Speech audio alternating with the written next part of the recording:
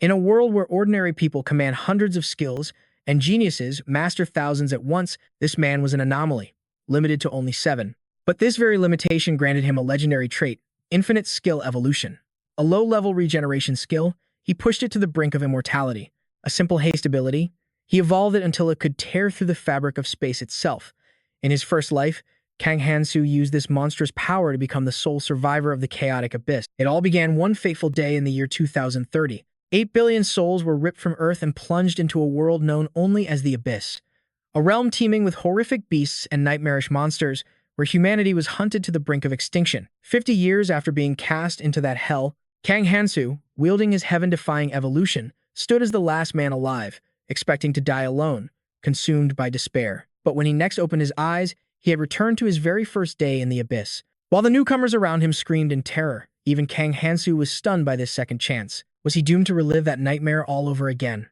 One day, a god created a new world, a bizarre realm born purely to cure its creator's boredom. The god named this world the Abyss, and slowly began to fill it with its creations, forcing them to fight in despair and struggle for their lives. Fight, kill, and survive. And the god would grant you a reward. The god relished the entertainment.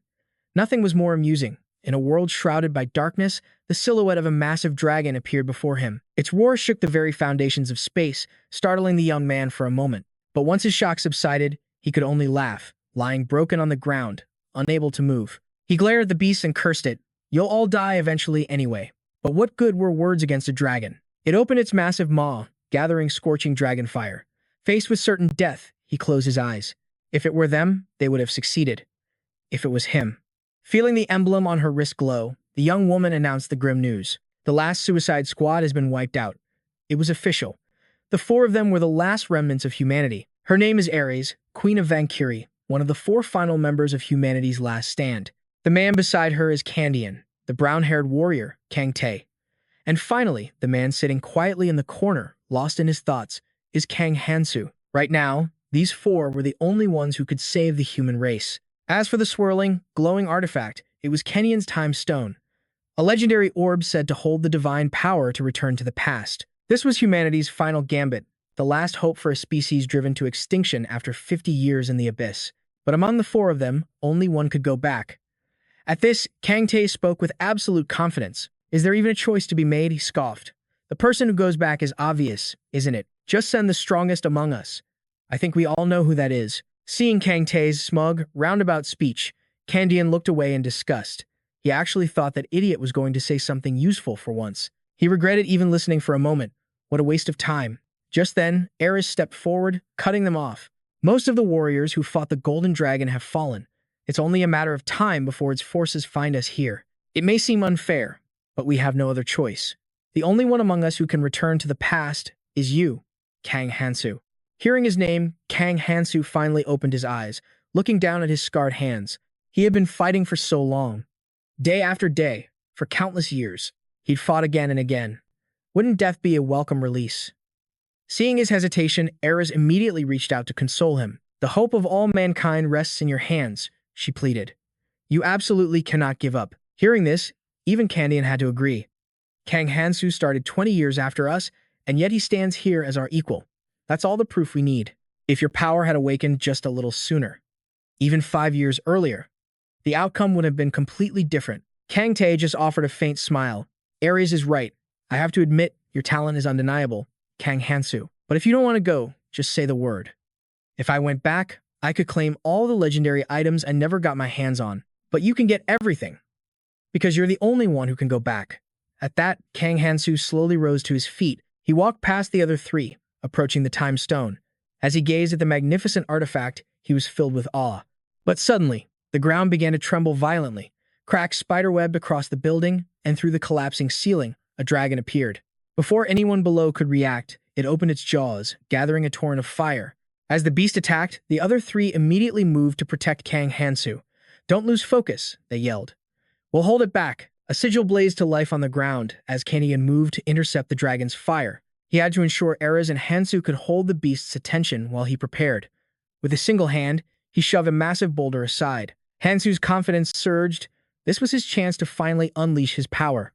At that moment, Ares charged forward, spinning her long spear before plunging it deep into the earth. A powerful shockwave of energy erupted from the ground. Now, it was Hansu's turn. Igniting with brilliant flames, he gripped his sword and let out a war cry. His downward slash shattered the very ground, dealing a heavy blow to the dragon. But in a shocking twist, the beast shot out a claw and caught Hansu's blade mid-swing. They couldn't just stand by and watch. Kang Hansu reached for his weapon, but Kandian immediately held him back. "Your main weapon is destroyed," he warned. "Once you leave, don't think about this place again. Let us handle it, and stop pushing people away just because you find them troublesome. Do your best to protect them. For once, just listen to me." Hearing his comrade's encouragement, a small smile touched Hansu's lips. He would give it his all. "Still the same, even at a time like this. Leave the rest to us." Kandian reminded him one last time. Like Eris said, there's no reason to kill needlessly. But show no mercy to the vermin who plague this war. Save your compassion for those who deserve to live. And as for the tyrant Clementine, make sure you kill him. The two comrades shared a knowing smile. Now, it was time. Standing before the time-space stone, Hansu's gaze was filled with unshakable resolve. Under the protection of his allies, a brilliant pillar of light shot straight into the heavens. The time-space stone erupted in a blinding flash. In an instant, the world before Kang Hansu completely transformed. He was standing in a sea of people, all panicking at the world's end, with the sun shining down on his face. It had worked. If they sacrificed their lives for him to change the past, then in this life, Hansu would never fail again. He absolutely refused to be defeated. A crumbling, broken space now enveloped all of humanity. Everyone was in a state of utter chaos, with no idea where they were or what this place was. "We have homes to return to. We can't stay here," someone screamed. "Has anyone seen my son?" Soon, cries of blame and curses filled the air, mixed with the endless weeping of children. And for Hansu, this scene was all too familiar. It was only natural for ordinary people to panic in a moment like this. This was, after all, their first time being summoned to another world. His summoning, however, was special. There should have only been 100 people, but the number had multiplied exponentially. The number of missing persons was spiraling out of control. When he was 20, a mysterious force had made him vanish without a single trace. The phone in Hansu's hand slipped from his grasp, clattering to the ground. On its screen was the very alert he'd been reading before this all began. A security warning. The Ministry of Defense and Security has received reports of strange phenomena in the sky and mass disappearances. Please ensure your safety and only go outside when necessary. This other world was a dimension that devoured others, a realm ruled by the abyss itself. Anyone who arrived here could learn any skill. But grotesque monsters had turned it into a living nightmare. A lawless world governed by violence. Anyone who fell into the abyss was transported to this other world. And once everyone from their world arrived, the gates to the abyss would open, and the brutal war for survival would begin. And now, Hansu had 5 years to become overwhelmingly strong.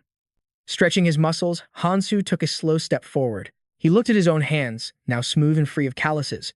It was proof that every skill and all the power he once possessed was gone. But that didn't matter. None of those things were important now.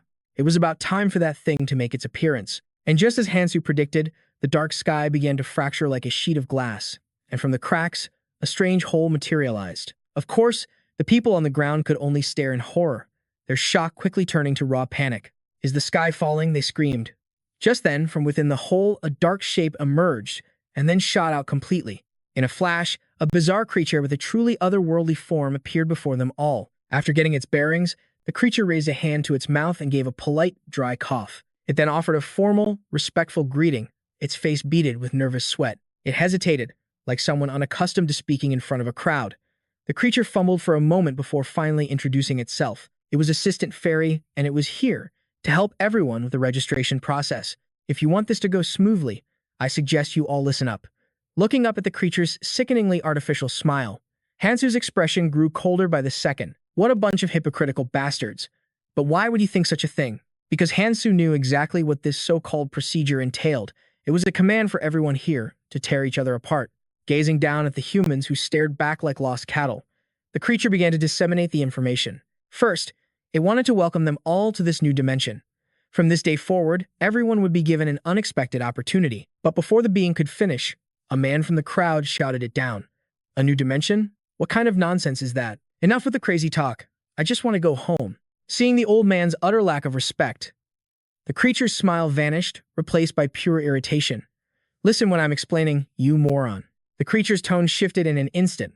The old man flinched as a jolt of fear shot through his mind. So, it was dropping the act already? Here, You humans will have limitless freedom, laws, order, morality. Have you ever dreamed of a world without any rules? Not only that, the physical limitations holding you back will all disappear.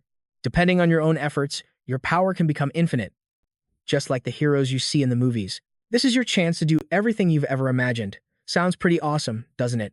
To make things easier to understand, this assistant decided to give a simple demonstration. It raised two fingers toward the defiant old man. With a sudden pop, half of the man's body simply vanished. Warm blood splattered across the faces of those standing nearby. His agonizing scream echoed through the air. Witnessing the bloody scene, the assistant simply put a hand to its mouth with a bashful smile. Whoops, my bad. I just can't stand loudmouths. Unable to process what just happened, the crowd of humans panicked, scattering in every direction. But their terror only amused the creature more. It continued to flick its fingers. One after another, more people dropped to the ground. The scene descended into total chaos, and that's when the creature's truly terrifying expression was revealed. I believe I said I hate noise. Now, the rest of you who are still alive, you're going to work hard for me, aren't you? Hearing this, the terrified survivors didn't dare make a single sound, not even a whimper. Seeing the humans so obedient, the assistant grew even more satisfied. See? Isn't it so much better when it's quiet? If there are no other questions, I'll continue. It materialized something in its hand. This stone is called a glyph. You can obtain one by killing any living thing. There are 8 other glyphs similar to this one, and they will appear randomly in various colors. However, if you work hard to grow stronger, you can receive even better glyphs. This one, for example, is a strength enhancement glyph. Anyone want it? From the silent crowd, a single hand suddenly rose into the air. It was none other than Hansu.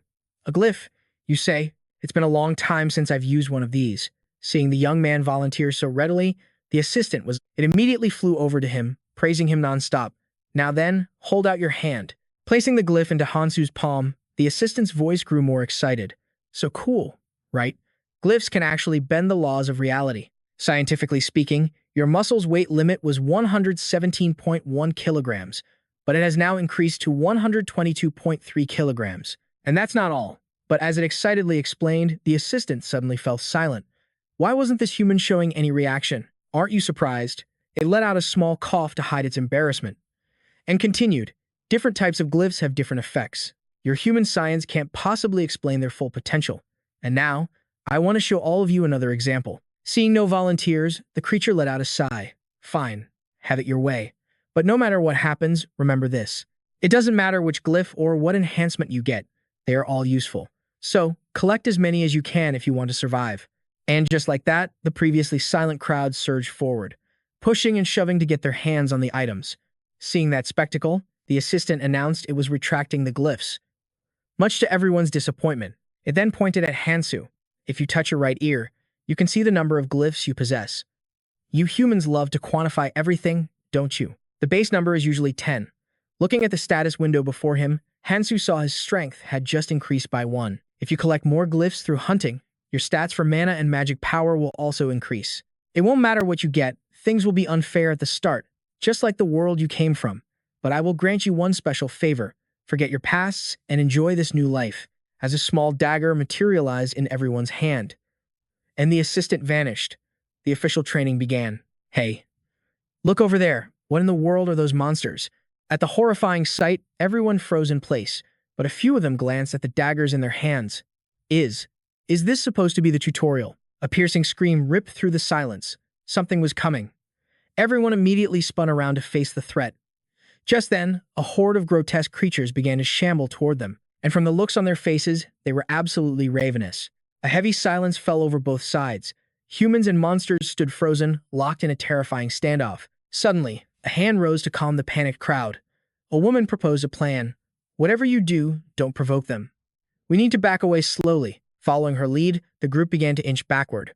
But among them, one man, Hansu, didn't move a muscle. As they were retreating in terror, 2 men suddenly bumped into each other. Why was this guy moving against the group?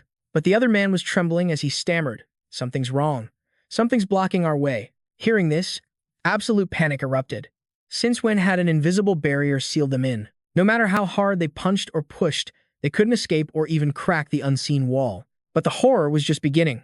The barrier itself started to move, slowly forcing them all together. What in the world was happening? Just then, a screech from the monster horde drew everyone's attention. The goblins were also being pushed forward by a similar wall. This instantly sent the creatures into a frenzy, and they began to howl with rage. In that moment, everyone realized there was no other option but to face the goblin horde. Their hands tightened around the knives they'd been given earlier. They were cornered, with no path for retreat, but they absolutely refused to die in this forsaken place. Not like this. As they trembled before the advancing monsters, one person in the crowd suddenly screamed in shock. What now? Following the gaze of a man in a cap, they saw that another man had somehow appeared on the other side of the rear barrier. How did he manage to get out? But even the man himself couldn't comprehend what had just happened to him. He had no idea how he had just phased right through the wall. Before anyone could process this, the man in the cap suddenly made a run for it, and incredibly, he passed straight through the barrier too. On the wall, a number ticked down from 50 to 49, and now to 48. Were those numbers decreasing? Could it be that only 50 people from their group were allowed to leave? The realization struck like a bolt of lightning, plunging everyone into utter chaos. Everyone desperately wanted to claim one of those spots to survive. They began pushing and shoving each other in a frantic stampede. They were even willing to trample over others to get to the invisible gate in front of them. That spot is mine. And so, those who couldn't get out screamed from within, while others collapsed in complete despair. Witnessing this scene, Hansu could only let out a long sigh. How pathetic. If all 100 of them had just kept their heads and fought together, they might have taken some injuries, but there would have been far fewer casualties. The last time Hansu had been here, about 40 people had died at the hands of those goblins. Of all the people trapped inside the barrier, only 10 survived. But this time was different. Hansu needed to clear this area and advance to the next floor. With a single motion, he drew his sharp knife. At that very moment, the ravenous and starving goblin horde charged forward. Seeing the disgusting monsters rush toward them, some people panicked so hard they could only cry and beg for someone to save them. But luckily for one man, the Hansu of today was a different person. A sharp knife flew through the air, piercing straight through a goblin's head before the man's astonished eyes. Hansu gripped his knife tightly, taking a defensive stance as a goblin swinging a wooden club charged him. But these attacks were all too familiar. Hansu's face remained cold as ice as his hand shot out, grabbing the goblin's arm. In the next instant, his blade slashed across its throat. Gurgle. One down. Shoving the goblin's corpse aside, Hansu quickly raised his arm to block the next attack. And so, before everyone's stunned eyes, a series of slashes rang out. You didn't need to see it to imagine the bloody scene unfolding. After dealing with the last of the goblins, Hansu walked forward calmly, wiping a streak of blood from his face. This body, from 10 years ago, felt a little uncomfortable. Bending down, he picked up 2 runes from the ground.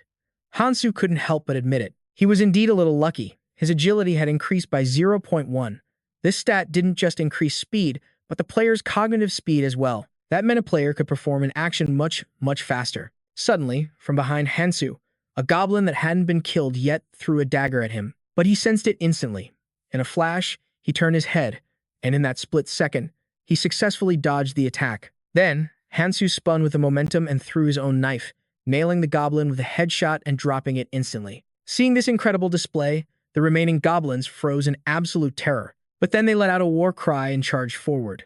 Just like that, the 3 goblins swarmed in, ready to overwhelm Hansu. But thanks to his experience from a past life, he knew they would charge at the first sight of blood. Gripping his weapon tight, Hansu moved like a well-oiled machine, blurring past the goblins as his blade delivered a fatal kiss to each of their necks. And just like that, from the creatures' dying bodies, glowing stones shot out. Seeing this, the people watching could only stare in utter disbelief. That guy, he's actually fighting them all by himself. Damn it, this is absolutely insane. They had no idea what to do, but seeing him fight, they knew they had to charge forward. It was time to show these monsters their rightful place. Seeing the once terrified humans suddenly surge forward, the goblins flinched in surprise. Then, the 2 sides crashed into each other with brutal force. Normally, there's no need to rush things at the start. Hansu deftly parried his opponent's weapon with his dagger. But this was no time to relax and unwind. This place was still filled with countless other adventurers. Across this entire world, the number was staggering. For the first year, during the next 3 months, humans would be protected within the tutorial zone. But once that 3-month grace period in the tutorial zone ended, they would be forced to battle hordes of monsters. But no matter how you look at it, this was an opportunity. A chance to grow stronger, even if just by a little. Candian, sending me back to this time was absolutely the right call. Looking at the defeated goblins, everyone was stunned. That guy, with nothing but a single short dagger, had taken them all down by himself. He was a true monster. Just then, the guide, Fairy, finally returned, and of course, he was delighted by the scene before him. Heh, these humans did pretty well. You've all worked hard. It's good to see so many of you left. As the demon spoke, the barrier behind them vanished. It seems you've all figured out how to survive here. Just keep this up and you should be fine. I have business in the other sectors, so good luck. But as he left, the survivors' hatred for that creature was boiling over. They screamed curses at its retreating form. But what good would that do? Meanwhile, Hansu was completely unfazed by it all. His eyes were fixed on the status screen before him. Compared to last time, this wasn't so bad. This alone should be more than enough for the training round. He had also found something useful for himself. This new blade he'd just acquired. It was a true symbol of power. So, what was Hansu's next move? First, he needed a way to get stronger and fast. Kang Candian. What would they do in my shoes? Then he remembered what someone once told him. Have you ever heard of the hidden dungeon? It's a secret area within the training grounds, a dungeon with the highest possible difficulty. That person couldn't clear it. In fact, no one had ever cleared it. So he only made it partway through, and he became that powerful? Without denying Hansu's realization, the young man had continued his story. The fact that I'm here, as a member of the Vaniri. Isn't that proof enough? If I could go back in time, I would definitely try to clear that dungeon first. If I did, I might even be able to defeat you, Hansu. One thing was certain, the higher the difficulty, the more impossible the challenge becomes. However, the rewards for succeeding would be infinitely greater. And aren't you curious what lies at the very end? It was because of those words that Hansu had now set his new goal. But to accomplish that, he had to handle a few things first. The first stage of the training round is where 100 people gather and act together. They are allowed into the hunting grounds once a week and must continue this task for 3 months. Afterwards, when the second stage of training is complete, a safe zone will open, allowing them to interact with the adventurers who arrive before them. Right now, there are 2 hidden pieces on this first stage of the training round, and no one has ever reached the end. To reach the end of the hidden dungeon, Hansu had to obtain them. It was the only path to get stronger quickly. But first, he needed to secure the closest hidden piece. Let's see. It has to be around here somewhere. Hansu scanned every corner, determined not to miss a thing. Suddenly, a girl's voice cried out from behind him. It seemed a group of disgusting men had her cornered. Worse, they were trying to force her to join their group. But she wasn't having any of it. I already told you, she snapped. My group is going separately. Watching the conflict unfold before him, Hansu knew this was just like his past life. Conflicts and disputes were starting to break out everywhere. But in this lawless new world, a group of vile men stood before a beautiful woman. What was to stop them from unleashing their inner beasts? They believed if the beauty simply came with them, her survival was guaranteed. But despite witnessing the scene, Hansu coldly turned his back. But he had no time to waste on distractions. The hidden piece had to be found, and it would disappear in just 1 week. He hadn't gotten far when someone suddenly called out his name. Of all the times, why now, when he was in such a rush? He shot an icy glare at the person who called him. How did they know him? At his gaze, the 2 young men flinched in surprise. Wasting no time, a blonde-haired youth rushed forward, shouting, "We were all together right before we came to this place." What was he even talking about? Facing the 2 of them, Hansu's expression remained like frozen stone. How on earth did they know his name? But then, the memory surfaced. They were his old university classmates. They'd all been on the same trip. Right before everyone died. That's why he had completely forgotten them. Meanwhile, the beautiful girl decisively pulled her hand away from the man in front of her. She declared she was going with him. Her name was Yu Mihi, and him was Hansu. But with a radiant appearance like hers, she was bound to attract nothing but trouble. The thugs' faces turned pale with humiliation. But Yu Mihi just smiled and spoke to Hansu, ignoring them completely. With that one action, she had painted a massive target on Hansu's back. But what did it matter? In his presence, all they could do was swallow their fear. This was the man who had annihilated a horde of goblins all by himself. But what if they attacked him now, while he was weakened? The thought sparked an idea. The thug immediately looked for a reason to start a fight. They didn't care who this guy was. Look at him, he's covered in wounds. What do you think he can possibly do in that state? Come on, gorgeous. As the man continued his disgusting speech, Hansu had to admit one thing. Trash like this really does exist everywhere. They get a little taste of power after their first battle, becoming arrogant without knowing who they're truly up against, deluding themselves into thinking they're invincible. You understand what I'm saying, right? With that, Hansu stepped forward, bumping the man's shoulder and sending a wave of fury through him. But whatever rage he felt was instantly extinguished when he saw the thing in Hansu's hand. Just then, a sleazy older man stepped out from the group. He claimed they weren't bad people. This man, he was their leader. He proposed that Hansu join their team. Wouldn't it be better if they cooperated? But with his vast combat experience, Hansu saw the man's true intentions in a single glance. This old dog had already fully adapted to this world. He no longer had any reason to hide his true nature. He was as feral as a hyena in the wild, a man who lived without rules. Should he just dispose of him right here and now? Ares once said, "There's no need for pointless slaughter, but never show mercy to the cockroaches that threaten to ruin everything in this great war. Don't distance yourself from others and do your best to protect and care for them." Ares, she had saved so many lives. It wasn't that Hansu didn't have time to deal with these guys. It's that they would eventually self-destruct if left alone anyway. He immediately turned and walked away, not wanting to waste another breath on them. Even the leader didn't try to stop him. The old man's real target wasn't Hansu. His goal was to establish his own order in this place. In this twisted world of monsters and that bastard fairy, there were still things that worked in his favor. Might makes right. Wasn't this the perfect chance to seize power? The blonde youth could only stare at Hansu's back. He knew the guy was strange, but was Hansu always like this? He was just an orphan who always sat quietly in a corner. The youth never gave him a second thought. He tried asking Hansu what was going on, only to get the ridiculous excuse of amnesia. Looking at the beautiful girl, Hansu felt a tinge of pity. She should have had a wonderful life. But here, beauty is a double-edged sword. If you know how to wield it, it can be a powerful weapon. After walking with Hansu for a while, Mii grew confused. Where are we going?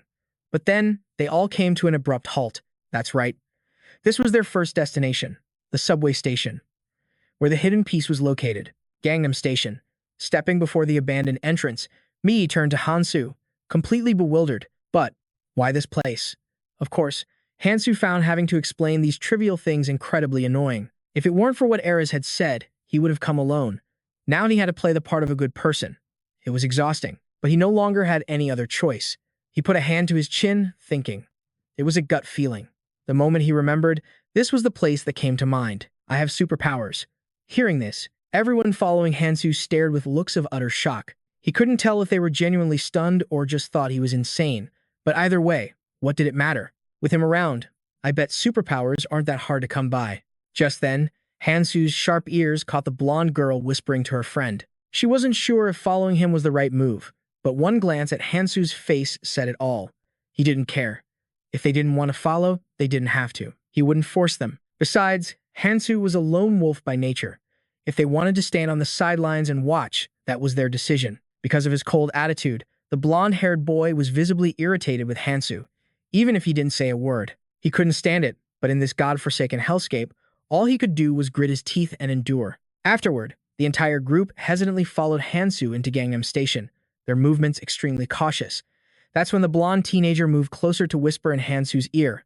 Are you absolutely certain you're leading us to a safe place? This whole area is giving me the creeps. When Hansu mentioned they were meeting up with some friends already here, the blonde kid was completely baffled. What are you even talking about? Who would possibly live in a place like this? Are you saying you actually know people here? As he walked ahead, Hansu abruptly stopped. His face tensed, and to everyone's shock, he drew a knife from behind his back. The moment Hansu spun around, Teung let out a terrified scream, seeing the blade swinging right for him. What the hell is going on? In a flash, the knife plunged down with a sickening squelch, splattering fresh blood. Of course, Teung was perfectly fine, but the bug lurking beneath his feet was sent to the afterlife. Slowly pulling his blade from the creature's corpse, Hansu calmly gave everyone an update. This place is a dungeon modeled after Gangnam Station, and these are the green worms that crawl out from it. They sense vibrations from deep underground. They despise sunlight, which is why they rarely come to the surface. If you get bitten by one, your flesh will be ripped apart and start to rot. So be extremely careful. If you're bitten, you'll pass out and die before you even have a chance to react. Hearing this, all of his followers froze in place. The color drained from every single one of their faces. But now, Hansu was going to show them a simple way to fight these bugs, so they could learn how to protect themselves. He raised his knife and plunged it into the dead creature below once more. The other teens followed his lead, thrusting their blades into the bugs hidden beneath the ground. Seeing them learn and adapt so quickly after his instruction, Hansu felt a flicker of satisfaction. It seems these four might actually be useful. But he then glanced at the kid with the headphones. If you're not confident, stick to the solid marble slabs. And if you see a crack in the ground, stab your knife into it. Just be careful with your hands. Wiping the sweat from her face, Mi-hai seemed to be enjoying this strange game. It looked like they would have to stab bugs, just like a game of whack-a-mole. Following Hansu's words, the boy shut his eyes, repeating to himself that he could do it. But suddenly, from beneath the ground, a bug lunged forward, its massive jaws wide open. It attacked the boy, sending him into a complete panic. In a flash, Hansu shoved him backward. With one clean strike, Hansu sliced the grotesque bug into two separate pieces. Without waiting for a word of thanks, he coldly turned his back and walked away. It was painfully obvious the kid wasn't cut out for combat. In the end, he would only become a liability for the team. At that moment, Tung approached Hansu. From what he observed, it seemed like you already knew what was going to happen, didn't you? But how could you possibly know? It would be great if you just tell us. But hadn't Hansu already told them? This is my superpower. Once again, the group was stunned into silence, chills running down their spines. That's right, he had said that already. Was he actually telling the truth? After a while of focused hunting, they had killed countless vicious bugs. Looking at the ground now littered with ancient runes, Hansu turned to the people behind him. Why aren't you picking them up? At this, Mihai spoke up. We thought it would be better if you took all of these runes and used them to protect us. Since you're the one who's going to protect us and get us out of here, you should take them all. We're not super strong like you, so wouldn't it be better for you to take everything, and in return, you'll protect all of us? Hearing these words, Hansu let out a long sigh. You take what you hunt. If you want to come with me, you will at least follow the most basic rules. And more importantly, I am under no obligation to protect any of you. The people who have wandered and explored the abyss for decades created these fundamental rules to coexist with one another. I get what I hunt. When hunting in a party, the loot is divided based on contribution and priority. In life-threatening situations, even strong relationships can be easily destroyed, and these naive fools will soon learn just how cruel and vicious this place truly is. The only thing you should ever trust is your own power.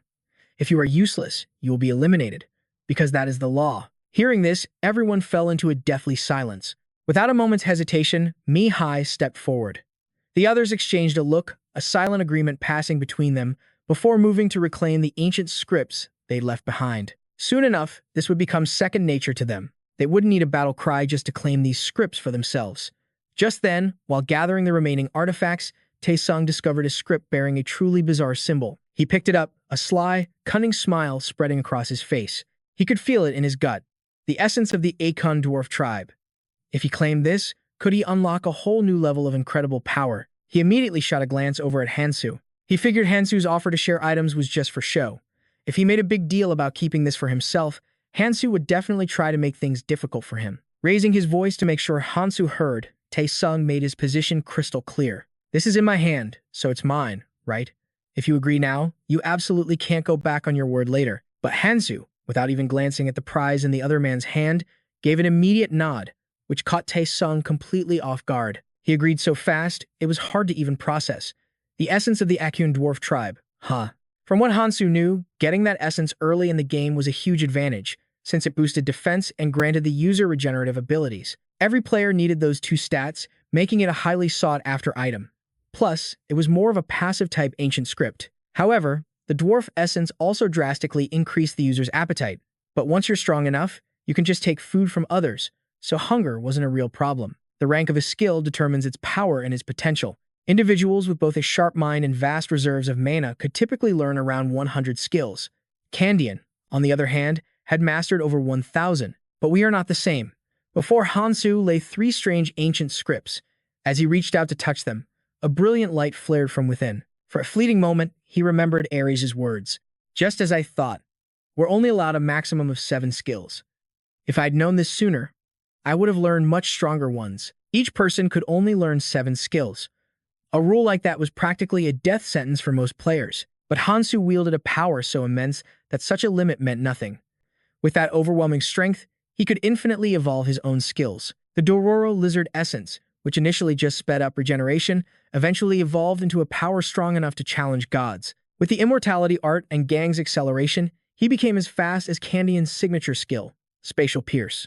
7 stars was the nickname Ares had given Hansu, because only he was strong enough to infinitely evolve all 7 of his skills. It was because of this power that he was able to catch up and stand shoulder to shoulder with them, despite starting a full 20 years later. His skills defined who he was, and they were the reason he had to return here in their place. That's why he couldn't afford to make a single mistake until the very end. I have to choose my 7 skills with absolute care. If everything goes according to plan, we'll make it out of this tutorial zone in one piece. But over on the other side, Taesung was running out of patience. He absorbed the skill from the ancient script and instantly gained a boost to his physical resistance. Skill. essence of the Akan dwarf tribe, proficiency 1%. Feeling this new power, Tae-sung became impossibly smug. He glanced back at Hansu, silently cursing him for being an idiot, as if I'd ever hand over a prize like this. Just you wait, pal. Sooner or later, I'm going to surpass you. But before the fool could gloat any longer, Hansu's voice cut through the air, urging everyone to get a move on. Putting on a friendly act, Tae-sung sidled up and slung an arm over Hansu's shoulder. Hey, it's dangerous up ahead. Let me walk with you. The strongest should lead the way to protect everyone, right? Besides, you're going to need me. Feeling the slight pressure on his shoulder, Hansu shot a sidelong glance at the man next to him. Don't tell me he actually sees me as a rival. Look at that hand, constantly patting his shoulder.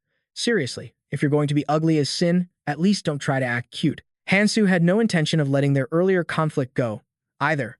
When it came to holding a grudge, he was the undisputed king. After they had been moving for a while, the arrogant Tae-sung pushed his way to the very front to lead the group. That's when Mi-hai approached Hansu with a question. Why are we going down? Aren't there any other routes we can take? Of course, it's to catch the subway. Just follow me and you'll understand soon enough. But how could Hansu be so certain? Because he trusted him. The information that person provided was never wrong.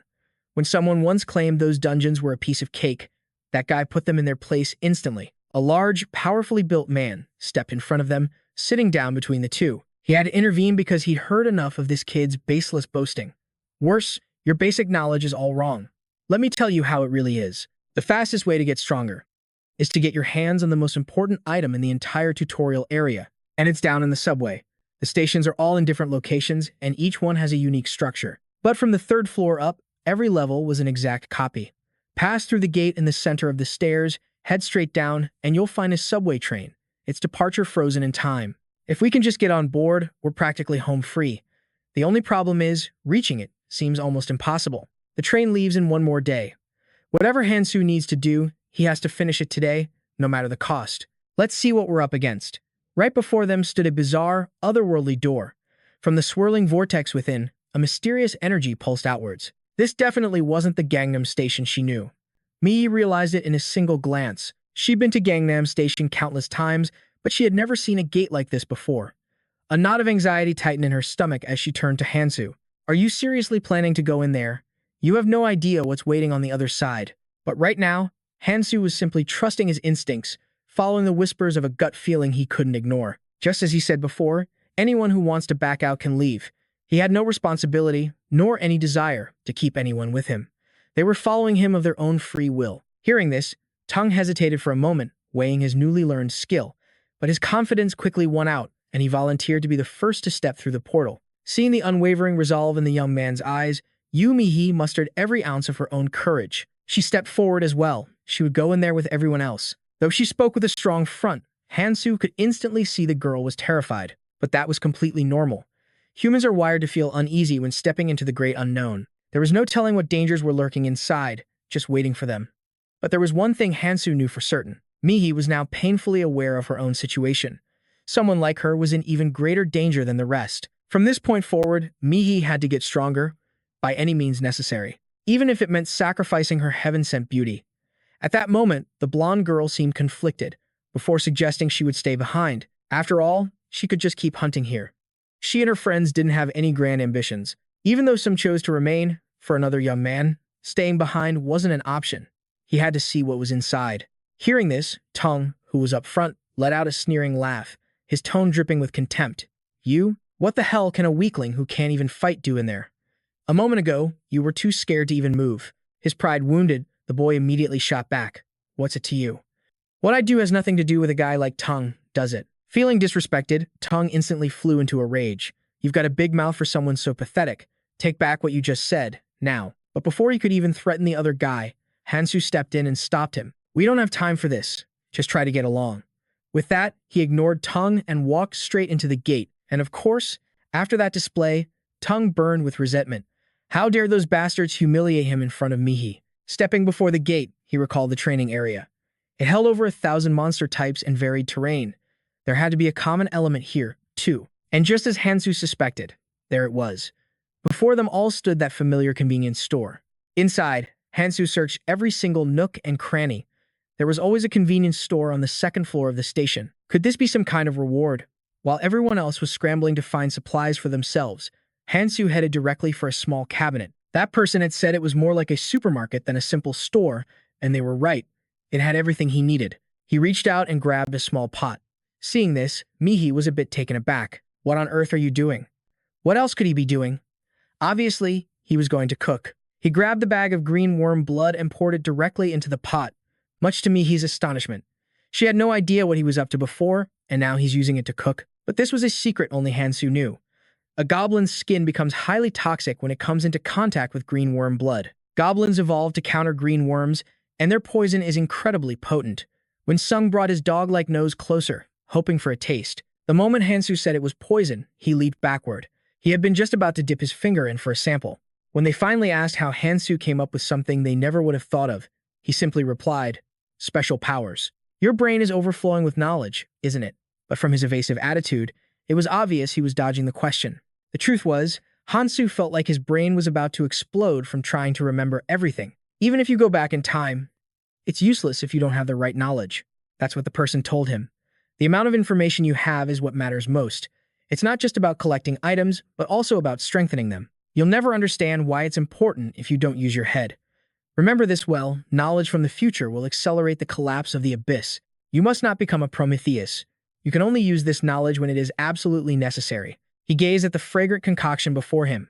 Without the perfect ratio and precise timing, this powerful brew would be completely useless. Once it reached the perfect temperature, Hansu removed it from the flames, pouring the shimmering liquid into a small vial. He then coated his blade with the substance.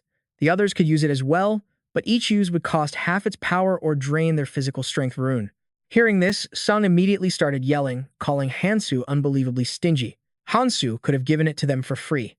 But in the long run, that would be a terrible idea. He knew that one-sided relationships were fragile and bound to shatter. Paying that no mind, Mihai readily offered Hansu her items as long as he let her use his creation. At this, Hansu cracked a small smile and handed the vial to her. But he warned, "Be careful. If this touches your skin, it's going to hurt." In that moment, Song realized he put himself in a very bad position. If that was the deal, he couldn't just steal the reward. In the end, he had no choice but to agree, leaving the rune for Hansu as promised. While the others were preoccupied with his new concoction, Hansu was already on the move again, searching. It was time to prepare for the next phase. After carefully packing his supplies, Hansu slung a heavy backpack over his shoulder. These preparations would have to be enough, and of course, the other three were ready to go. But was this really a good idea? Carrying bags that big, were they just asking to become monster bait? If you don't want to fight for your life every second, he advised, bury some of it. Besides, if you take everything, desperate survivors will hunt you down for it. Leave something behind for the others. Watching Hansu's calm and composed leadership, Mihai couldn't help but feel drawn to him. She wondered if she could ever possess a power like his. Hundreds of millions had vanished just yesterday, and not a single one had returned. She might have to survive here for the rest of her life. But no matter what, she had to live. To do that, she had to pull her own weight. And with Hansu by her side, that dream felt possible. Seeing the two of them walk off together, Sung couldn't suppress his irritation. He tossed his own gear to the younger boy beside him to carry, then shouted after Hansu, "This superpower you talked about. Is it possible for us to get it, too?" Hansu didn't deny the possibility. His words instantly ignited a spark of hope in the eyes of the other three. He'd been told that among those transported to this world, some would awaken special abilities, powers that didn't exist in their reality. Candian had even warned Hansu to be extremely cautious of those who gained power, as some would inevitably become villains. So, he'd said, if someone proves useless, just get rid of them. 5 years ago, when Hansu first arrived, he fought endless waves of creatures until hope withered into despair. That despair had clouded everything. Suddenly, Hansu threw up a hand, halting the group. There was something just ahead of them. Was that a slime? But this wasn't a sword snail slime. It didn't have that sour smell, and there were no dried entrails, so it wasn't a sword zombie either. That left only one possibility, a land mermaid. They weren't fast, but one hit from their paralyzing venom, and they could tear their victims apart with ease. But Hansu already had a plan. He turned to the other three. "Follow my lead. You're going to be surprised by this." He then took out 3 or 4 small vials. The group didn't have any kerosene, but this amount should be more than enough. These were the firebombs Hansu had prepared, and now it was time for a demonstration. One person throws the bomb, the other 3 charge into attack. Whoever takes the front line, he declared, gets priority on the rune. Hearing that, Sung immediately volunteered for the front. Shouldn't the strongest be up front to protect everyone? He boasted. But the role of bomb thrower was more complicated. Both Mihai and the younger boy wanted the job. He had to compete with Mihai for this spot. Her beauty made it hard for the boy to compete, but the situation was just too awkward, and in the end, they remained at a stalemate. If that's the case, Hansu decided, you two can just take turns. As they moved on, the boy in the back was panicking. There was no turning back for him now. He'd only follow them because he didn't want to be abandoned, but was everyone else really okay with this kind of danger? Just then, Hansu's voice cut through the tension. Get ready, those bastards are here.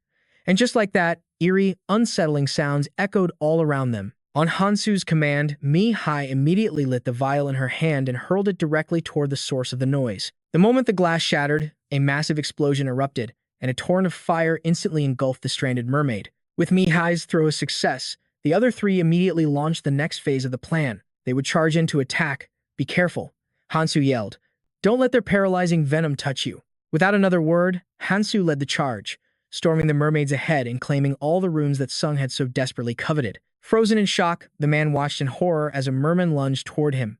He barely let out a scream before a blade sliced through the air. Luckily, his reflexes kicked in just in time, allowing him to slash the creature dead with his knife. Staring at his poison-coated blade, Tae-sung's confidence surged.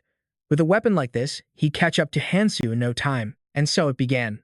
Firebombs flew through the air, engulfing the area in flames as the others charged forward in a frenzy of attacks. It was exactly as Hansu had predicted. In a battle against creatures with flammable paralytic venom, burning firebombs was the perfect strategy. His blade was already dulling, but that didn't matter. This was precisely why he prepared the poison. But at that moment, Tae-sung's gaze was fixed on the ancient runes on the ground, never noticing the one merman that was still alive until it struck. It spat its venom, and he collapsed to the ground instantly. Paralyzed, he could only stare in terror as the creature loomed over him. Its eyes gleamed with a terrifying hunger. The horde was closing in fast. Hearing Tae-sung scream, Mi-hai realized the danger, but her pouch was empty. She was out of firebombs. She yelled for Jane to switch places with her immediately. Hearing her call, Jane fumbled with a flare, but before he could even react, the merman was right in his face. He screamed in pure panic, dropping the bottle in his hand as it shattered on the ground. Then, a flash of light cut the creature clean in two. Hansu, as calm as ever, reminded the group to stay calm and stick to the plan, and there would be no problems. For now, they should rest for a moment and collect their ancient runes. Only then could the three of them finally breathe a sigh of relief. With some rest and improved stamina, Tae-sung would likely recover much faster. Gazing at the pile of runes on the ground, Tae-sung was stunned. Were all of those for him? But watching Hansu divide the loot, he saw the cold calculation behind it. His eyes fell on Sang-jin's share, and a spark of greed ignited within him, prompting him to call out the boy's name. Choi Sang-jin is being this shameless, a Choi family tradition. The next moment, he grabbed the boy by the throat, squeezing tight. What the hell was this bastard trying to do? Why does an idiot who can't even throw a bomb get to receive any runes? Had Sang-jin forgotten that Tae-sung almost died because of him? Mi-hai couldn't just stand by and watch any longer. She immediately yelled at Tae-sung to let Sang-jin go. He was going to kill him. Shoving the boy to the ground, Tae-sung stepped forward with a sneer. From now on, you better watch yourself and learn to be useful. Not long ago, you were just a worm crawling on the ground. It seems you've forgotten your place. Just keep following others your entire life like your father did, and try not to get in everyone's way. But as he reached down to snatch Sang-jin's runes, Hansu's dagger flew through the air, pinning his hand to the ground. Tae-sung recoiled in shock. That's not your share. Hearing this, Tae-sung immediately shot back. You're giving runes to that useless punk? Don't you see that's the same as throwing them in the trash? What has he even done to deserve them? Come on, you and I can just split his share. Let's be honest, we'd be perfectly fine without him. Am I wrong? Staring at Tae-sung's blatant, ugly greed, Hansu's expression remained like stone. We divide everything fairly. From the beginning, you should have never touched what belongs to someone else. After putting Tae-sung in his place, Hansu turned to Sang-jin, telling him to protect his own share. Just then, Mi-hai approached Hansu. She wondered if he found her group a burden. After all their infighting, she figured he must be getting tired of their squabbles. But to Hansu, this was more than enough. As long as she did her part, he had no complaints. But are you going to stay with us until the end? You always act like you could leave at any moment. But all she got in return was a simple answer. Whether you follow me or not is entirely up to you. You're all doing fine, so don't worry about it. He then walked over to the corpses of the Earth Merman, which had primarily dropped runes of strength and stamina. It seems the drops reflect the creature's traits. Huh, not bad at all. Right now, both strength and stamina were crucial. These were the exact stats he needed to raise. He was almost halfway there. Just as he looked up, a figure appeared before him. It was Fairy. A notification chimed, "Your total strength and stamina stats have surpassed 50. A system announcement declared the first achievement unlocked. Congratulations, Hansu, on becoming the first traveler. So, Hansu had finally managed to draw him out. Seeing Hansu's familiar face, Fairy eagerly flew circles around him. It seems my judgment of you was correct. We always appreciate those who strive for greatness. And so, for our most proactive traveler, I have a special little gift." Hearing this, Mihai couldn't help but feel a sting of unfairness. Our base stats were completely different from the start, but there was no need for her to be so afraid, because once this starts, this fairy and you will have nothing to do with each other. We won't kill you just because we don't like you. But of course, there are always exceptions. Hee hee, and you just might be one of them. Don't look so scared. I'm only kidding. So, do you think this is unfair? Come on, you know the truth, don't you? You have an advantage that no one else can even hope to match. But you're not about to give that up just to be on an even playing field, are you? Life has never been fair. And now, it's time for your reward. The prize for exceeding a certain total stat number is 3 optional runes. Hearing this, the other 3 couldn't hide their shock. Hansu immediately turned his gaze to Fairy and spoke. Seeing him take action, the others hoped that if things went south, he would at least use one of the powerful runes for himself. But they could dream on. Hansu stepped right up to Fairy. Is there a rune that grants immunity to magic? Of course there is. Looking at the 3 runes before him, the healing one was good. But immunity to physical magic is incredibly rare during the training phase. Except for special cases like God-tier equipment, increasing stamina only affects your action speed and recovery. Meanwhile, physical and magic resistance are far more fundamental to defense and immunity. Hansu could use his experience to deal with most physical attacks, but magic was an entirely different beast. This should be enough to keep me from dying instantly. After choosing his 3 runes, Fairy blew a kiss at Hansu before leaving. Do your best, my handsome hero. Surprise. That guy was a girl. Her voice might be a little deep, but she's still a delicate beauty. Now, back to the work of slaughtering mermaids. This time, everyone seemed to have gotten the hang of it, moving with incredible speed. But what strange thing was Hansu doing now? Mihai had just one question. With so many runes, why wasn't Hansu's speed increasing at all? That's because of this. He could collect runes just like this, by raising his hand and thinking of the ones he'd earned. It was his own unique skill, but it would be useless even if the others tried to copy him. First, it slows down the hunting process, so you can't hold many runes at once. And second, if Hansu dies, all these runes become useless anyway. Every rune collected this way would drop from his body the moment he died. The real reason he was gathering them was to trade them later. Looking at his own worn-out dagger, Hansu knew he needed to make a few adjustments first. Listen up. Whether you follow me or collect your own runes, do whatever you want. I don't care. But right now, I need you all to listen to me. Give me all of your weapons. At his words, the other 3 were completely stunned. But the most shocked of all was Tae-sung. Who the hell did Hansu think he was? Was he trying to rob them? He already has his own weapon, so why was he demanding theirs too? Looking down at the dull blade on the ground, Hansu answered Tae-sung's challenge directly. I can't beat these monsters with this thing. The blade is too worn. It's completely useless. I need a new sword. Understand. So what if he did? This Tae-sung absolutely refused. If Hansu took all their weapons, how were they supposed to fight? They were in a real battle against monsters. What did he expect them to do? Just cower behind his back? As the argument between them grew more heated, Sang-jin even offered his own weapon to Hansu, but Tae-sung's furious shout stopped him in his tracks. At this point, Hansu was done arguing. If that's how you feel, then why don't you fight the monster down there, Tae-sung? But he never expected the guy to agree so quickly. He really thought he would refuse. Ah, right. He has no idea what's actually waiting for him. He doesn't even know what kind of monster it is. But Hansu's patience had reached its limit. He would give Tae-sung 2 choices. 1, I walk away from here, and you all fight the monster by yourselves. Or 2, you all step aside and watch me face it alone. What's it going to be? Hearing this, the gentle Sang-jin didn't hesitate for a moment and chose to step aside. Mihai did the same.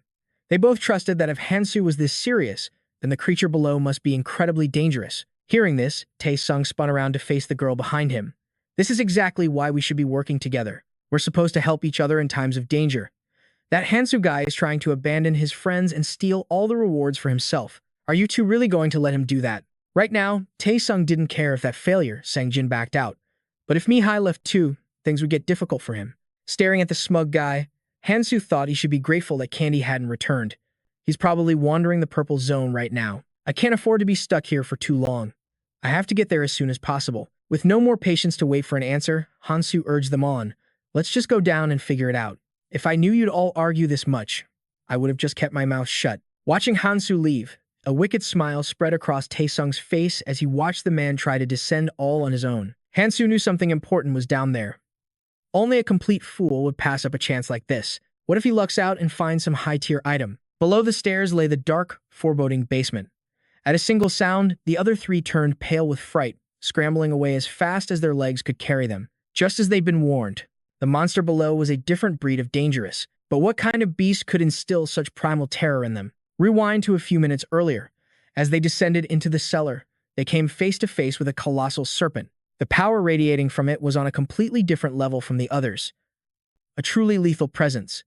Looking back, Taesung was still trembling from the encounter. He couldn't believe Hansu was planning to fight that thing alone. The guy had to be completely out of his mind. But only Hansu knew with absolute certainty that he was going to exterminate this monster. Their eyes locked. Suddenly, the serpent whipped its massive tail forward, then reared its enormous body into the air. Seeing this, Hansu quickly covered his ears. In the next instant, a torrent of immense power erupted from the creature's mouth. The blast was strong enough to shatter the very ground beneath them. But Hansu had anticipated this attack completely.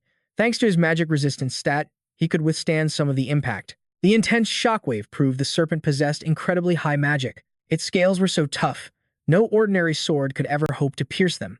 This would be no easy opponent. Dashing to the side, Hansu dodged the beast's relentless attacks. Though it was overwhelmingly powerful, he had already identified its weakness. Its scales might be impenetrable, but the flesh between them was incredibly vulnerable.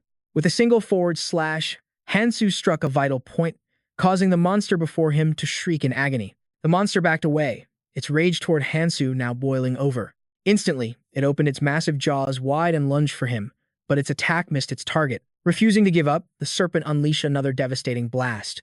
Though Hansu managed to evade it, he never expected the creature's long tail to swing around from behind, striking him with incredible force and sending him flying backward.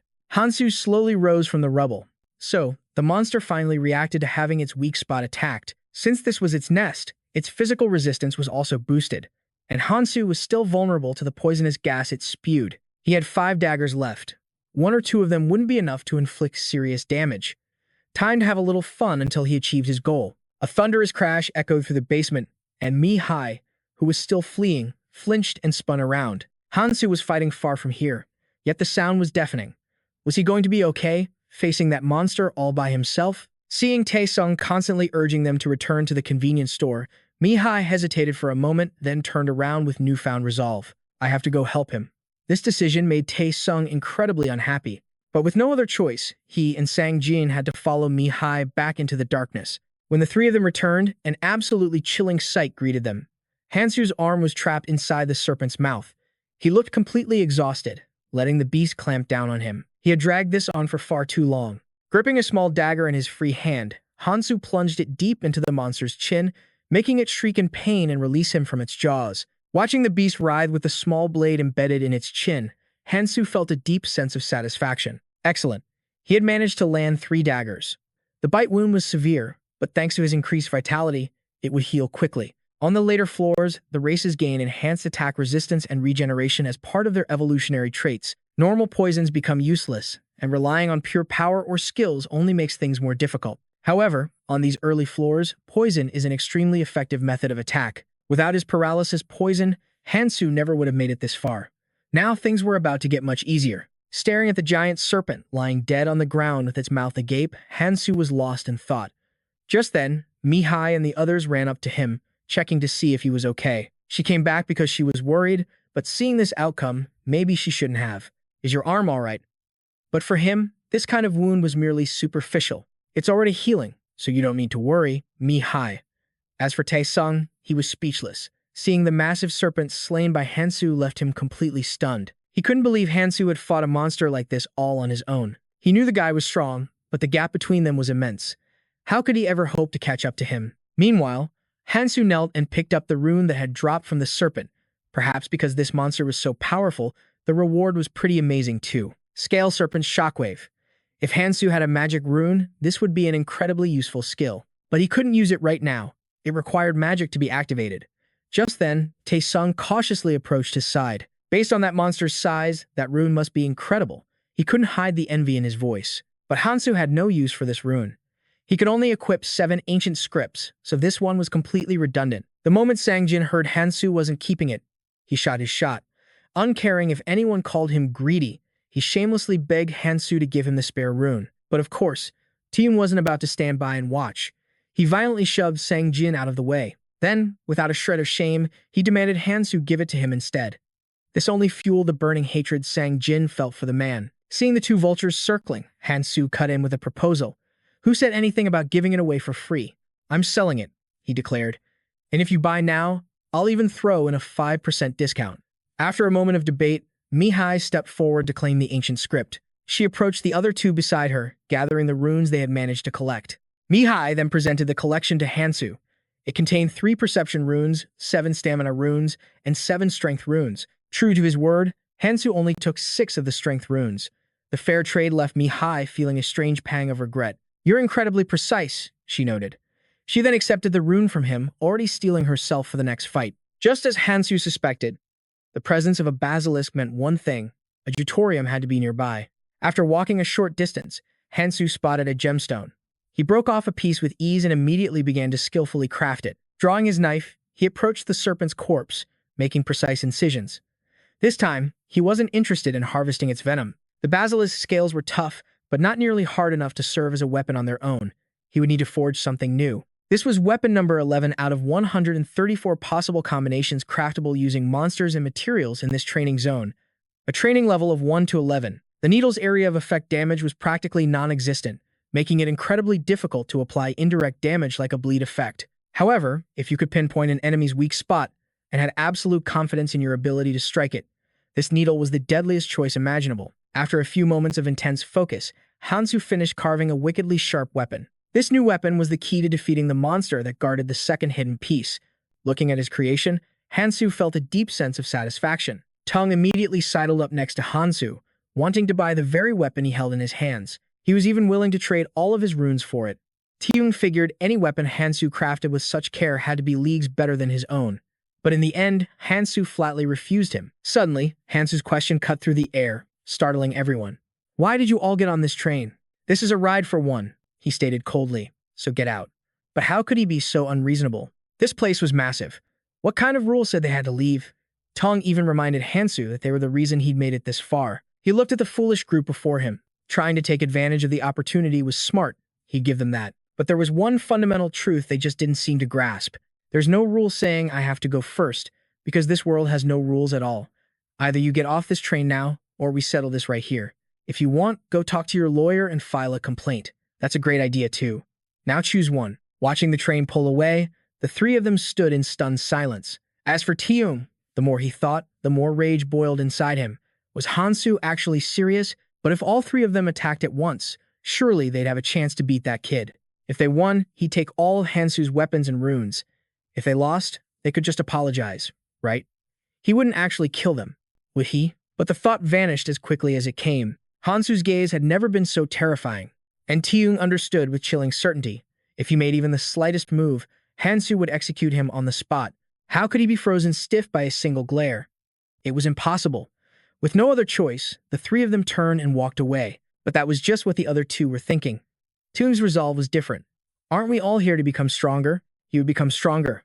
As they left, Hansu quickly summarized all the information he had on this place. 1. The subway stops at 20 stations on its route. 2. The rewards found at each stop are random. 3. Once a station is passed, you can never return. It was a design meant to create mental conflict. Even reaching the final destination guaranteed nothing. A good outcome was never certain, so constant vigilance was essential. He was now at the 12th station. Larun's ring, Kent's claw, rang steel. Hansu had already collected 8 weapons, and their quality was remarkably high. Stepping out of the train car, Hansu was floored by what he saw. Maniac cigarettes. When you place one on your lips, your ancient stats begin to rise. As you smoke it, the stats continue to climb. If you finish it and inhale all the smoke, all ancient rune stats increase by 20%, and the effect lasts for a full 10 minutes. Though it couldn't be used outside the training area, in here, this item was the absolute best. Involuntarily, a memory surfaced in Hansu's mind, the faint image of a young woman. She once told him he would ruin his handsome face if he smoked, but he thought, don't worry. This time, things will be different. Returning to the meeting point, Hansu scanned the area. The other three were gone. It seemed they'd all left. If that was the case, he had 4 days until the next hidden piece appeared. For the next 2 days, he had 2 options: focus on hunting and gathering runes, or tackle the remaining missions. The choice was obvious, wasn't it? For now, Hansu had to prioritize the mission he judged to have the best rewards. Among the missions left, one offered a promising reward and a short completion time: the Philosopher's Stone, along with a clumsy mage as a follower. It would boost Hansu's base stats by up to 10, including its own bonus, and could even heal potentially fatal wounds. The reward was incredible. Relics like that were rare, not just in the tutorial, but even in the red danger zones later on. But who on earth would be foolish enough to trigger that insane mission? Right, it was her, Amvi Aaron, a member of the Death Squad who, while voluntarily imprisoned, was dragged into the abyss. The story goes, her most trusted allies were there with her, but the moment the games began, they all betrayed her. And that rage awakened her true power. For 7 days, she tore through them, slaughtering every last person and carving out their hearts. Afterward, she tried to end her own life, which is when this mission appeared. But Hansu decided to pass on it. It wasn't his style. Who would be stupid enough to kill themselves? Suddenly, something clicked. He looked at the rich man's food pouch. First, he would use this. He stepped into the convenience store, looking for food, but the inside was a complete disaster. These scoundrels. The moon will be up soon, yet they dare to pull something so foolish. Let's see just how brave they really are. Meanwhile, Meihai's group of 5 stood by, watching a gang of men haul food out from the convenience store. What a shameless bunch. Who robs people in broad daylight like this? As they were all waiting for Hansu, one of the men suddenly turned, waving with a mocking smile that startled everyone. He was deliberately provoking them. That's what T-Sung told the others to cover his tracks. But in reality, he knew that man was waving at him. And why was that? The reason T-Sung was so unnerved was because he had approached that very same group earlier. He had offered to lead them directly to the food supply. Jin Taeyong had already hatched a plan. He knew he'd have to fight these guys for the food, and since beating so many alone wouldn't be easy, he would use T-Sung's help. Sung Ho pointed a finger at him. And why should we trust you? It looks like you're trying to set us up to fight that Hansu guy. Losing his patience, Jin Taeyong lunged forward, grabbing him by the collar. Don't you get the situation you're in? Just follow my lead. What did you say, you bastard? Don't you realize our brother is helping you? Before Sancta could finish, Jin Taeyong sent a brutal punch flying into his face. He crumpled to the ground, crying out in pain. Jin Taeyong then glared at the others with a terrifying smile. The 3 of you aren't even on my level, you trash. Why would I need to set a trap for a bunch of weaklings like you? Stunned, Sancta could only sit there, clutching his throbbing face. Jin Taeyong's voice was a low growl. Think carefully. I'm giving you a chance right now. Back in the present, Yumi Hai was looking out the window. The moment she saw Hansu return, she frantically waved and called out, Hansu, over here. Hansu. Seeing him, she thought with a wave of relief, he's back. I feel so much safer now. But behind her, T-Sung smirked to himself. There's nothing to worry about, he thought. No one knows I set that trap. And even if I get caught, I have the perfect excuse ready. The moment Hansu opened the door, Mi-hai rushed over to explain the situation. We're in trouble. While we were moving Ji Haeon and Sang Jane, they took everything from the convenience store. Hansu listened and replied calmly, I know. I saw it on my way here. How much food do we have left? Glancing at the meager pile on the table, someone answered, not much. We salvaged what we could. But T-Sung spoke up casually, you know how it is, things happen. Now that you're here, we can just take it all back from those guys, right? He shrugged, adding, of course, it'll be tough for you to handle all those guys alone. But I can help if you want. Hansu ignored him and addressed the group. Let's eat first. Seeing this, T-Sung's mood soured. Is he mocking me? He fumed inwardly. He slammed his hand on the table. Wait a minute, that's not right. You really have no shame, do you? Hansu's expression remained ice-cold as he stared back. T-Sung pointed at the food and continued. We risked our lives to save this much. Shouldn't you be offering something in return? Go on, hand something over. Give me something good, and I might reconsider. Mi-hai, completely confused, chimed in, T-Sung, what's gotten into you? We saved this for everyone. T-Sung shot her an annoyed look. So we're just supposed to give it to him for free? We put our lives on the line for this food. You should too. There has to be fairness, even among friends. Hansu, you didn't lift a single finger while we struggled to gather food. Did no one ever tell you nothing in this world is free? His words hit their mark. The others in the group nodded in agreement. Seeing their approval, a smug grin spread across Tizung's face. This was his chance. If he could turn everyone to his side, this guy would no longer be a problem. He thought, let's see how long he can keep up that arrogant act. Just then, Hansu spoke. What a shame. I have nothing to trade you for the food. What am I to do now? Hearing this, Tizung turned, his voice dripping with false sweetness. Come now, you have plenty. Just share what you got from that place. At his words, the others looked over in surprise. What is he talking about? What did you get in there? Tizung pointed a finger at Hansu. He just came from some secret place. You all saw it. He must have found something good. He should share it with us, right? So come on, share it. You're going to be traveling with us anyway. Why are you being like this? Don't make this difficult. As he spoke, he offered Hansu a candy bar. Hansu glanced at the candy, let out a long sigh, and crossed his arms. You've learned your lessons well, he said coolly. Tizung was baffled. What's that supposed to mean? Stop changing the subject and answer me. Hansu pushed himself to his feet, thinking to himself. He's not very subtle about it. It makes sense, considering he sees everyone as his equal. But that isn't the real issue here. So, is this it? It's not like I brought them along because I needed them. I don't need their ancient runes, anyway. With that, he turned decisively and walked toward the door. Seeing this, Tizung hurriedly called out to him. Where do you think you're going? Hansu didn't answer and just kept walking, his mind still racing. Well, I came all this way because of what she said. I've done everything I could. An image of Tizung flashed in his mind, his entire body radiating killing intent as he screamed, You have truly angered me. For that, I will destroy you. Hansu mentally scoffed in disgust. What does he think he is? Some kid? I can't imagine doing something like that. How could Kang Tae even spew such cringy lines? So pathetic. Before leaving, Hansu said, Whatever. Do as you please. Stay safe, and I hope you grow stronger in the future. Seeing Hansu about to leave for good, Jian stepped forward with a forced smile. Come on, everyone, let's not fight. We made it this far without any trouble, so why stir things up now? She glanced at me with a knowing wink. We'll bring him back. Let's go. But Tizung angrily brushed his hair back. Let him go, if he wants to. There's no need to stop him. He watched Hansu's retreating back with a smug thought. Whatever, just get lost. Acting so high and mighty until the very end, that damn bastard. Noticing Mihi and Ji Yin still wanted to follow Hansu, he scowled. He's just putting on an act. If we offer him some free food, he'll come crawling back on his own. We don't need that scum. When no one listened, he roared, We can handle things by ourselves. Mihi, what are you doing?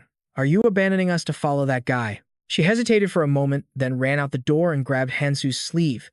I'm going too. Hansu, can I follow you? A heavy silence hung between them. Under Mihi's hopeful gaze, Hansu finally spoke. I can't take you with me. Disappointment washed over her as she let go of his sleeve. Right. Of course. But Hansu cut her off. But haven't I said it before? It's up to you if you want to follow. Hearing this, a brilliant smile lit up Mi's face.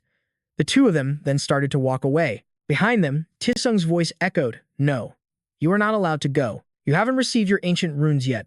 I might have given you yours, but Sangjin hasn't, right? But his inner thoughts were much darker. You think I just let you go? I can let anyone else leave, but not you. However, things didn't go the way Tizung had planned.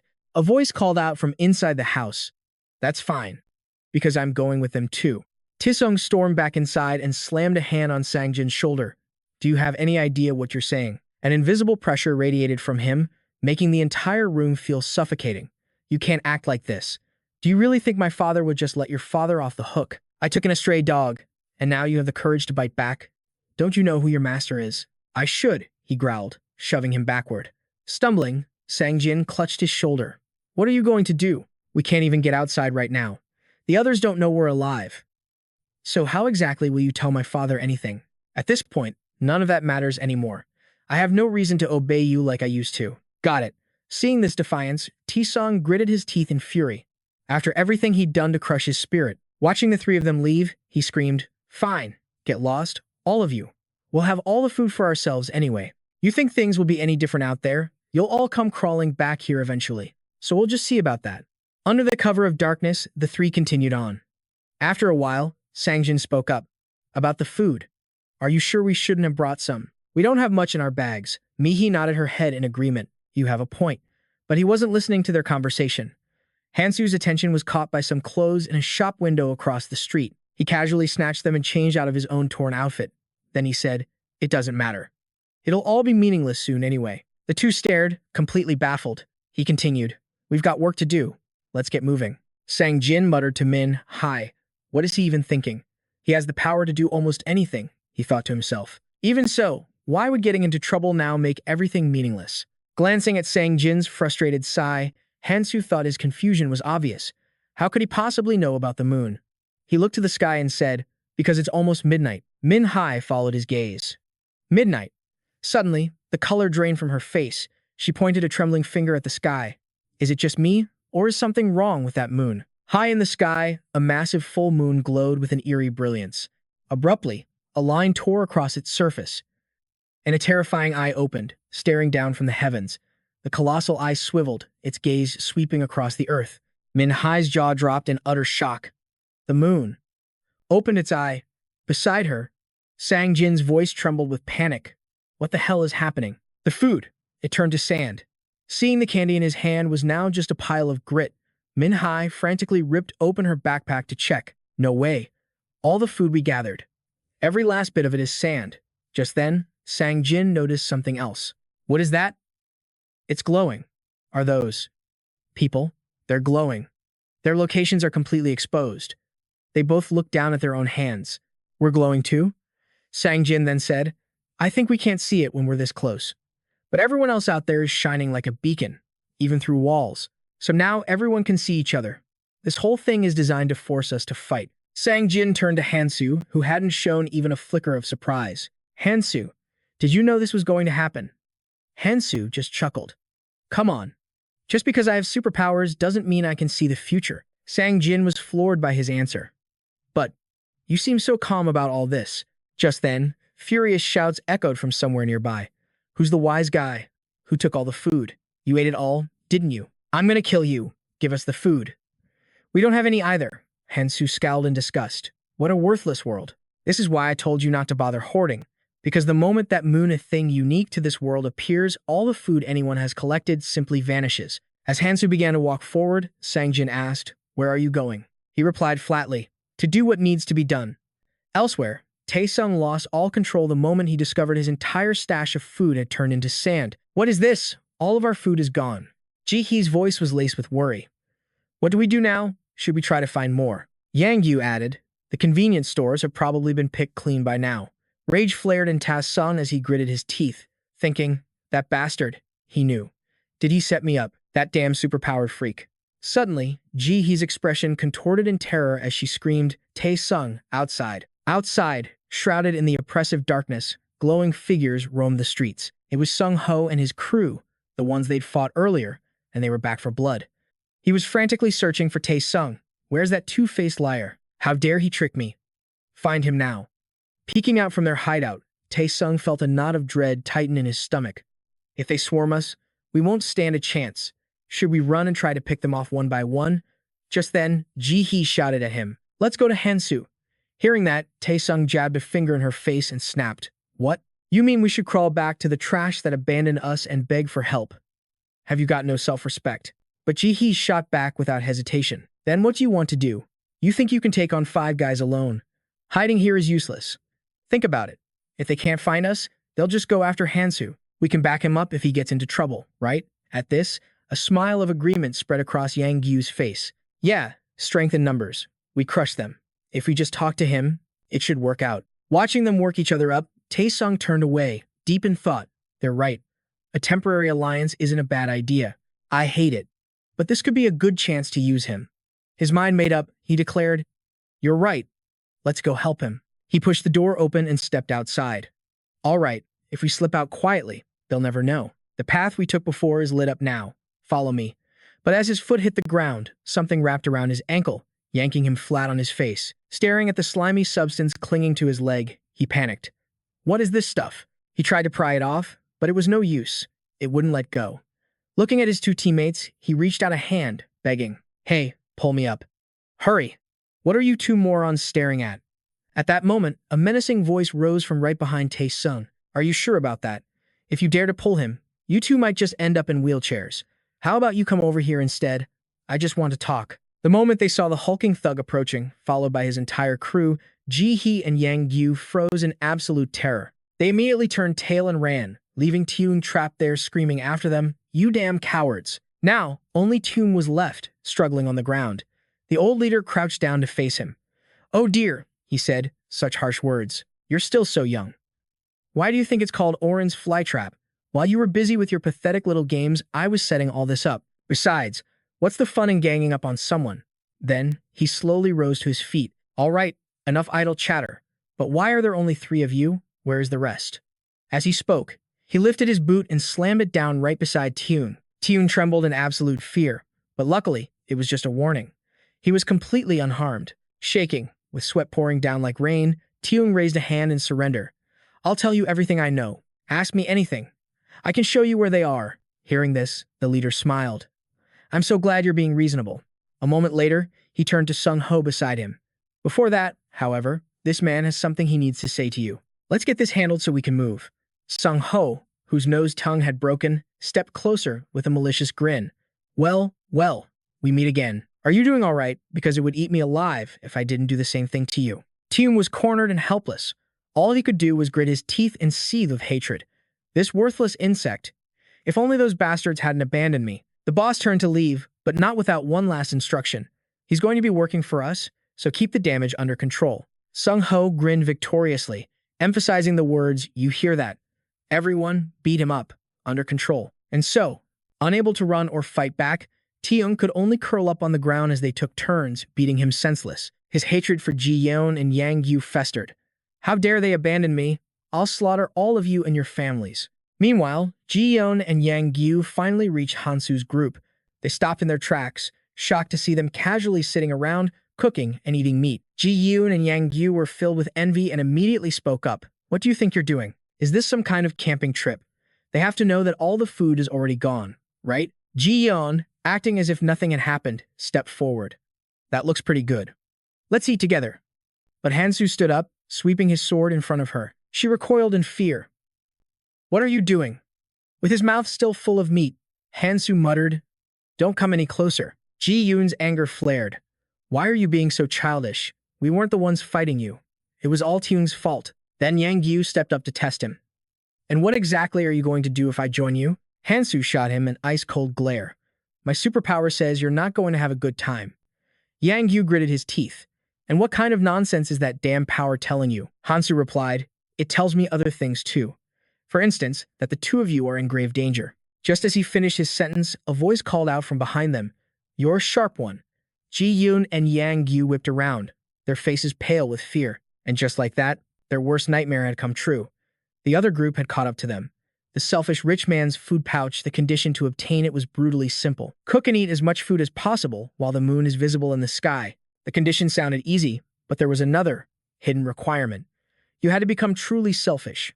The one who refuses to share food with anyone else and cooks and eats the most by themselves is the only one who receives this reward.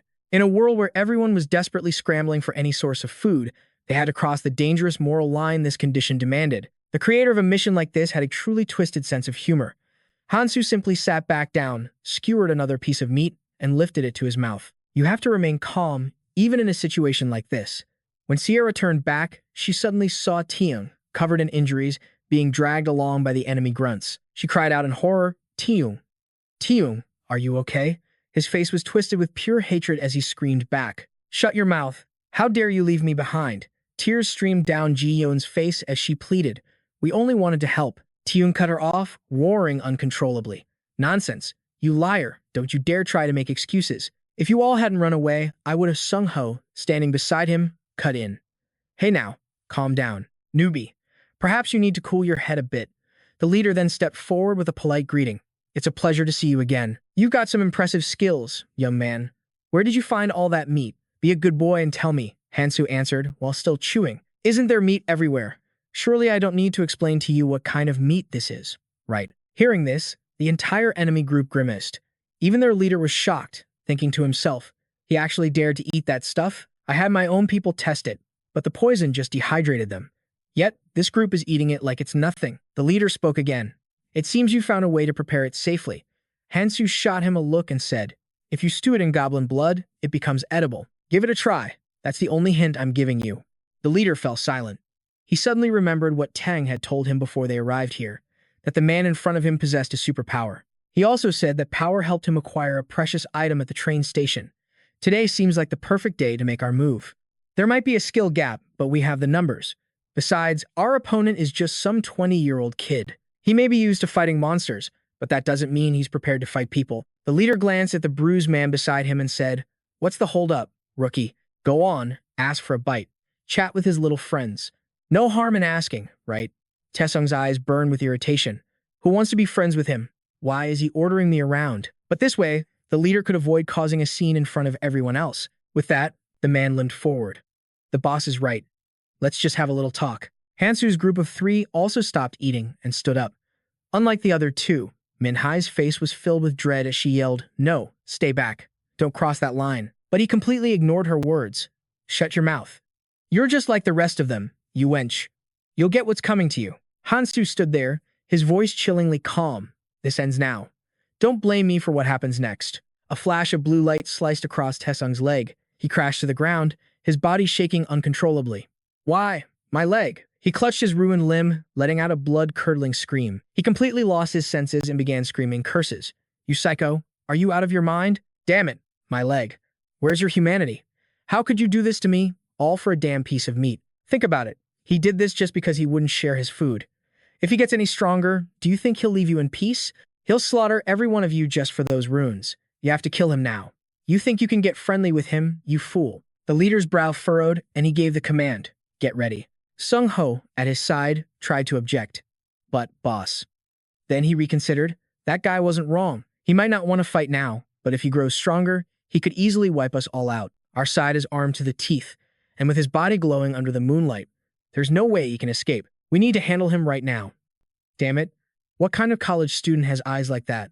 What the hell did he go through to get that kind of aura? A single, cold stare from Hansu sent a shiver of fear through the entire group. At that moment, he looked at them and thought, Ares and Katian were always arguing, even after they agreed to cooperate. Ares said I should make enemies, but Katian insisted that when an enemy stands before you, you must crush them completely. Otherwise, they'll just come back to destroy you one day. In the end, both Ares and I agreed on that point. A smirk played on his lips as he glanced at the sigil on his wrist and began an incantation. Seeing this, the thugs yelled out, "What kind of trick are you pulling now? Enough games. Let's slice him to ribbons, boys." And with that, the entire group charged forward at once. Hansu tightened his grip on his blade. "Since you all started this, then before this night is over," he shot forward like an arrow, clashing with them as he spoke. "Let me test these new techniques on you." Sung Ho was completely stunned, wondering, how can he move like that? Hansu just kept swinging his sword, cutting them down one by one, no matter how many there were. He even offered a friendly reminder, "This will hurt." The leader watched his men fall one after another, thinking to himself, has he already collected all the runes? At this rate, his thoughts were cut short when he saw his men turning to flee. He roared in anger, "Don't run away. We outnumber him. We can overwhelm him." Damn it, now it was just the leader and Hansu.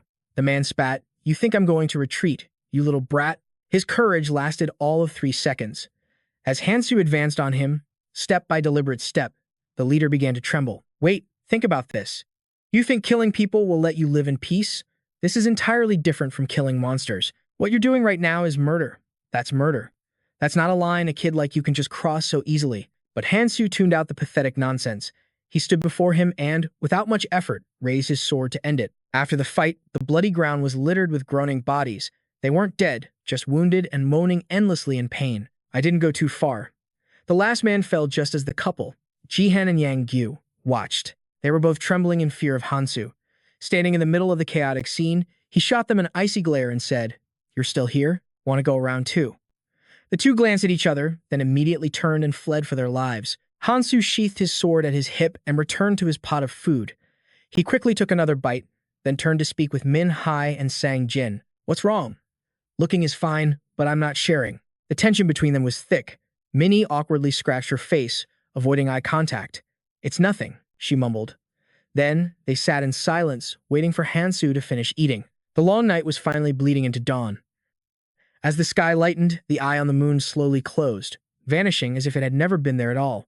The 3 of them continued their march forward. Hansu, taking the lead, grimly calculated that he'd just consumed 3 days' worth of rations. The feeling was nauseating. My main mission to persuade the others was a complete failure, but at least I managed to secure this. His gaze fell upon the small pouch resting in his palm. That pouch was an invaluable treasure. It protected food from the moonlight's corrupting gaze, storing it safely in a subspace where anything could be hidden. With 5 times the normal capacity, I won't have to worry about food for the next 2 weeks.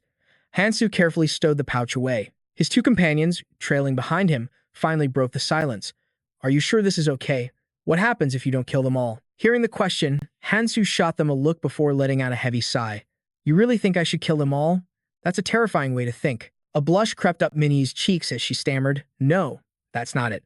I was just worried about you. Staring at his broad, reliable back, she thought to herself, he has nothing to be afraid of. Even if they got back up, they'd stand no chance. From now on, his only focus is getting stronger. That's right. I don't need to worry about anything else. I just have to follow him. Still, she couldn't help but think. If he had killed them for their runes, he could have collected so many more items. A thought like that proved it. She was adapting to this new, cruel world perfectly, and that way of thinking was normal. Of course, Hansu had his own secret reasons for not killing them. He kept his true intentions locked away. I only resort to killing if the target becomes a direct threat to me. The entire reason I returned to the past was to save as many people as possible. To do that, I have to minimize conflict and build a fighting force. And, for that to work, there must be a code. The very first rule is that no one kills another human for their runes. I could kill them and take their power now, but then I'd lose their potential support down the line when I truly need it. It'll be hard to enforce a rule like that right away, but if I become overwhelmingly powerful, I can make it absolute, so I can't afford to be seen killing carelessly and earning a reputation I can't explain away. When I do have to act, I have to be clean. But with so many eyes watching me, it's only a matter of time before someone crosses that line, desperate for power. Sang-jin, who had been silent this whole time, suddenly stopped and stammered, I'm stopping here. Minnie spun around, shocked. What are you talking about? He replied, I don't think I can keep going with you guys. Minnie looked back at him, pleading, but why now? Hansu cut her off. Fine. Do whatever you want. I respect your personal choice. And with that, Sang-jin turned and ran. Hansu turned to Minnie. So, why aren't you doing what you want? He stepped closer, his gaze pinning her down.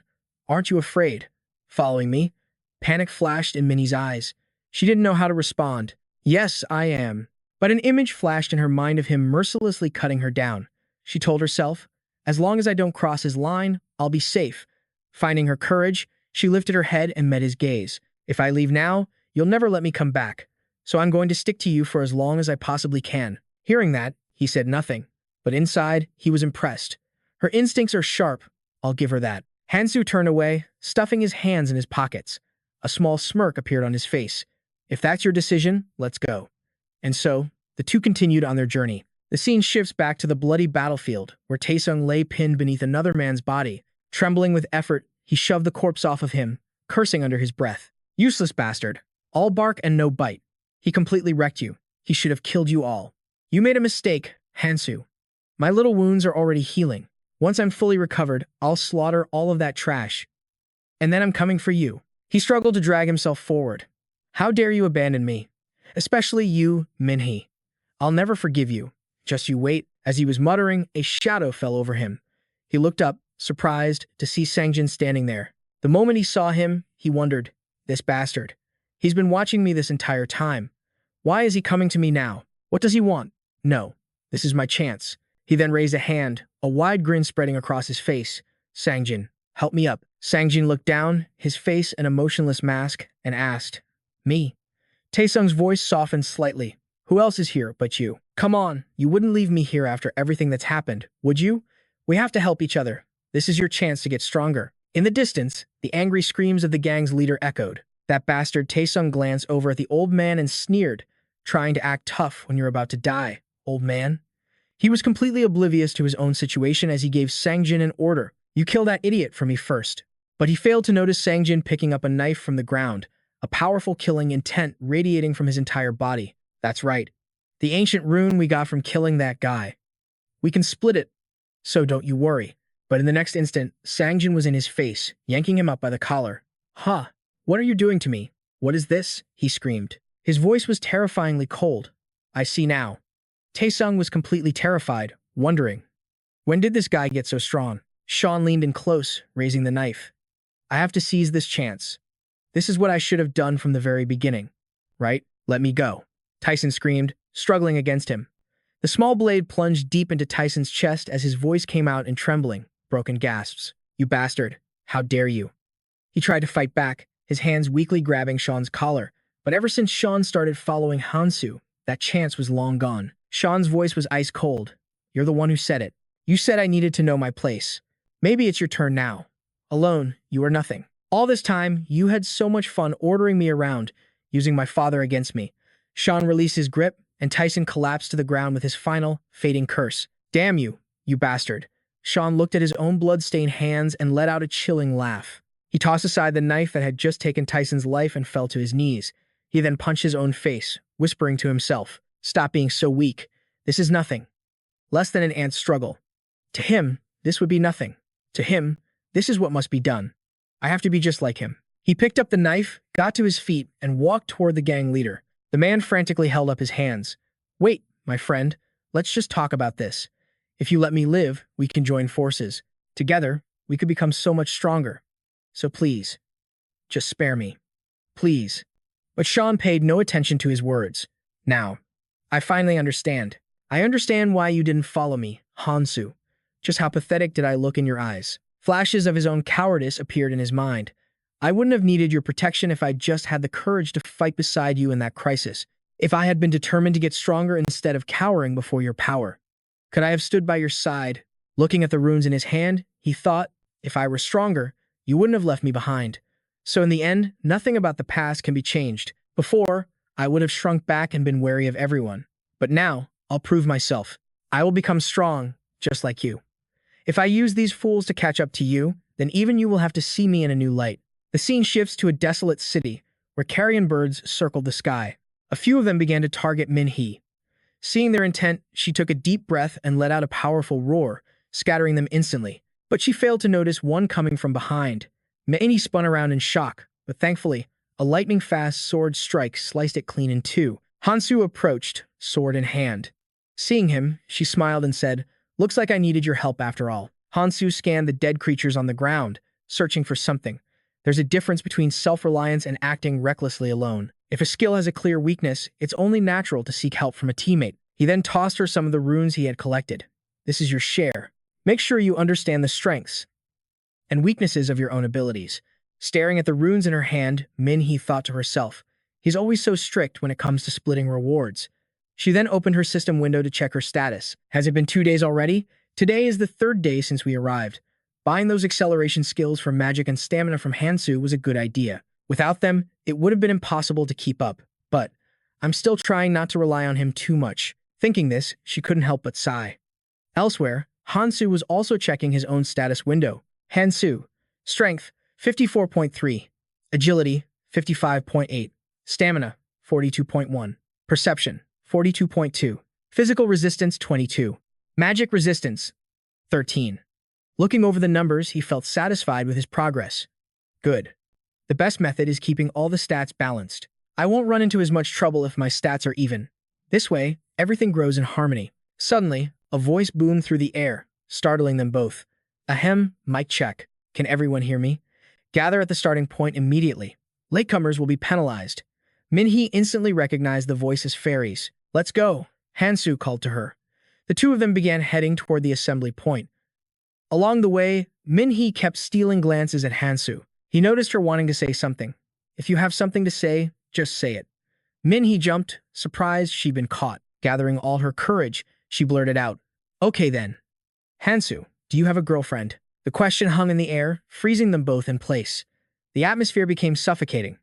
Min-hee bit her lip, her heart pounding as beads of sweat formed. Was that question too personal? I know I shouldn't think this way, but he just seemed so unusually generous, so I couldn't help myself. Actually, there's another question I wanted to ask, too. She was flustered, unsure what to say next to break the heavy silence between them. Hansu shot a deadpan glance at the blushing Min-hee beside him. She seemed so timid, but she can be surprisingly blunt. Kang-tae would have loved a question like this, even if it was just asked out of courtesy. At first, she was so nervous she could barely speak. An image of Min-hee's trembling, stuttering voice flashed in his memory. I have a question. Never mind. It's nothing. Coming back to the present, Hansu considered her question. Model. A girlfriend. She's someone I haven't even met yet. I can't lose her again. But under Minhai's expectant gaze, he simply said, I don't remember. The two of them walked in tense silence to the assembly point. When they arrived, a large crowd had already gathered, buzzing with conversation. I recognized so many familiar faces, but Minhai couldn't shake the feeling that something was terribly wrong with the atmosphere. Just then, seeing that everyone had arrived, a figure named Fairy appeared and his voice boomed. Are all our dear travelers present and accounted for? How sad. You all gathered here so quickly. Well then, let's get straight to the point. I have two pieces of good news for you. First, if you can survive the next 72 hours, you can leave this place. Wonderful news, isn't it? Come on, give me a round of applause. But after he spoke, the crowd was dead silent. He seemed a bit embarrassed and then asked, No reaction? Not even a little? Only then did the crowd put on a show of forced joy, clapping for him. Fairy smirked, incredibly pleased with himself. Seeing you all so happy makes me happy, too. Now then, let's introduce the main event. Suddenly, the ground trembled violently, and a massive building erupted from the earth before their very eyes. This castle you see before you is the most important location for this event. Staring at the structure, people cried out in alarm. What in the world is that thing? This is a magic altar. Fairy continued. Inside the altar is a very cute little pet, waiting for all of you. You can see it, can't you? This little guy is called a flesh-eating beast. Just for you, we've starved it for an entire day, so it's dying to get out of there. And while this altar looks magnificent, it's not very sturdy. His excited gaze fell upon the altar as he tapped its side, saying, I bet it won't be long before it collapses. Look at all the dust and debris falling already. If our little friend breaks out, I wonder how many of you will survive. If the altar falls, does that mean we have to fight that monster? Fairy grinned, baring his teeth with delight. Now, I'll tell you the second piece of news. Luckily, there's a way to make it fall asleep. And if it's sleeping, it won't claw the altar walls or try to escape. Now will it? What could that method be? Anyone want to guess? It's very easy, and if you do well, I might even give you my blessing. Hearing this, the crowd's faces turned pale with terror. We don't need it, they yelled. He complained with an annoyed look. You all are such boring actors. The method is simple. 5 people a day. Just feed it 5 people each day. Since it's 72 hours, that means you'll have to feed it 3 times, right? Hansu thought to himself, there are still over 60 people left. At this rate, a quarter of us will become its sleeping pills. Fairy paused, letting the horror sink in, then snapped his fingers and pointed at the altar. Of course, the choice of whether you use this method is entirely up to you. But for those of you still feeling hesitant, let me show you something. A gruesome video appeared, showing the monster slaughtering people. This footage is from another training area. The people there decided to fight it together. But fighting that thing is an impossible dream. That's why I'm telling you.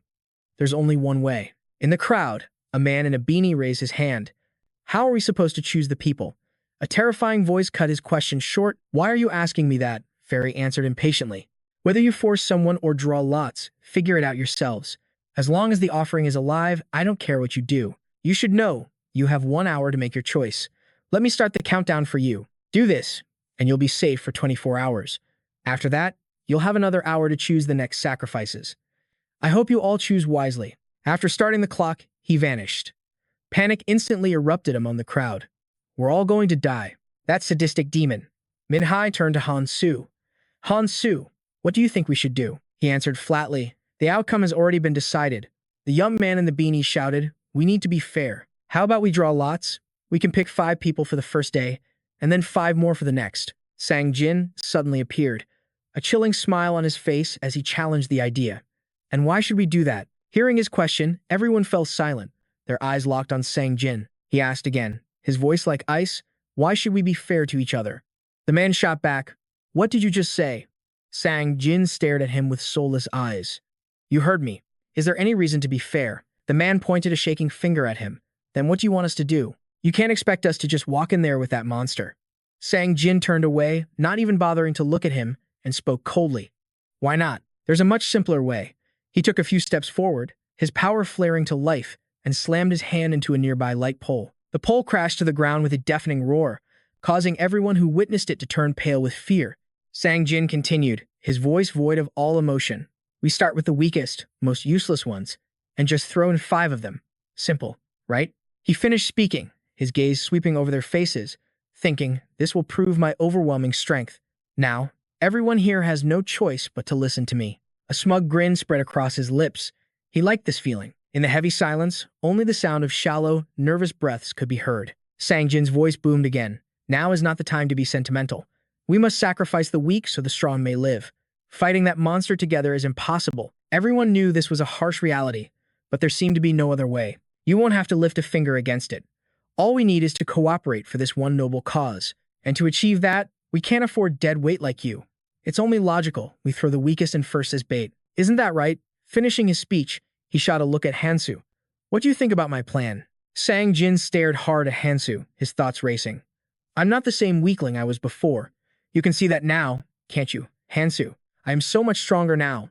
I will help you, because I have no intention of making you an enemy. My real journey starts now. I'll become just as powerful as you. But to do that, I need your cooperation this time. I'm sure you'll make the right call, because my plan is perfect. Hansu crossed his arms, his voice cutting through the tension. That's not a bad idea, but allow me to make a proposal. If everyone follows my lead, we can all survive, without sacrificing a single person. Hearing this, the room erupted in whispers. What? Is that even possible? Sang-jin's brow furrowed, as if he knew what Hansu was about to say. The man in the beanie spoke up. Don't tell me you're suggesting we fight that thing together. That's completely unrealistic. After seeing that video, you should know better. Even if we tried to overwhelm it with numbers, how could we possibly win against a monster that heals itself every time it eats someone? Hansu glanced at him. Who said you had to fight? The man's face turned pale as he stammered. Then, you mean you'll go alone? Hansu smiled. That's exactly what I mean. The crowd began to buzz with disbelief. That's crazy. How can one person defeat that monster? Does anyone really think he can do it? At that moment, a bald old man stepped forward and yelled, What are you talking about? This isn't like fighting a few goblins. If we don't kill it in 1 hour, we're all dead. Glancing at the remaining time, he added, And we have less than an hour left to make a decision. Sang-jin was no longer the center of attention. He stood alone, thinking, I thought I was finally catching up to his power. But he's already strong enough to solo that monster. Hansu said, I will fight it, but not right now. Hearing this, Sang-jin's hope rekindled. That's right. Even a guy like you needs help, doesn't he? His mood lifted instantly. So you mean the strongest should fight together? Let's do it. But Hansu looked annoyed. He sighed. Why does everyone keep interrupting me? Are you even listening to what I'm saying? Sang-jin felt himself deflate once more. Then what the hell do you want? What's your proposal? Beside Hansu, Minhai thought to herself, Hansu will probably take me with him to fight. No, there's no way he'd do that. Hansu rested his chin in his hand and said, It's simple. If I max out my strength and stamina, I might be able to fight that monster head-on. So, let me offer you all another deal. If everyone gives me all their stat runes, I will take full responsibility for killing that thing. Several people shouted out at once. Who would sacrifice their own runes like that? 60 runes. That's way too many. Hansu glanced at a box in his pocket, calculating. 100 strength and stamina, 50 agility and perception. And if I use my recovery item skill plus a few other tricks. Based on my past combat experience, this is entirely possible. If I do this, I can obtain it. The second hidden piece, even Can K. The only one who ever found it was the Mad Monarch Clemmy, and even he, with his berserker trait, nearly died taking that monster down. Hansu clenched his fist with unshakable resolve. I must get that hidden piece. This time, I'm much stronger and faster than before. He took a few steps forward. I don't care who gives them to me, as long as I have enough to kill the monster. I will enter the temple and face it immediately. Any more hesitation will do us no good. The bald man was sweating profusely. He asked, The weak don't have that many runes to give. If we had that many, we'd be much stronger already. He then spun around frantically at the others nearby. Everyone, give me your runes. I will fight, or we'll draw lots to decide the sacrifice if no one can make up their mind. A voice rose from the back of the crowd. You selfish bastard. Hearing the insult, the old man whipped his head around. What? You little punk. A man with bulging muscles was striding right toward him. Yeah? I'm talking to you. If we start with the weakest, you'd obviously be the first one thrown in. So why should we give our ancient runes to a weakling like you? Is the gap between the top and the bottom that huge, or are you just unwilling to give up the few runes you have? A weakling, like you, would just run and hide anyway. You're completely useless to us here. Terrified, the man began to stammer. How dare you speak to me like that? He threatened, his hand moving to the sword at his hip. Don't do something stupid, old man. Unless you want your limbs chopped off before we throw you in there. His eyes locked onto the sword as he staggered back, but his mouth was still running. You think you can treat me this way just because you're strong? Have you no respect for your elders? Don't you know anything about democracy? I gave you a way out, and you were too foolish to take it. He shot back, democracy. Fine. Let's put it to a vote. On whether we should give up our runes to save you, or simply sacrifice you instead. And of course, the vote will be anonymous. Just like in your precious democracy. How about it? Hearing that, the old man was struck completely silent. Then, a desperate idea hit him, and he turned to Hansu. Someone like you could easily take their runes, right? If you just kill a few of the stronger ones, you could take everything. Before he could finish, a fist came crashing down. What is this old fool talking about? Are you asking to die? The man in the beanie exploded with rage. He beat the old man relentlessly, who then looked to Hansu with pleading eyes. Save me. I'll give you all of my runes. I have a family at home that loves me. But the onlookers just started to chant, throw him in first. If the monster isn't satisfied, it's going to kill us all. Watching them tear each other apart, Hansu thought to himself, they never learn when to retreat and when to advance. As always, I knew it would come to this. This conflict needs to end now. He then spoke, his voice cutting through the chaos. Everyone, be silent. I'll give you a few options to pick a sacrifice if no one steps up. Option 1, Option 2, Option 3. And that makes 5 people. This is a direct order for the 5 weakest individuals here. The chosen ones cried out in terror. No way, you're saying we have to be sacrificed to that monster, you bastard. Are you really going to abandon us just because we're weak? With half the time already gone, Minhee was growing incredibly anxious. Sang-jin walked over to her and said, if you're this worried, you should have just gone with him. He probably would have let you. She looked at him. Sang-jin, you still don't understand what kind of person Hansu is, do you? I want to go with him too, but I can't just follow in his shadow forever, can I? Sang-jin felt a sting of disappointment. Am I always going to be the one left behind? He then asked, so what will you do now? Just keep waiting for him. Minhee answered with absolute resolve.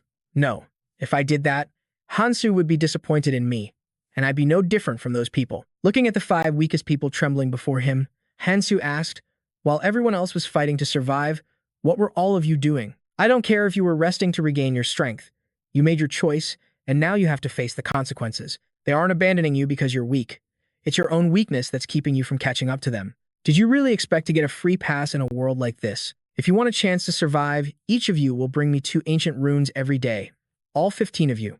That's the only help I can offer. Your job is to go hunt and pay back what you've borrowed from me within the next 72 hours. If anyone tries to run without paying their debt, just let me know. I'll cover the difference myself. But if you have the guts for it, go ahead and try me.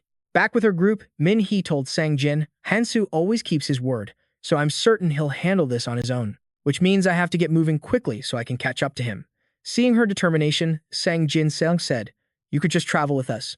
You know, the others would be really happy to have you along. His encouraging words brought a small smile to her face. Thank you. But not yet. I'll give you my answer later. Watching Minhee walk away, he thought, I don't even have to see her fight to know. She's become so much stronger since the last time we met. His own resolve hardened. I have to show them this isn't enough. I need to do something to prove my own value. At that moment, a voice cut through the air. Hey you, there's something we need to discuss with you. Sang-jin looked up toward them and asked, what is it? In his mind, he was already sizing up the group. Another man appeared from behind a brawny guy, clapping him on the shoulder. Why so tense? My friend here is just a little shy. I hope you'll understand. I'm Perrin. And it's nothing too serious. You're the leader of those people over there, aren't you? As one leader to another, I thought we should have a little chat. Startled, he asked back, me, a leader? He then quickly explained, we're just friends, but it's true that they tend to listen to me. The man named Perrin just grinned. Come on, now. That's what being a leader is. You're amazing, and your team members are all incredibly powerful. As the two shook hands, Sang-jin just scratched his head in embarrassment. You're making me blush. Getting straight to the point, Park Soo-won said, from what I saw earlier, you seem to know that person named Hansu. I'd like to ask you a few things about him, if that's all right. Sang-jin enthusiastically replied, of course. Meanwhile, Hansu sat alone before the altar gate, inspecting his gear. Goblin poison won't work on this thing, so I'll need a paralyzing agent. This should be enough. Next, the bead of the flying cat. It restores a small amount of stamina. Not a bad find from my last hunt. I should use it now.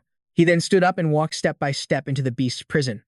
My overall stats are completely unbalanced, but I have no other choice. Because to fight this thing, what I have now is nowhere near enough. The monster, still chained down, smelled its prey and began to drool, letting out a ferocious roar of welcome. Hansu pulled a case from his pocket. I'm going to be needing a lot of these. From the pack, he took out a single cigarette and lit it. He thought to himself, it's been a long time since I felt like this, but I guess that makes sense. I've finally crafted a suitable ancient rune. When a rune's stats surpass 100, the colors stack, creating something entirely new. It starts as colorless, then shifts to red, from red to orange, and then from orange to yellow. Looking at the power analysis board, you can see the stats begin to change starting from the colorless rune. And although a normal rune at 99.9% isn't much different from a colorless rune at 0.01%, the higher the level, the more massive the gap becomes. And this monster shouldn't even appear in the first tutorial stage. So, a colorless rune should be enough to deal with it. If only I had a dwarf's essence, this would be so much easier. That lunatic, the Mad Monarch, he was completely insane. But as the only one to complete the hidden piece, I know one thing for sure. After arriving in this god-forsaken world, this was the very first lesson I learned. The more impossible a mission seems, the greater the reward. Let's go. He leaped from above, rocketing down toward the beast. The monster's sharp eyes glared at its approaching prey with anticipation.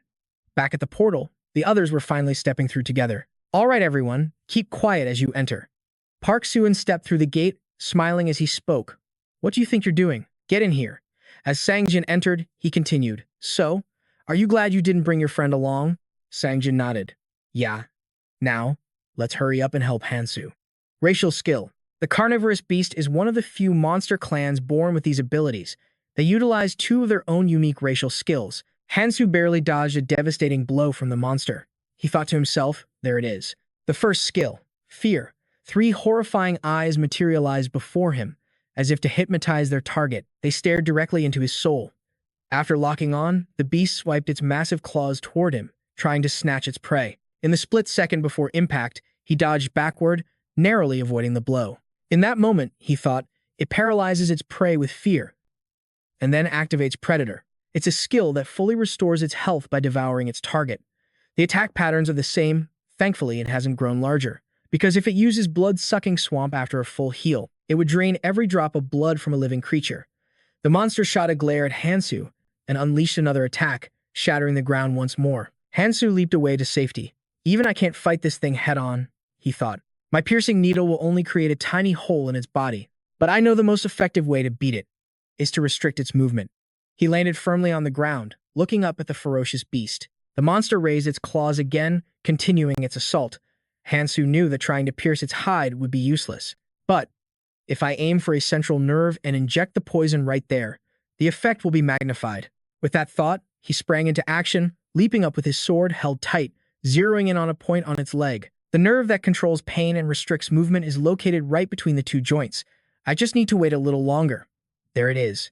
Now's my chance. Having found his mark, he thrust forward without hesitation. The monster shrieked in agony. This should be enough, he thought. Now, we just wait until it can no longer move a single muscle. Only 12 minutes remained on the countdown clock, and the battle was still a desperate, bloody affair. Hansu struggled to fend off the monster's relentless assault. He was thrown back, skidding across the ground. The 3-eyed beast glared at him, its irises glowing crimson. Its eyes began to waver just like before. It was about to unleash its unique skill again. Fear. Yet Hansu stood calmly, a cigarette hanging from his lips, coldly assessing the situation. The effect varied from person to person. Of course, a person's mental fortitude and magic resistance could lessen the skill's impact. But compared to the beasts from my past life, this thing was a complete joke. Flicking away his finished cigarette, he knew without a doubt his experience was more than enough to win. To survive against countless ferocious monsters, I relied on combat experience, honing my senses to their absolute peak. That's why I laughed when that guy claimed fighting was just about predicting an enemy's next move. But now, I finally understand what he meant. He lit another cigarette, deftly dodging the creature's strike. Where it's about to move is where it's about to attack. I could anticipate its path, but it wasn't that simple. Hansu let out a cloud of smoke. If I hadn't invested in my strength and stamina, I'd never be able to dodge and counter like this. Still, fighting inside this altar was proving difficult. Considering his dwindling time and cigarettes, he knew he had to end this quickly. Just then, Park Soo-yeon's group finally arrived. They watched the battle from a safe distance. Park Soo-yeon breathed. Seeing it up close, his power is on a completely different level. The muscular man scowled in envy. To think he's fighting that thing alone. What a freak. He even has time for a smoke break. Park Soo-yeon chuckled. He must have been certain of his victory from the very beginning. But it looks like he's being pushed now. Time is running out. Honestly, he didn't even need to take our ancient runes, right? He probably just wanted to screw us over. Not quite. Without the stats from those runes, he might not have won. The gruff man grunted. Let's go. Move down quietly. Suddenly, Sang Jin yelled from the tower, Hansu, we're here to help. The shout startled Hansu so much, he dropped his cigarette. He glanced up, a look of pure shock on his face. Sang Jin continued, just hold on, we're coming down. Seeing this, Park Soo-yeon's face went pale. He hissed, what in the hell are you doing? I told you to be quiet. What if that thing spots us? Sang Jin just grinned in reply. Of course Hansu should know we're here. Park Soo-yeon fought back his rage. But when you scream like that, the monster knows where we are too. Sang Jin scratched his head, looking flustered. Oh, you're right. I didn't think about that. Park Soo-yeon turned away, sweat pouring down his face. He muttered, you didn't think? Of course you didn't. That absolute moron never thinks ahead. Sang Jin glanced over. Man, I feel kinda bad. Hemph, there's nothing more to say. Meanwhile, Perrin was whispering to the brawny man beside him. That fool delayed us, but don't worry. Once they've dealt with that flesh-eating beast and let their guard down, we'll eliminate them both. Neither of them will have time to notice us coming. He thought, a smug grin spreading across his face. And after watching that guy fight, he was certain of one thing. He's incredibly dangerous. He isn't human, not like us. He's a well-fed tiger, still just as deadly. A monster hiding its claws, waiting for the perfect moment to strike. He isn't just strong. I can never forget what I saw that day. During the chaos of the first night, he wiped out that entire group without a shred of hesitation. In fact, it looked like he was enjoying it. I can't let a threat like that roam free. Once he's out of the picture, the rest of these losers and that girl, Min-hee, will all be mine. Min-hee will prove to be very useful. Park Soo-yeon was incredibly pleased with his scheme. Go down and check the situation. At this point, there's nothing left to worry about. The flesh-eating beast's movements were already slowing down, but Sang Jin seemed to notice something was off. He watched them descend the stairs, a dangerous smile playing on his lips. The brawny man shot Sang Jin an irritated look. That idiot's suddenly gone quiet. Just as suspicion dawned, a violent tremor shook the entire structure. A massive explosion ripped through the air. A frantic voice screamed, look out.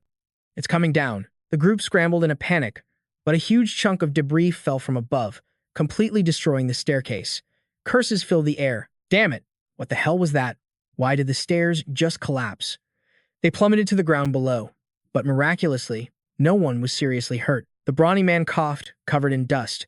He stood and surveyed the damage, thinking, we're trapped, but at least the monster is exhausted. Just then, the monster's tail lashed out, directing an intense pressure toward the newcomers.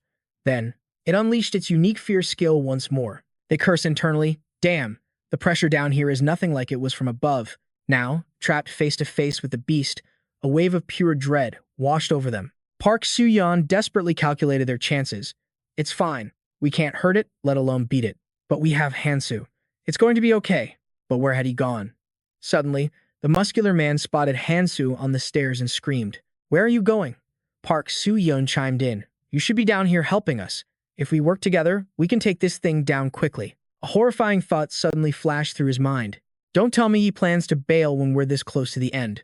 Tossing his cigarette, Hansu looked down at them. That was the plan. But you all ruined it. Because of you, that monster has already recovered all its strength. Hansu thought about how he barely managed to dodge its attacks thanks to the cigarette's effect. He turned and walked up the stairs, done talking to them. There was no way they were strong enough to fight that thing. He glanced at the vial in his hand. Once it killed them all, how much paralyzing poison would he have left? Facing that flesh-eater again will be tough. I'll have to level up more and try again. Before leaving, Hansu told them, if you think you can, by all means, try to kill it. Below, Park Soo-yeon and his men roared, so you're just gonna tuck your tail and run. Have you forgotten your friend is down here too? Maybe we should use him as bait, huh? Bring that piece of trash to me. Where is he? They frantically searched for Sang Jin.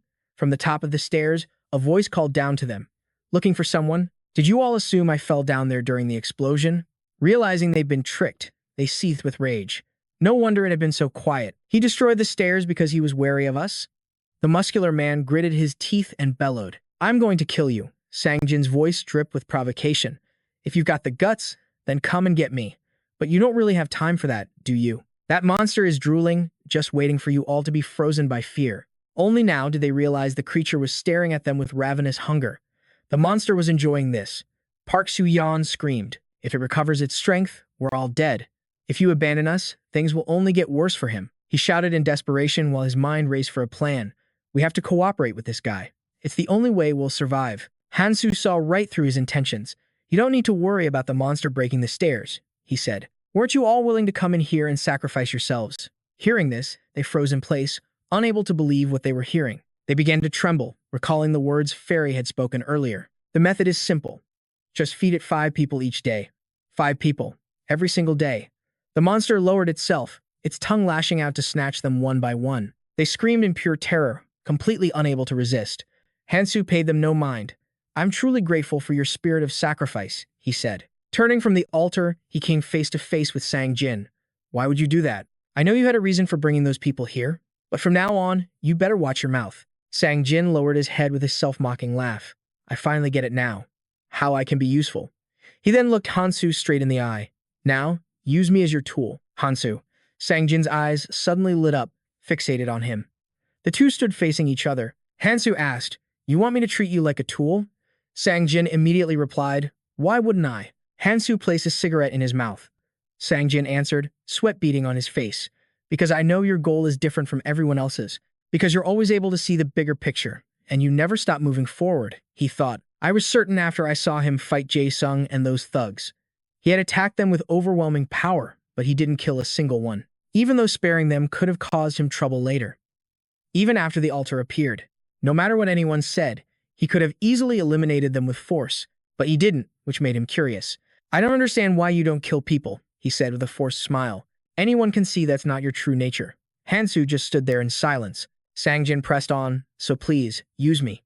He desperately tried to convince Hansu, I'll do the dirty work for you. In exchange, take me with you. Or just let me follow you. Hansu turned his head to the side, a smirk playing on his lips. He finally spoke. I don't know about that.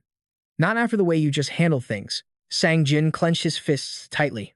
This time. There was no other way to deal with them.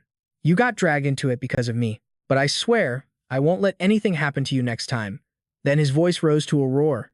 Next time will be different. I guarantee it. Just think about it again. Hansu turned his back and walked away, while the man continued to wail behind him. There will always be people who try to block your path because you stand out far too much. So for anyone you can't deal with yourself, I will eliminate every single one.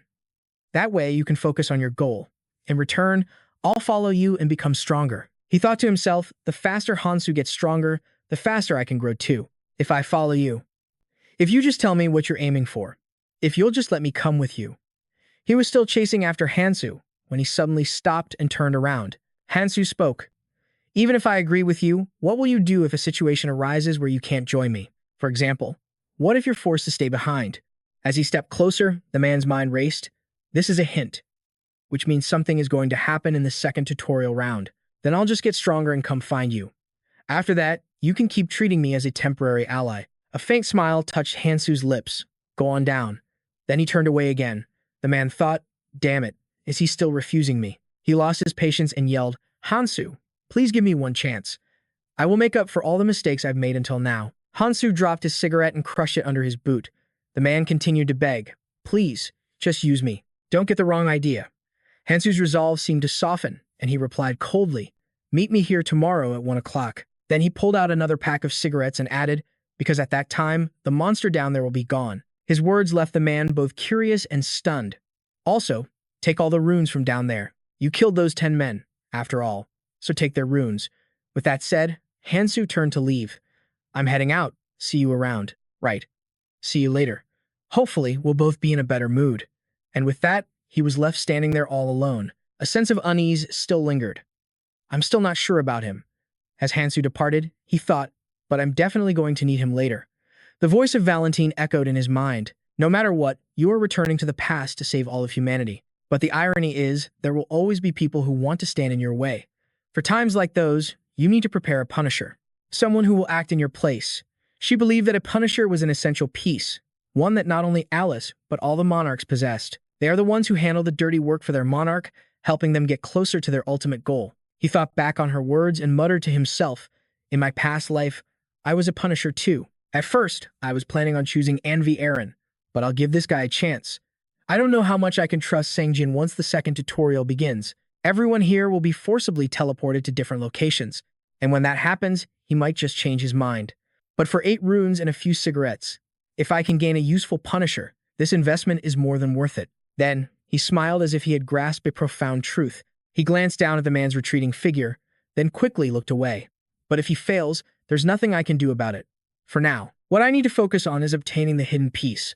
I'll prepare myself perfectly once more and take it down to see what prize awaits me, he thought with grim determination.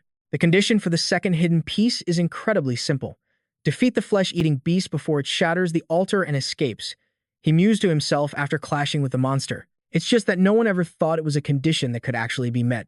And then, a system notification appeared. Brilliant letters of light declared, "Hidden quest complete." He reached out for the glowing object. He stared, unable to believe his own eyes. What is this? He held the ring up before him. This is the ring of the vampire king, Narak. A grin spread across Hansu's face. That little brat, the monarch of fury. I always wondered where she managed to obtain this, so this is why no one else could ever find it. The ring of Numaha pulsed brightly. Hansu was completely captivated.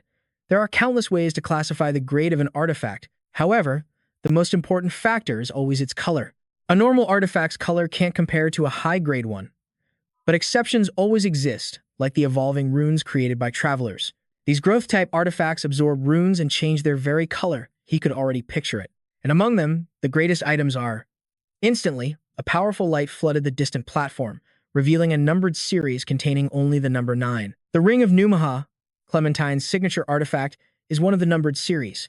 They were items of immense, special power in the past. Clementine was the one and only master of Numaha. That is why it was her symbol, unleashing the 8 great powers held within this ring. Any opponent would be torn to shreds. He thought, I can't believe I actually have this in my hands. He stared at the radiant ring. A triumphant smirk unconsciously spread across his face. Incredible. Then, he quickly slid it onto his finger. Considering the hell he went through for this, he knew it wasn't just some piece of junk. A wide grin spread across his face. But this was a numbered artifact. Just then, a system window materialized, displaying the ring's details. The Ring of Numaha. Grade, colorless. Currently, you can only unlock one ability. Hansu's curiosity piqued. The Ring of Numaha. Isn't it rumored to have 8 powers? Since it's still colorless, only one power is accessible. The system window updated. Power of Annihilation. It nullifies a target's trait or ability, including passives and skills, allowing you to directly impact the target. Once the duration ends, the effect is automatically removed. He thought to himself, just being able to shut down an enemy's skill is a massive advantage. But to use it effectively, at least one stat must be compatible with a colorless rune. So I'll need tons of magic runes to unlock all 8 powers and balance out my stats. I'll worry about that later. For now, I'll focus on mastering this one. With that, he moved onward. He casually slipped his hands into his pockets and walked away. From a distance, a voice called out to him. Hansu. Mihai ran over, her face lit up with a smile. I heard from Sang Jin. You're the one who killed that monster? But before he could answer, a deafening roar shook the very ground beneath them. Panic instantly washed over the crowd. Huh. Mihai stood frozen, completely stunned. It was the altar. A countdown timer appeared high above it, capturing everyone's attention. Then, just as suddenly, it vanished. It's gone now, he said calmly. Didn't I tell you before? I said I would take care of it, right? He leaned in close, invading her personal space. A deep blush crept across her cheeks. Flustered, she quickly turned away. Yeah. Watching from a distance, Sang Jin smiled to himself, so he actually pulled it off. My faith in him wasn't misplaced. Hansu turned to Mihai. The next training session won't start for a while. Then he turned to leave, his tone cold. Time to go hunting. But his words made her freeze in place. Hansu. I want to go my own way. Her words made him stop, turning back in surprise. Her head was bowed low. I'm not worthy of standing beside you. When I'm with you, I just end up depending on you. Thankfully, Sang Jin has already agreed to team up with me. Besides, I know a lot of other people here. Sang Jin chimed in to support her. She's very popular. Everyone really likes her. She felt a pang of embarrassment, but leaving him is for the best. Hansu, however, saw it differently. We would have separated once the training began anyway, so she's already thinking about standing on her own 2 feet. That's a good decision. His unexpectedly cold response took her by surprise. Wait, she called out. A determined smile graced her lips. The next time we meet, I won't be so weak. I'll see you then. A faint smirk played on his lips as well, and with that, he was gone. Of course, he called back over his shoulder. And Sang Jin, you said you wanted me to make use of you, didn't you? If you're serious about that offer, let me know. The choice is yours. Finally, Hansu had acknowledged him. Sang Jin's face lit up with pure joy. All his efforts hadn't been in vain. 1 week later, a booming voice echoed through the area. Have you all been waiting long? The second training begins now. The creature's eyes darted around maniacally. More survivors than I expected this time. But who really cares? This was all within my calculations anyway. All right then, time for a change of scenery. The being shot high into the sky, forcing everyone below to look up. High, Hansu, and all the others stared in wonder. What's going on? There's a light beneath our feet. Fear gripped the crowd as people huddled together. Hansu quietly observed. It's finally starting. An intense pillar of light erupted, engulfing the entire space. As Hansu gently touched the ground, everyone felt a dizzying sense of vertigo. Where are we? A voice echoed from all around them. Is everyone present? Before we begin the second training, you must decide on the number of people. Someone muttered in confusion.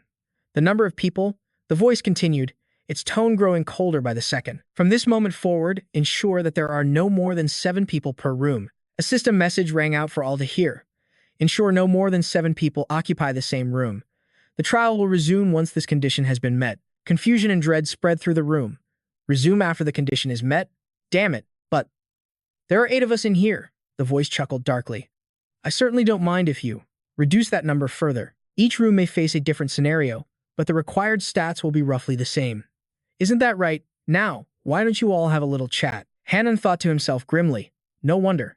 I was just thinking things were going too smoothly. So what's our move now? And that strange, needle-like weapon of his. His gaze shifted, landing squarely on Hansu. So that's the one named Hansu. I haven't witnessed his skills firsthand, but he definitely looks like he lives up to the rumors. Just then, a woman named Jimin spoke up. Either way, the ones who remain will have to work together. That means someone has to be the one to leave, right? Since that's the elephant in the room, we might as well deal with it head-on. How about we start with introductions?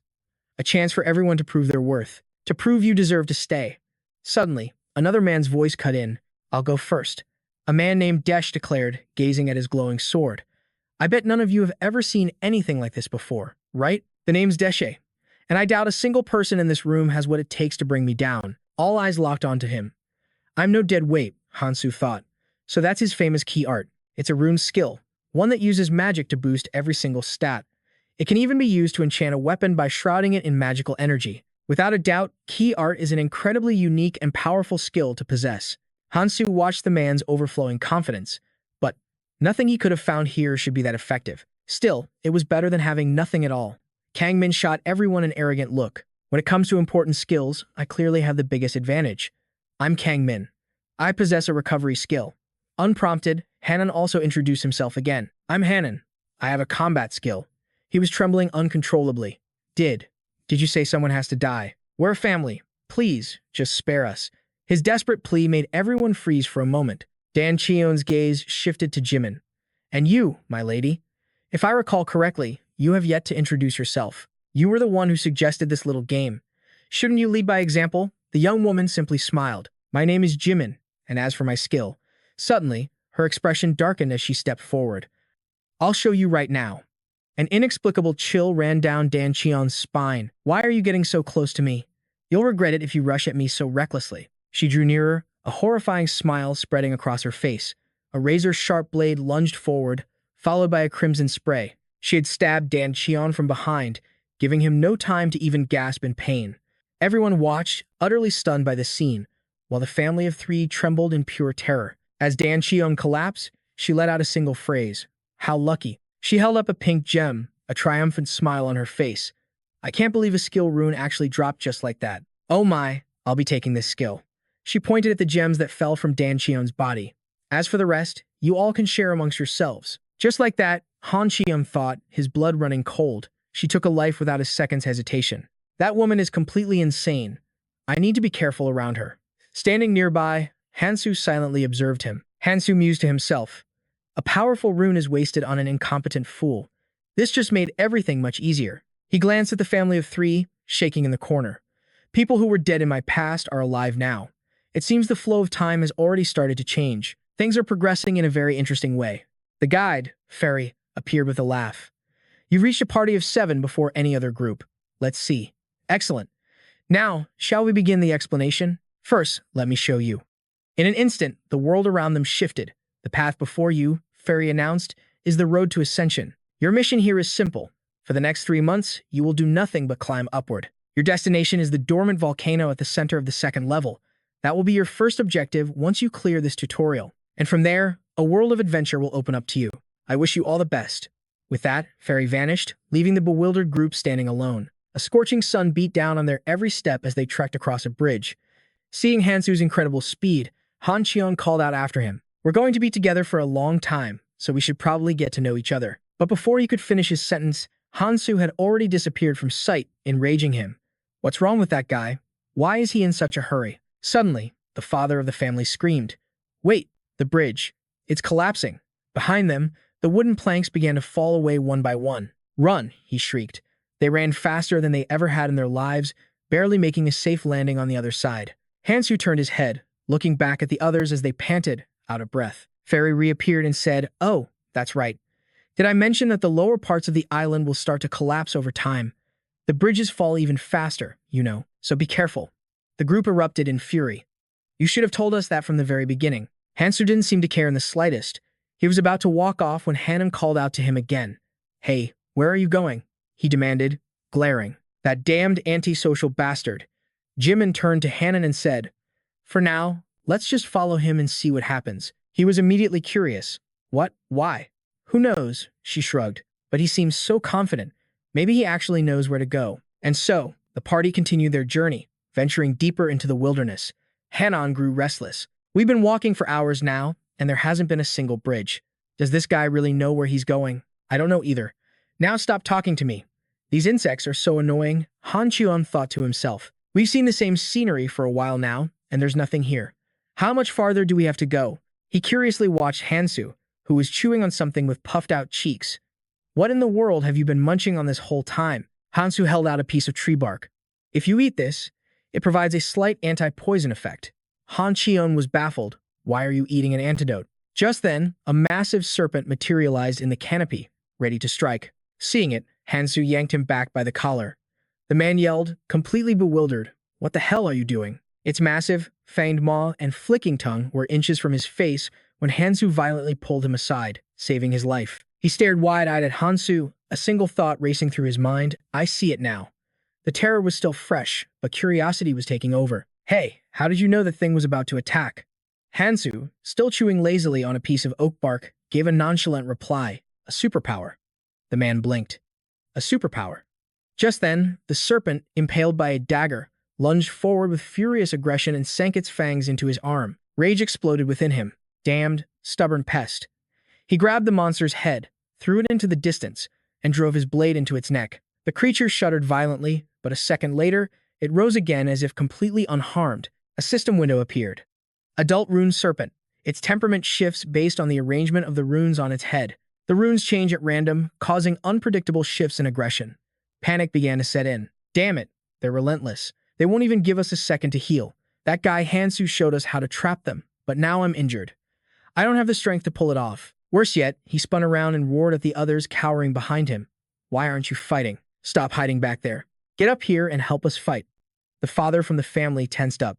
"I'm sorry, please. You have to understand. I have to protect my family. I can't take that risk to help you." The man thought bitterly. "To hell with your family. We're the ones on the front lines, fighting to make sure none of us die here." His eyes then fell on Kangmin, leaning nonchalantly against a tree. "And what about you? You don't have any family to protect. Can you guarantee I won't get injured if I fight? And if I'm not here, who's going to heal all of you?" The man's blood boiled. "Is that sword just for decoration?" "Of course it is. You're a damn healer." Kangmin spoke up coolly. "Let me make you an offer. If you want me to heal you with about 3 powerful runes, you'll have to pay me for it. 1.5 agility points or 1 mana will do." Kangmin's words left the man completely stunned. "This damn scumbag," he turned to Jimin. "Are you just going to stand there and let this happen?" Jimin shot back. "And what do you expect me to do?" The father then approached Kangmin. "Please, take this rune.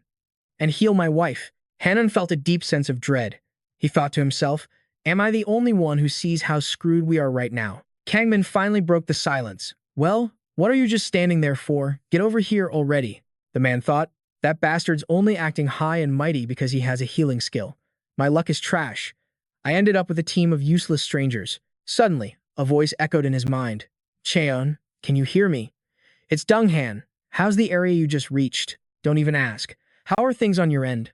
My side, it's not too bad. Looks like there's a rescuer up top, so clear a path and make your way up, and try to find some new allies to help you on the way. He rubbed his temples, feeling a headache coming on. I'd love to, but our own group has to get stronger first, right? Just hang in there. He relayed the situation to his team.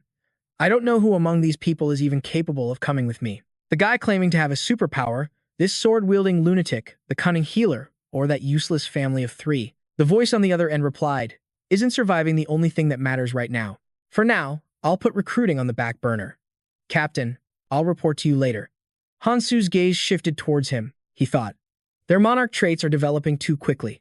It's because of a core aspect of the player trait, a power that all monarchs, like Ease and the Monarch of Fury, possess. It's the ability to lead a party and amplify their strength.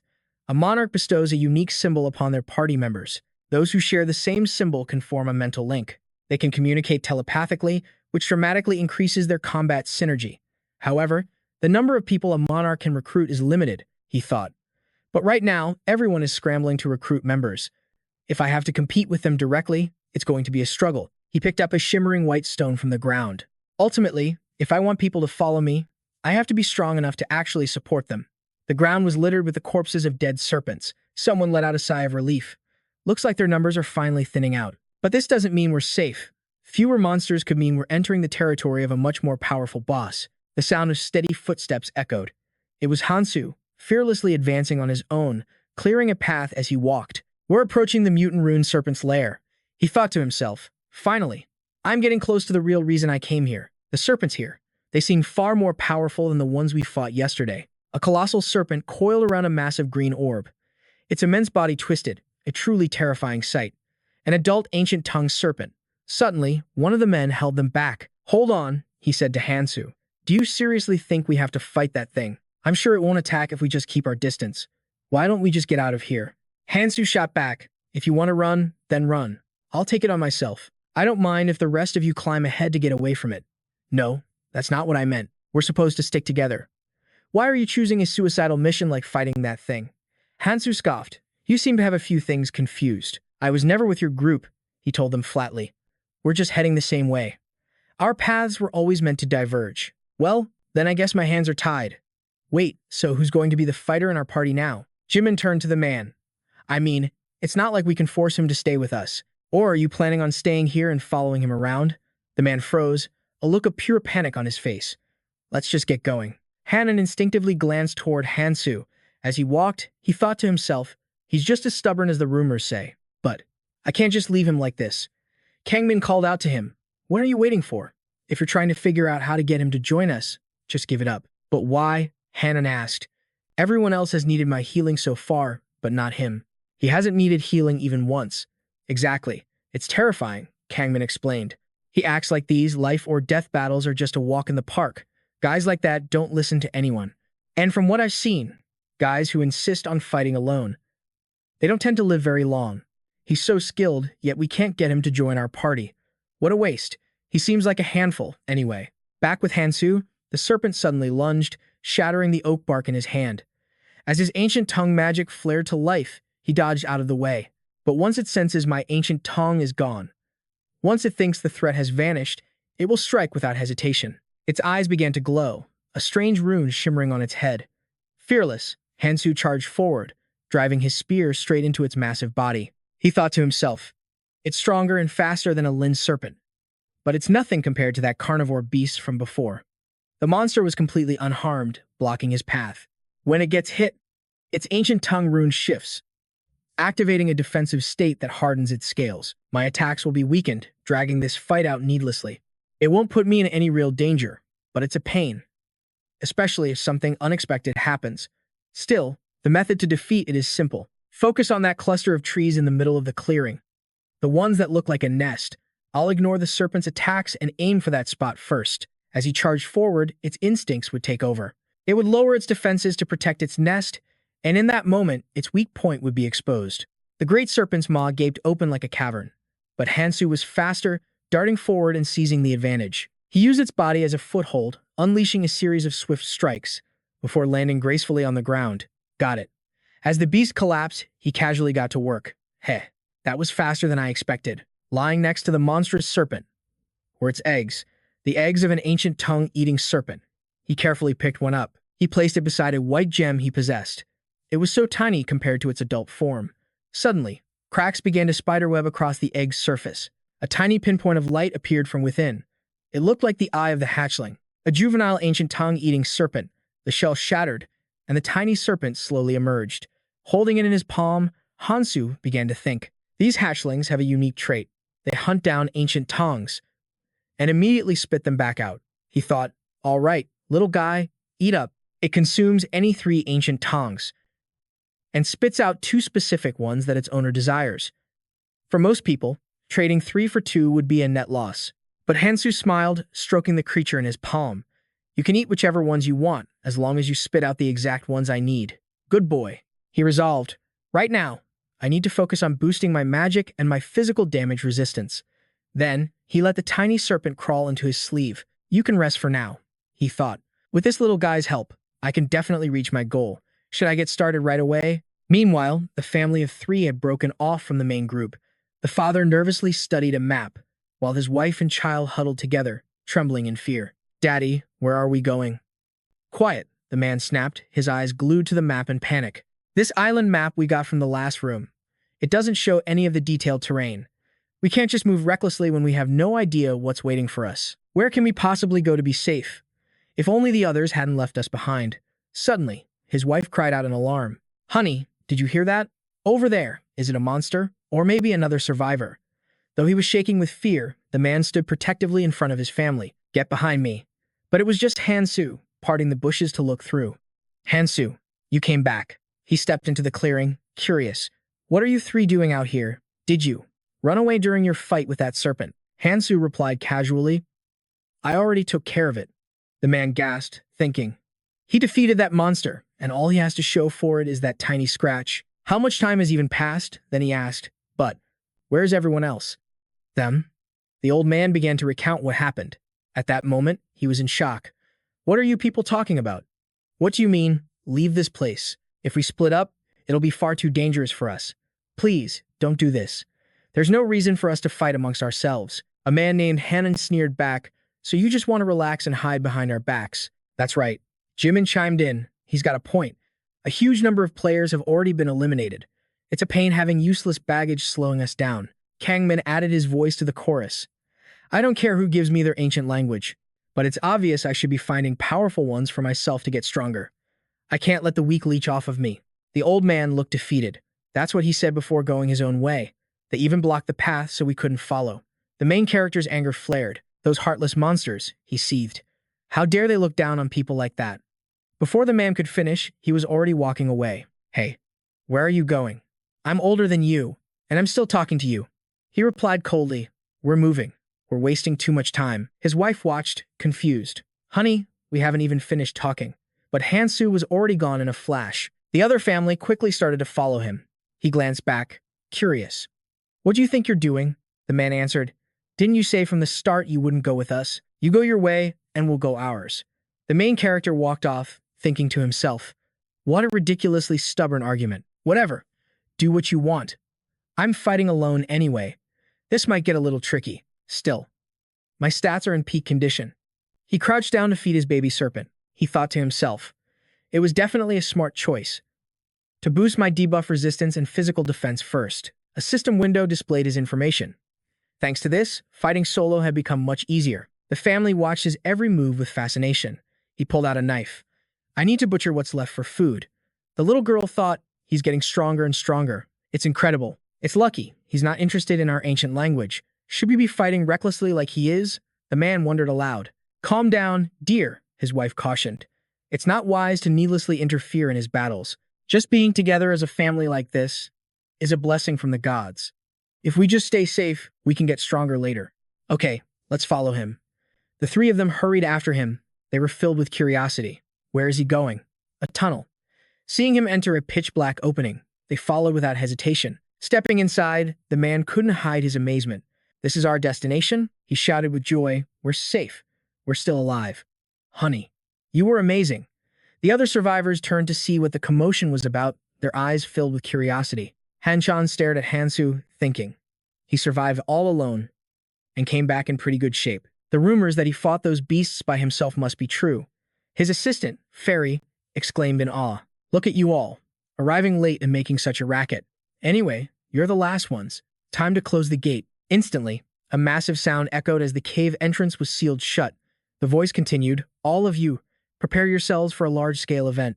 Welcome to the first floor dock. There are still about 75 of you alive. That's good. Lucky there weren't more casualties. This special event is a war for tickets. You will use these tickets to move from this crumbling first floor island to another. Of course, some islands will be swarming with monsters and surrounded by lava, but if you're lucky, you might land on a central island or a southern island overflowing with treasure. But just traveling would be boring, wouldn't it? So, I've prepared a few rules for you. Each boat is only allowed 3 people, and you will need at least 3 tickets for the boat to depart. However, if 3 people use 3 tickets, each person will be randomly teleported to a different island. It could be an outer island or a central one. If 2 people use 3 tickets, you can travel to the same island together, but you won't be able to choose your destination. However, if one person uses all 3 tickets, they can go wherever they wish. The islands will collapse starting from the outer rim, and each island's difficulty varies greatly. So, a more advantageous position is better, right? Please refer to the island map for details. You have about 30 minutes until the entire first floor collapses. There are a total of 25 boats placed around the crater. Shall we begin? You all understand the situation, don't you? Survive at all costs. It makes the competition more fun. All hell broke loose. They lunged at each other, ready to tear each other apart for tickets. Give me your tickets. How could you betray me? Please, don't leave me. He looked at the chaos unfolding before him with disgust. This descent into madness was inevitable. Just then, a voice called out his name from the crowd. Kang Hansu. The man dropped to his knees on the ground. I'm begging you, he pleaded in agony. Just this once. Save me? No. Please, save my family. The man was now desperately begging for his life. We need more tickets if we want to reach the central islands safely. You're incredibly strong, so getting tickets should be easy for you, right? Just snatch a few from someone else and bring them to us. It's that simple. But beneath his groveling, a despicable thought took root. If he bowed low enough, this man could be his easy ticket to the central island. He bent down low, his voice booming with false sincerity. You're going to save innocent lives, aren't you? Hearing these hypocritical words, Kang Hansu's eyes turned to ice. You're responsible for yourself. Worry about your own life and your own family. But the man shamelessly persisted. What's so hard about that? Come on, don't you feel any pity for us? Hanan strode forward and commanded, shut your mouth. He then shot a vicious kick into the man's chest, sending him flying. Grabbing him by the collar, Hanan turned to Kang Hansu and sneered. He talks too much. It's annoying. Are you just going to stand there and listen to all this? All you need to do is take their tickets and end this farce. He stepped closer to Kang Hansu, his voice dropping. Kang Hansu, let me make you a proposition. Join me? No, join us. I'll even give you a ticket if you need one. Honestly, even though they're my team, I can't stand a single one of them. You can see why, can't you? You're just as strong as the rumors say, so why don't you join those who are on your level? As he spoke, he raised a gloved fist, revealing a glowing blue emblem. Hanan continued, this is my awakened team power. It's a bit different from a normal skill. It makes the entire team stronger. As long as the leader approves, you can have it too. He held out his hand toward Hansu, a clear invitation to join his ranks. I've already told him about you. He'll definitely agree. It's a real pain going alone, isn't it? This is about more than just the next destination. Before he could even finish, Kang Hansu coldly shook his head. No, I refuse. The color drained from Hanan's face. Yeah, I knew you'd. Wait, what? As Hansu turned to leave, Hanan quickly tried again. Wait a second, we're completely different from these weaklings. You probably don't understand the true value of a team and how much power it can give you. Hearing this, Hansu couldn't help but think back to his old comrades. I understand it all too well. The bonds we once shared. But this time, I have a new objective. And I will accomplish it completely alone. Seeing Hansu's unwavering resolve, Hanan's expression twisted with impatience and anxiety. So you're just going to defy me? Damn it, then I have no choice. Here, take it. He threw a ticket at Hansu's feet. I stole it from that pathetic fool. The man who was robbed cried out in despair. My ticket. Hanan just scoffed arrogantly. It's a shame you refused. But I can't just ignore someone as strong as you. I've always wanted to work together. I'm going to meet the others on the central island, so consider this an early gift. I'll see you again for sure, and I'll ask you one more time." As he spoke, he shot Hansu a final, confident glare over his shoulder. Kang Hansu stared down at the ticket on the ground, thinking, "It's useless. That doesn't matter anymore." A blonde-haired man spotted the ticket and shouted, "Look, there's a ticket at his feet." Others quickly joined in. "Isn't he going to pick it up? Then get it." In an instant, the crowd swarmed forward like beasts that had spotted their prey. One man snatched it, roaring, "This is mine now." Another man, a second too late, screamed back, "No, it's mine. Give it back." But the first man was ferocious. "Hell no, I'm not giving it back. You want to die?" Seeing her father being attacked, Cha-eun rushed forward and grabbed the man's arm, shouting, "Dad." Her father, now terrified, pleaded, "Please, just let me go." Seeing the girl, the attacker became even more enraged, grabbing her by the collar. "What? Are you this old geezer's family? Is that it? Fine, then you can both die together." A moment later, Cha-eun's father let out a scream of agony. "No, Dad." Suddenly, a voice called out from the crowd. It was Fairy. "Big brother." They knew how to herd families together, forcing them to watch these horrific scenes. It was exactly what they wanted. No matter how hard anyone struggled here, even their deaths were already staged. Just then, a voice spoke from behind Kang Hansu. "Why did you refuse Hanan's offer earlier?" He turned to see S. Jimin. He answered calmly, "Personal reasons. What do you want?" Hearing his blunt reply, she slowly pulled off her glove and smiled. "I'd like to make you an offer as well." She raised her hand, revealing the distinct insignia of the family clan alliance on its back. S. Jimin said, "Come with me." Without a word, he coldly turned away.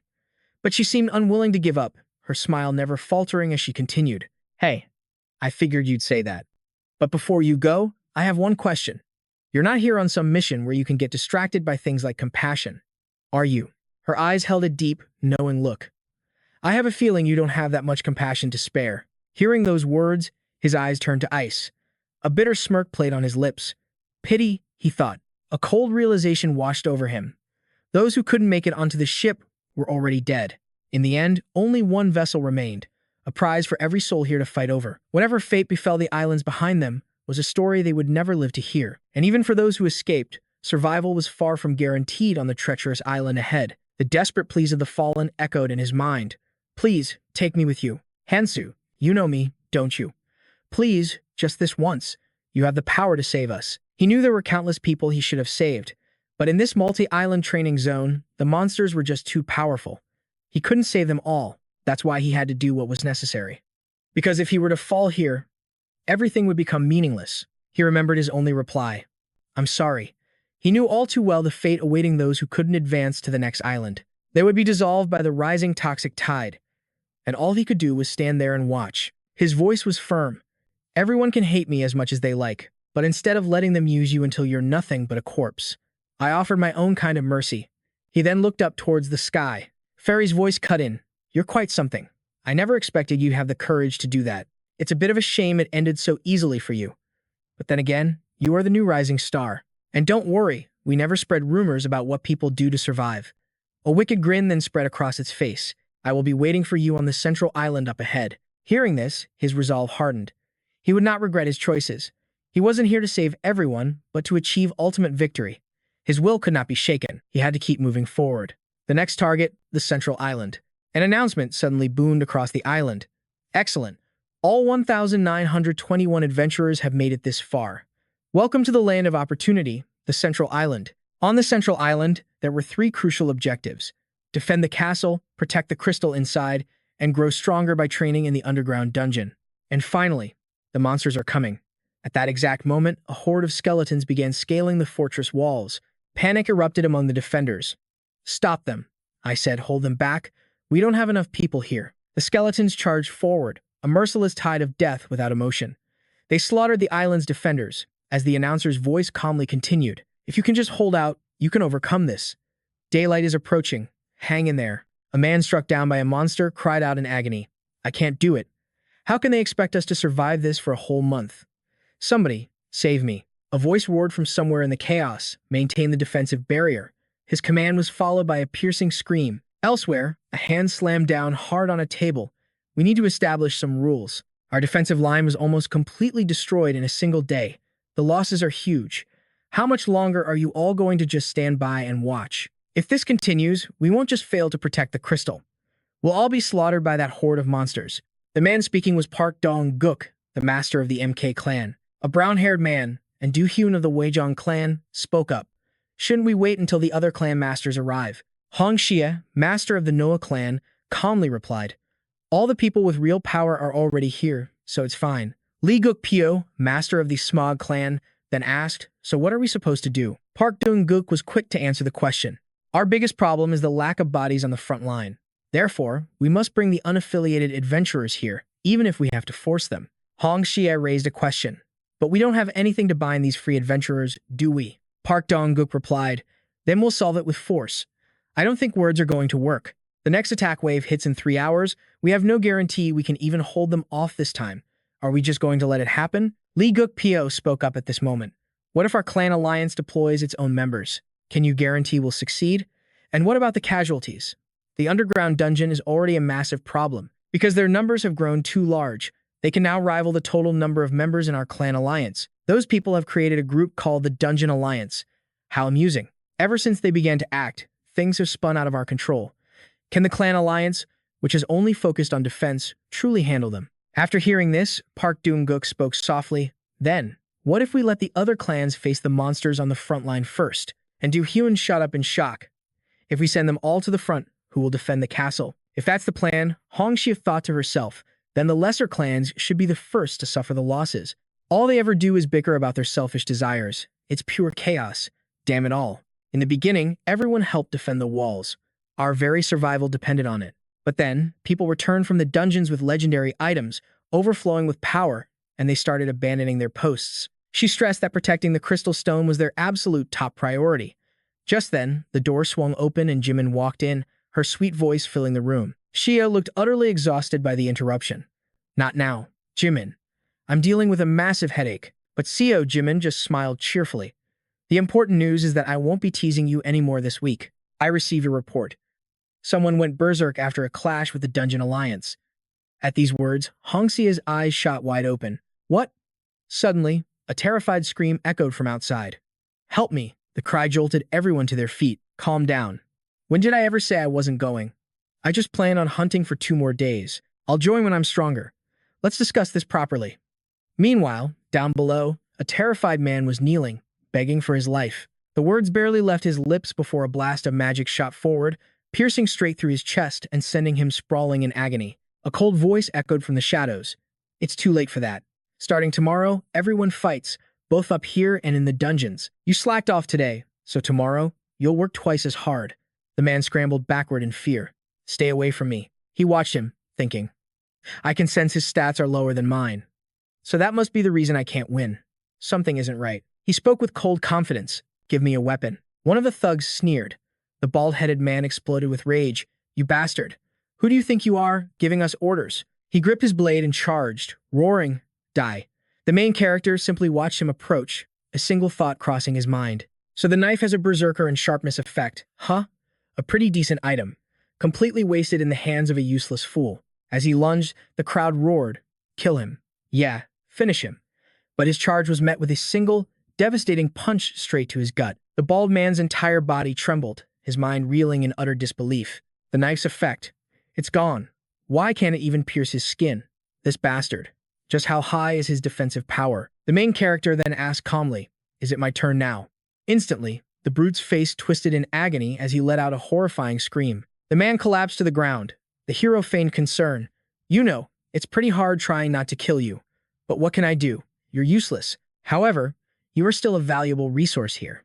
And I figured you all wouldn't listen to words alone, right? Hearing this, the faces of the entire gang of thugs instantly twisted with fear. Kang Hansu continued coldly. I only have a few things left to do, so I suggest you all watch yourselves. Up on the ramparts, Xia and Park could only watch in stunned amazement.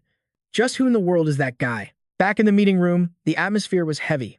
This time, Kang Hansu was present, and Anne and Xia couldn't hide the worry on their faces. Park thought to himself, so that's the guy Hang Cheon mentioned, but why is there a demonic beast on his shoulder? Kang Hansu broke the silence.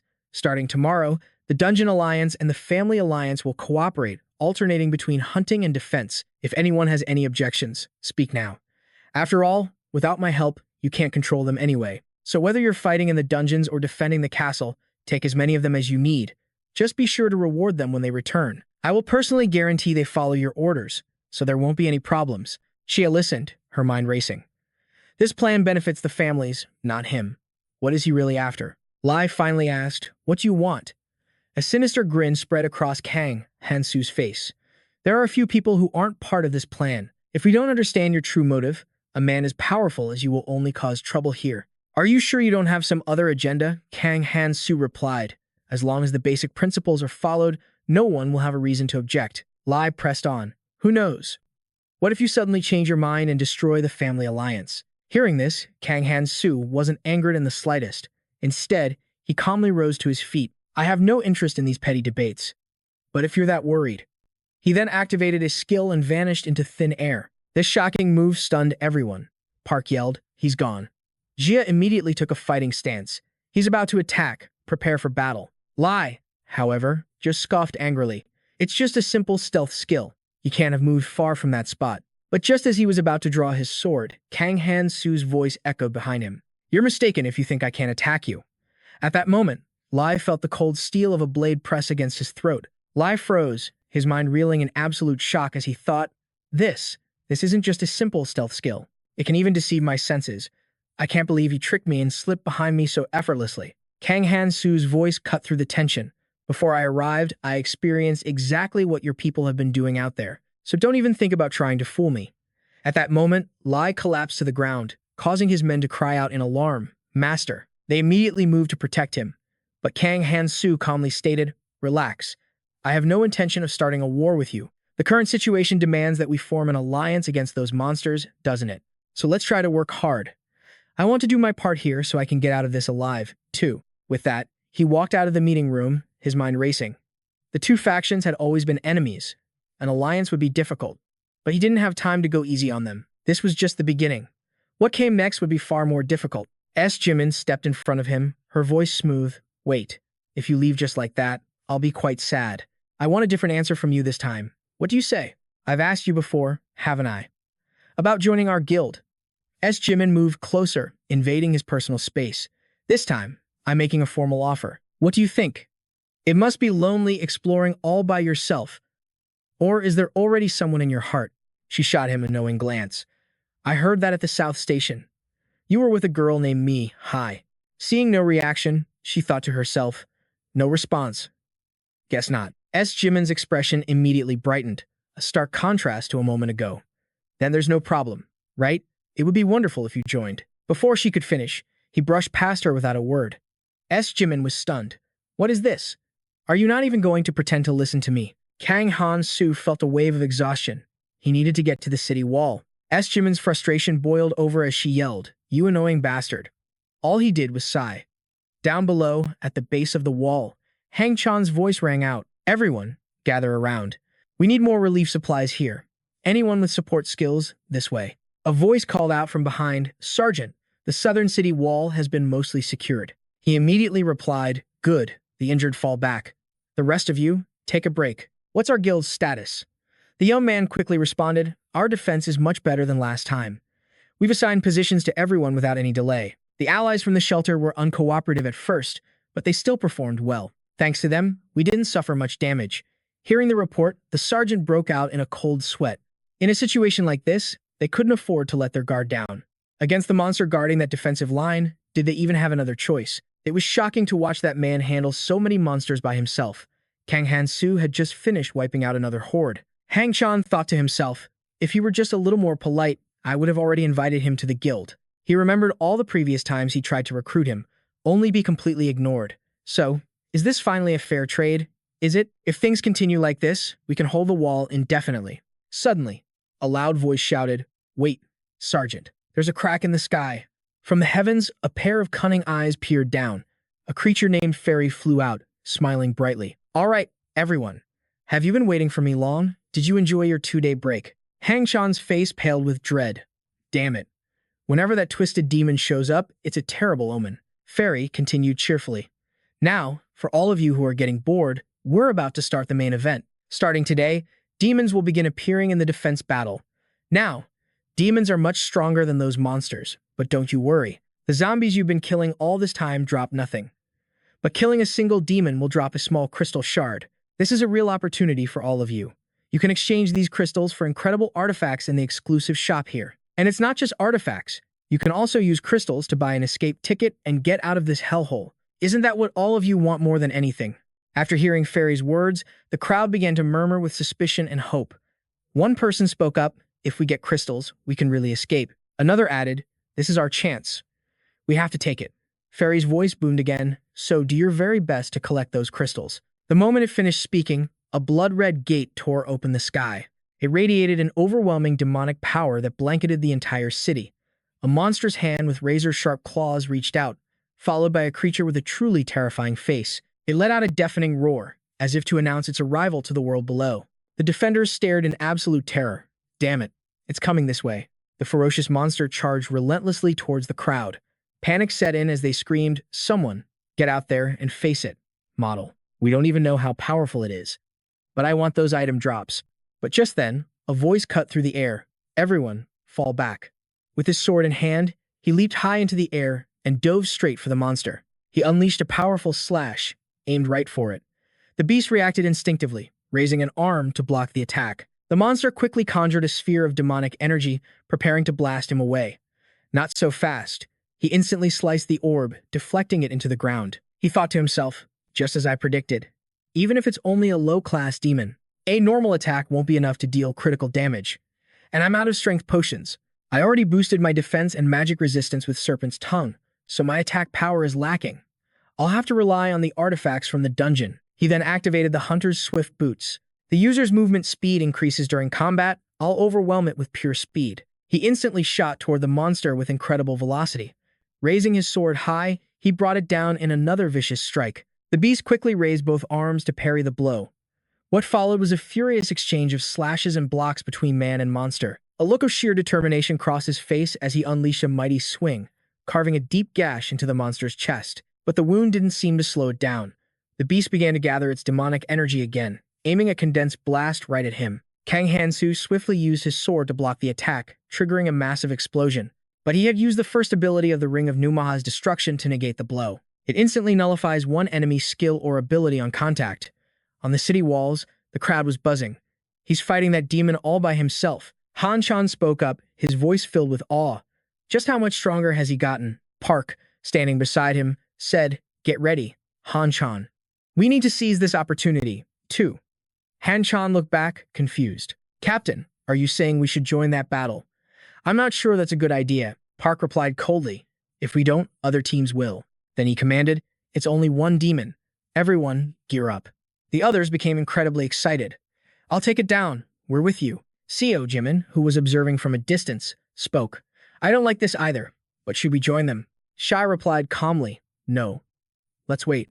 I need to see the true extent of Kang Hansu's abilities." Back in the fight, he unleashed another strike. He'd already sensed the arrival of the other hunters and shot them a quick glance, thinking to himself, "How shameless. This demon will use its noble class special skills soon. I can't afford to be distracted by these other hunters." The monster seemed to become enraged as waves of demonic energy began to radiate from its body. He pondered, but what's strange is that it still hasn't used that skill. Could it be a wide area of effect attack? He then shouted a warning to the others, "Get back. You can't handle this thing. If you want to live, get behind me." One of the hunters with brown hair spoke up. "I have a bad feeling about this. Shouldn't we fall back and observe?" A man with black hair strongly disagreed. "What are you talking about? We have to stay close so we can at least land the finishing blow and get the credit." The monster flashed a wicked grin, then immediately slammed its fist into the ground. It was the skill, Hellfire. Instantly, flames erupted everywhere. A shield user boldly stepped forward. "Don't worry, I can handle these flames with my new item. If I can land the final blow to kill it, the reward will be all mine." But in the next moment, the Hellfire engulfed his shield, burning right through it. Panic spread through the crowd as they screamed, "Run, help." The flames continued to spread, incinerating those who weren't fast enough. The terrified hunters yelled, "It's coming this way." Now, only he stood alone against the inferno. The ring on his hand began to glow. "Hellfire, huh? I wonder if I can make full use of this ring's power." At that moment, the sword in his hand began to emit a powerful, blue light. He unleashed the power of destruction, swinging a mighty blow straight at the monster that shattered the ground and sent debris flying everywhere. The crowd stared in disbelief. What was that? Did he just stop the flames with his sword? His sword strike had carved a massive fissure in the earth. He assessed the situation, thinking, this monster is no pushover. He tightened his grip on his sword's hilt. Right now, I'm the only one who can fight this demon and its 3 stages of hellfire. The monster, now wreathed in flames, charged straight at him with a triumphant glare.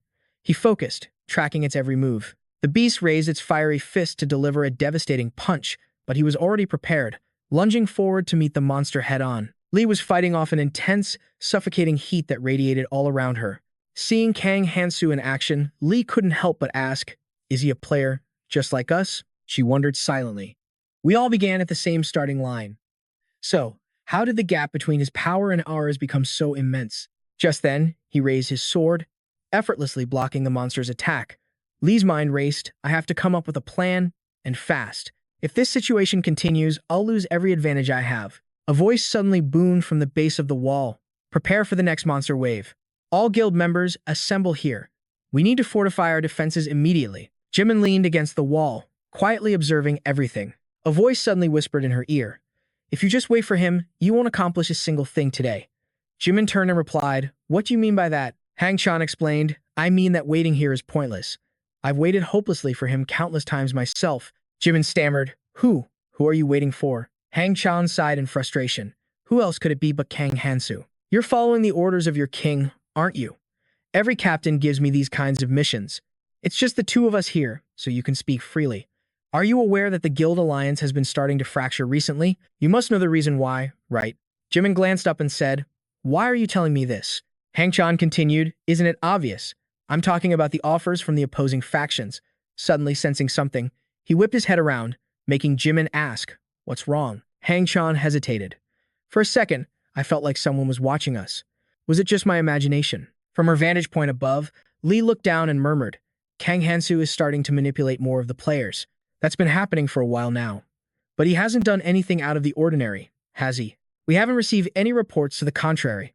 His subordinate spoke up.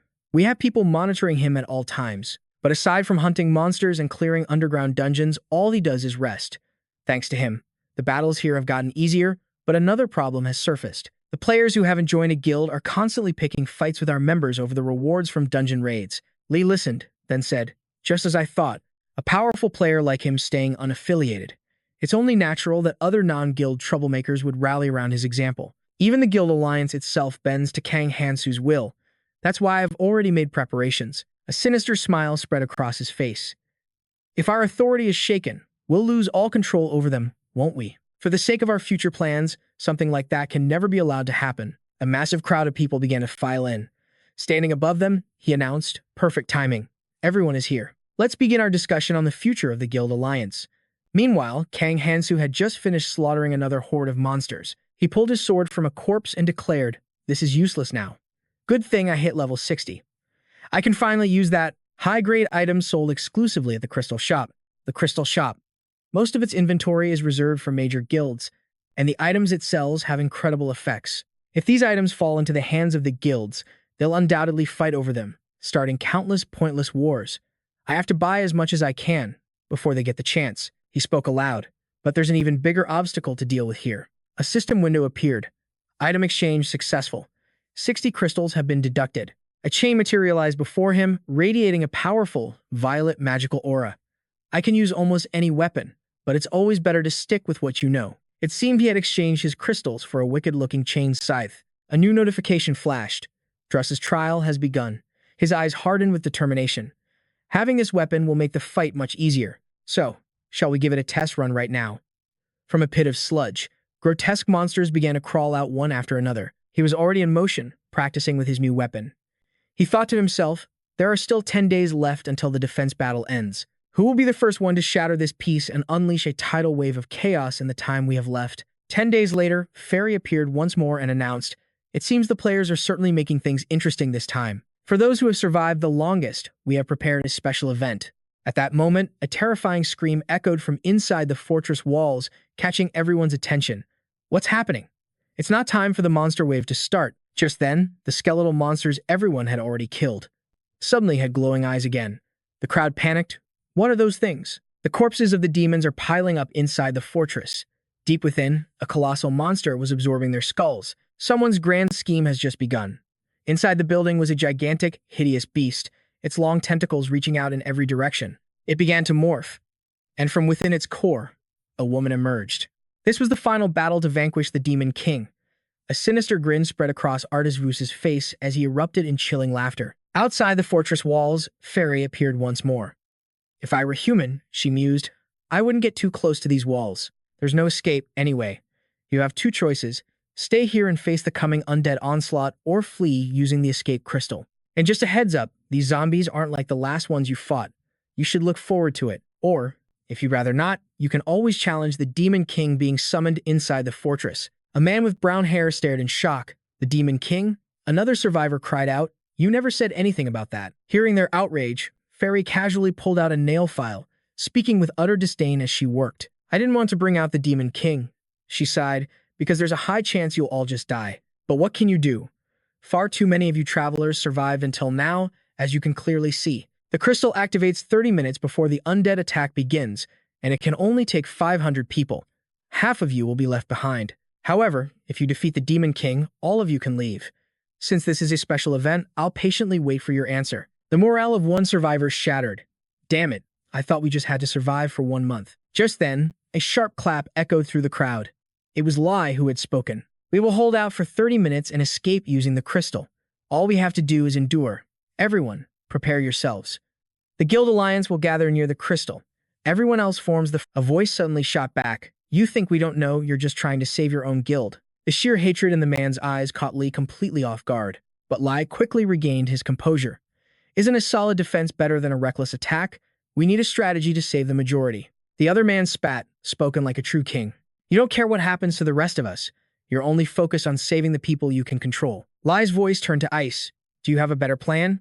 The demons from the first wave alone wiped out dozens of people with a single blow. How do you propose we defeat a Demon King? Then, a malicious smile crept onto Lai's face. What about everyone else? Don't you all want to survive and make it to the next island together? You're just rushing to your deaths like moths to a flame. The man was left utterly speechless. Kion stood by, thinking to himself, it's over. The tide has turned. Our alliance with the Mist Guild guarantees our escape. At that moment, Kang Hansu stepped forward. The only way for everyone to escape is to hunt the Demon King. His words sent a shockwave through Li and Kion.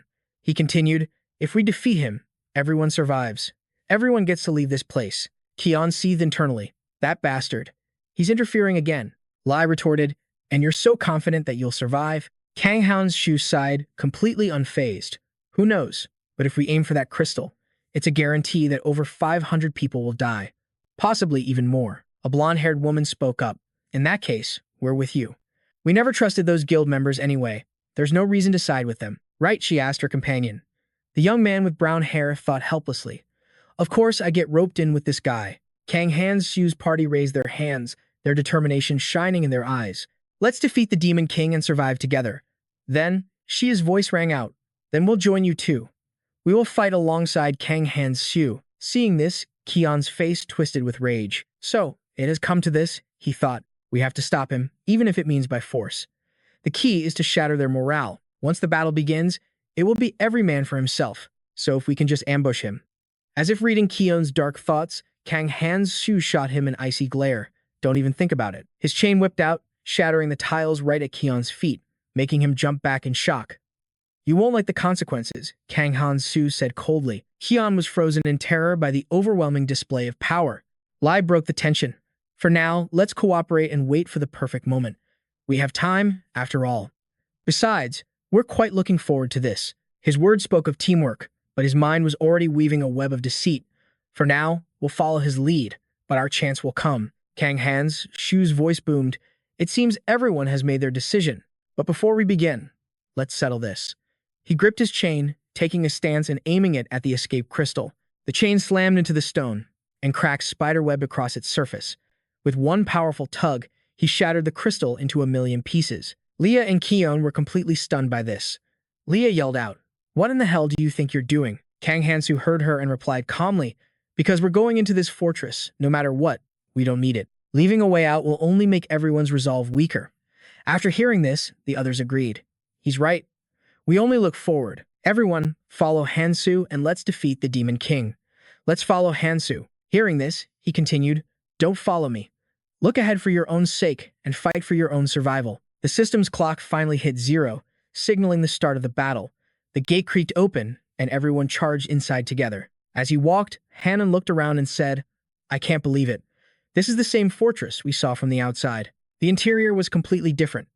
As the group ventured deeper, they found the halls lined with countless candles. Before them now was a long, dark corridor, its end shrouded in shadow. Ha-Yun was leading the way when he suddenly stopped, and a sense of dread washed over everyone. Then, the Demon King's haunting laughter echoed through the hall. "It's been a long time. You've come all this way seeking entertainment. I can't just let you leave now." As he finished speaking, the door behind them slammed shut. The group began to panic. "The door is locked." A system notification appeared. "The fortress has been sealed." At the same time, the castle began to shake violently. Cracks spiderweb across the floor. The ground itself was collapsing. A massive chasm ripped open in the floor, and from within it, a bony hand reached up.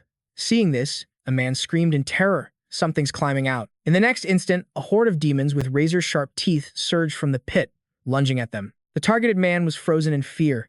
He squeezed his eyes shut and screamed for help, just as a chain flew from nowhere and knocked the monster away. Gripping his weapon tightly, Kang Hansu commanded, "Stop panicking. These bastards are no different from the enemies we've fought before." He then looked back at the terrified man on the ground. "Calm down and pick up your weapon." Turning his head to survey the battlefield, he quickly sized up the situation. "That's right. The real problem is that thing up ahead. To fight the Demon King, we have to get through that gate first." The ground suddenly rumbled violently, and 2 small pillars of purple fire erupted from the floor. Pillars of fire? He instantly recognized the danger and shouted, "Everyone, get back." A colossal monster clad in heavy armor and wielding a massive sword appeared. It was a summoned gatekeeper demon. It opened its blazing red eyes. And now, there wasn't just one, but 2 of them. Seeing them, the crowd cried out, "Demons are crawling out of the flames." The 2 gatekeeper demons stood like monolithic statues before the entrance, letting no one pass. "Out of the way," one of them bellowed. They swung their swords with wild aggression, destroying the nearby surroundings as a warning. "To pass, you'll have to go through their corpses." Ha-Yun took a step back, assessed the situation, and began giving orders. "We have 2 enemies at once. We'll split up and handle them," he commanded. "Those in charge of buffs, fall back to the rear. Long-range attackers, move to the front. The rest of you, deal with the smaller monsters in the area." But a member of the Mist team suddenly objected to the plan. "Wait, if we rush in recklessly now, we could put all of us in danger." Ignoring the warning, Hansu crouched and leaped forward to attack, leaving only his words behind. "The left side. I'll strike first." The man tried to stop him but could only shout in vain, "Hey." As he attacked, Hansu made a silent assessment. "It's modeled after the Gatekeeper of Hell. It's much weaker, but its movements are similar, which means I can predict them." His long chain shot forward, flying straight for the Gatekeeper demon, but the creature swiftly raised its sword and deflected the chain away. Far from being surprised, Hansu simply broke into a confident smile. "More importantly, I can now fully utilize the power of Decratos. The chain can extend for meters, and I have access to all of its skills." He then roared, "Power of Decratos." His chain began to glow, extending to an impossible length as it wrapped around the demon and its sword, suppressing its movements. Under that immense power, the Gatekeeper demon couldn't resist and was forced down onto one knee as the chain tightened its grip. By binding the enemy and using suppression, it continuously absorbs their magic and casts a curse that weakens their stats. It consumes my own magic to use, but at this level, this is more than enough to handle it. After immobilizing the Gatekeeper, Kang Hansu scowled and shouted at the others, "Are you all just going to stand there and watch?" The crowd was jolted back to reality, and one man stepped forward to answer. "He's right. We can't just stand here watching. Prepare to attack. Let's bring glory to our guilds." "Yes, sir," they all responded. The others immediately regained their fighting spirit. Shia, a member of the family alliance, brushed back her hair and commanded, "Those with low stamina, provide support from the rear." "Everyone, let's go." Simon replied with excitement. "All right, I'll go first then." Then, with a unified roar, they all raised their weapons and charged into the fray. A storm of attacks crashed against the Gatekeeper demon, setting off thunderous explosions, but the furious assault didn't leave a single scratch on the monster. Enraged, it tightened its grip on its massive sword. Ready to unleash, unholy flames began to flicker and crawl up its blade. Hansu instantly recognized that fire. Are they trying to summon an inferno? Just then, a violent tremor shook the battlefield, and the chains binding the demon began to strain. With a deafening roar, it burst free from the Decratos chains that once held it. Hansu surged forward, shouting orders to his comrades. "Do not stop the attack." He analyzed the situation in an instant. A single direct hit from that thing would be devastating. But if I can predict its movements, I can endure it. The chains lashed out again, wrapping around the gatekeeper demon as Hansu dove in for a critical strike. Watching this unfold, Jimin cried out in shock. That's too dangerous. The flames will nullify your attack, Kang Hansu. But his words were lost to the wind. Hansu drove his weapon deeper into the demon's chest, drawing a gush of blackened blood. His arm trembled from the searing pain, but he held firm. I just have to remove this one thing. This is the source of the inferno, the location of the Hellstone. The flesh on Hansu's hand was burning away inside the demon's chest, but he could feel it now. His fingers were brushing against the stone. With a final effort, he grasped the Hellstone, ripped it from the monster's body, and crushed it in his fist. The others watched, bewildered. What just happened? The flames surrounding the demon vanished. Hansu reminded them, "Didn't I tell you? Keep attacking.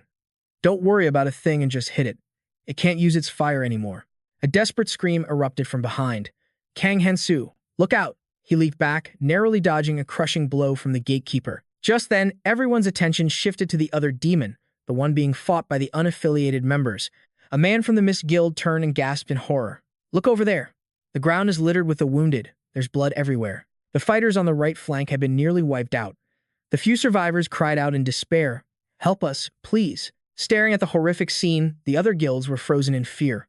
One man demanded, "Why aren't you attacking?" The uninjured members simply stood there, avoiding the question. It's too dangerous to help them now. Shouldn't Kang Hansu handle that one, too? What can we possibly do on our own? Watching from the sidelines, Lee Guk-tae saw the situation turning exactly as he'd hoped, a sly grin spreading across his face. Because now, their resolve was starting to crumble. He turned to his own guild members and whispered, "This just got a lot easier." Seizing the moment, Lee Guk-tae stepped forward, his voice dripping with accusation. "Kang Hansu, are you going to play innocent after leading everyone to the brink of death? This is all your fault. Everything has gone wrong because of you.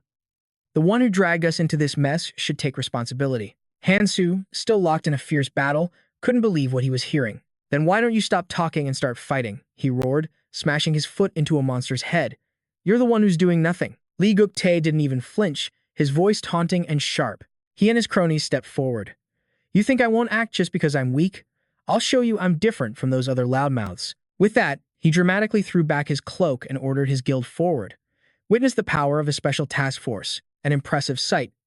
As soon as he gave the command, his entire team charged with fierce determination, swarming the gatekeeper on the right flank. One man bravely swung his sword in a mighty arc, while another let loose a volley of arrows. The relentless assault forced the gatekeeper back, making it kneel on the ground. Hansu quickly shouted to the others, "You guys head over there too. I'll handle the trouble on this side." Gripping the Degrado's scythe, he faced his own gatekeeper. The demon's sword slammed down, shattering the earth and sending stone flying. But Hansu not only dodged the attack, he launched a counter of his own. He landed multiple blows, causing the beast to stagger. Kyuk watched in awe, her brow furrowed. He's taking on a monster that would require dozens of us to handle, all by himself. She snapped out of it and yelled at her guild. "What are you all doing? Finish them off, now." Her members charged, renewing their assault on the other gatekeeper. Hansu glanced over at the other battle, making a quick assessment. So he didn't create a special force just for show. "For now, I'll focus on the fight in front of me." Pushing aside the distraction, he hurled the Degrado's blade. With its endlessly extending chain, the weapon once again wrapped tightly around the demon. Seizing the opening, he unleashed a flurry of devastating slashes. On the other side, the team fought furiously, and Jimin didn't hesitate to charge into the fray. The chain coiled tighter and tighter around the gatekeeper's neck. Hansu tightened his grip. With a single, brutal swing, he severed the demon's head.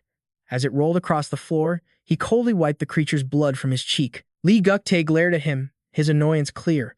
After the chaotic battle, the floor lay in ruins. Now, the two opposing factions faced off. Just then, a man holding a glowing crystal approached Lee Guk-tae. "These are the jewels," he said. "Trade the fragments for the best artifacts we can get, and secure them. Just listen to me." Kyoke continued, "We built this special task force with the help of our allied guilds. Cultivating their strength must be our top priority." But Lee Guk-tae immediately shot down the idea. "I think we should let the SMOG guild use our current resources first. They can serve as our shields. I may have been appointed temporary commander," he argued, "but that special team belongs to the entire alliance. Therefore, I can't be certain I can command them as I please. So, for now, let's just drop it." Over on Hansu's side, one of his companions was baffled. Since when was the Alliance capable of forming a team this powerful? Sia, standing beside him, answered calmly. From what I've gathered, they kept this operation extremely quiet. They managed to gather all the unaffiliated stragglers without guilds. And from them, they forged a new union. The fear of this crisis was the perfect catalyst to unite them. But the man at the center of it all seemed completely unfazed. Hansu was busy checking his status window when the two of them walked over. Hansu, it looks like the Alliance is trying to make a move against you. He turned to them. Don't worry about it. I already have a grasp of the situation. Shai's eyes widened in shock. You already know what's going on. More or less, Hansu replied. Unless they make a direct move, we'll just watch. I'm already prepared for them. Just then, Jimin and Hanon joined their group, and Hanon was the first to speak. But now those guys will have to fight on the front lines, too. Doesn't that make things a little easier for us? Once they're forced to step up, they can't just hide behind everyone else anymore. Jimin added, Are you sure? What if they just huddle together in the back and do nothing? Even if we carry them, they'll just ignore us later. No matter what, to escape this place, we have to face the Demon King. If they want to live, they'll have to fight. Shai stroked her chin thoughtfully. But looking at the current situation, many of the fighters are seriously injured. All around them, people were moaning on the ground. I can't move my arm. How can I fight like this? I thought we only had to deal with the Demon King. Maybe I could survive if I joined a guild. Can we really fight the Demon King and win? As murmurs of despair spread through the crowd, a powerful voice cut through the noise. Enough of your whining. If you want to live, defeating the Demon King and getting out of here is our only option. Am I wrong? The woman who spoke strode confidently toward Hansu. I don't believe I've introduced myself. My name is Seunjan. She stood before him, locking eyes. Kang Hansu. The way she said his name made Jimin's blood boil with rage. That woman. As her hand reached for him, Hansu swiftly slapped it away. He frowned. What do you think you're doing? She replied with a sly smile, so cold. It was nothing, really. I just wanted to introduce you to someone. She turned to leave, tossing over her shoulder. Let me know if you're interested. You see, there's someone who's very, very interested in you. He watched her walk away in silence. Jimin, however, grumbled beside him. What's her deal? That woman gives me the creeps. Shia winced from Jimin's grip on her shoulder, gritting her teeth. Get off me. As they watched the woman rejoin her own people, Hansu's group began to assess her. She ignored us when we tried to talk to her before. It seems she'll work with anyone, as long as they don't pose a direct threat. We've tried striking up a conversation with her before, but she completely blew us off. Maybe she's afraid of something. Hansu cut in coolly. If you're all done, let's move. Hanshul sighed, and now he's ignoring me. The group pressed deeper, arriving before a massive, protective barrier. Once we're through this, suddenly, a chilling laugh echoed through the chamber. Then, a playful, sinister voice spoke out. Are you all really planning to challenge the Demon King? It was the voice of Fairy, who was laughing so hard at their futile attempt, he was crying. Honestly, you travelers are a real riot this time around. But fine, I'll give you some good news. You don't actually have to defeat the Demon King to open the gate to the next island. You just have to survive for 30 minutes. Withstand the Demon King's onslaught for 30 minutes. And the jewel on the throne will activate. Simple, right? The voice taunted. For a gate that can take you to any island, restriction-free. That's a pretty sweet deal, don't you think? Of course. You can also just buy an escape ticket with your jewel fragments. But just so you know, that isn't the official path. Hansu narrowed his eyes at that smug expression, thinking. He waits until now to tell us this. Of course it isn't. Before leaving, he offered some parting encouragement. Now then, try your best to hold out against the Demon King. Let's meet on the next island. And with that, the barrier shattered. Before them sat the Demon King herself, lounging arrogantly upon her throne. She raised a hand, her voice dripping with contempt, from the swirling motes of dust in the air. Eyes began to form. Countless skulls erupted from her body, bursting from the haze, each one hungry for flesh. Watching them hover above the Demon King, Hansu noted. These are only half as strong as the originals from Hell. I know exactly how they attack. Just then, one of the skulls shot toward Hansu. A system window flashed before his eyes. Use jewels to purchase an artifact. Instantly, a sphere of brilliant blue light materialized in his palm. The perfect companion for his dagger, Degrados's judgment, was Degrados's justice. He launched the Degrados's scythe straight into the monster's skull. I'll use the two special skills of Degrados's justice, launch and recall, for maximum efficiency. He channeled more of that blue aura into the other justice dagger he held. In the blink of an eye, dozens of blades materialized and shot like missiles toward the Demon King. But a three-headed beast leaped forward to intercept the blow. The Demon King merely waved a hand and scoffed. How pathetic. Her attack slammed against Hansu's chains. She unleashed a relentless barrage of attacks, forcing him onto the defensive. With one hand, she nullified his Degrado's chains completely. With her other hand, she secretly summoned something else and gave it a simple command. Tear them to shreds. A demonic hound materialized and lunged for Hansu. Its claws aimed right for his face, but Hansu dodged with ease and called out to his party. I'll handle the Demon King. You guys deal with her summons. But his friends were already overwhelmed, fighting off the Demon King's endless minions. Hannon yelled back between blows, there are too many of them heading our way. His face contorted with rage as he screamed, get over here and fight, you cowards. But Li Guktae coldly ordered his own guild to pull back and avoid the engagement. Let's move. Seeing this blatant betrayal, Jimin was furious. I knew those bastards would pull something like this. Hansu let out a cold laugh. So that's their decision, is it? He then turned to his own allies with a request. Buy me some time against the Demon King. Jimin panicked. What? How are we supposed to hold her off without you? The Demon King's fighting spirit only grew stronger. She raised a hand to the sky, summoning something massive and rippling with muscle. In the next instant, a colossal fist descended right where Hansu stood. With a thunderous crash, the ground shook. Hansu's eyes widened in shock. Han Qian stood before him, sword raised, somehow managing to block the devastating blow. He coughed up a mouthful of blood, gritting his teeth. We can't hold this for long. Finish what you need to do and get back here. Fast. Seizing the moment, Hansu recalled his Degrado's chains and turned to leave. The onlookers began to murmur amongst themselves. There are too many people and monsters. I can't see a thing. Someone asked, is it really okay for us to just wait here? Another added, shouldn't we help buy some time? Just as he finished speaking, he coughed up blood and collapsed. A dagger was sticking out of his back. Kiok, who was standing right next to him, saw it all. What the? Her eyes shot to the hand that was now pulling the dagger free. She screamed at the culprit. What the hell do you think you're doing? Lai Guktae raised his blade, his face a terrifying mask. We strike while they're distracted, just like now. It's time to clean house. Immediately, his guild members followed the order and charged forward to attack.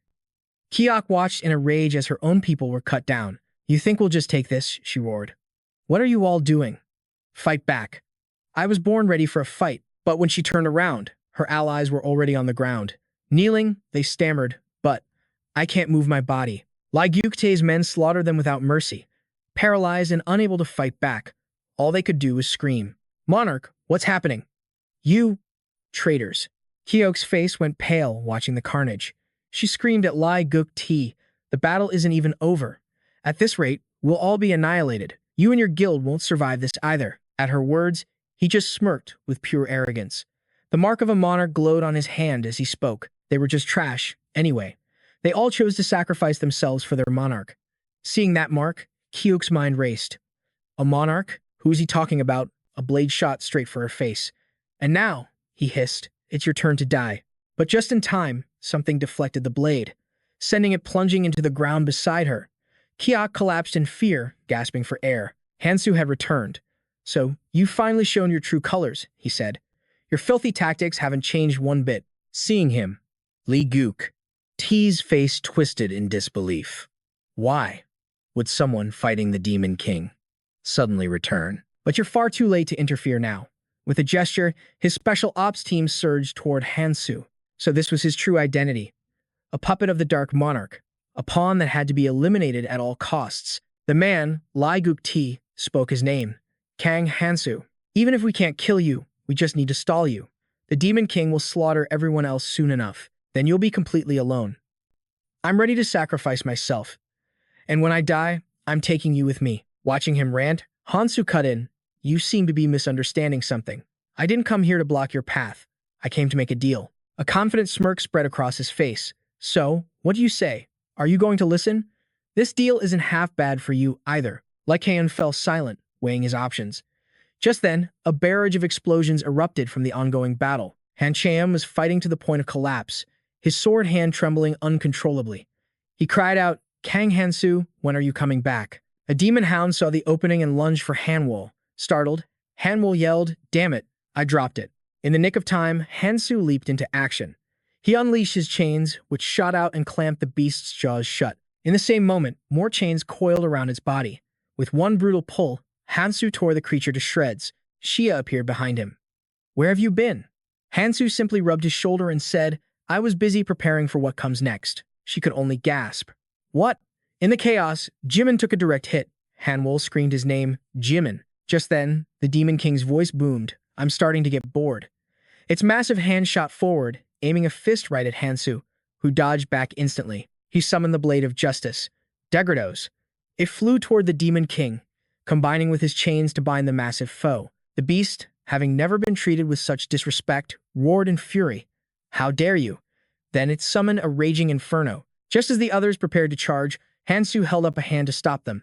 Hanwol demanded, "Why are you holding us back?" The inferno condensed into a massive fireball that hurtled toward him, but Hansu stood his ground, ready to face it head-on. His allies watched in disbelief, and then the hellfire vanished, leaving only thick black smoke and their desperate cries, "Kang Hansu." The others couldn't believe their eyes.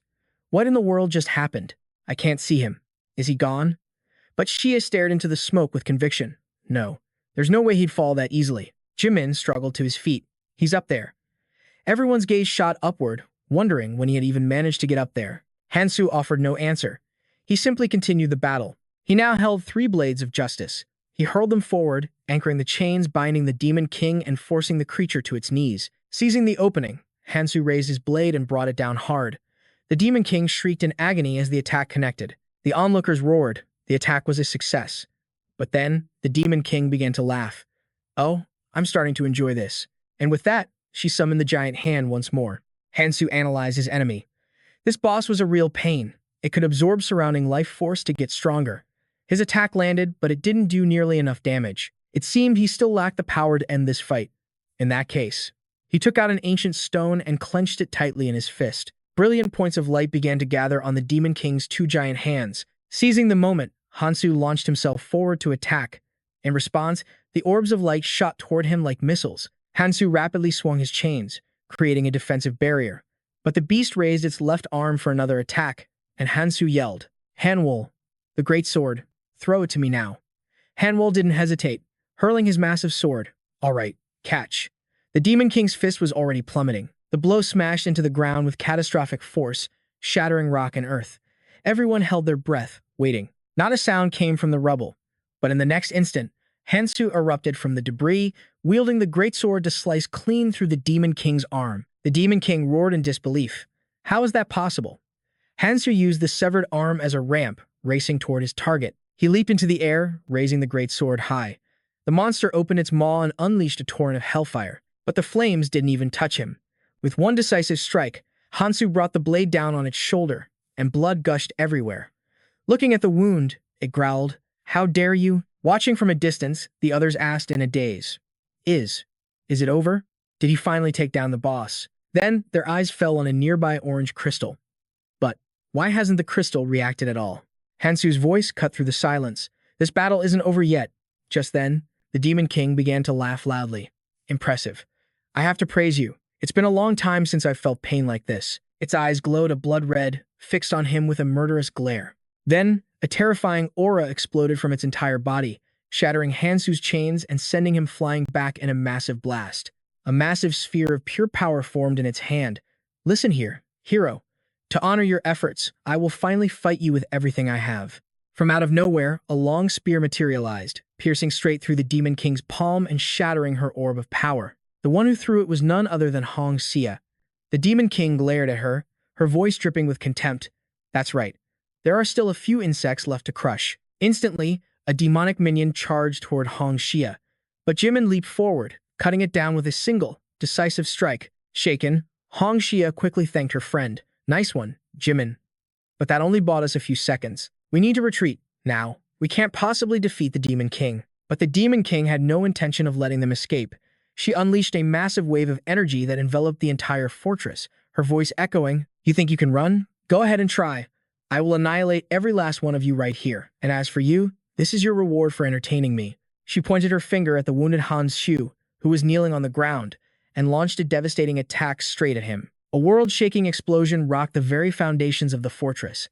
The shockwave was so immense that even those far away were swept off their feet, screaming in terror. "I'm being blown away. Help!"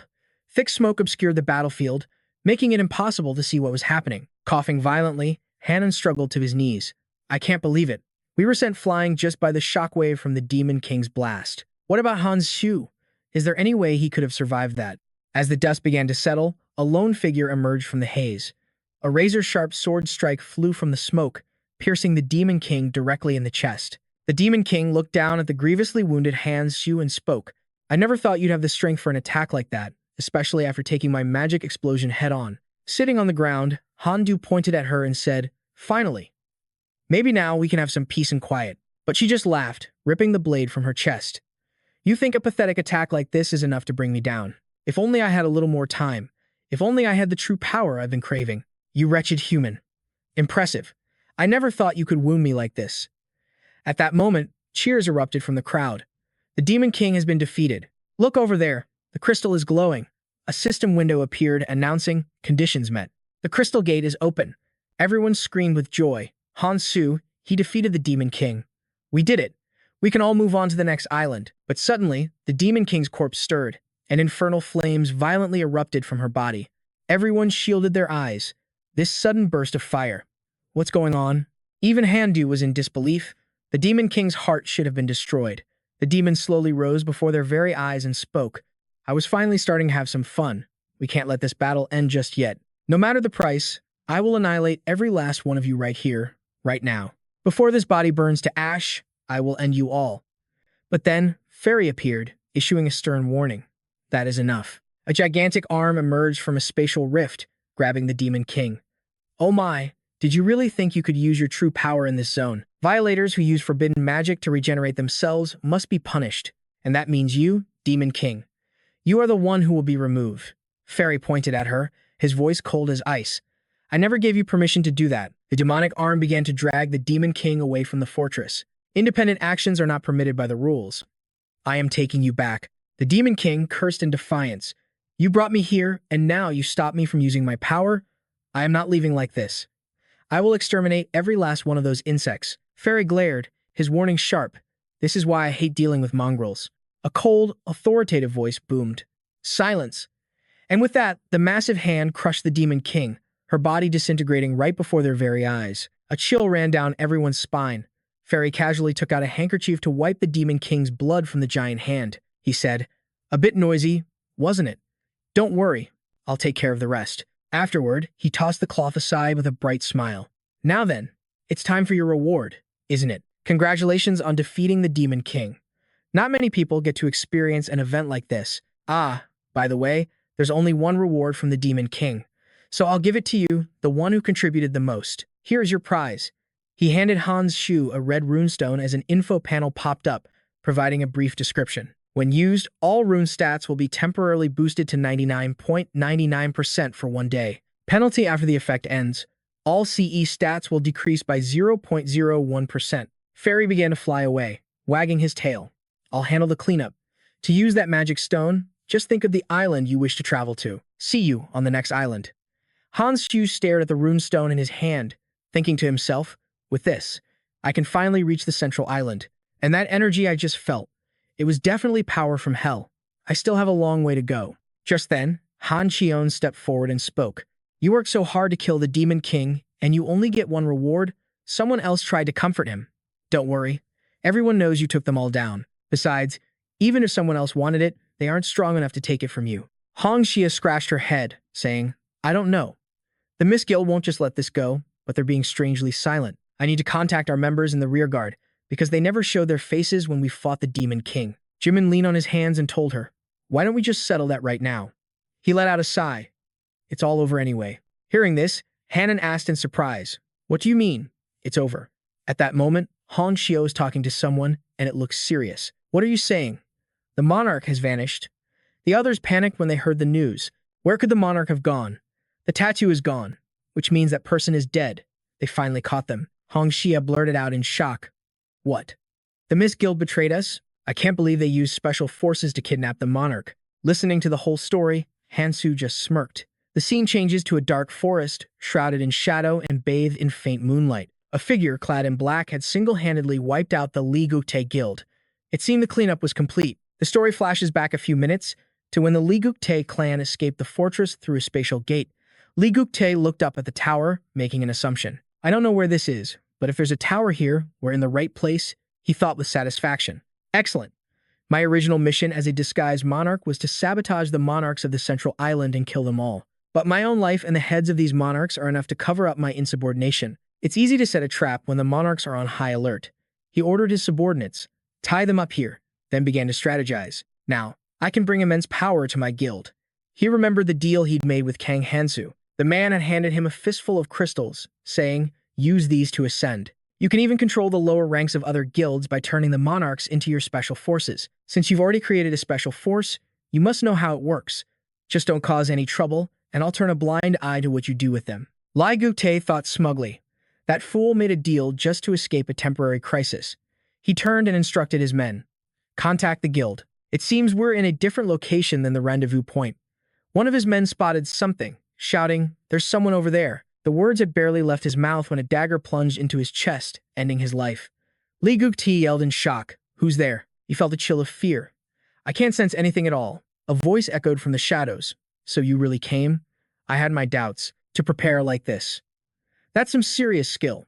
Though terrified, Li Guktae tried to sound brave. They're not showing themselves, so there can't be many of them. We have the advantage. Suddenly, he realized his feet were stuck to the ground. Why can't I move my feet? What's under me? The mysterious voice rang out. You're sinking into the ground. It's only temporary, but I've already set a trap, you see. Then, the figure appeared right behind Li Guktae, a threatening presence. It's a consumable item that activates after a set amount of time. Knowing the enemy's deployment location is quite useful, isn't it? Li Guktae's voice began to tremble as he demanded an answer. No way. How did you know I was here? The moment he asked, the figure struck him down with a single, fatal blow. A subordinate collapsed in terror at the sight, screaming and begging, spare me. If you let me live, I'll do anything. But the figure coldly refused, striking the man and driving him into the ground. Not interested. You have nothing I want. After finishing them all off, he stood there and said, now I wait for those from the central island, and annihilate them all. Taking off his mask, Na spoke. The first time I heard about the central island and the tower, I didn't understand him. But as always, he's a true genius. Hansu had said, you want me to use you? If you're serious, then I'll tell you what to do. If you can accomplish the task I'm about to give you, you'll become stronger than anyone who started at the same time as you. Whether you go where I tell you is up to you. Sang Jin looked up, thinking, trusting and following Kang Hansu was the smartest decision I've ever made. Now, all I have to do is wait. A golden crystal appeared in the forest, teleporting the group to the central clearing. Elsewhere, two people were having a conversation. A man spoke, his voice filled with rage. Damn it, he's dead. A woman with her arms crossed asked, who are you talking about, Li Guktae? Did the Central Island mission fail? The man replied, the last time he contacted us was from the Demon King's fortress. Now, there's nothing, so he must have died back there. Ah, that's just a guess. Never mind, but it looks like we've got an unwelcome guest. He clenched his fist tightly, and a strange mark materialized on the back of his hand. That monarch revealed their plan. They're heading for the Tower Island because of its legendary rewards, and there's only one path there, through the magic stone. He ordered his men to surround the magic stone, lying in wait. He smirked. There's no way you'll get past us alive. The map from the Path of Ascension showed the way forward, detailing hundreds of islands, each a stepping stone to the tower's peak. These islands are split into three main tiers, starting with Tier 1, the Ascended Paradise. Challengers must pass through the Tier 2 islands, including the Central Island, to finally reach the Tier 3 peak and complete the trial. And among the Tier 3 islands, one is rumored to hold the greatest reward of all. Everyone coveted that ultimate prize, so their goal was the Tower Island. But suddenly, a voice cut through the chatter. What's this about? Kang Hansu replied casually, still eating. If you're heading to the Tower Island just for some treasure, you'd better think twice. Xia and her group looked up, surprised. Han Chiol's eyes lit up with greed. Are there really that many rare items there? Kang Hansu continued, his tone sharp. Weren't you the ones who almost got wiped out chasing rewards on the Central Island? Think hard. This is a genuine warning. And that goes for all of you. The Tower Island is far more dangerous than the Central Island ever was. What good is power if you're dead? His blunt words hit them hard. Someone in the crowd asked, then what are we supposed to do? Xia finally spoke. So, you aren't going to the Tower Island either. But Kang Hansu's attention was elsewhere, fixed on a shadowy figure leaning against a distant wall. The figure suddenly turned and left. Xia pressed on. There are other ways to get rewards on this island. Hearing this, he just shrugged. I'm just giving advice. What you do with it is your own problem. Xia thought to herself, I thought he was a reckless type who thrived on danger. Guess I misjudged him. Just then, Bach spoke up in agreement. He's right. It's too dangerous. What's the point of items if you're not alive to use them? With the monarchs gone, we convinced the other survivors not to throw their lives away. And because of that, our guild has grown much stronger. But everyone's exhausted and needs to recover. Finding a safe place is our top priority. We'll be heading out soon. As he spoke, he offered a handshake to Kang Hansu. The gesture seemed to confuse him. Bach continued. By the way, I wanted to thank you. You're the reason we're still alive. Kang Hansu was unfazed. If you survive, we'll meet again.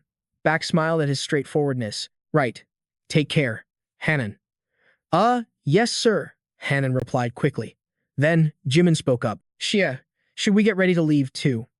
Xia replied immediately. So we're not going to the Tower Island? I guess listening to him can't hurt. Another portal began to open. A murmur spread through the crowd. Maybe we should just go to a different island? I'm sick and tired of this place. Yeah, if even a monster like him won't go near that island, you know it's a death trap. Back with Kang Hansu, he stood up. Let's go. I have something to take care of. Bach waved goodbye. We'll head out first, then. Hope to see you again. Xia turned to Jimin. If you want to say a proper goodbye, go ahead. Jimin just scoffed arrogantly. There's no need. I'm leaving now. All right. Then I guess this is it. The portal slowly shimmered and closed. He was left alone, watching them disappear.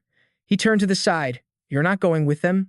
What are you still doing here? The woman replied, You go on ahead.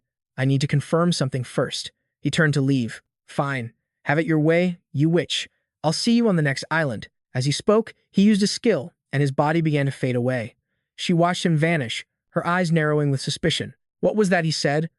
A moment later, she raised a hand to her ear and began to report to someone. I don't know what they discussed, but a few of them are definitely tailing him. Deep in a forest of ancient trees, a shadowy figure received the report from Song Jun. The figure's voice was sharp. You sent the signal a while ago. What took you so long? He gripped the hilt of his weapon, speaking to the dark figures behind him. Get ready. I'm taking his head myself. With a look of pure arrogance, he shot forward like an arrow. He flew towards the portal ahead. But suddenly, it began to pulse with a strange energy. Startled, he yelled at Song Jun, who was just emerging. Get down. His command took her by surprise. But before he could even finish speaking, a blade sliced through the air, forcing her to duck for her life. Song Jun's eyes widened in terror. Her master stammered. Well, that's one hell of a welcome. He retracted his weapon and demanded, Why are you alone? Where are the others? Song Jun quickly explained. I waited for the others to finish their business before I emerged. But why is this place empty? Her master looked irritated. Not a single soul has come through this gate. You were one of the last on the central island. They must have gone somewhere else. She insisted. But that's impossible. I saw that crafty bastard with my own two eyes. Who would have thought those fools would actually listen to him?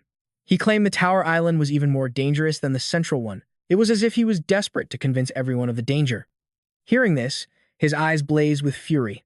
Him again? Those pathetic leaders and adventurers. Running away like cowards because of some kid's words. Wu Kung's rage boiled over as he slammed his hand against a nearby tree. The sheer force shattered the trunk, sending splinters flying. He spat. And that brat, I despise them all. After all the work my men did to find that teleportation gate. Now, not a single one of them is competent enough to handle this for me. I can't even figure out what his true goal is. Seo-jun remained calm. Who knows? But watching him fight so desperately was tedious, as if he was trying to protect someone. This has all become a nuisance. A murderous aura filled his expression. Then he is an obstacle that stands in the way of my plan. He then gave a chilling command. Send word to every guild member on the other islands. If they see Kang Hansu, they are to kill him on sight. His subordinate hesitated. But Kang Hansu is as strong as a monarch. A direct assault would be too dangerous. Wu Kung just flashed a wicked smile. Doesn't he hate killing people? If he charges in recklessly, then let him die. Tell them to show no mercy. He stepped forward, grabbing his subordinate by the collar. Don't forget our purpose here. Don't forget the crimes they committed against us. Understand? Remove any obstacle, at any cost. For the sake of those we've lost, he thought. Wu Kung turned away. Lion, described Kang Hansu's weapon to the others. It's time to climb the tower. The woman named Lion questioned him. Aren't we going to wait? He shot back instantly. Waiting isn't my style. We move now. Back with Kang Hansu, he had just stepped through the gate, an air of deadly purpose around him. So they're all gone? I thought he'd give up sooner. Finally, I can proceed. Just then, a figure in black emerged from behind a tree. Startled by Hansu's presence, he called out, It's been a while, hasn't it, Hansu? Seeing him, Hansu calmly asked, "Did you bring it?" Choi Sanjin held out the item with a grin. "I always keep my promises. The airing of the seven siblings. I have no idea what you plan to do with it, but here you go." Hansu put it on, nodding in approval. "Excellent. Now, on to the next island." A flash of light erupted from Hansu, making Sanjin blush and freeze in place. He stammered, What is that form, that artifact?" Hansu had transformed into a woman.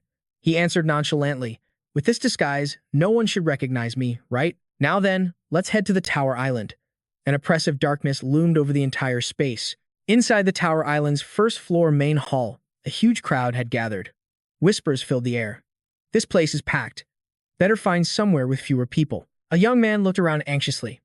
"I was lucky to end up in the place with the best rewards, but there are fewer people here than I expected. What's going on? Shouldn't that little pixie have appeared by now to give us a snarky explanation? Why isn't she here? Wait, who is that girl? She looks so familiar." Kang Hansu seemed to notice the man's stare and shot him a glance. He walked straight toward him, making the man's heart pound. "She's coming this way." Hansu's voice cut through his thoughts. "You keep staring at me. Is there a problem?" The man stammered, Have we met before? Even the way you speak sounds familiar." Just then, a brown-haired man from behind spoke up. "Are you two together? If you don't have a full party yet, would you mind if I joined you?" he quickly explained. "Oh, we're not." The man started, but Kang Hansu quickly agreed. "Fine. Everyone's already gathering at the gate. Looks like we have enough people now." "Shall we go?" the brown-haired man said with a smile. "Everyone else has already formed teams, so finding members is tough. We were lucky to find them. It seems each room has a participant limit," Hansu noted. "The higher we go, the better the rewards." Another man scoffed at him with a sneer. "What are you mumbling about? All we have to do is go inside. We just need to beat everyone else and take the prize. Isn't it obvious? We're not here to make friends and chat. How many of you here do you think will survive? It's already clear who's going to die first, so let's stop wasting time and move." Hearing his words, a thought crossed Hansu's mind. A moment later, chaos erupted. The entire chamber was in an uproar as adventurers clashed with giant ants. Attack them all at once. Separate them from the swarm. Suddenly, a monster lunged forward, sinking its mandibles into a woman's arm. She crashed to the ground, letting out a pained scream that caught the attention of Hansu and the dark-haired man. Seeing this, Hansu thought to himself, "The airing of the seven siblings cut my stats in half. I didn't plan on a direct confrontation in this state, but I need to test my current level and combat power." He stepped forward, stopping the dark-haired man. "Step aside." With a single move, he launched himself toward the monster, sending it flying and leaving the injured girl completely stunned. He lunged forward, driving his dagger straight into the creature's gut. "One down," he thought to himself. "I could have taken it bare-handed, but it would have taken at least 2 hits." The girl from before spoke up, "Thank you for saving me. You took it down with just that dagger." Her eyes filled with pure admiration. "You must have fought in a lot of battles on the other islands, haven't you? So you've probably met people stronger than you, right? The person I'm searching for is also incredibly powerful. I heard he helped people using a really cool chain-like weapon. Do you know him? I have to find him." Hearing this, he calmly stood up and said, "Stop the pointless questions and focus on the fight." The black-haired man grew frustrated. "What's wrong with a little talk? Why do you have to be so harsh?" She continued, "Sir, do you know him? They say he did amazing things on the central island. His name is Kang Hansu." The black-haired man was stunned. Kang Hansu. The name made him pause. He replied, "I think so. We fought alongside each other." The girl's face lit up with admiration. "Really? You were his comrade? That's amazing." Meanwhile, Kang Hansu couldn't help but feel annoyed. The black-haired man kept asking, "But how do you know about Kang Hansu?" The girl answered excitedly, "There are rumors among the travelers about how strong he is. You're Kang Hansu's comrade, right? Do you know where he is now?"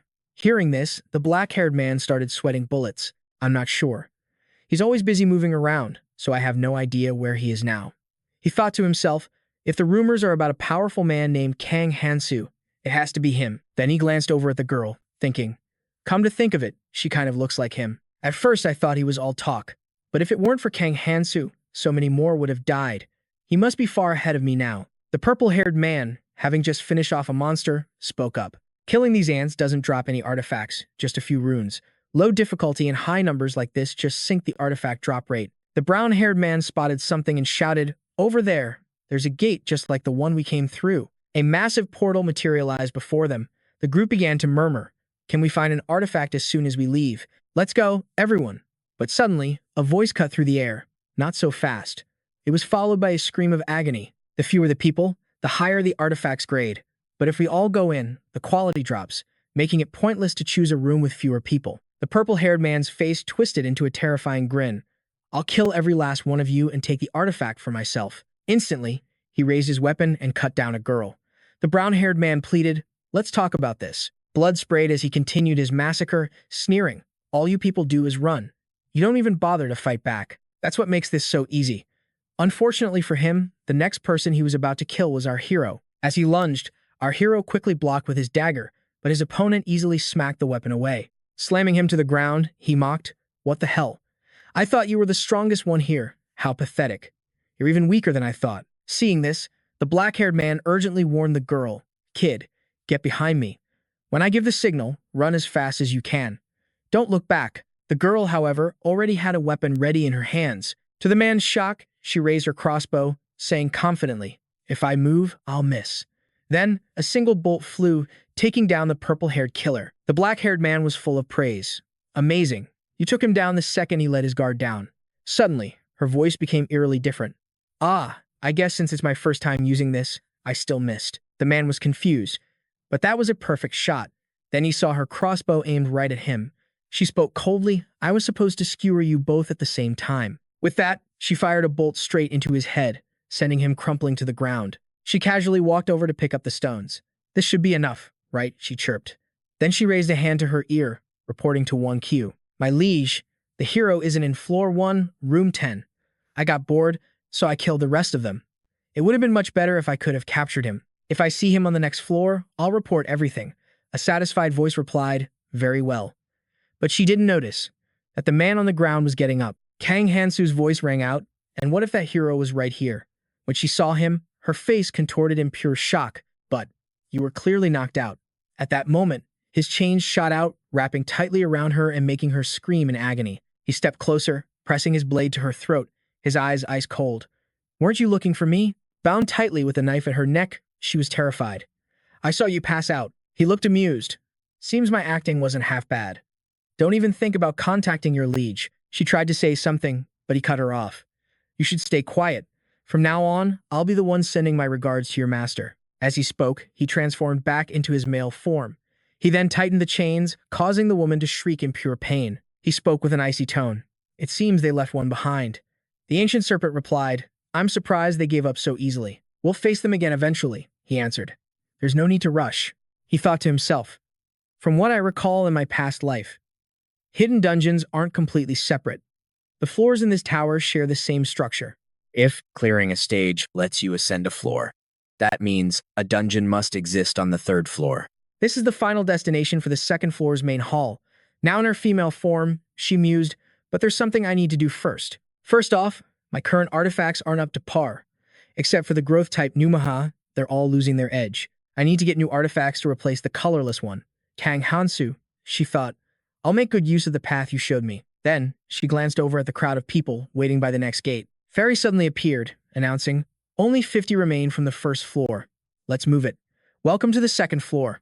I'll explain everything now. You've been waiting long enough, haven't you? Let's begin. Welcome to Treasure Island. I'm delighted to tell you that you chose this room wisely. Among all the rooms in the tower, this one will grant you the greatest growth. You must defeat the treasure guardians and bring their treasure to the island's center to exchange for artifacts. The time limit is 2 weeks. Now, that wouldn't be any fun, would it? So, only those who successfully trade for an artifact can leave. In other words, anyone who fails to get an artifact will die. There's only one treasure. You can choose to trade it for 50 artifacts to save everyone, or get fewer, higher quality ones, and let only a few survive. You know how it works, right? I hope you all make a wise choice. There are a total of 128 guardians. I'll mark them on your maps. Hearing this, she thought, 128 guardians in 2 weeks. This is a tight spot. I wonder how they'll handle this. Just then, a clear voice rang out. Let's do it this way. A blue-haired girl spoke up. We'll split into 5 teams of 10. Each team will hunt down 2 guardians a day. Everyone can manage that, can't they? Murmurs rippled through the crowd. Was she suggesting the guild members work together? And only 10 per team. The unaffiliated players would be at a disadvantage. Not a bad idea, she thought to herself. After getting a nod from Un-Chi, a brown-haired man spoke. We agree. 2 guardians a day isn't impossible. If a team fails, they only have themselves to blame. Our guild already has enough members. She listened, thinking. So the two strongest-looking people are on the same page. The crowd kept debating, but they knew. If they wanted to live, they had no choice but to follow. The blue-haired girl continued. When the treasure is found, we will notify everyone to gather at the center immediately. People immediately began scrambling for teams. All right, 5 people over here. Our guild has more than 10 members already. She looked at the map and thought. 128 guardians scattered across a massive dungeon. The key isn't how much you move, but that you move alone. Seeing her walk away by herself, Unchi couldn't help but wonder, where is that woman going? She was now deep in the dense forest, alone. I'm looking for this place's hidden item, the extraction stone. The condition. She recalled Hang Chan's arrogant voice from the past. I bet no one but me could have figured this out, Kang Hansu. I'll tell you, so listen closely. Among the orbs you collect from the guardians, one of them glows faintly while the others are normal. Most people toss the orbs aside, focusing only on the treasure. But I discovered they aren't just normal orbs. My brilliant mind uncovered the secret. If you collect exactly 32 of them, you can exchange them for an imitation artifact. The extraction stone. You had no idea, did you? Never would have guessed. Hang Chan had laughed manically. Discovering hidden events is nothing for a genius like me. Back then, she and Candian had been utterly exasperated. Candian had even muttered, he must have talked to someone greedy enough not to throw away a single orb. Back in the present, she drew her weapon. Even if it's different from the real extraction stone that Anvi Aaron consumed, the effect should be similar. I have to get it. She analyzed the situation. This round wasn't simple. The sheer number of enemies and the time limit were major constraints. To hunt them quickly, I have to go solo. I just need to avoid being seen. In the middle of the jungle stood something immense. The massive object shifted, revealing itself to be a colossal monster. It let out a deafening roar, its eyes seeming to pierce through everything. In another location, a different team heard the terrifying sound. One of them shouted, that roar. It's close. At Unchi's position, she also received a notification from Fairy. The second guardian has been defeated. Congratulations, everyone. That's the second one today. At this rate, it won't be long now. Suddenly, a loud shout came from behind her. Focus. She spun around instantly. I know. A monstrous beast charged forward, but she dodged its attack with incredible ease. Not only that, she raised her leg and sent the beast flying with a single, powerful kick. At that moment, an arrow flew through the air, piercing the monster's body. The archer behind her spoke up. You could have dodged that without even looking. My efforts were wasted. You could have handled that thing alone from the start. The archer continued. We haven't even seen a single guardian, yet the others are already done. We've only managed to catch a few small fry. She replied, no. The second guardian wasn't taken down by a team. Someone defeated it all by themselves. I can feel it. The archer grew thoughtful. If you say so, Monarch Yunchi, then it must be true. Does everyone else agree? Her followers simply nodded with knowing expressions. The gesture made her blush as she turned away. I told you not to call me that. This ability is so annoying. Stop talking nonsense and let's move. It seemed the path ahead was clear, so they headed to the right. Suddenly, she sensed something. Wait, something is heading this way. It's that same unsettling and powerful presence I felt from the very beginning. It was just another party. Their leader was speaking. I already told you, we don't need to aim for the guardians. Even if we find the treasure, we can't carry it to the altar. Let's just wait for the other teams, the ones with all the strong people. Another member piped up, true, but we can't just stand around doing nothing. A third man agreed. Exactly. While the others are hunting guardians, we should use this opportunity to get stronger. His face was filled with a vile expression. Just by hunting the monsters around here, we can gain enough power to fight back. We just need to focus on whoever brings the treasure back. Honestly, no one will even notice if a few humans go missing. If we can't find it within 2 weeks, we're all going to die anyway. They talked on, not realizing Yunchi's party had heard everything. She spoke to her followers. It would be a headache if everyone acted like that. But that strange presence I feel isn't coming from them. Just then, a voice came from behind.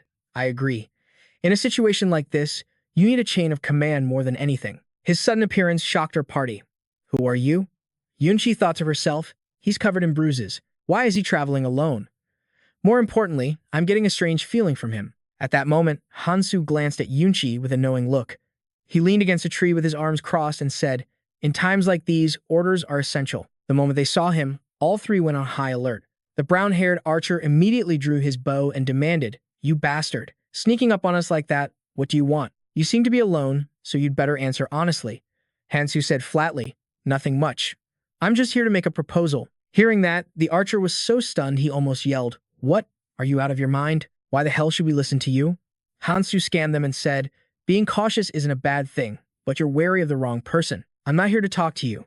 Hansu got straight to the point. "Leader, I'm here to speak with that woman. With an intuition stat that high, you should already know." A shiver of fear ran down Yunqi's spine. This man, he's the reason I felt so uneasy this whole time. It's incredibly difficult to immediately identify me as a monarch, but he's absolutely certain. Does he have intuition just like me, or is it even better? No, it's not just his outward appearance. That's just a shell to hide what's really inside him. Whatever it is, something far more vicious is lurking within. Because of that, I have to be on guard against him in any situation. Hansu spoke calmly. No need to be so tense. Didn't I already say? I only came here to make an offer. The archer kept his bow raised and said, "What tricks are you planning? Spouting all this nonsense about our leader." But Yunqi snapped, "Stand down. I'll speak with him." He hesitantly lowered his bow. He glanced at her and replied, "All right." But he thought to himself, our leader has never been this flustered before. Yunqi stepped forward and said to Hansu, "You look strong enough to handle this alone. So why are you making a proposal to us? I need to know your reason. Even if you're strong, we won't back down so easily." Hansu calmly stated, "Everyone has their reasons. I need someone to fight on the front lines in my place." Hearing that, Yunqi guessed, "You want us to take care of the group that just passed by, don't you? I understand why you want that, but we can't handle 40 people. Seeing that she misunderstood, Hansu explained, "What are you talking about? You only need to face 10 people at a time, and they're all weaker than you. Use your authority as a leader. Start by converting the weakest group, make them your guild members, and increase the number of people in your party." Yunqi's face went pale as she screamed internally. "Even managing this many people is a huge hassle, and now you want me to add more? Are you trying to kill me?" My intuition is telling me it would be very dangerous to say that out loud. The archer next to her coughed and thought, there she goes again, complaining that too many people are impossible to manage. Yunqi rubbed her head and replied, "Seriously, I just wanted to get through this peacefully, but it looks like I don't have a choice, so I'll give it a try." As they walked away, Hansu's voice followed, "I'll be watching." Yunqi let out a frustrated sigh. "I'm telling you, this isn't going to work." After they had left, Hansu spoke. "The time is ripe to prepare for the mission's next phase." Elsewhere, a masked figure is pinned to the ground, struggling to break free. A brown-haired man reports to Un-Chi. These guys are refusing to join the guild. Hearing this, she commands coldly, "They're already a part of it. Just tie them up. No need for trouble." The bound, blue-haired girl glares at them. "You don't need to restrain us. Are you discriminating against us just because we're from another guild? We haven't even done anything." Un-Chi ignores her, lost in thought. "You think I wanted this? In the end, I did exactly what she claimed I would." Gazing at the new captives, she thinks, "But aside from these few, I've managed to absorb everyone here as guild members." Un-Chi groans, running a frustrated hand through her hair. "This is so exhausting. I don't really agree with this, but this damn mission forced my hand." Suddenly, an announcement rings out. "Congratulations. You have found the treasure." Everyone whips their heads around, searching frantically. "What the hell? Who found it?" the voice continues. "You must bring the treasure to my location for exchange." Un-Chi wonders, but if everyone's here, who could have possibly found the treasure? One of the guild members spots something. He calls out, "Leader, I found this under that tree over there." He holds out a glowing gem in his palm. Un-Chi sees the orb and it all clicks. She said she would let us go easily. This must be the real treasure, right? Un-Chi takes the gem and presents it to Fairy. The creature accepts it, its eyes crinkling in a wide grin. "That's right. Confirmed. It's the perfect treasure. It's a shame no one died here, but you did a pretty good job. Although, it seems you weren't the one to retrieve it directly." Hearing this, Un-Chi asks, "Does that mean there's no reward for me?" But the creature continues, "No need to rush. Don't worry. I'll give you plenty of time to choose." It reveals several panels before her. Which number will you choose? Even as the guild leader, the one-of-a-kind golden cloak is beyond your reach. Behind her, the guild members clasp their hands in prayer. "Please, let everyone get an artifact. Please choose the one with many items." Un-Chi senses their desperation, a wicked smile spreading across her face. "Now, what should I choose? Should I pick number 1 and eliminate everyone else to take all the items for myself?" The announcement panel also appears before the other members. They flinch, murmuring, "Please, save us." Then, they cry out in unison, "Please, you have to save all 50 of us. If you do, we will serve you as our one true leader." Un-Chi turns to them, hands on her hips. "But don't you think this is a little boring? How about a survival game instead?" To all new guild members. Her face twists into a mask of pure malice. Either kill yourselves or slaughter each other. That is an order from your leader. Hearing this command, outrage erupts from the crowd. What did you just say? No way. You can't seriously think we'd follow that insane order just because you're the leader. Just then, the guild marks on the dissenters' hands glow and slowly fade away. Realization dawns on them. The guild tattoo on my hand. It's gone. Does this mean we're not members anymore? So we can act freely from now on? Fairy gazes at them with an expression of utter boredom. Did you really think a suicide command like that would work without any binding conditions? You people are pathetic. Get out of here. This area will be sealed off soon. It snaps its fingers, pointing to a portal in a tree trunk. Because the path to the third floor is now open, as you can see. The entire group bolts without a second thought. Damn it, let's move. The blue-haired girl, now free, shouts from behind, I've broken my bindings. Hold on, I'll get everyone else loose. Hurry! We need to report to our leader immediately. He went on ahead, so he must be on the third floor by now. Just behind a nearby tree, Hao listens in silence. We could have killed all of them right here, but we were interrupted by the related mission. Yes, I understand. Suddenly, her voice fills with surprise. What? You want me to come immediately? Yes, I'm on my way. She then gives an order. I'm leaving now. The leader's location is the priority. Head for the third floor. The leader is in danger. Get moving. No delays. Hadu's eyes snap open, a sinister glint within them. Got you. Now, lead me to your boss. The path to the third floor and the floor itself are vast, like a massive dungeon. Finding one specific person would be nearly impossible. There's only one way. Hansu recalls a memory. If we can't capture the Black Monarch in the training zone and move to the red zone, everything we've done so far could be for nothing. We need to block all possible routes and funnel him in one direction. The Tower Island is the perfect place to make it happen. That's right. The first and second floors are impossible to act on. But the third floor, it has hundreds of starting points. But once he sets foot on the third floor, he'll need help from his guild members to operate, so he'll call them all back to him. That will be our only chance. The third floor of the tower is a gateway he must pass through before reaching the true otherworld. It's a zone where the space itself simulates the environment of the next dangerous red zone model. This place was a twisted copy of the real world, yet the environment was almost identical. But the monsters here, they were on a completely different level. So, we'll bait him out. That's the plan. If he even suspects we're targeting him, he'll vanish instantly. We have to strike when he feels safest, when his guard is completely down. He's incredibly cautious, so I bet he'll try to bring his guild members as backup when he enters that dangerous red zone. He's powerful, not on my level, but still a major threat. So, you know what has to be done to eliminate him, right? Hanu clutched a crimson gem, a fake sage's stone he'd won in a treasure hunt. The preparations for the final performance were complete. But before that, I need to take care of the Dark Monarch on this third floor. Hanu charged through the teleportation gate, buzzing with excitement. Finally, he said, I get to see his face. Unchi's party was already waiting in a corner for him. Watching him rush past, she muttered, should we follow him?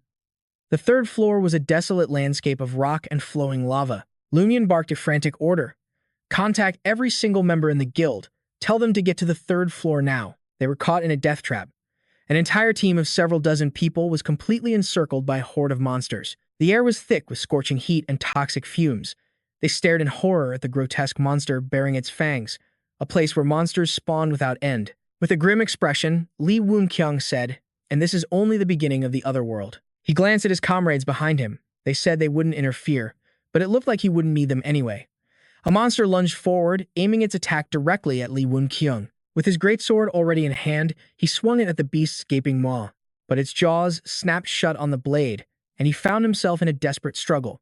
His feet dug into the ground as he was slowly forced backward. He grit his teeth, resisting with every fiber of his being, then unleashed all his power to slice its head and snout clean in two. The people behind him screamed in alarm. Guildmaster! More monsters are swarming in. There's too many of them. Standing on the beast's corpse, Li Wunqiang turned and roared his command. Do not be afraid. If you want to live, then follow me. We will not fall here. Do not let these creatures push us back. His words ignited their fighting spirit, and they roared back in unison. Yes, sir. We believe in our guild master. Li Wunqiang grit his teeth with determination. That's right. I cannot die here. I am not allowed to give up. My guild is one of the strongest to ever enter the tower. I've defeated countless enemies to get here. My calculations can't be wrong. We will triumph. After a harrowing, desperate battle with the monster horde, they finally earn a moment to catch their breath. Are there fewer monsters here because of this fragment? Li Wunqiang wondered. Suddenly, his expression changed as he stared at something, and he spoke. It possesses a vile aura, as if it's a living creature. Inside the crystal structure were countless human corpses, arranged to look like a grotesque cross. Just then, Fairy appeared and asked, "It's beautiful, isn't it? This place has the potential to become a tourist hotspot. Of course, its beauty isn't just on the surface." He smiled with cunning malice. "Look a little closer. You might just recognize a few familiar faces. If you're someone who cleared the training area, you've definitely met them before." Li Wun-kyung was floored by his words. He rushed toward the crystal formation.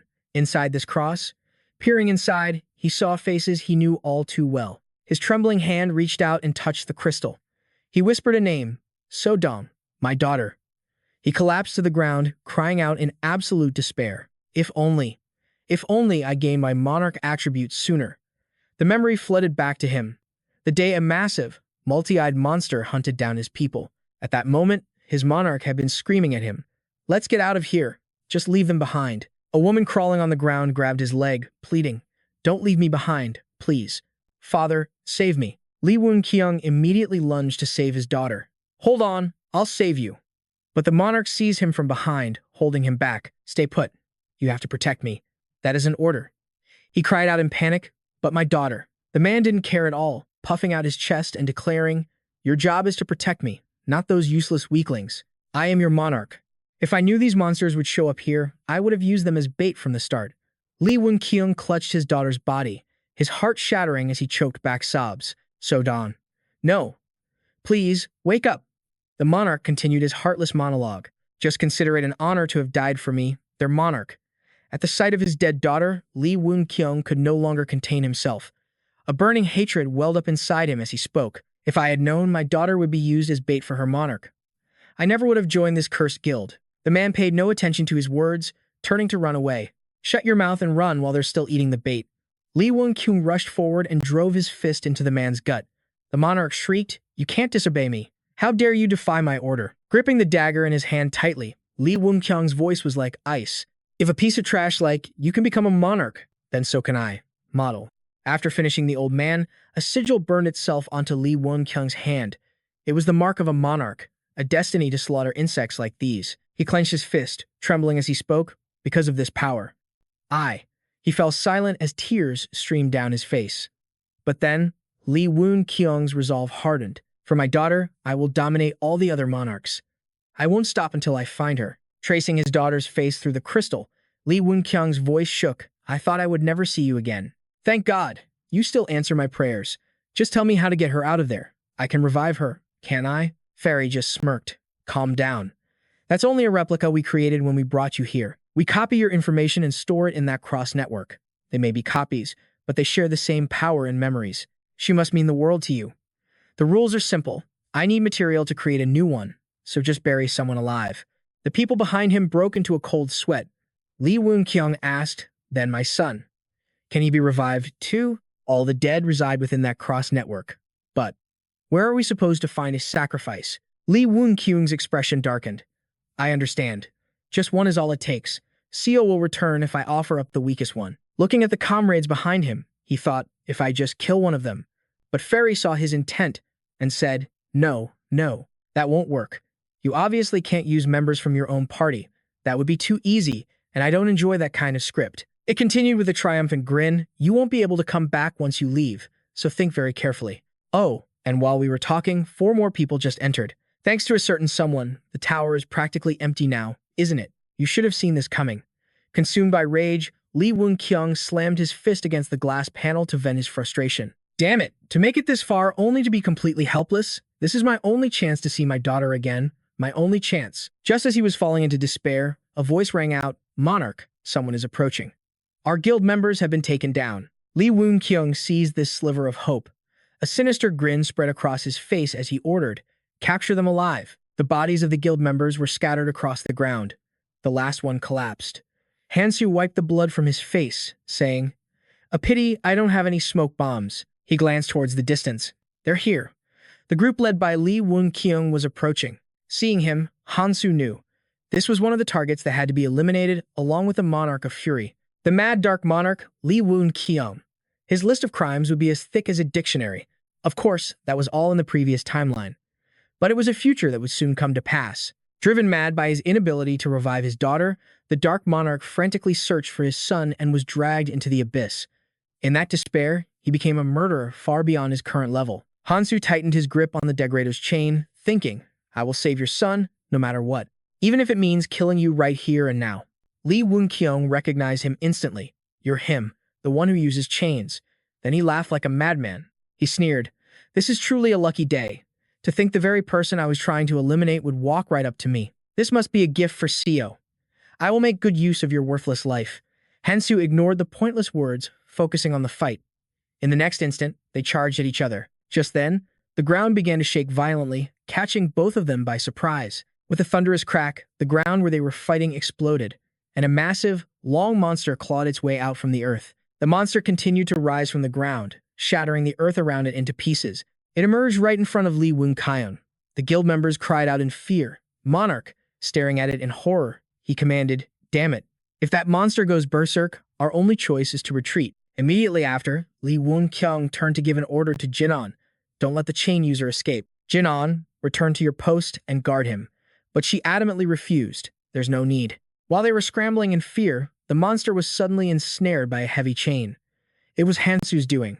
He had thrown it with all his strength. The monster thrashed about wildly, but Hansu held firm, tightening his grip on the chain. Finally, after a tense struggle, the monster collapsed. Standing amidst the ruins, he announced, The nuisance has been eliminated. Hansu raised his weapon towards Lee Woon-kyung, threatening, If you're not going to charge, then I will. Before the old man could even process it, Hansu rushed forward. The man stared in disbelief. This guy is a monster. He then ordered, All guild members, attack him. But their strength was no match for his. With a single whip of the chain, they were sent scattering. Hansu shot them a cold glance, continuing his attack on the man's guild members. Lee Woon-kyung watched his forces fall, a sense of dread creeping in. I heard rumors that he doesn't kill people. But it seems that was a lie. His subordinate immediately replied, Jinan's information was useless. As they were speaking, the hook of the chain shot towards them, and Jinan instantly moved to block it. Bracing herself, she shouted, I knew the chain user was strong, but the chain hook had been stopped by her block. Jinan analyzed the situation. I haven't seen him use a single skill. He must not have any useful ones. Hearing her conviction, Lee Woon-kyung was convinced. All right, I'll trust your judgment once more. We'll crush him with sheer numbers. If he has no defensive abilities, overwhelming him is our path to victory. Everyone, prepare your skills. Open a path and lock down his movements. Instantly, the guild members roared in unison. Yes, our king. They charged straight at him. But Hansu was a step ahead, leaping clean over the mob. Seeing this, John scoffed with a smirk. A clever move, chain user. She taunted him with a challenging gaze. Now, try dodging this. He instantly drew his new weapon. If I can't dodge it, I'll have to block it head-on. Just as John's blade came slashing down, he met her attack with his own. Gauging the force behind her strike, Hansu was impressed. She's strong. I can't block that without taking damage. John read the expression on his face and shouted an order to the guild members. The attack worked. Keep up the pressure. As Hansu charged back into the fray, a strange, rune-like entity suddenly appeared. It swooped down, devouring the runes and bringing them to him. Woon-kyung's members could only stare, dumbfounded. What is that thing? Is he raising some kind of monster? It's absorbing the runes. Seeing his men frozen in shock, the old man roared with fury. Stop it. Don't let that thing absorb any more power. Woon-kyung instantly understood Hansu's plan. He's using us to become stronger. Realizing things were getting complicated, so his top subordinate prepared to join the battle herself. She unleashed her skill, aiming directly at Hansu. Instantly, 2 magic circles flared to life beneath Hansu's feet. Ethereal tendrils shot up from the ground, binding his legs. Seeing Hansu restrained, John grinned victoriously and leaped from above to deliver the final blow. But just as her blade was about to find its mark, Hansu's chain shot up, blocking the attack. Refusing to accept this setback, Woon-kyung rallied his troops from the sidelines. It's still not enough. We've come this far to get revenge on the guilds that crushed us. Don't back down. We must eliminate every obstacle. Avenge our fallen allies. Avenge our fallen families. His words lit a fire in his men, and they charged at Hansu with renewed ferocity. The old man raised a hand marked with the Alliance's symbol. Speaking with unshakable confidence, I will guide you on the path of survival and vengeance. Seeing the members follow him so blindly, Hansu made an assessment. If he has to, he'll force them to fight to the death, regardless of their condition. And that completely contradicts his claim that he doesn't treat his guild members like pawns. He's trying to wear me down before he steps in himself. The longer this drags on, the worse my odds become. Wang Kung watched him with a sly look in his eyes, a smug grin spreading across his face. Dodging another attack, Hansu analyzed the battlefield. There's no more time to hold back. I have to end this, and end it now. Suddenly, the subordinate yelled, I'll bind him. Hansu revealed his new weapon with a dismissive glare. That won't work on me. Without hesitation, Hansu plunged his weapon into her magic circle. She watched in agony as the magic on her hands vanished. Her skill had been completely nullified. Just like that, he sprinted forward. His chains swept behind him, sending bodies flying. Hansu closed the distance to the subordinate in an instant. Suddenly, her expression twisted into a vicious grin. You've fallen right into my trap. A hidden magic circle blazed to life beneath him. Once again, tendrils shot from the earth, instantly wrapping around his legs. More magic circles and ensnaring vines erupted all around him. She watched Hansu struggle against his bonds, a look of triumph on her face. Did you really think I wouldn't predict your charge? As she focused her power on restraining him, Wang Kung seized the perfect moment to strike. No matter how much you struggle, you're still alone. I won't even give you a moment to breathe. With that, he raised his weapon, his voice booming with rage. You will pay for what you've done. Wang Kung brought his blade down in a swift, brutal arc. Seeing his opponent fall to his knees in apparent pain, the old man cried out in ecstasy. Ah, I've won. Hansu was on one knee, brought down by the force of the blow. Wang Kung was overcome with pure, unadulterated triumph. I've won. Now my daughter. My daughter will live again. A crazed light filled the old man's eyes. The first step of my plan is finally complete. But then, a voice cut through the air. Are you done with your speech? Hansu wasn't defeated yet. With those words, he shoved Wang Kung's weapon away. As the blade was pushed aside, a deep gash on Hansu's body was revealed. He couldn't help but let out a sharp breath. He shot Wang Kung a cold, mocking glare. It seems you haven't realized. You're the one who walked into a trap. A moment later, Hansu brandished his new weapon menacingly. There's no one left to protect you now. Let's see what you can do at this range. Seeing that Hansu was still standing, Wang Kung's face contorted with rage. Hansu, on the other hand, let out a confident smirk. As their sharp blades clashed again and again, the resounding clang of steel echoed through the area. Wang Kung gripped his blade, his voice dripping with venom. You fool. Did you think this was my only weapon? I've seen all of your tricks. They won't work on me again. Faced with such arrogance, Hansu couldn't help but laugh. Is that so? But it seems you've misunderstood the situation entirely. He raised his blade, his words as sharp as its edge. I never said these chains were my only weapon. The old man saw the dagger flying at him, but his body couldn't react in time. What the hell? Wang Kung took the blade head-on, coughing up a spray of blood. Seeing her leader in mortal danger, she shrieked in panic. My liege. The sight of him kneeling before Hansu sent her into a blind rage. Get away from the monarch. I swear, I will never forgive you. Wang Kung was nearly broken, but he seized the chance to issue a command. So, you use your own body as bait? He snarled. This is your chance. Kill him before he can recover. But Hansu showed not a flicker of fear as the warriors charged him. Instead, he calmly offered a chilling piece of wisdom. If you desire to kill someone, you must also be prepared to die. He glanced at the fallen monarch, his voice dripping with scorn. Do you have that kind of resolve? Or will you just sit and watch your underlings die? Just like you always do. Amid the desolate ruins of the tower's third floor, Hansu arrogantly grabbed the old man by the collar. His fingers twisted the fabric on Wang Kung's chest. In the deathly silence, a weak, hateful whisper broke through. Why? The old man summoned all his remaining strength, screaming his question with crazed fury. Why are you so determined to stand in my way? What did I ever do to you? Is it because of that pathetic rule you made up? He was powerless to fight back now. His only weapons were bitter words. That ridiculous law, where adventurers can't be killed. His taunts echoed against Hansu's stoic silence. Is that it? Is it because we broke a rule your precious guild created? Why are you hunting me down like this? Is this for revenge? The moment he said it, Kiriel, standing nearby, froze in place. What? Wang Kung continued to howl in desperation. Do you have any idea how many people you've slaughtered?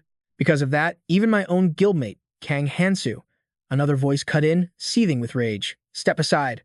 I'm going to smash his head in right now. Wang Kung's body was pinned by two swords, completely immobilized, but his mouth still worked just fine. So what? This is just how the world works. They were weaklings who would have died on their own anyway. But why did Sojong and Minty have to die first? What did they do to deserve that? You claim you'll save people, but what right do you have? Can you bring my son and daughter back to me? His bloody, distorted face was a mask of pure resentment for all to see. It's all because of disgusting, hypocritical monarchs like you. It's because of this cursed world. That's why I'll destroy it all. Humans, monarchs, and the world itself. Wang Kung slammed his fist on the ground, refusing to accept his fate. Why should I follow your rules? Look around you. You're the real monster here. You hypocrite. Does that law not apply to you? Hearing the man's foolish rant, Hansu didn't bother to argue. He just quietly explained, I'm not killing you because you broke some law. Do I look like I have that kind of time? The words left his lips in an instant. He then knelt before Wang Kung, looking down on the pathetic man. Hunting to get stronger has its limits. You were all simply in my way. My true objective is, at that moment, his mind flashed back to an image of Candy, the sage of knowledge. It isn't just about unifying humanity. His hand rested on the ancient tome as he analyzed the situation. Besides those 3 trials, we must use every method available to prepare for what's coming. His every word had reached the ears of Ares Valentine. Kill everyone in the training zone. Ares, you don't have a true goal, do you? His loaded question made her freeze for a second. Noticing her unease, Kiriel quickly stepped forward to intervene. Ares, don't worry. For a mission this critical, I can handle it. He clenched his fist, brimming with confidence. I'll kill anyone who gets in our way and take their items. I'll become a hero, the man everyone looks up to. But before he could finish his speech, a punch from Ares sent him flying. I don't agree with sacrificing the few for the many, she stated. But we must get stronger. We don't know what's waiting in the hidden dungeon. Seeing that she was ignoring him, he started fuming. Hey, did you really just hit me? The two continued their debate in front of Candy. We have to prepare other options that don't involve slaughtering people to level up. Candy, did I say something wrong? Kiriel stared at the magic circle, feeling dejected. There's no one here worthy of me, anyway. His whining was cut short as Hansu suddenly appeared. That prophecy, what did it say? Kennen ignored Kiriel, focusing his explanation on Hansu. The hidden dungeon must be conquered in the future, but it's not on a level we can clear like some ordinary hunt. We have to be strategic before the tutorial ends. We have to eliminate them eventually anyway, so let's make use of them. Just as things got serious, Kiriel jumped up and shoved his way into the conversation. That's right. If we kill all the bad guys and absorb their ancient runes, we'll be strong enough to conquer the hidden dungeon. Then we can kick back and become heroes. That's a great idea. Hansu glanced at his expression, then made a decisive choice. If you guys agree, then so do I. Sensing his friend's heavy heart, Kennen placed a comforting hand on his shoulder. Hansu, don't overthink it. For anyone who stands in our way, just bring them back to reality. Back to this brutal world, his resolve hardened once more. You tried to kill me. You lured everyone here. So why are you acting so innocent? As he spoke, he suddenly raised that familiar knife, holding it right before Keong. Isn't it better to think of that as the very reason for our alliance? Even with a blade pressed against his neck, ready to end his life at any moment, the old man still refused to see reason. I thought you'd play the hero. Is this your true self? In a few seconds of shock, Hansu suddenly realized they had messed with the wrong person. The moment I foresaw has arrived, faster than I ever expected. Only now did Keong finally begin to lower himself and beg, if you see my son, please, take care of him. He has red eyes, just like me. But Hansu refused without a shred of pity. I don't have the time. However, if my plan succeeds, the others, including your son, will live. He swung his blade without mercy, cutting the old man down. I still don't understand what you're talking about. After cleaning up the mess, he finally let out a sigh of relief. The simulated hell was still a scene of utter desolation. The monarch, Un-Chi, hugged her arms tightly, then screamed to release her pent-up emotions. How much longer do we have to protect this place? He glanced back at her, trembling and biting her hand, then spoke with cold detachment. You can leave now, but I feel like something is still off. My intuition is screaming at me. Those women are terrifying. Un-Chi muttered in fear, oblivious to Hansu slowly approaching her from behind. I wanted to follow her quietly, but I was discovered. If necessary, we'll have to assassinate her. I intentionally left you all here. Did you do your jobs properly? The moment she heard his voice, her expression shifted as she rushed over. Of course. We even captured the ones who were tailing us. Listening to her ramble on, a flicker of doubt entered his mind. She didn't see it. If she had, I would have killed her. But I've already taken care of everything. If she goes there now, she won't find a thing. Shaking off the thought, he quickly turned and walked away, leaving Un-Chi completely bewildered. Good work. All right, you can all leave now. Yes, yes. But what are these? And just like that, the 4 of them were abandoned by him. We can really go. Seeing her muttering to herself, he couldn't help but urge her on. Monarch, let's go. If we go back and search somewhere else. Just as he offered his opinion, she shot it down with a single, stunning sentence. We're not going back. I have to investigate what that man is planning up ahead. From the air, the sound of applause echoed, along with the cheerful voice of the assistant, Fairy. Oh my, this is so much fun. Its excitement was palpable, even through the cross-shaped fragment. With this new traveler, the game is getting more and more interesting. Fairy looked down with a sinister smile. Shall we get started? After hearing its words, the four of them fell into a heavy silence. Un-Chi was no exception, stunned by the implications of using the Holy Cross. On the other side, a powerful foot stepped through the dimensional gate. Hansu gently lifted the orb to inspect it. My appearance no longer matters. He materialized in the gathering place for adventurers who had cleared the rooms from the first to the third floor. And now, the vast preparation area of the fourth floor stretched out before him. He gazed quietly toward the distant light, lost in thought. I'm getting closer to the island's tower. The fourth floor, preparation area. Everyone was gathered in the bustling main hall. This was the place where preparations were made to enter the red zone. The scene resembled a shipyard on a riverbank, building vessels for a voyage to distant islands. It was a port where ships were brought for repairs and maintenance. But lurking in the shadows were terrifying monsters.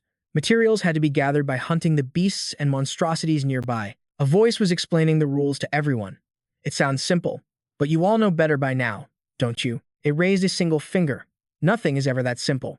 Depending on the materials, the class of ship you can build will change. The assistant, Fairy, continued its guidance, offering both warnings and hints to the players. But if you manage to build a good ship, you can leave with anyone you want. I'll admit, crafting a large ship is far better than crafting a small one. Besides the basic materials, we'll provide a list of these essential core components. Their shapes and info are all described on the list, so don't you worry. All the participating players stood ready before the gate. As it opened, it revealed a savage, wild world. Now then, let the preparations to leave the tutorial and enter the new world begin. One player gasped in shock as the gates swung open. That's the wilderness. Beyond the wall, with no time to waste, the other players began scrambling for this survival game. We have to build a boat big enough for the whole team. Hurry up.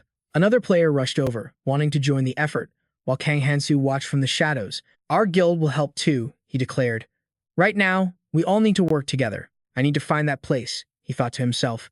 But as he turned to leave, a voice suddenly called out from behind him. You're a little late to the party. Choi Sang-jin approached him. We got here early and started gathering materials right away. He then asked, Did you finish what you needed to do? Kang Hansu replied with an icy gaze, his voice utterly calm. The Dark Monarch. Yes, it's done. You remember what I told you, don't you? He quickly answered the question about his assigned mission. I prepared everything you mentioned back on the first floor. Choi Sang-jin teased him. So, you're back in that form now. Kang Hansu stated coolly, I don't need the disguise anymore. He continued with a reminder. Shouldn't you get going?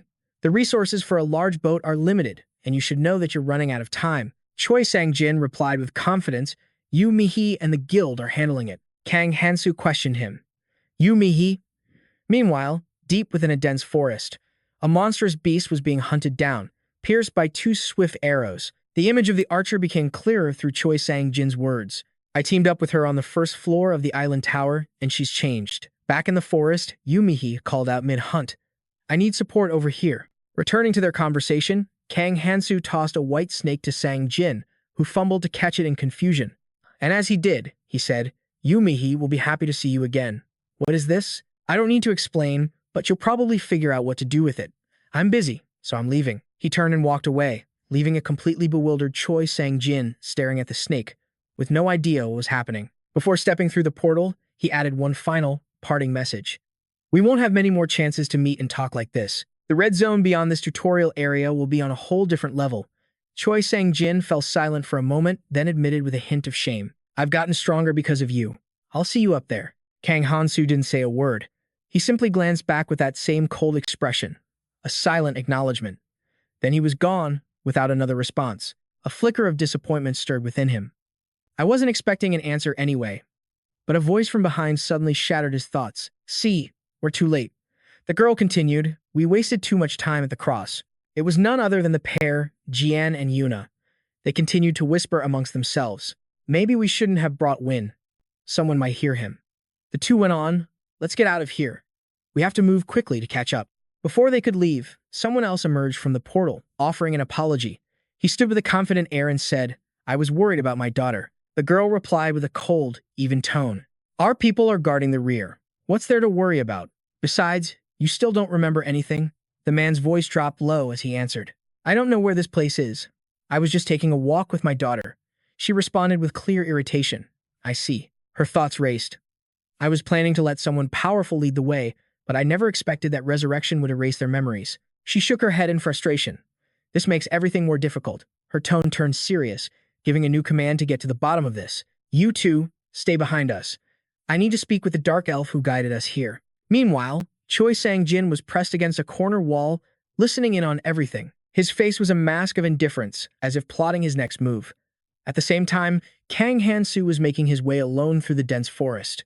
The landscape was wild and untamed. He thought to himself as he walked, there isn't much out here. Most of the monsters are in the center of the preparation zone. Inside the tower, every floor and every room is a completely different environment. Some spaces mimic the real sky, or even the depths of the ocean. He touched the artificial barrier, but in the end, it's all just a construct. He muttered, his hand still on the wall, as if testing its strength. There has to be an end to it. Kang Hansu's expression hardened as the thoughts continued to churn. They act as if the tower ends on the 4th floor, but the truth is, there are 5. To conquer the dungeon and obtain the hidden piece, reaching it through normal means is nearly impossible. With his decision made, he drew his blade, ready to act. With swift and masterful movements, he unleashed a flurry of strikes against the artificial wall, determined to tear it down. I'll use the Ring of Numaha, its power of destruction, to punch a hole right through the tower's fabricated wall. After a few moments of relentless assault, it didn't take long. The artificial barrier cracked and then shattered completely. By exploiting that crack, the wall shatters and explodes, creating a massive opening. Kang Hansu seizes the opportunity, vaulting through the artificial barrier to reach the basement floor. He affirmed to himself after breaking through, if I can't ascend from the inside, I'll conquer this tower from the outside. But when he glanced back at the hole, he saw it was already regenerating at an incredible speed. The rift sealed itself in an instant, a feat impossible without Numaha's ring. He then summoned his system window to check his status. Looking at the data displayed on the screen, he could only scoff. Pathetic. Utterly inefficient. His calculations were precise. Using the remnants from his raid on the Dark Sovereign should have boosted all his stats by 40 points, but he had only reached the bare minimum. Now, everything depends on how I handle this. Kang Hansu moved to the tower's exterior and began to scale the massive structure with his bare hands. In what felt like no time at all, his fingers grasped the edge of the tower's summit. He hoisted himself onto the flat rooftop. The grueling climb having taken its toll, with sweat dripping from his brow, he had arrived. As he prepared to enter the 5th-floor dungeon, a brilliant golden light blazed across the sky. At its center was a dark, pulsing orb, and Kang Hansu could only watch from below. What lurked within this dungeon was still a complete mystery. He reached behind his back to draw his weapons, instantly entering a combat stance as he drove his swords firmly into the ground. His fighting posture was flawless. A look of grim determination was etched onto Kang Hansu's face as he made a silent vow. I must win, no matter the cost. The golden light flared, becoming more brilliant than ever, as if something was about to be born from within. A system message appeared, creating a monster based on the intruder's memories.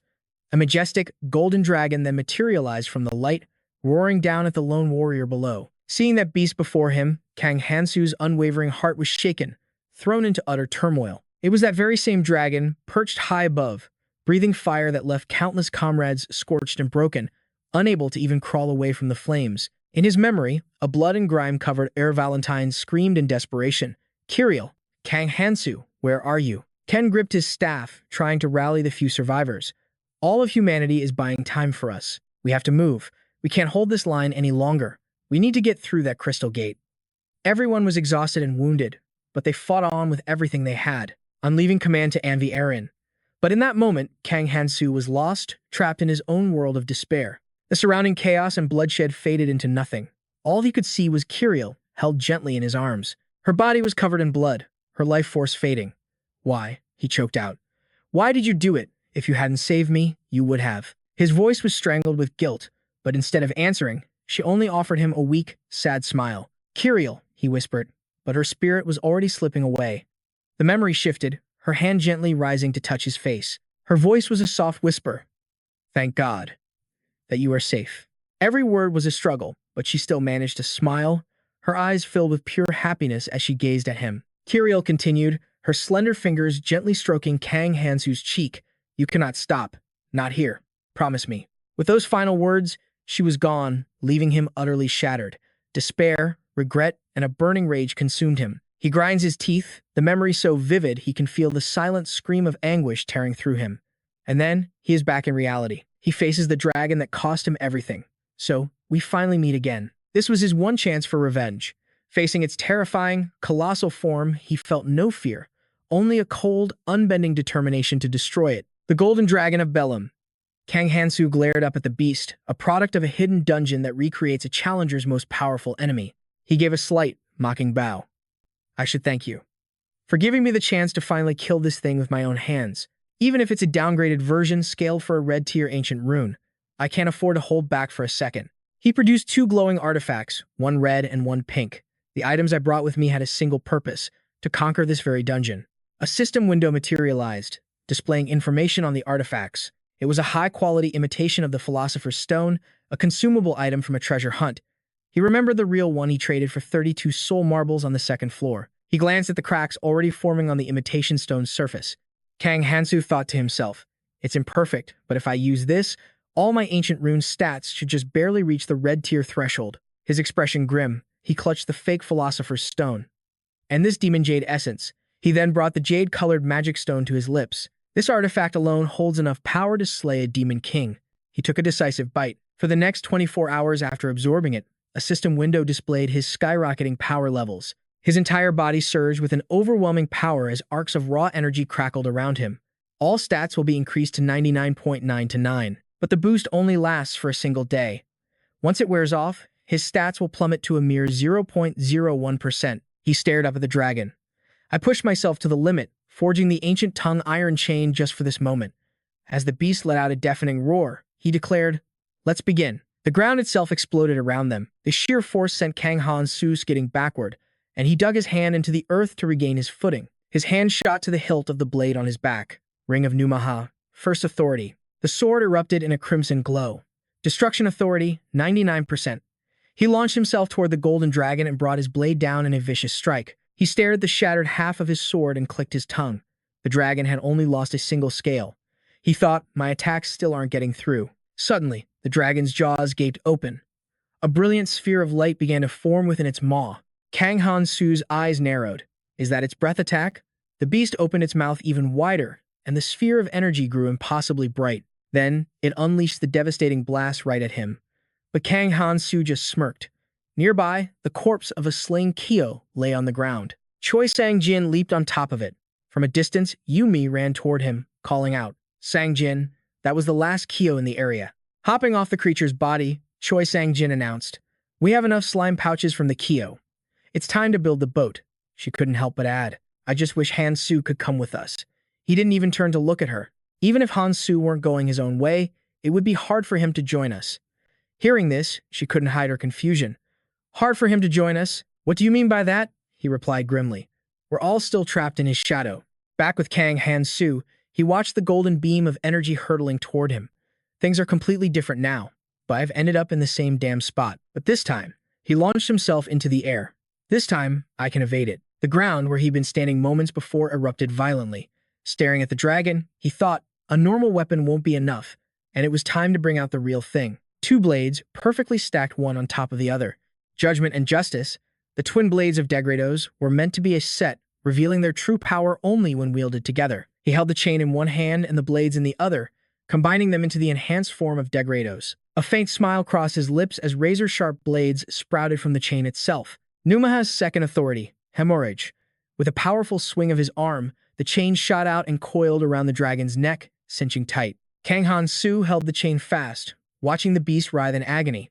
But this enhanced form traded durability for overwhelming power. A dragon's aura is immense, he thought, gritting his teeth. I can't maintain this hold for long. He tightened his grip, the chain straining in his hands.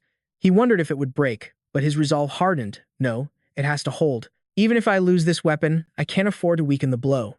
I'll land this attack even if it costs me everything. The dragon thrashed wildly, its massive tail lashing out at him. He couldn't react in time. The blow sent him flying through the air. Blood trickled from the corner of his eye as he winced in pain. He swung the chain, wrapping it around his blades and yanking himself forward. Kang Hansu whipped the chain with all his might, sending the blades hurtling toward the dragon. But with a single flap of its wings, the beast shattered them into countless pieces. The chain, however, only dug deeper into its flesh, drawing blood. The dragon roared, a sound mixed with agony and fury. He took a defensive stance, gripping his weapon tightly as the dragon continued to shriek. He charged toward the dragon. Meanwhile, Choi Sang-jin's voice echoed. Even as we speak, Hansu is probably still growing stronger. Choi Sang-jin pulled up his hood. That's why we have to prepare ourselves, so we can keep pace with him. He turned to Yu-mi. Let's go. We have things to do. There are a few others we need to bring onto the boat. A few others? Is it someone you know? Are you thinking of a specific group? Something like that? He replied. I'm not completely sure yet, but I think they could be useful. Elsewhere, at the base of a tree, a pool of red shimmered. A single foot splashed into it. Johan was on the run. Damn it, the poison has already spread this far. He sprinted toward a group of people getting ready to leave. Wait, I'm not on board yet. Hold on. Suddenly, 2 spears slammed into the ground right in front of him. Shocked, he yelled. What are you people doing? One of the men sneered. Hey, you missed. Not bad. The kid's got some decent reflexes. Huh. He screamed up at them, his voice filled with betrayal. You lied to me. You promised you'd let me on if I helped gather materials. A man just laughed back. Why would we ever bring a teamless nobody along for the ride? Thanks for all the materials, though. You idiot. Johan gritted his teeth, cursing under his breath. Those damn bastards. As he turned to leave, one of them called out mockingly, Hey, while you still have time, why don't you try building your own boat? They laughed as they watched him run off, exhausted and defeated. I wonder if he'll even survive long enough for the poison mist to get him. He ran, his lungs burning, his mind racing. I should have known better than to trust a bunch of guild members. No, if that damn system hadn't warned me about the time limit, I need to hunt something down, and fast. He finally reached a new area and frantically looked around. There has to be a Kyo slime pouch somewhere around here. Suddenly, a hand shot out from a nearby wall of green vines. He jumped back in shock. What was that? With a sudden jolt, Kang Hansu placed his hand on the green barrier. Johan fell to the ground in utter shock. What? As a shirtless Kang Hansu stepped through. Johan screamed, What in the world are you? He emerged slowly, thinking. The poison hasn't spread completely. I still have time. As he reached for his shoulder, Johan demanded, Who are you? Hansu glanced over. Johan stared in awe. How did you get through that wall? I didn't think anyone could just walk through it. My strongest attack couldn't even leave a scratch. Hansu started walking, and Johan scrambled to follow. Hey, answer me. Hansu snapped back. I need to move fast. I don't have time to chat with you. I get that you're in a hurry, Johan said. But what's with the shirtless look? Did you just strip down for fun? Hansu barely turned his head. I need to build a ship. Time is running out. A sudden gust of wind forced Johan to shield his eyes. Right now, you can't possibly build one by yourself. When he looked again, he realized Hansu was already gone. A blur in the distance. Johan stood there, dumbfounded. Elsewhere, a man was sent flying into a tree. Another survivor urged him, Stay with us. You can't pass out now. Looming before them was a monstrous Galapagan crocodile. There's no way we can take that thing down on our own, one of them said in despair. Just then, Kang Hansu blurred past them. If you won't do it, I will. He charged the beast and threw a punch. The others watched in shock. Is he fighting it barehanded? Who's this guy? All eyes were fixed on Hansu. At that moment, Johan finally caught up, panting heavily. He's so fast. Someone asked, Is that lunatic with you? Johan shook his head. No, I just met him. Hansu drove his fist into the monster, then ripped its head clean off. Just like that, the beast was dead. He examined something in his hand, thinking, I only killed it because it was in my way.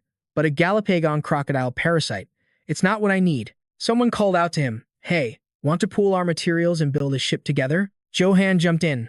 Wait, I'll contribute materials too. Let me on. The other man scoffed. The Galapagon crocodile parasite can only be used for a 20-seat ship. We're full. Johan stammered. Then, I need a spot. I'll buy it from you. Hell no, the man yelled. That spot is mine. The two lunged at each other. Johan shouted, I saw him first. Hansu tossed the item towards them. I don't need this. He turned away. I'm building a 500-seat ship. You can do whatever you want with that. The core component for a 500-seat ship is the heart of a GN rock lizard. The bigger the ship, the harder the materials are to find. Johan looked at the man he was just fighting. Should we split this? Johan thought to himself, the poison on the 4th floor is spreading fast. Who knows how much time we have left? Is he really planning to build a 500-seat ship with a monster that no one can hunt alone? Hansu pointed into the distance. addressing the crowd. Tell everyone else who's still here. If they bring me other materials as a boarding fee, I'll let them on my ship. Will they really come? Johan wondered. Elsewhere, survivors asked each other, do you think he'll accept these materials? At the fourth floor's preparation area, a crowd gathered. One man thought, I brought everything he asked for. This is my final gamble. Please don't let this be a lie. Suddenly, everyone looked toward the entrance. What's that noise? A monster was thrown into the area. Johan stammered in terror. Is it going to crush us? Someone screamed, get out of the way.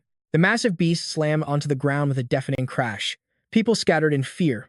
And then Kang Hansu leaped down from its corpse. He landed gracefully. Looks like everyone's here. As he stood up, Johan stared in disbelief. He really hunted it all by himself. He approached Assistant Fairy, who was lounging casually in midair. I brought the heart of the GN rock lizard. Let's make the trade. Fairy materialized a clock. For real. You still have time left. You do know you need other materials for the ship, right? Of course, Hansu replied, pulling item after item from his bag. The Celt People's slim pouch, the Aran tree. All the materials brought by others in exchange for passage. He knelt, pulling out more items. And finally, the silk thread from Arachne. That's everything, right? Fairy looked at him skeptically. This is quite a lot. Wait a second. Where's the GN rock lizard's heart? Meanwhile, Johan wondered what kind of magical item that bag was. Hansu replied, it's behind you. Go get it. Fairy used its magic to lift all the collected items into the air. Well, whatever. Congratulations on successfully gathering all the materials. There are still other components, but you're the first person to bring so many on your own. I'm almost tempted to give you a bonus prize. Suddenly, a red tide crept into view. The crowd panicked. The poison. It's reached us. Fairy continued its chatter, completely unbothered. How about a round of applause to celebrate? The crowd couldn't take it anymore, screaming in unison. Just build the ship already. Fairy looked down, annoyed. What's the big rush? All right. I much prefer seeing you all tremble in fear. Then, it summoned the vessel. Fine. Here is your ship, Johan gasped. This is the 500-seat ship. Kang Hansu stated calmly. There's room for everyone. The ones who contributed materials raced toward the ship, their faces filled with excitement. We were more than ready to follow. A man named Fairy put on the captain's hat. He told us, don't worry about piloting. We'll handle the first trip as a tip.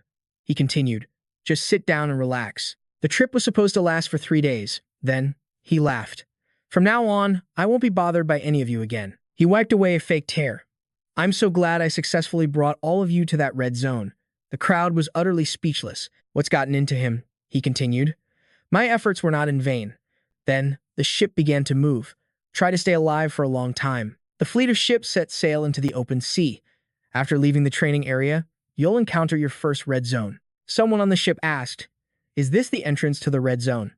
I can still see so many ships. What an impressive sight. Another person added, it's beautiful, but that's not just a red ocean. It's made entirely of poison. They all looked over at Kang Hansu. We should be grateful we were able to leave, or we'd never have seen this. He let us on the boat without asking for much. He's a truly good person. What did he say his name was again? His status window appeared before him. He looked at it, thinking, it's a good thing I planned ahead for the stat penalty for taking the Demon Jade Essence early. I never thought I'd be able to get it here.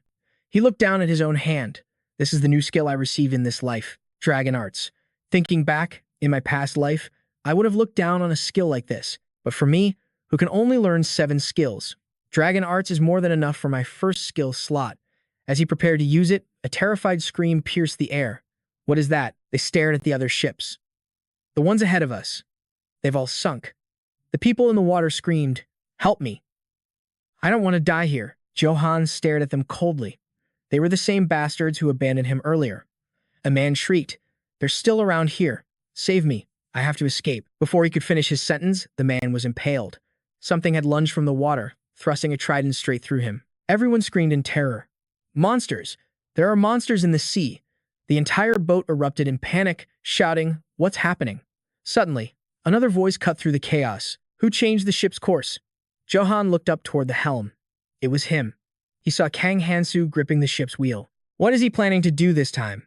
The ship, which had been sailing straight, suddenly lurched into a sharp turn, causing the crew to shout. Why the sudden change, of course? Kang Hansu ignored them and kept steering. So an angry crewman demanded, what do you think you're doing? Stop this ship. Someone pointed behind them and yelled, don't you see those wrecked ships back there? If we're attacked in the middle of this poison sea, none of us will survive. He was stunned when the man continued, if we are attacked, do you really think you can save everyone all by yourself? It's impossible. We'll all die. Why are you risking all of our lives to save those people? Kang Hansu remembered the words he was once told. Our purpose. Remember it. He continued the sharp turn, making the man scream out a warning. If you get any closer, it'll be too dangerous.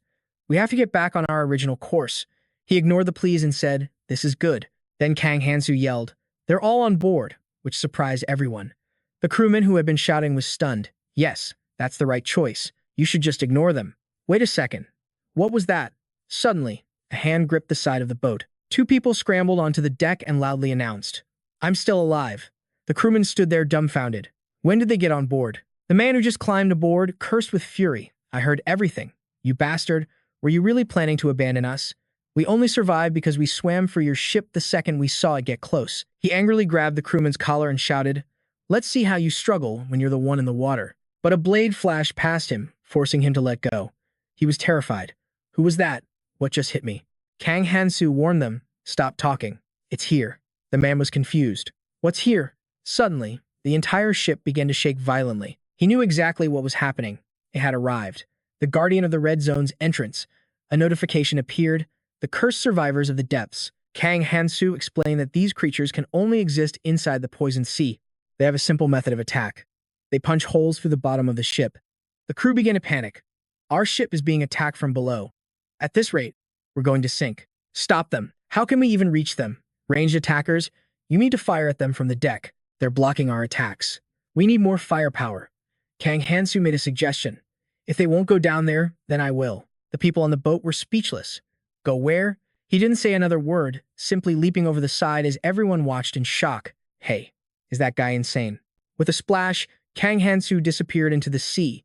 The crew's faces went pale, jumping into a sea of poison without any gear. He was definitely dead. Below the surface, he came face to face with countless monsters, but he was completely confident. He knew the poisonous water could be easily pushed aside with his dragon arts. With his magic stats in the red zone, he thought, I can handle this. The horde of monsters began to charge at Kang Hansu. He stood his ground, gathering his power.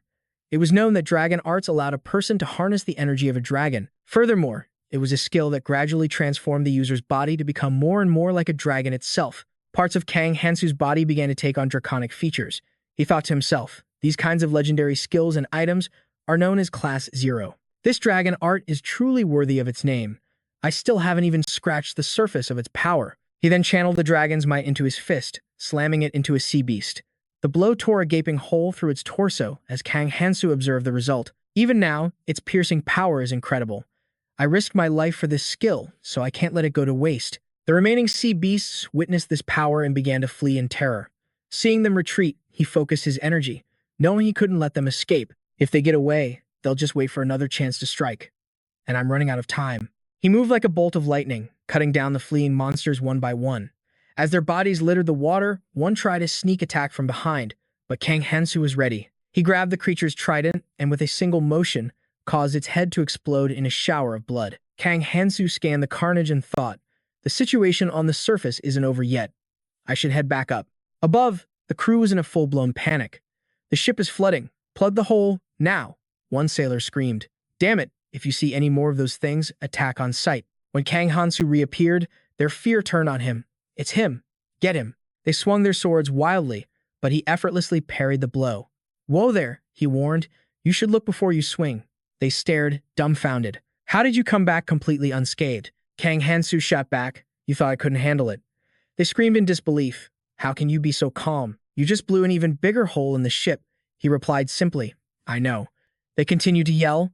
What are you planning to do about it? Now is not the time for. Before they could finish, Kang Hansu silenced them with a single glare, then effortlessly snapped a massive wooden beam with his bare hands. He demanded, why are you all just standing here? We need to stop the monsters. The sailors who witnessed his feat were stunned. Look, he's making planks to patch the hole. Do as he says. Get more wood. Kang Hansu then gave another order. We'll need slime from that monster to seal the cracks. The crew was still buzzing. Did he really just break that beam with his bare hands? Just do it, he commanded. We need to deal with the poison that's collected here. He tried to calm them. The water will evaporate. Just leave it be. But they argued. If we stay here, we'll breathe in the toxic fumes. Let's get out of here. And with that, the crew cleared the area. Kang Hansu stood alone and sighed. I used up a lot of stamina, but it was worth it. And I found a useful replacement for my broken weapon. Looking at the cursed trident, he noted, "This thing is durable enough to withstand the poison water, so it should serve me well." Kang Hansu called out to the crew, "If you look ahead, you might see a beautiful sight." They were skeptical. What is there to see besides more water? But as they looked, excitement erupted. "What in the world is that?" "It's land. Real land." Cheers echoed across the deck. "We finally reached the red zone. I can't believe we made it this fast." Suddenly, a worried voice cut through the celebration. "Wait a minute. Why isn't the ship stopping? Isn't this an automated route?" Another sailor chimed in. "They said the journey would take 3 days. It's not time yet." Kang Hansu corrected them. "That's not land. Those are the roots of the world tree." They stared in awe. "What kind of tree has roots that massive?" The other sailor asked, "Is this the beautiful sight you were talking about?" Kang Hansu just smiled. "Keep watching. The real show is about to begin." The moment he finished speaking, the ship lurched violently. A colossal monster emerged from the depths, and the crew screamed in pure terror. What eye is that thing?" The sight sent waves of fear through the crew, but Kang Hansu remained perfectly calm. "What is that monster?" they cried. As it surfaced, the creature turned its gaze upon them and let out a deafening roar. Panic set in. "We're all going to be eaten." But it ignored them, biting into a massive root of the world tree. The sheer force of its bite created a tidal wave that rushed towards their ship. "The waves are going to swallow us whole." "Brace yourselves," someone yelled, but another sailor noticed something. "Wait, it's not trying to eat us." That same person shouted. "It devoured the entire root." He was in shock. Even though it was just one root, it was the size of a small island. Kang Hansu's mind raced. Ships from the training zone are sent to one of thousands of routes, depending on the ferryman's course. The legends describe a creature just like this: the fish that swallows the world tree. The calamity fish. It was one of the 5 calamities destined to wither the world tree. The stories told of a species from the red zone, Elfen, who tried to survive its dangerous environment. They used a mysterious genetic technique to create the world tree, but even that couldn't stop the 5 calamities, and Elfen slowly began to fall into ruin. Kang Hansu knew these mutants seemed to exist for the sole purpose of destroying the world. "In my past life, I failed to protect the world tree, but this time, things will be different." Assessing the situation, he thought, "It just filled its stomach, so it will move slowly to its next target. I should start with the route at the edge of this zone, far from our entry point." A crew member finally snapped out of his fear, yelling, "Hey, wait! What in the hell do you think you're doing? Are you planning to follow that colossal beast? I know you're strong, but that thing is on a completely different level. This is insane. You have to ask the rest of us first." Kang Hansu replied calmly, "I'm sure some of you wouldn't agree." The sailor was stunned. "You're just realizing that now?" Kang Hansu stated coldly, "Then I'll just let them off the ship." The crew stared in utter confusion. What did he say? Kang Hansu's voice was firm. "I have to follow that thing. So, if anyone wants off this ship, raise your hand now. I will let you disembark immediately." The group was frozen in shock. Then a panicked shout, "Right here." After a short run, they reached their destination, the World Tree. They were at the very edge of the World Tree's massive root system. Stepping onto it, they stared in awe. "This is the place?" A notification appeared. "The World Tree is dying." The crew members murmured amongst themselves. "I thought this was solid ground, but it's the start of the tree's roots. It's so enormous, you can't even tell where it ends." Kang Hansu's voice cut through their awe. "Still, it's better than being thrown into the sea, right? Come on, try to smile. We still have 2 weeks left. If we keep moving forward, we'll be safe." One survivor was confused. "What do you mean? 2 weeks? The ferry only told us we needed to reach the World Tree." Noticing them lagging behind, someone called out, "Hey, aren't you guys coming?" Kang Hansu turned away and said, "We can't just stay here forever. If everyone else is going, you have to come."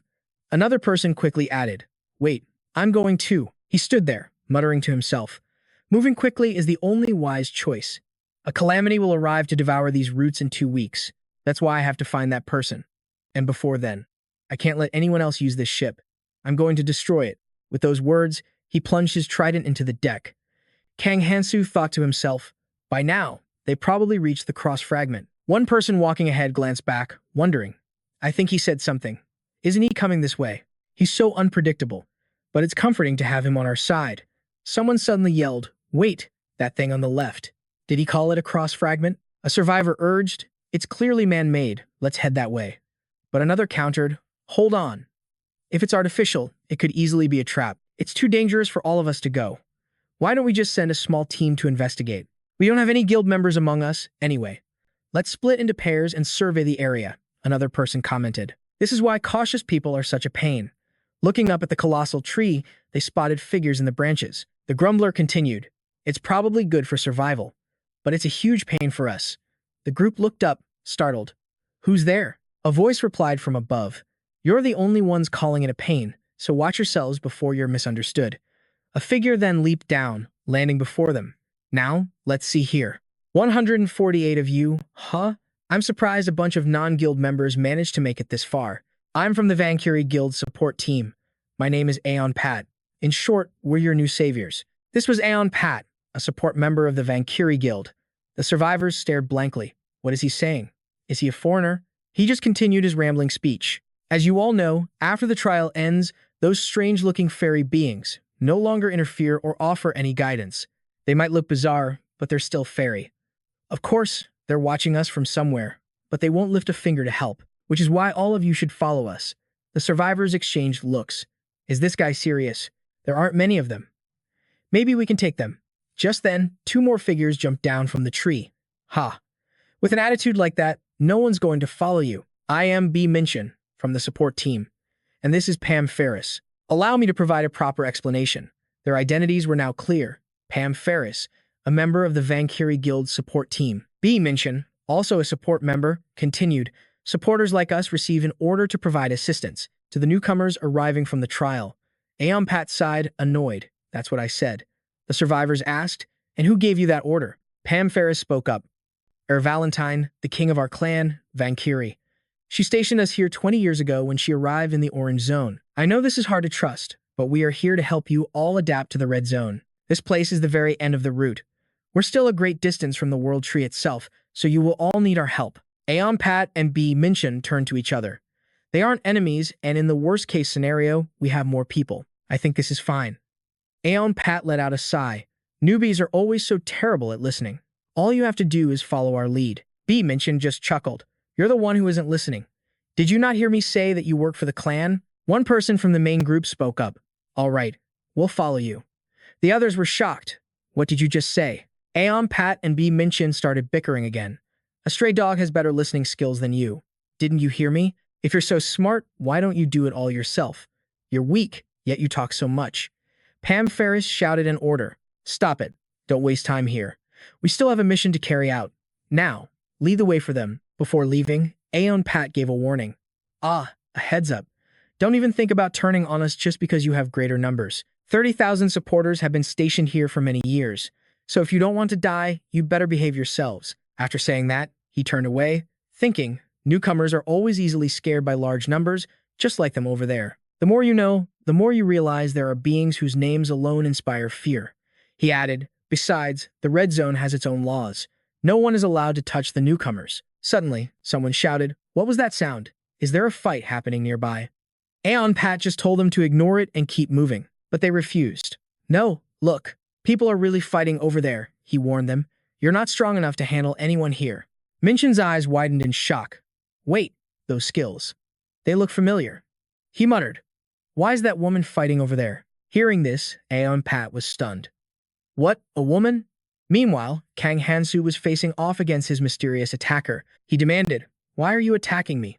But the woman just channeled her power and screamed, shut up. You just finished the tutorial and you dare run your mouth. You have no idea where you are. Sophia Vara stared out at the relentlessly churning sea. So, you've finally come. A complex emotion flickered in her eyes as she gazed at the monster in the distance, the calamity fish. Sophia Vera lowered her head, her mind a storm of thoughts. Her hands clenched, her whole body trembling uncontrollably. Do I no longer have the right to avenge my parents? She looked up at the sky, her resolve hardening like steel. Everyone who is dragged to this place is destined to suffer like this. I will end everything and follow them. Sophia Vara whispered, Master. Her mind drifted back to everything she had endured. They all called me crazy for declaring I would kill the calamity fish. No one was willing to risk their life to kill a beast larger than a mountain. Perhaps that ship has already sailed. Any attempt now is useless. But then, she heard footsteps approaching from behind. Someone was walking toward her. A voice called out, Are you Sophia Vera? Startled, she instinctively spun around. She cautiously approached the newcomer. What is it? A newbie. How do you know my name? The man who appeared was Kang Hansu, holding nothing but an iron pipe. Sophia Vera sized him up, unable to read his stats. He looked like he had just arrived in this land. No decent weapons, no items. He wasn't even wearing proper clothes. Kang Hansu ignored her questions and got straight to the point. I need to talk to you about the calamity fish. Let's talk. At the mention of the beast, Sophia Vera flinched. Kang Hansu pressed on. I need your help. Her eyes narrowed with suspicion. I've never seen you around here before. Sophia Vera voiced her deepest doubt. Are you one of the Quadrat Ratus? Seeing her on high alert, Kang Hansu gently held out a hand. She's wary, he thought. Let's try Kang Tae-su's advice. Frame this so she benefits, too. Aren't you worried? He began. Worried that your little sister might be brought here? Kang Hansu's next words left Sophia almost frozen. If we kill the calamity fish, her chances of survival will increase dramatically. He tried to continue explaining his plan, but before he could finish his sentence, Sophia Vera exploded in fury, lunging forward to attack. What the hell do you know? But Kang Hansu's reaction was lightning fast. He leaped into the air, dodging her devastating strike. Sophia Vera's fist slammed into the ground, shattering the earth on impact. She gritted her teeth, glaring at him with pure hatred. He looked at her, genuinely surprised by her power. The ground rumbled and then erupted, throwing up a cloud of dust that obscured everything. Without pausing, Sophia Vera raised her fist again, preparing to charge Kang Hansu once more. And again, to her utter disbelief, Kang Hansu vaulted into the air, evading her attack with ease. He landed lightly, tapping her shoulder. Wait, he said gently. Let's just talk. She spun around, violently knocking his hand away. Sophia Vera was now even more enraged. A dangerous glint appeared in her eyes as a faint red flame ignited in her palm. You dare mock me? With those words, she unleashed her spiritual power. A magic circle materialized above her head as she began to chant. Kang Hansu stood frozen for a moment, his eyes fixed on the glowing sigil, a hint of worry crossing his face. She's using that skill, he thought. I must have really pushed her over the edge. Sophia Vera condensed her power and unleashed her skill. Triple gem ice orbs. 3 spheres of ice shot from the magic circle, speeding towards Kang Hansu. He couldn't just stand there and take it. Kang Hansu quickly gathered a ball of lightning in his hand, thinking, my Dragon Chi technique is still unrefined. It'll be a burden, but it's a risk worth taking. In an instant, his entire body was enveloped in crackling golden lightning. Kang Hansu's form began to change, strange markings appearing all over his skin. Unique skill, Dragon Chi transformation, level 7. After her attack, massive pillars of ice erupted from the ground where he had stood. Looking at the field of razor-sharp ice, Sophia Vera felt a flicker of triumph. Triple gem ice orbs is a technique that freezes anything it touches instantly. You can't escape an attack that freezes the very air itself. Within the ice, Kang Hansu's silhouette was visible, but it was impossible to tell if he was alive or dead. Sophia Vera shouted a threat. I guarantee you won't die. Not until I get all the information I need from you. Kang Hansu's voice cut through the air. My apologies. Sophia Vera stared in disbelief, her eyes wide with shock. Cracks spiderweb across the ice encasing Kang Hansu. With his razor-sharp claws, he shattered the prison with ease. But you're not the only one with a special gift. Kang Hansu raised a clawed hand to the sky. Ring of Numaha, first authority. He slammed his palm into the ground. Annihilate. An electrical field erupted from him, shattering every block of ice in its path. Stunned, Sophia Vera threw up an arm to shield her face. The force of Kang Hansu's attack washed over her as she winced. He shattered my triple jade ice orb. A thought raced through her mind. Is aura manifestation something you can just learn in the training zone? Just how dense is the magical barrier protecting him?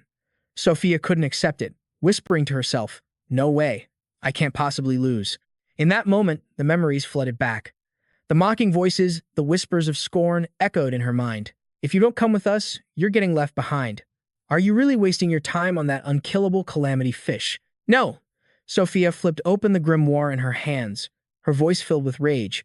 I refuse to accept this. Countless pages erupted from the book around her. Great Sky Road.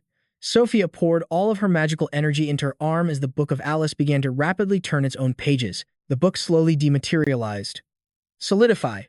Pouring all her frustration into the attack, she screamed, I'm not here for some nobody to look down on me. With that, Sophia Vera commanded the massive sword to descend upon Kang Hansu. Kang Hansu reacted in a flash, instantly taking a defensive stance. The same crackling lightning appeared around his claws. With a single strike from Kang Hansu, Sophia's colossal sword shattered into pieces. They both landed gently, as the scales on Kang Hansu's body slowly receded. He turned his head towards Sophia. Want to keep going? She bowed her head, gritting her teeth in frustration. Finally, she uttered a single phrase. This is pointless. Kang Hansu looked on, slightly surprised. Why are you backing down now? Admitting defeat already? I can still go on. Sophia glared at him. Do you take me for an idiot? Your special technique isn't even complete. There are 3 ways to determine the level of one's aura. First, the value, ratio, and amplification. Second, the performance and power of the magical barrier. And third, its unique ability. Depending on the unique ability an aura possesses, its strength and application can change dramatically. I was trying to push him to his absolute limit, but he took my strongest attack without a single scratch. His aura is already top tier by this region's standards. There's no need to test him any further. Sophia asked cautiously. I know you're strong, but how do you plan to kill the calamity fish? Everyone else gave up after it devoured over 1,000 people. Do you have any idea what it means to fight a beast that swallowed an entire ship whole? It's not a monster anymore. It's a natural disaster. Just thinking about it sent a shiver down her spine. And now, there are even fools who started to worship that thing. I'm tired of fighting this battle alone. You should leave now, before you suffer the same fate as me. She turned her back on him and began to walk away. It's a fool's errand. Kang Hansu's voice followed her. If I thought this was going to be easy, I never would have sought you out. Just help me. I have a plan. But Sophia kept walking, ignoring his words completely. You're mistaken about something. I have no intention of getting involved in this again. But his next words stopped her dead in her tracks. This will be my 14th time killing the calamity fish. Are you really going to give up now? She whipped her head around, shouting, It doesn't matter what you say. I won't do it.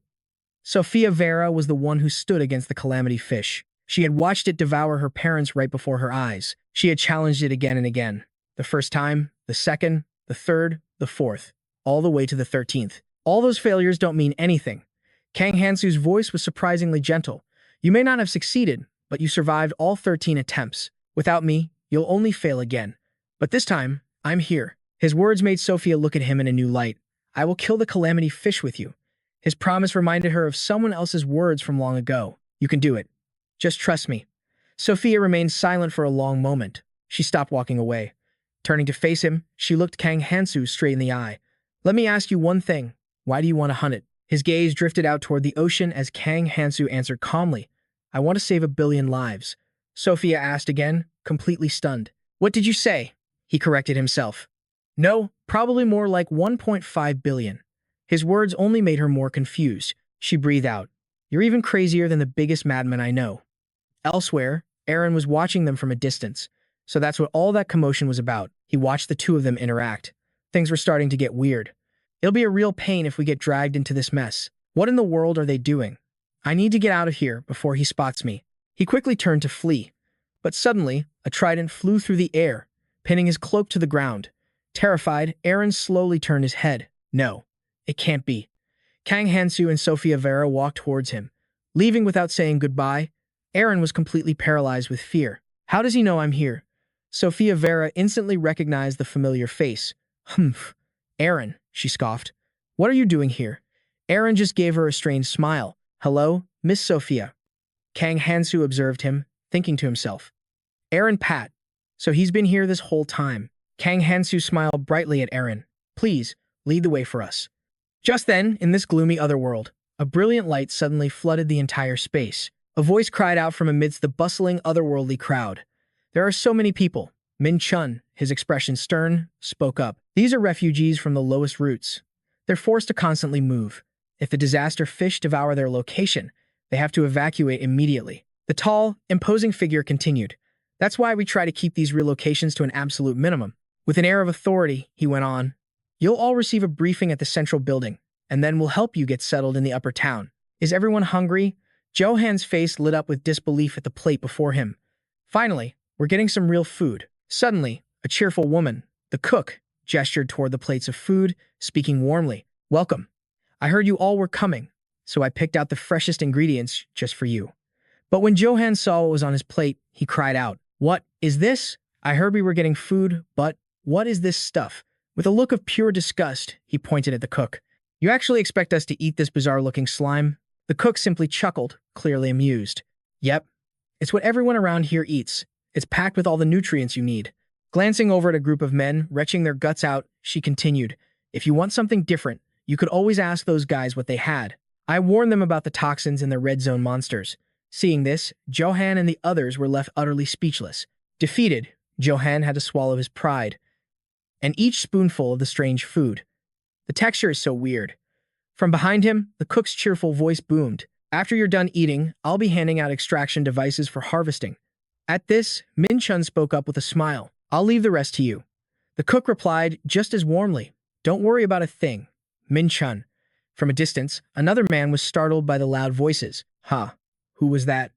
Min Chun immediately headed for the assistant support center, calling out. When did you get back? I see you brought along the person you were just fighting. What are you up to? Aaron P., focused on mending his gear, shot back. Can't you tell? I'm fixing my clothes. Min Chun pressed on. How did you even get into this state? At that question, he suddenly exploded with rage. That lunatic. He was fighting Sophia. Min Chun sighed, looking defeated. I thought you said you were just scouting and that you wouldn't get caught. Once he calmed down, Aaron P. asked, how is everyone else doing? Min Chun's reply was grim. About the same. Standing before the massive crowd, Min Chun continued his report. This year's group is much stronger than the last one. The harsher the red zone, the stronger its survivors become. And this group has some real talent. If it weren't for the disaster fish, any team would be pulling in hauls like this. An image of a terrifyingly ferocious monster flashed through his mind. He continued to explain the current situation. The Celestials know this too. They've been adjusting the tutorial's difficulty to filter in only the strongest contenders. But Aaron P. was lost in his own thoughts. Still, no one is as crazy as that guy. He stroked his chin, deep in thought. Someone who came from the tutorial can actually go head-to-head with Sofia Vara. The rumors have probably already spread. He's bound to show up soon. Elsewhere, the scene changes. A massive foot suddenly slams into the ground. In the distance, a hulking figure stands tall. It's Zhang Gao. He scans his surroundings. Let's see now. Suddenly, his eyes gleam, and a sinister grin spreads across his face. Meanwhile, back in another area, a woman's voice calls out as she approaches. Did you manage to get an extraction device? You won't survive long without one. Kang Hansu immediately countered. And where are you headed? Sophia Vera shot back, annoyed. Are you questioning me? I have somewhere I need to be. Here, take this.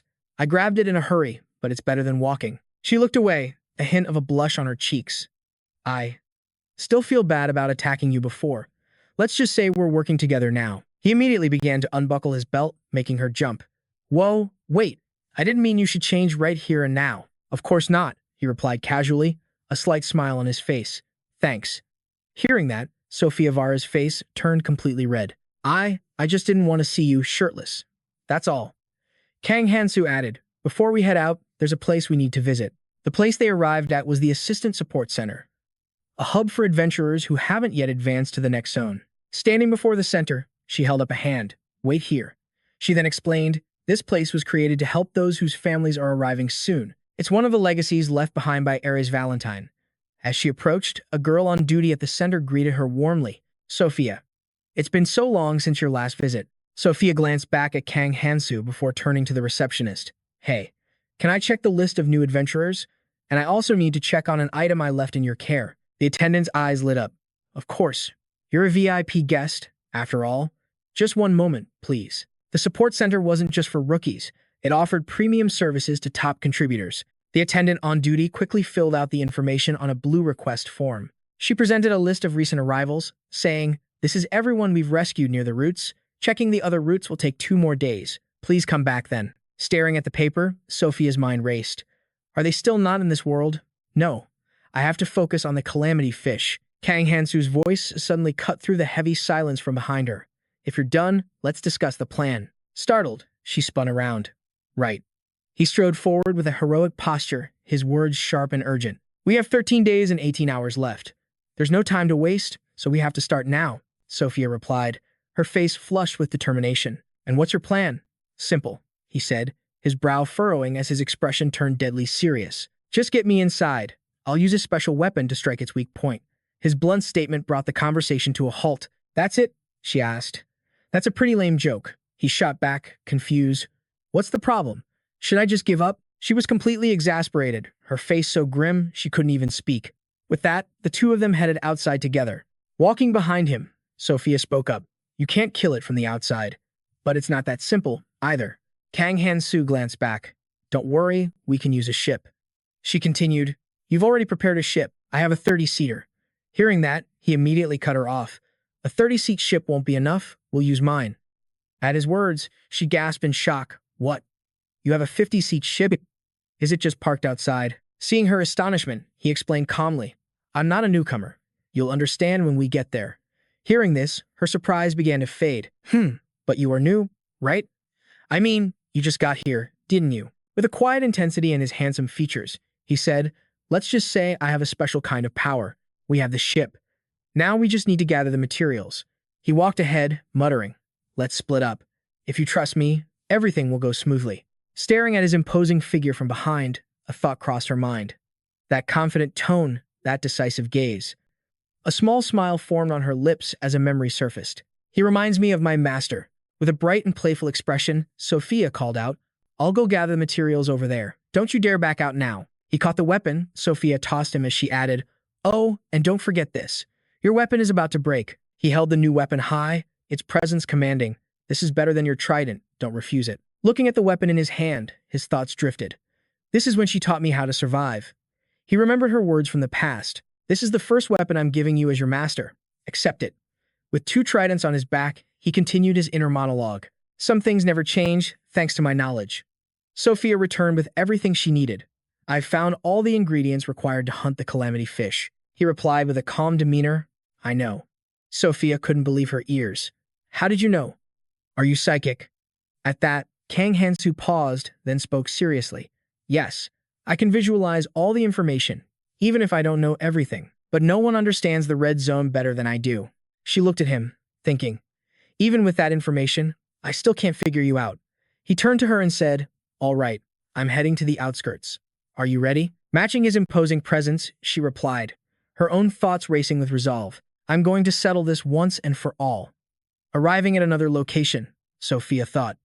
To create a poison that can take down the calamity fish, we need to gather all the necessary components. To get the Apon's fluid, I'll have to lure it out of its nest. A fierce wind blew, making it hard for her to stand her ground.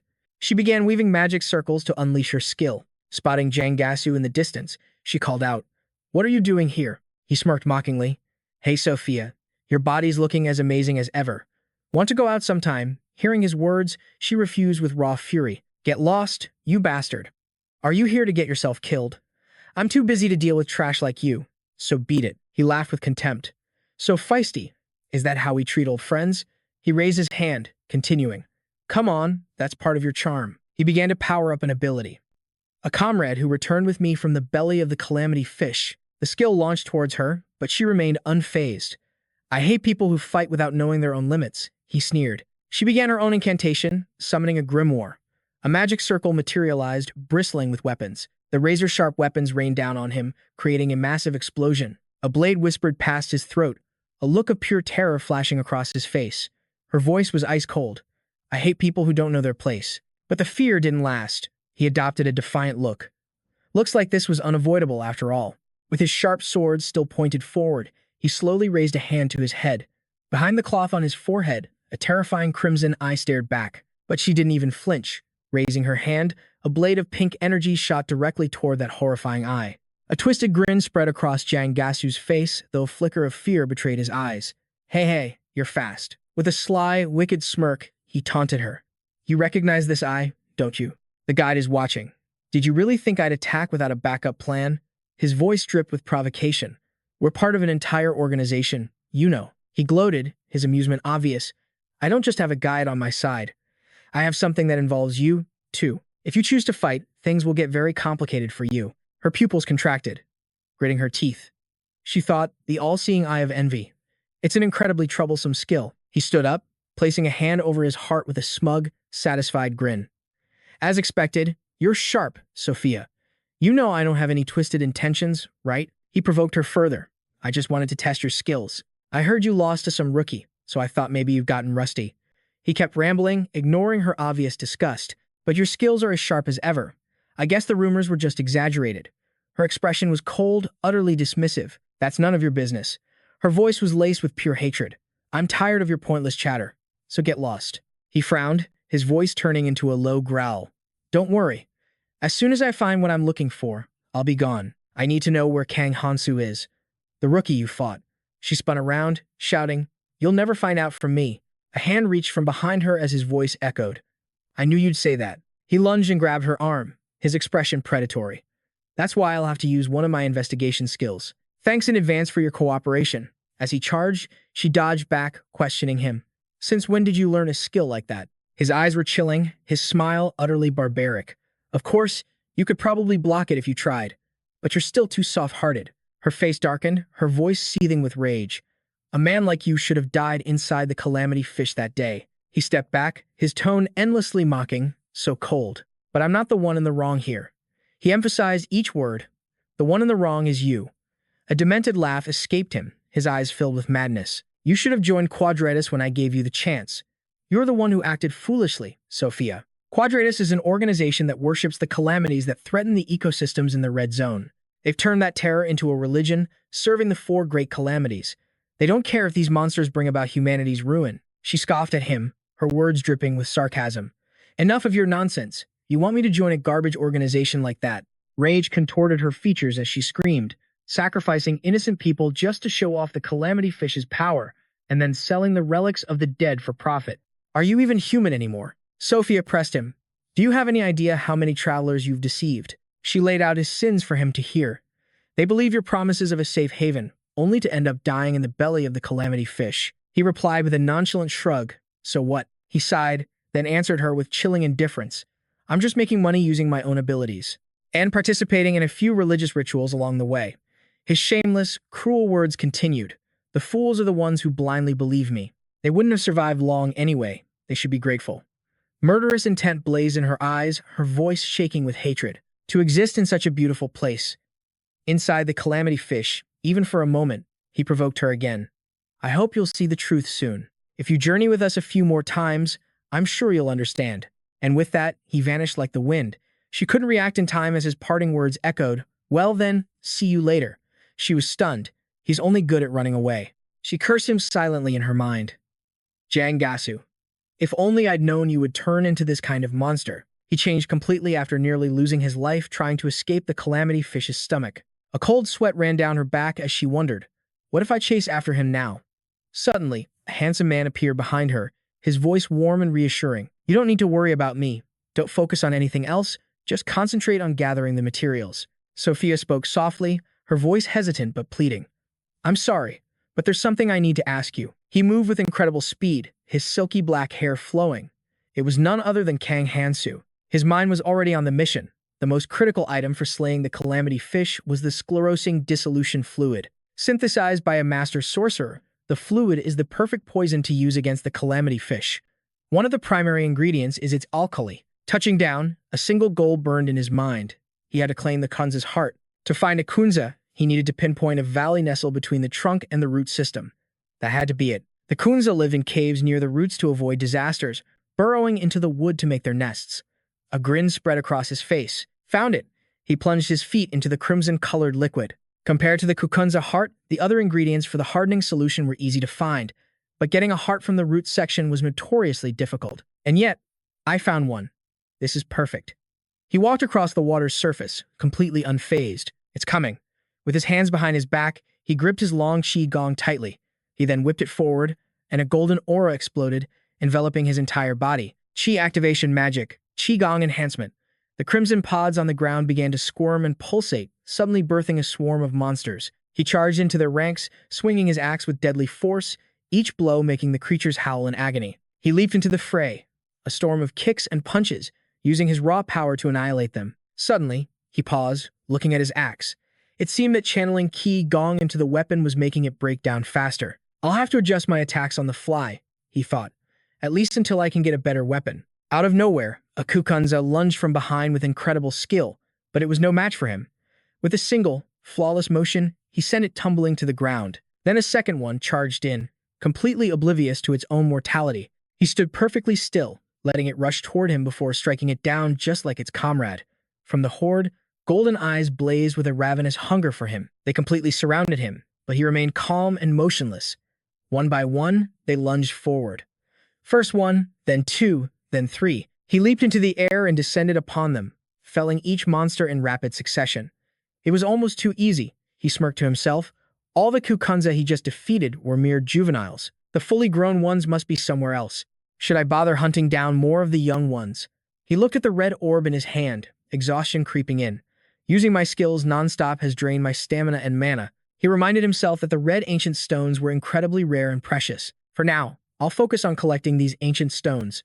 3 gems, each a completely different color, materialized in his hand. As he scanned the chaotic aftermath, a strange, hostile energy suddenly shot toward him. He was already prepared and dodged it effortlessly, as if he'd seen it coming. He swung his axe twice, then looked down at his poor weapon. It was already fragile to begin with, and I've been pushing it way too hard.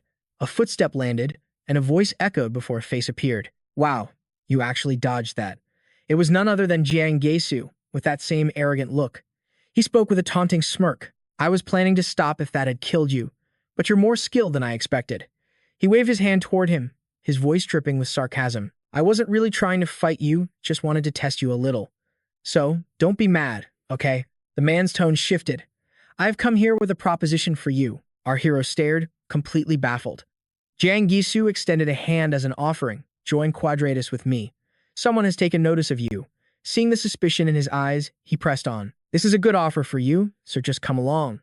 Suddenly, Jiang Gisu's eyes shot wide open, sweat pouring down his face as if he'd seen a ghost. Abruptly, an axe blade whistled past his face. Our hero stared at him with chilling, bottomless eyes and asked a single question. Are you looking to die? Jiang Jizu clutched his face and screamed in fury. You psycho. You're just a damn rookie. He gritted his teeth. How dare you attack me while I'm talking? He threatened, his voice booming. You probably just finished the tutorial, so now you think you're hot stuff. That must be why you'd attack me without a shred of fear. Jiang Gizu's eyes narrowed, a sneer twisting his lips. That girl might like you, but I refuse to acknowledge you. Your offer? Kang Hansu replied with cold indifference. I refuse. He knew all too well the evil of the fanatics who worshipped the Quadratus disaster, but their operations were the most dangerous part. They cultivated calamity fish. As the number of visitors from the red zone dwindled, Quadratus's main business became watching others get devoured by those monsters. The more brutal the death, the more money they made. Their entire enterprise was built on the suffering of others. As he watched Jiang Gisu charge toward him, he made a vow to himself. He would destroy that organization as soon as possible, tearing them out by the roots, one by one. He turned his head and sighed, his expression and tone shifting into pure mockery. Why should I listen to someone who is weaker than me? Jiang Gisu was practically insane with rage. What did you just say? He adjusted the scarf on his head. I'm going to discipline you myself. If I don't bring you back, those bastards will lose their minds. So, whether you like it or not, this is happening. As he spoke, Jiang Gisu ripped a necklace from his throat, his face twisting into a monstrous grimace. A couple of broken ribs shouldn't be a problem for you, right? Seeing him transform, Kang Hansu just offered a faint smile. It seems we're on the same page. I need some information from you, too. You can still talk with a few broken ribs. Can't you? Jiang Gisu drew a sword. Let's see how long that tough talk lasts. Without another word, he swung the forgotten blade straight at Kang Hansu, who dodged with astonishing speed. But strangely, Jiang Gisu didn't seem panicked at all. In fact, a thrill of excitement coursed through him. He grinned from ear to ear. You fool! Slash. The sound of tearing flesh echoed, followed by a spray of blood. A deep gash suddenly appeared on Kang Hansu's right arm, with blood pouring relentlessly from the wound. Kang Hansu dropped to one knee, clutching his injury. Ready to talk now? Jiang Gisu watched his opponent's expression carefully, tightening his grip on the forgotten blade, thinking to himself, I was aiming for his whole arm. But the cut was too shallow. I went too easy on him. Done hesitating, he swung his sword towards the water with a challenging smirk. If I break you too much, you'll be worthless. Don't worry, this will be quick. Suddenly, steam billowed from the wound on Kang Hansu's shoulder, and his voice took on a strange tone. Perhaps I was a bit too arrogant. He quickly regained his composure, staring directly at Jiang Gisu. I have never fought you before. Jiang Gisu flexed the blade in his hand like a whip, looking utterly confused. What the hell are you talking about? Have you lost your mind? Just shut up and lie still, he roared, laughing as he leaped forward to strike Kang Hansu again. But this time, before his attack could even land, he took a devastating blow from Kang Hansu, right in the gut. The impact sent him flying backward, his body spiraling out of control. His eyes rolled back into his head, showing only the whites. Jiang Gisu hit the ground hard, planting a hand to steady himself. Kang Hansu was already in an attack stance, his fist radiating with powerful spiritual energy. He drew an axe from his back. I need to update my data. He aimed the axe at Jang Ga-su with a cold gaze. Cooperate. Jang Ga-su coughed violently from the last blow. He cursed under his breath.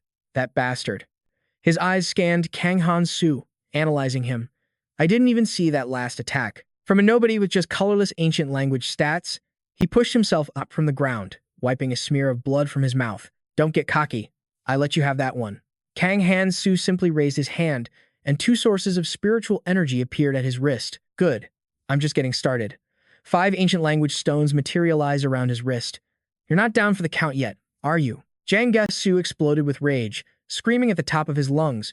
You think a few boosted stats can actually change your skills? Kang Hansu held his axe high, replying with chilling calm. Of course. In a real battle, stats aren't everything. As he finished speaking, he hurled the axe. It flew with blinding speed, embedding itself in the tree right behind Jang Ga-su, just inches from his head. He collapsed to the ground in terror. Kang Hansu's mocking voice cut through the air. What's wrong? A faint, taunting smile played on his lips. Scared now? Trembling, Jang Ga-su struggled back to his feet. He stammered, impossible. Refusing to give up, he swung his sword again, screaming, I'm not afraid of you. This time, he unleashed a new technique, and the blade in his hand became incredibly solid. This was the skill known as the Forgotten Sword. He gripped the sword and charged at Kang Hansu with everything he had, crushing slash. Yet, his opponent just stood there, manipulating the energy in his hands. This stunned Jang Ga-su. With his bare hands, the sight of his blade, ready to destroy anything, filled him with confidence. My crushing slash can split anything in its path. You're about to lose both your arms. Numaha's ring. The sword closed in, just inches from Kang Hansu's neck. First authority. Jang Ga-su was sure of his victory. A triumphant grin spread across his face. I've won. Annihilation. But his celebration was cut short. Kang Hansu caught the approaching blade with his bare hand.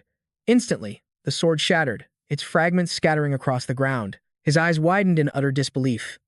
It can't be. He stared at the falling pieces of his weapon. My crushing slash.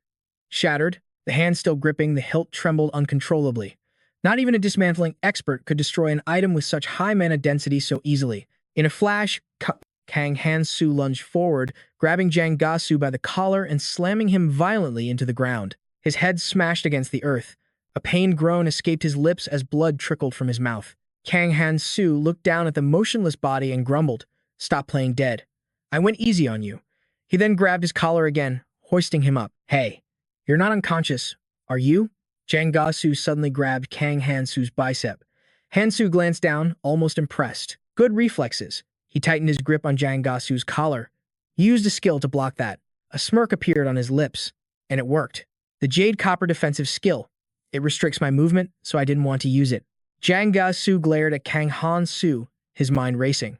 But this was no time to be picky, not if it meant escaping this monster's grasp. As if reading his every move, Kang Hansu raised his other hand. A pathetic effort. Is that all you've got? With those words, he drove a brutal fist into the man's face. A tooth went flying from the sheer force of the blow. Jang Ga-su's eyes widened in pure shock as the next punch came flying. How could he have broken through my skill? Kang Hansu unleashed a merciless barrage of punches on Jang Ga-su's face. You psycho! Wait, I'll. After taking a savage beating, Jang Ga-su trembled, throwing his hands up in surrender. I'll tell you everything. Hearing this, Kang Hansu finally paused. I had no choice. The operation fees weren't enough. Jang Ga-su desperately explained. I was just following orders, I swear. I'm a good person. I never hurt anyone. Let me go. And I'll give you an ancient language. He continued trying to bargain with Kang Hansu. I'll even reveal who hired me. The hero released his grip on the man's collar, his gaze turning razor sharp. You talk too much.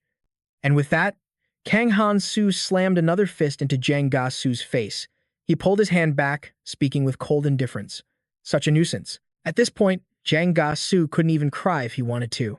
But, you told me to talk. With a tooth knocked out and his face a canvas of bruises, Jang Ga-su looked absolutely pathetic. So what? I already told you everything I know, you bastard. He stared at Kang Hansu, unleashing all his pent-up frustration. You beat me like a dog. What more could you possibly want from me? His voice cracked, putting on a pitiful display as tears welled in his eyes. That's really all I know. He fell to his knees at Kang Hansu's feet, continuing his confession. Quadratus is an organization that worshipped a past calamity. Aside from their usual work in the area, They also hire other guilds for jobs. This specific commission was to spy on Kang Hansu, the one who completed the tutorial stage. He felt an invisible dread creeping over him. The client was Komoran from the Guides Guild. Kang Hansu's mind raced in surprise. The Guides? The Guides are a powerful alliance of 6 guilds. Together, they manage the 6 roots of the world tree. The fact that they control those roots proves they are among the strongest guilds in existence. Kang Hansu stroked his chin, lost in thought. But the Guides are supposed to be under Miyamoto's control. Does that mean more than one guild has their hands in this? Kang Hansu's gaze fell upon Jang Ga-su. They're probably getting ready to move by now. Was your informant also from the support center? Jang Ga-su immediately answered. Yes. A few of the supporters are involved. But this time, I got my information directly from Komoran. After hearing what he needed, Kang Hansu's expression turned unnervingly dark, his voice laced with deadly intent. You've outlived your usefulness. Panicked, Jang Ga-su tried to explain. Wait, there's more. He suddenly burst into laughter, pointing to the eye on his forehead. You fool. I was just acting this whole time. Do you have any idea what this eye on my forehead is? Everything you've done until now. Before he could finish, Kang Hansu cut him off. The clairvoyant eye of the envious, right? Those words shut him up instantly. How did he know? Without another thought, he slowly rose to his feet. That's right. With this clairvoyant eye, I can share my vision with others. Your location has been exposed. Kang Hansu feigned terror, turning away. Oh no, I'm so scared. I guess I have to run. This bizarre reaction only confused his opponent further. Seemingly without fear, Jang Ga-su continued his threats. Komoran is the commander of the Guides forces. Do you really think you can escape? I've already used it once, so it was on cooldown. But the connection has just been re-established. Kang Hansu spun around and slammed a fist directly into his gut. Now you're just a fish in a barrel. Jang Ga-su's vision started to go dark. Right before losing consciousness, he managed to curse at Kang Hansu. You bastard. I was still talking. Watching him collapse, Kang Hansu sighed. Playing along with you was exhausting. He knelt and began searching the man's body. My own weapons are about to fall apart. I need to find some new gear. A forgotten relic. He's got some good stuff. And this consumable artifact, a mirror of duplication. Not bad. Suddenly, a pure white bird appeared in the sky above. Kang Hansu glanced at it and let out a soft sigh. Spotted again. Komoran. I don't remember who that is, so he must be a small fry. The annoying part is, I'm kind of busy right now. Kang Hansu turned his head, looking back at the forest where menacing growls echoed from the shadows. And then there are those monsters. He listened carefully to the sounds reverberating through the trees. It sounds like a pack of GTAs nearby. GTAs. Perfect.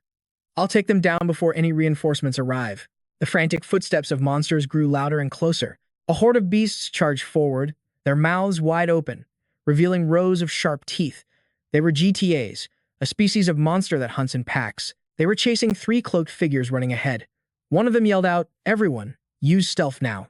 At the signal, the others immediately activated their cloaking abilities. Using their stealth, the 3 of them quickly scrambled up a tree to escape the pursuing GTA pack. Perched in the tree, the trio observed the situation below. Seeing they had successfully escaped the monsters, they let out a collective sigh of relief. Damn, that was way too close, mumbled Che, a member of the Quadratus Guild. My blood ran cold. This is exactly why I hate playing the damn bait. Another squad mate chimed in. How many more of those guitars do we need to lure? He replied. As many as we can possibly get, his eyes still nervously scanning the swarm of monsters below. But because we have to hold our breath to maintain stealth, using it continuously is nearly impossible. For now, let's just get them into the valley. Then we can finally rest before we move on. Che closed his eyes, annoyed, and asked the man beside him, By the way, what's taking Dan so long? His only job was to bring that rookie here. The man asked back, You mean Gasu? You actually took that commission? Che nodded slightly. Yeah.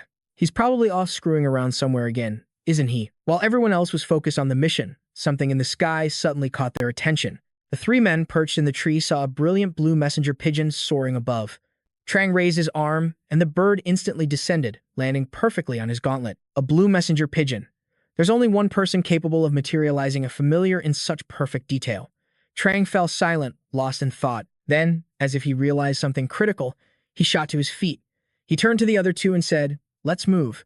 We have an urgent summons to Kwon-Ra Lake. Gasu groaned in agony as his eyes slowly fluttered open. Once his vision cleared, he saw Cheng standing over him with a mocking grin. You actually managed to lose, you pathetic fool. Gasu immediately sat up, inspecting the fresh bandages wrapped around his wounds. Lucky for me, I passed out where the toxin levels were low. My leg was almost completely burned off. What about him? Cheng answered calmly. He's the one who took you down. He was already gone by the time I got here. Cheng couldn't resist twisting the knife. You mean to tell me a guy who survived inside the belly of a calamity fish failed to capture some rookie trash, and now we have to clean up your mess?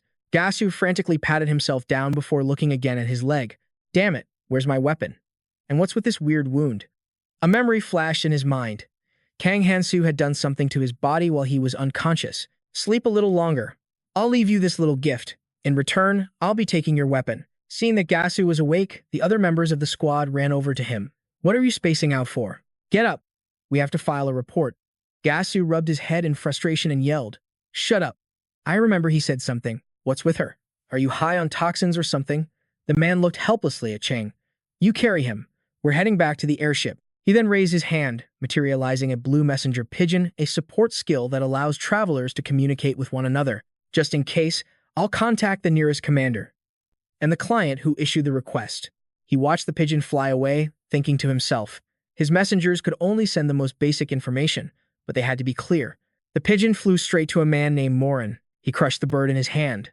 Pathetic, useless fools. Morin turned, looking at the glowing fragments in his palm, and said to the subordinate behind him, Let's go. Follow me. In an instant, they both appeared on Gasu's airship. Cheng rushed over to Morin's side. Sir, you're here so quickly. I literally just sent the pigeon. Morin coldly pushed him aside with one hand. Get out of my way. He walked over to where Gasu was lying on the deck. Quite a performance. Gasu. You dare show your face here after getting your ass handed to you by a complete rookie. Gasu looked up at him, terrified. Morin. Morin is the Force commander. The one they call the Pathfinder. Without another word, he drove a powerful fist straight into Gasu's stomach. Who the hell do you think you are to say my name? He then raised his boot and stomped down on Gasu's chest as the others watched in utter shock. I can't believe the Quadratus Guild has become this useless. How do you plan on dealing with this mess you've made? Cheng quickly stepped forward to take the blame. We will take full responsibility for this. Suddenly, another member of the team shouted, We have a problem. The Jitar horde we gathered in the valley. They're breaking out and heading straight for us. Looking in the direction he pointed, they could see a countless number of monsters storming toward them. Their jaws gaped open as they charged the airship. How is that possible? Cheng rushed to the side of the ship to get a better look. He froze, horrified at the sight. Once a Jitar horde starts running, they can't change direction. I used that very trait to lure them into the valley. Why would they break out and come for us just because we captured one of their young? Just then, Morin caught a strange scent drifting on the wind. He followed the smell, his eyes landing on Gasu. In a flash, he threw the knife in his hand, embedding it deep in Gasu's thigh. You absolute moron. Gasu screamed in agony. My leg.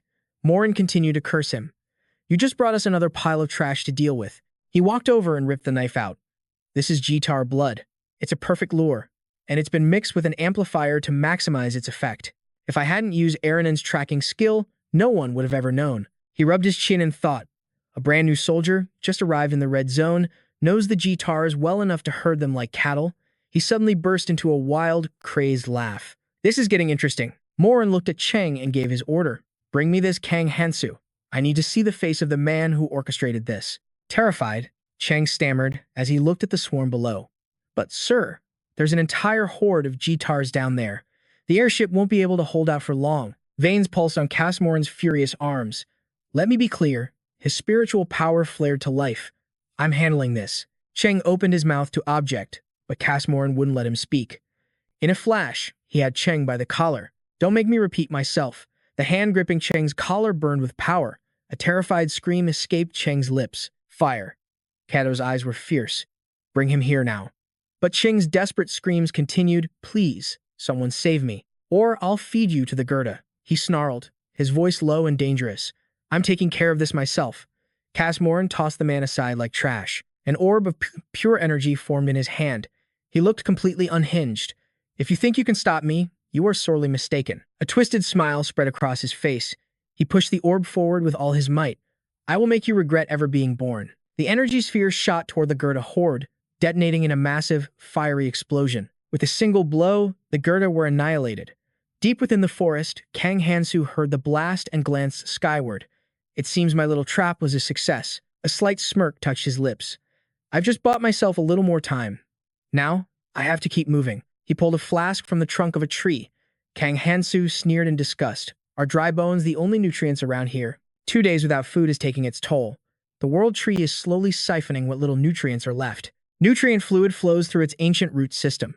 Some roots draw on the toxic water, while others purify and expel the poison. I need to find the roots that carry pure nutrients.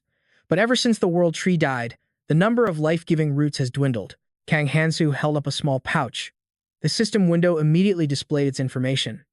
Item: selfish rich man's food pouch. He murmured to himself, I have almost everything I need. It'll work better once I get out of this place. Kang Hansu moved with silent purpose. The only thing left is the deep lake inside the tunnel, the nesting ground of the adult kukuas. This is nothing like the shallow waters I've seen so far, which means I'll have to build a bridge. He clutched a handful of dry seeds. A system window appeared. Quitcher's seed absorbs water to sprout a giant leaf. Reaching the edge of a cliff, he tossed the seeds into the poisonous stream below. The seeds plunged into the stream, instantly absorbing the toxic water and germinating. From the depths, enormous sprouts rose to the surface. With his path complete, he leaped from the cliff, skillfully hopping across the giant leaves. Suddenly, he paused, a sword materializing in his grip. It would be easier if the path just went straight up, but I'll have to carve my own way. Monsters erupted from the water directly in front of him. Kang Hansu remained completely unfazed. Let the hunt begin. Meanwhile, under the night sky, a figure stood radiating immense power. It was Cass Morin. Has the carrier pigeon delivered the news? He asked the woman beside him. It is still in transit. Cass Morin turned, walking towards her. He approached a captive who was tied up. Even your strongest scouting skill, the one you can only use once a month, you wasted it. Cass Morin grabbed the man's collar, his voice laced with menace. If you weren't our guide, we would have thrown you into the sea of poison long ago. You and that quadratus. He released the captive and rose to his feet. He commanded, Rachel, take me to the final location. She questioned him. Are you going by yourself? Bathed in the morning light, Cass Morin turned with a wicked grin. Yes. It's much more fun to hunt my prey with my own 2 hands. As he walked away, he muttered under his breath, Kang Hansu, you can't escape me. Back on the Leaf Bridge, Kang Hansu was still battling the monsters. Defeating them was taking its toll. He was gasping for air, his stamina nearly depleted. He looked down at his trembling hand. I can barely even swing my sword anymore. But just as his guard was down, a figure in a black cloak appeared behind him, drawing an arrow and taking aim. This is the last cocoon heart I need. A brilliant flash from the bow caught his attention. Kang Hansu's eyes shot wide, sensing the danger. He threw himself to the side. The arrow whizzed past, tearing through a monster's body and ripping it to pieces. The archer, Tran, clicked her tongue. Chi. I missed. Staring at the aftermath, Kang Hansu realized that was a precision-type skill. Incredibly hard to dodge. In that split second of distraction, 3 more arrows came flying at him. So be it. He swung his sword, deflecting the volley, but not without a price. Deep cuts appeared on his arm. He grimaced. Damn it, I'm wounded. Droplets of blood trickled down his arm and fell into the water below. The scent of his blood drove the monsters into a frenzy.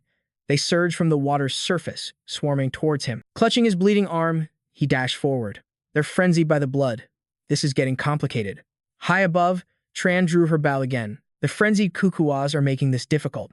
Hey, we're supposed to be providing support. Get down there and grab him. Miller pouted, touching her lips delicately.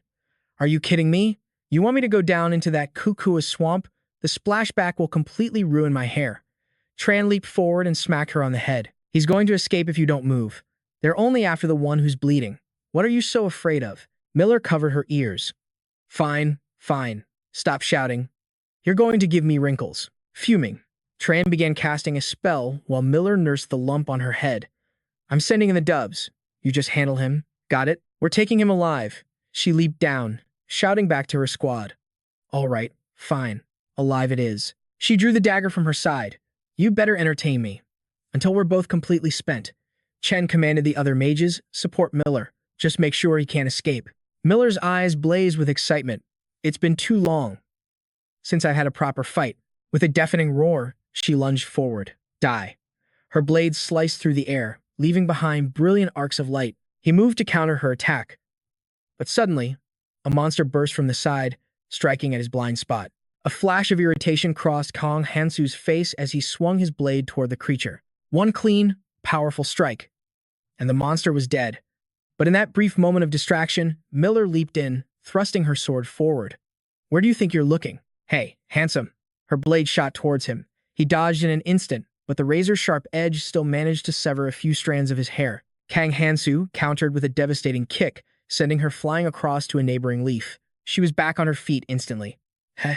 Pretty tough for someone on the verge of collapse. Miller wiped a trickle of blood from her lip, a sinister grin spreading across her face. I'll make you pay for scarring my face. She licked her lips. I have no intention of going easy on you. Not even if you beg for mercy, he thought to himself. She only closes in when the cuckoos are frenzied by the scent of blood. His mind raced. Making a scene here is too risky. The situation is in her favor. The longer this drags on, the worse it gets for me. So, why not change the game a little? The ring on his finger pulsed with a crimson light, and in his hand, a new weapon began to materialize. She watched his every move, her eyes narrowed with suspicion. Miller lunged at him once more, only to be violently blasted back to where she stood by his new weapon. Miller's voice was laced with disbelief. What? I thought you were supposed to be smart. But I guess you're not all that, she continued, her tone dripping with contempt. Isn't that the formless sword? Gasu's weapon? You really shouldn't steal from others, you know. Miller glanced down at the gash on her arm. A wound like this, but as blood poured from the cut, a scream of pure shock tore from her throat. What? The wound? It isn't healing? Why? Why is it getting worse? While her attention was fixed on the wound, a monster erupted from the water below. It lunged, jaws wide, and she screamed in pure terror. Impossible. Chen screamed down from the cliff. What are you doing? Seize the opening. It's just a little blood. She shrieked back. They can smell my blood. A faint smirk played on his lips. This is the Ring of Numaha. Its second power, hemorrhage, unlocks when the red stat is enhanced. Don't mistake it for a simple cut. The constant blood loss during battle clouds the mind and drains the body of all its strength. He watched as she struggled against the beast. Kang Hansu thought.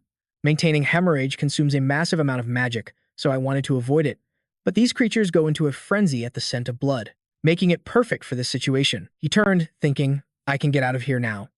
But Chen's furious voice echoed from above. You idiots. Go help her, now. Her subordinates immediately charged down. Chen raised his bow, his hands trembling. If we lose track of him here. See, Morin will never forgive us. I can't go through that again. 3 arrows rained down from above. Miller kicked a monster in the gut, shouting, I'll handle the cuckoos. Just focus all your fire on Kang Hansu. The arrows shot downwards, but slammed into the swarm of monsters instead. 3 of the underlings charged straight for Kang Hansu. He reached into his pouch, murmuring, so persistent. I suppose I should give you all a little gift. Another monster lunged, its jaws gaping wide. With a single slash of her blade, Miller decapitated it. Running away is useless against me. But then, she noticed something. Wait, this blood. Is this the head of a GTA? A faint smile touched his lips. Did you know? The blood of a GTA is the perfect lure to drive the cuckoos into an absolute frenzy. They won't hesitate for a second. They'll charge straight for the source. Now, imagine what happens when you're the one covered in that blood. The moment the words left his lips, the water below began to churn violently as countless cuckoos surged to the surface. Miller and her subordinates could only watch in horror. She glared up at him, her face contorted with rage. He stood calmly on the cliff's edge, his voice carrying down to them, as they were swallowed by a desperate battle against the cuckoos below. Have fun playing with your new friends. Kang Hansu's hand brushed against a coarse tree trunk. This root, it's completely withered. He continued on his way. At this rate, the entire area will be a barren wasteland by the time help arrives. This blight is spreading fast. I'll have to check the upper levels too. He frowned. I just hope it hasn't spread too far. And here I thought things were supposed to get easier after the red zone. He looked up, his coat whipping in the wind. Candian, if I run into Chin, we'll finally have to settle things. Meanwhile, in another part of the forest, a different group had gathered. Looks like some travelers got here first and decided to squat on the world tree's root. A man with long hair sneered, leaning against a tree. Hey, a few skyfallers must have gotten lost and wandered in. His purple-haired companion added with a smirk. Stupid fools. This is our territory now. Johan's group was utterly exhausted. The root they had been drawing from had no sustenance left. We can't hold on any longer. The fluid the rescue team gave us is all gone. Please, we're begging for your mercy. The purple-haired man just scoffed arrogantly. Why didn't you manage your resources better? This root belongs to our guild now. Leaning against the massive root, the long-haired thug drew his blade, as he and his purple-haired crony took their fighting stance. Hey, rookies, he sneered. You really think you can take this from us? As Johan's group seethed with helpless rage, he continued, newbies should learn their place. and get used to being hungry. Gritting their teeth, they turned to leave, even after everything they'd gone through to get here. They recalled the harsh reality of this place. This was a decaying world tree, and its lower roots held no nourishment. The upper roots were rich with nutrients but infested with monsters, and every time they tried to climb, some gang would block their path. Were they just supposed to lie down and starve? Suddenly, a noise from behind snapped them to attention. It was the same thugs from before. "Who the hell are you? When did you get here?" The thug ordered him to scram, but before he could finish the sentence, a powerful blow slammed into his chest. "Oh." Johan's eyes widened in disbelief. The newcomer was holding the long-haired thug by his collar. Kang Hansu. The other thugs stared in pure terror. He took down their leader in a single move. A wave of relief washed over Johan's group. "They're gone. We can get the nutrient fluid." One of them cheered. "I can't believe I'd live to be grateful for a beatdown." Someone shouted, "Everyone, get your flasks. Let's get what we came for." The group eagerly scrambled onto the massive root. Johan managed a weary smile. He solved everything in just one move. As Kang Hansu sat on the root, sipping the nutrient fluid, Johan approached him and called out, "Kang Hansu, it's really you, isn't it? Long time no see." Hansu leaped down. "You know me?" Johan sighed in frustration. "You really don't remember? We were on the same ship together." While Hansu drank from his flask, Johan asked, "What have you been up to all this time? This is the first I've seen of you since that day." He introduced himself properly. "It's so good to see you again. I'm Johan. And thank you. Without you, we would have starved to death." Hansu kept drinking, his cheeks slightly puffed out. "I was just hungry myself. Go on and eat." After finishing, Hansu let out a satisfied burp, rubbing his stomach. Johan's expression turned serious. "Can I ask you for one more favor? You must know what I'm talking about, right?" His gaze was intense. "The ship we were on before. We need it. All the other routes are blocked, so we need that ship." But before Johan could finish, Hansu turned his back on him. "No." Johan refused to give up, pressing on. "I'm not just begging. The nutrients here could run out at any moment. The calamity fish are destroying the outer roots. Let's use the ship to escape upwards, together." Instead of answering, Hansu sliced into a nearby flower with his knife. "That won't be a problem for much longer. It's all about to be resolved." He held up a flower petal. "You all will be safer staying here. Don't even think about going up." Johan was stunned. "What are you talking about?" Hansu met his gaze. "I'm going to kill it. I'm going to use that ship to wipe out the swarm of calamity fish attacking the world tree," he continued. "I will eliminate the calamity with my own hands, so you don't have to worry about dying." Johan was completely frozen. He asked, What do you mean? Please, explain it to me." Ignoring him, Hansu placed the petal into his pouch, thinking to himself, if the calamity is gone, the red zone will recover and everyone will be safe. So what I'm doing can't be wrong. Johan let out a long sigh. "I have no idea what you're planning, but you've done the impossible before, so maybe you can do it again. But before you go, I have to ask you one thing. Why are you going to such great lengths to save everyone?" The question made Kang Hansu stop in his tracks. He whispered, almost to himself, "Why? I have to save as many people as I can. That's the entire reason I came back." He stared down at his own hand. "But, is that what I truly want?" Johan hurried to catch up. "Kang Hansu, why did you stop?" Without warning, Hansu tossed a small stone toward him. A rock. Without turning back, Hansu kept walking.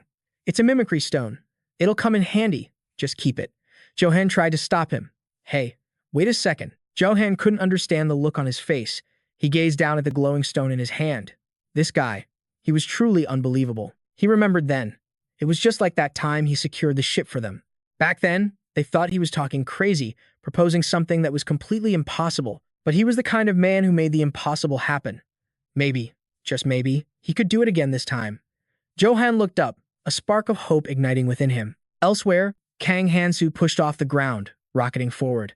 Migration is a natural part of human survival.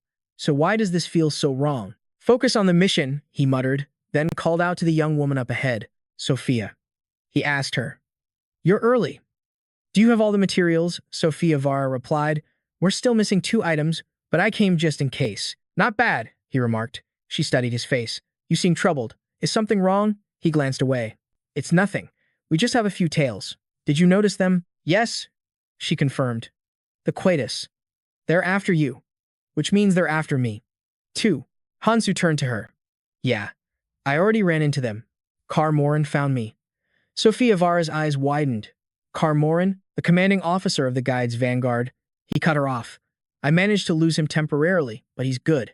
It won't be long before he tracks me down. Worry crept into her voice. He's not just some common enemy, Hansu. No matter how strong you are, you can't take him on alone. He pointed directly at her. So, we cooperate. His plan was simple. One person would keep gathering materials, while the other would act as bait for Casmoran. She tried to make him understand. Don't you get it? The guys are one of the ruling factions in the Red Zone. They aren't just massive in scale. Their ranks are filled with hardened veterans who've survived here for years. They're all strong enough to leave the Red Zone anytime they wish. And among them, the assault squad is the most savage. A masked man appeared in her mind, a wicked grin on his face. Casmoran is their commanding officer, she said, stepping closer. We have to fight him together, but his back remained turned. We should gather supplies while they don't know we're here. We have to be fast. He finally replied, It'll be difficult. I left the artifact there, but judging by the situation, they've already picked up our scent. Elsewhere, a man was being choked by an unseen hand. The hand's owner tightened its grip, lifting Johan clean off his feet. The ground below was littered with fallen bodies. I'll give you fools a choice. Do you want to burn to death in agony? A sinister purple flame danced in Casmoran's palm. Or, you can die peacefully after telling me where Kang Hansu is. Johan struggled, thinking, I didn't even sense his approach. The stone Hansu gave him fell from his pocket. How did he get so many people here so fast? He sputtered. We don't know who that is. Casmoran's eyes narrowed as he pleaded, You've got the wrong person. Releasing his throat, Casmoran crouched down. Your name's Johan, right? Then he slammed his palm onto the boy's head, smashing his face into the ground. Just a rookie who doesn't get it. Casmoran yanked him up by the hair. Such a terrible liar. He pointed at his nose. Did you know that lies give off a stench? I know he passed through here. Aranon's trace. It's my own personal tracking skill. A tremor of fear ran down Johan's spine. He erased his tracks, but I can still smell the trail he left behind. Casmoran then produced a slip of paper. His mistake was leaving this, even while trying to lead me into a trap. He let it fall. Now then, shall we get down to business? As terror flooded Johan's eyes, Casmoran asked again, Where is Kang Hansu? He shivered. I really don't know. Casmoran took a long sniff. You still reek of deceit. So be it. A glint flashed in his eyes as the purple flame ignited in his hand, then died. He lunged toward the boy, but stopped dead in his tracks. Casmoran lowered his head, a chuckle escaping his lips, before whipping around. I can smell him. In the distance, Hansu stood watching. As Casmoran let out a manic shriek, the distant figure turned. Seeing Hansu's silhouette, Casmoran roared with excitement. There you are. A smirk of pure contempt crossed Hansu's face. Looking for me? The man demanded. Are you Kang Hansu? But Hansu simply replied, Come and find out. But before he could finish his taunt, a powerful kick tore right through his face. Watching the image dissipate under his boot, Casmoran sneered.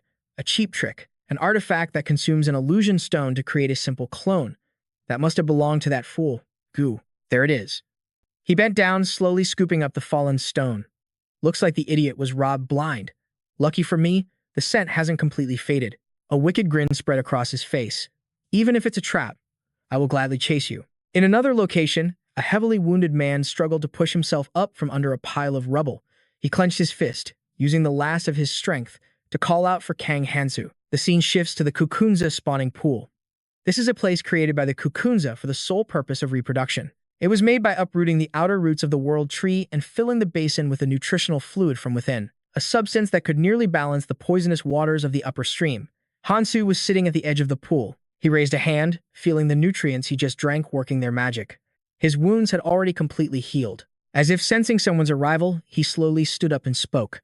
So the illusion finally wore off. You're here? Then, the sound of approaching footsteps was accompanied by a less than friendly greeting. Tired of rerunning yet? Casmoran said, holding out a hand. Because a little rat like you has finally been cornered. Hansu scoffed. You should be grateful. Your hound dog nose is even worse than I thought. You couldn't have found me without my help. Casmoran's lips curled into a smirk, which quickly erupted into a full-throated, joyous laugh. He clenched his fists, readying for an attack. You're actually right. You're very entertaining. Let's see if your skull is as tough as the rumors say. Power crackled around his hands as he spoke with manic energy. If not, you'll burn to ash right here. Hansu remained utterly calm, slowly reaching into his pouch. He whispered, Fine, but... He didn't finish the sentence. Instead, he spun on his heel and bolted, leaving one last taunt behind. Not today. Let's play hide and seek again next time. Realizing he'd been mocked, Casmoran immediately took the bait. He roared in pure rage, "You bastard! You dare run from me!" and gave chase at full speed. "You think I'm going to lose your trail now?" He raised his hand, unleashing his azure flame art, and hurled a massive fireball straight towards Hansu. Without even looking back, he easily leaped to dodge the attack. In his hand was a fistful of seeds, the crimson-green turtleback seeds. Hansu flung the seeds down into the pool. In the blink of an eye, they blossomed into enormous, floating leaves. Hansu landed lightly on one of the giant pads, silently calculating. The poison concentration in this spawning pool is low, so these won't last long. Model. As long as I make it in, I'll be fine.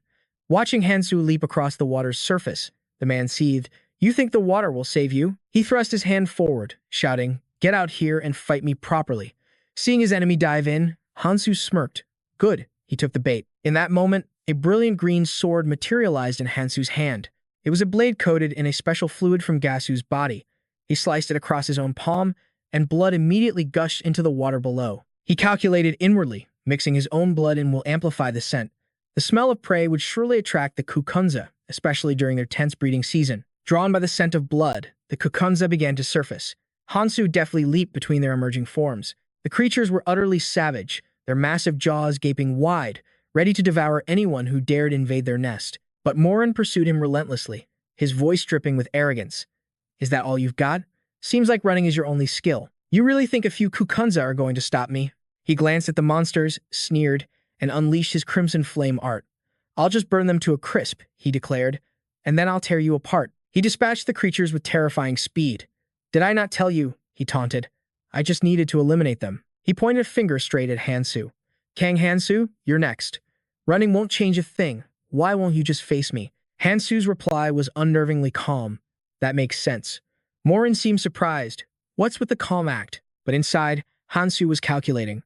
Underwater, nothing beats the breath of Aeon. Morin will definitely follow me into the lake. Hansu glanced back with a strange warning. "Take care now. And remember to return what's mine."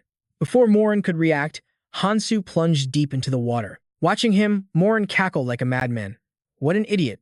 Does he really think I'm afraid to follow him into the water?" Morin spread his arms, filled with excitement. "If I just wait, he'll eventually have to come up for air. But I prefer the thrill of the hunt." He began blasting the water with wild, chaotic attacks. "Let's see how long you can last." Below the surface, Hansu felt a surge of worry. It seems his plan is to just attack randomly until I'm forced to surface. The moment I go up, he'll incinerate me. And I can't use the dragon key art. I'm completely out of magic. But he didn't falter, ready with his contingency plan. Still, I prepared for this. He pulled out the Anham pouch. Air trapped inside the flower buds causes them to pop when they release their sap. This should buy me some time. Seeing the kukunza charging at him, he had another thought, and pulled something pinkish from his bag. "If the extra 5 or 1, Tau 4 day."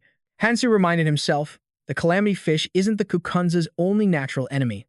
That strange object was an Anham gallbladder, a monster organ with a scent so foul that even the kukunza would avoid it. Hansu crushed it. The horrific smell instantly spread through the water, enveloping the approaching swarm. Seeing them turn and flee, he breathed a sigh of relief. This will clear the way. Legend says that kukunza mix poison with nutrients when they spawn, diluting it to form their nests. With this in mind, he moved instantly. Their nests all lead to the poison sea. I have to get there now. But just behind him, Morin appeared, launching another attack. Sensing the danger, Hansu's guard went up. He's here. Even underwater, the crimson flame art was clearly visible. He dodged, but the attack still grazed his arm. Pain shot through him. It was just a scratch, but the power was immense. Suddenly, he regained his focus. This is my chance. He swung the green sword in a fierce counterattack. This weapon. It was the artifact once wielded by Gasu. Morin's eyes widened. "So, you have the forgotten sword," he then declared. "That brat couldn't handle it, but I will make it mine." Morin opened his mouth, performing some kind of technique. But nothing happened. A cold dread filled Hansu. "I can't breathe. No, it's impossible. The artifact should be working. No way." Suddenly, Hansu mimicked Morin's action, opening his own mouth. Morin roared in fury. "Kang Hansu, you dare steal my artifact?" Hansu simply replied, "Didn't I tell you before?" Inside, he was relieved. That was too close. He then shamelessly added, "This belongs to me now." He grinned, raising the green sword, now pulsing with energy. "But I'll trade you for something else." Hansu presented the blade and made his declaration. "I will grant you a different gift." He activated Nuramaha's second authority and slashed out. instantly drawing blood from Morin's arm. Morin gritted his teeth in pain, cursing, "Stupid little tricks." Suddenly, from behind him, a Kukunz appeared. Its massive jaws were wide open, ready to bite down, but he managed to dodge just in time. Morin blasted the creature with a burst of power, snarling, "Filthy insect." He looked up and saw countless more Kukunzas swarming. He grew frustrated. They're all coming out of their nests. This is annoying. Of the 36 stratagems, retreating is the best. It's time to go. In an instant, Morin blasted himself out of the water, his voice echoing in Hansu's mind. This isn't over. Kang Hansu. Seeing him leave, Hansu felt a wave of relief. Good thing he gave up when he did. Now, back to my objective. All right, I've got what I needed. Time to head back. It seems I've kept her waiting long enough. On the shore, Sophia was watching with growing anxiety. She scanned her surroundings and said, "This must be the end of the root system. Come to think of it, this is where I first met Kang Hansu," and her thoughts began to drift to him. When is he planning to surface? I probably should have fought the guide myself. I hope he's all right. Sophia adjusted her glasses and looked around. But more importantly, where is the ship he mentioned? There's nothing around here. She figured a ship with room for 500 people would be hard to miss. Staring at the rippling water, she started to lose hope. If he doesn't surface because he couldn't get the ship, then I guess that's that. Before she could finish her disappointed thought, a colossal ship erupted from the water right behind her. Startled, she threw up a hand to block the spray of water. She was in awe. Where did this ship come from? A figure appeared on the deck, his voice calling down. "You're right on time." It was Kang Hansu. He told her to get on board, that they would be departing soon. Once on the ship, she was still in a state of disbelief. Sophia exclaimed, "I can't believe you thought of hiding a ship under this poisonous sea. I don't know if you're a fool or a genius." Looking at the stones in his hand, she asked, "By the way, where did you get those ancient runes?" He replied, "Let's just say they're from a friend. They weren't very willing to help, but thanks to them, my magic tower has finally reached its peak." Sophia asked, "More importantly, how did you do it?" He didn't seem to understand what she meant.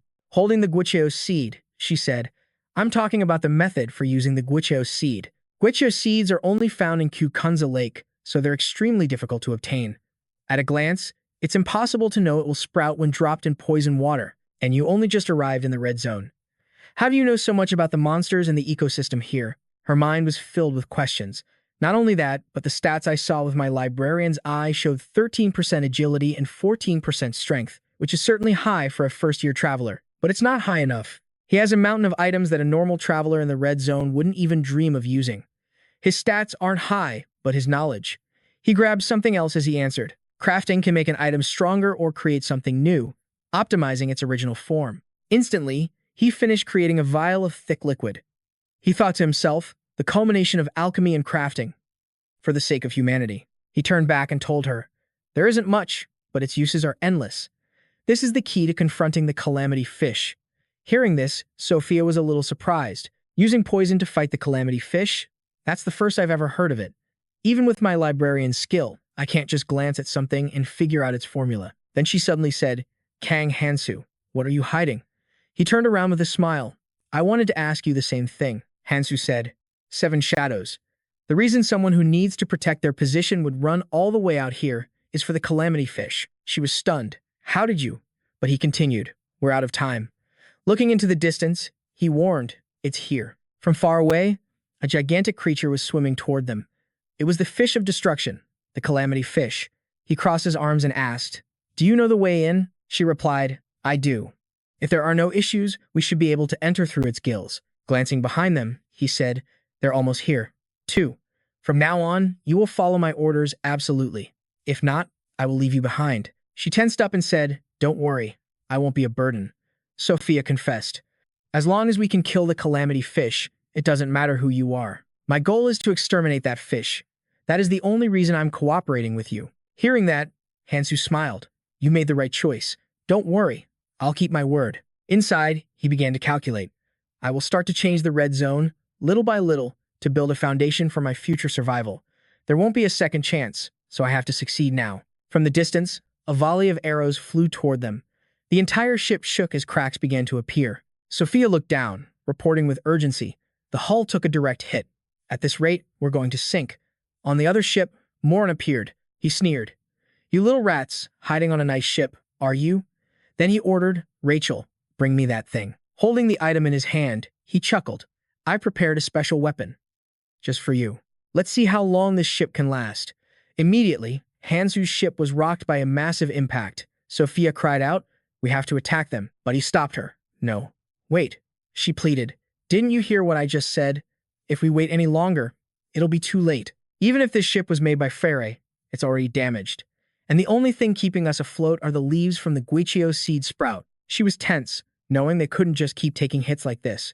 He spoke calmly. "The calamity fish is extremely sensitive to magic. A blow strong enough to sink this ship is nothing to that fish, you already know. It only reacts to magic or skills." He thought to himself. It's highly likely because of the mana from the world tree.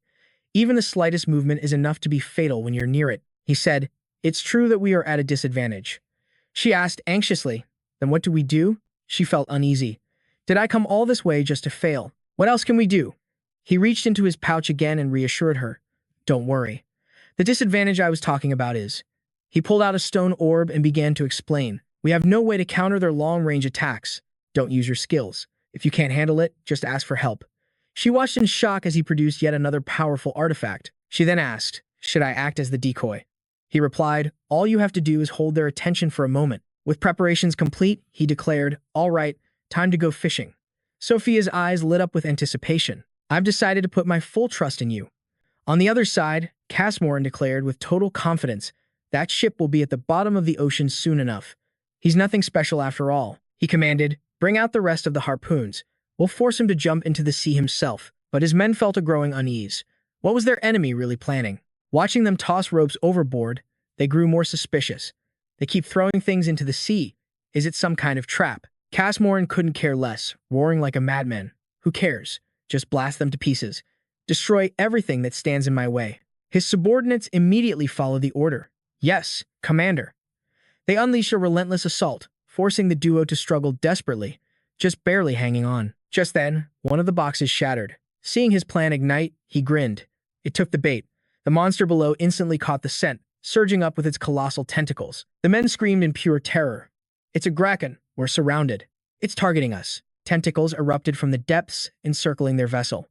The Grakon, a beast with the head of an octopus and a storm of tendrils, materialized before their ship. A sailor on the ship muttered in disbelief, "A Kraken? They don't usually surface this high up." Another man looked toward the Crimson Sea. "If we don't deal with it quickly, the calamity fish will dive deep again. We have to get inside its gills before that happens." The ship surged forward, pushing its speed to the absolute limit. "At this rate, we're going to lose Kang Hansu." A swordsman volunteered, stepping forward. "I will handle things here." Boom! A brilliant flash of light and a few masterful slashes easily severed the monster's tentacles. Casmoran's gaze remained fixed on the Red Sea. "Rachel, if you're ready, let's move. We've wasted enough time here." Rachel stood at attention, responding immediately. "Yes, I understand." He then strode forward and grabbed Jiang Gao by the hair. "Stop getting distracted. Lead the way." The sudden appearance of a Kraken could not have been a coincidence. A sly grin spread across Casmoran's face. "Kang Hansu, are you really planning to rely on these cheap tricks until the very end? The calamity fish is diving. Hold on tight." The ship unfurled its sails and charged directly into the passage within the calamity fish's gills. Casmoran looked around in awe. Incredible. Even though we're underwater, being inside its gills keeps us completely dry. Jiang Gao explained, "That is because the interior of the calamity fish's gills is infused with a mysterious power. Look there. The ship that entered this passage has remained perfectly safe." They stared out from the deck as Casmoran asked him, "So we just need to head straight down this path, right?" The path inside the creature's gills seemed to narrow. The guide added a warning. "The massive flesh that forms the entrance will shift violently before it seals shut. We just need to watch carefully to avoid it." Suddenly, Rachel stepped in. "Commander Casmoran, instead of chasing Kang Hansu, we should prioritize this expedition. I'm sure you are well aware that we need to recruit promising adventurers for the Quadratus." He glared down from the deck at the promising adventurers traveling with them, then slammed his hand against the mast. "I know. There's no rush. Besides, once you're inside the calamity fish, there's no escape." He turned back with a sinister smile, raising his hand as if he wanted to crush the very air. "So what do you think a fool like him can accomplish without a guide? I'd be more surprised if we don't stumble upon his corpse on the way." Deep within the calamity fish's stomach, dozens of swallowed ships were rotting away. The stomach of the calamity fish was its own miniature dimension. This was where everything it consumed was sent, forming a massive island. Their ship now drifted along the currents inside the beast's stomach. This is no different from a dungeon. The ship docked at a graveyard of wrecks, and the sailors disembarked one by one. The flow of magic is distorted here, making it difficult to sense anything. But Casmoran scanned the surroundings, his eyes glowing like crimson embers. I'm back, and I still despise this place. Suddenly, another sailor's voice cut through the silence. Look, Quadratus, there's a wrecked ship and a half-decomposed body here. Another man grumbled. We didn't pay for a tour of corpses, did we? Jiang Gao stepped forward, spreading his arms wide as if receiving a divine blessing. It seems you fail to understand. This place is magnificent. A grace granted by the calamity fish itself. This is the main event. He advanced, step by deliberate step. The only substance truly absorbed within the calamity fish's stomach is the sap of the world tree. This is the place where the last remnants of Alenim, the founders of the world tree, have gathered. A treasure of vital importance inside the calamity fish.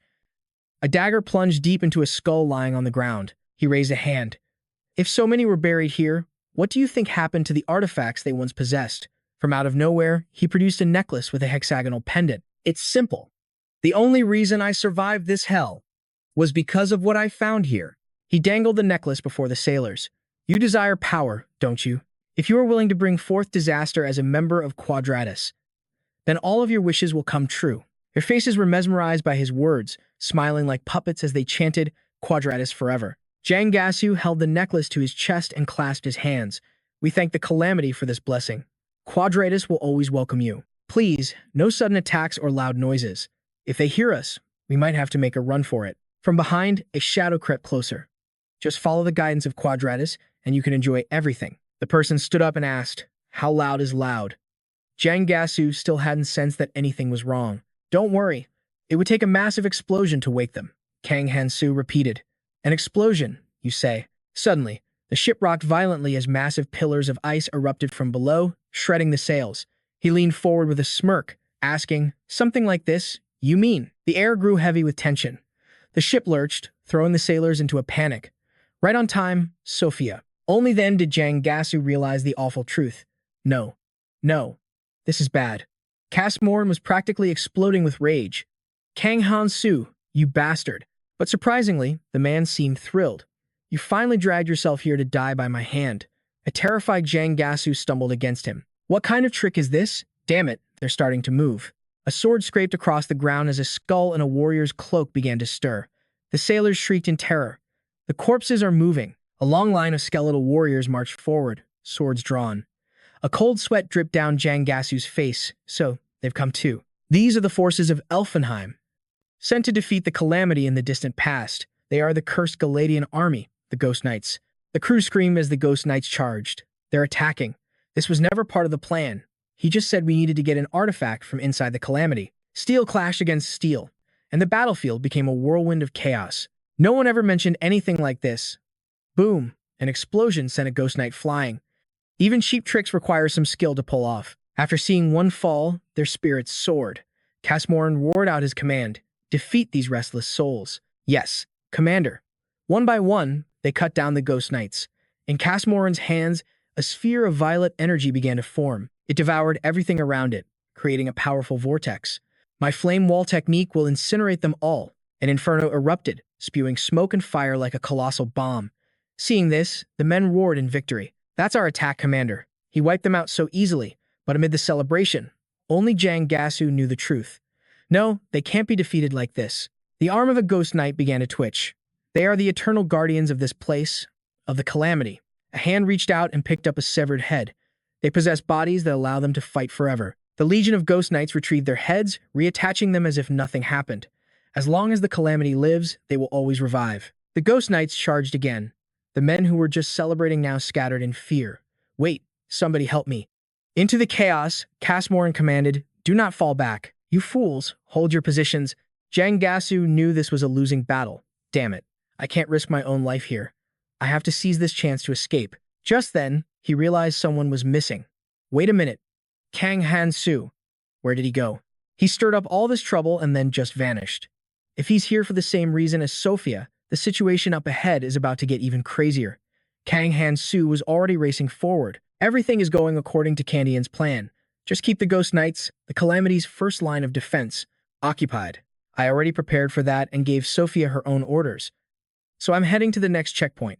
He raced along a path deep within the Calamity's guts, arriving at its inner core. A colossal mass pulsed above a graveyard of broken ships and dead bodies. It looked like the Calamity's fleshy eye, invincible to any normal attack. But the core itself was a different story. He gripped his sword, his resolve hardening. There's only one way to defeat the Calamity. This is it. He leaped across the debris, closing in on the core, when a voice shouted from behind, Kang Hansu. It was Jangasu, swinging his blade in a vicious arc. The surprise attack almost caught him, but he reacted in a flash, spinning around to parry the blow. You again. Kang Hansu launched himself into the air, stomping down hard on his foe. The ground cratered as he slammed his sword into the earth. Didn't you have enough fun last time? But his enemy was calm, gripping the blade tightly. I know everything. I can't believe you're actually targeting the Calamity's core. That witch Sophia must have told you to do this, but you're a fool. Casmoran wants to kill you with his own hands. But anyone who dares defile the Calamity is destined to die. An eye on his forehead snapped open, staring daggers at him. To his side, a figure in a black cloak drew a bow, taking aim. Trang, make sure you kill him this time.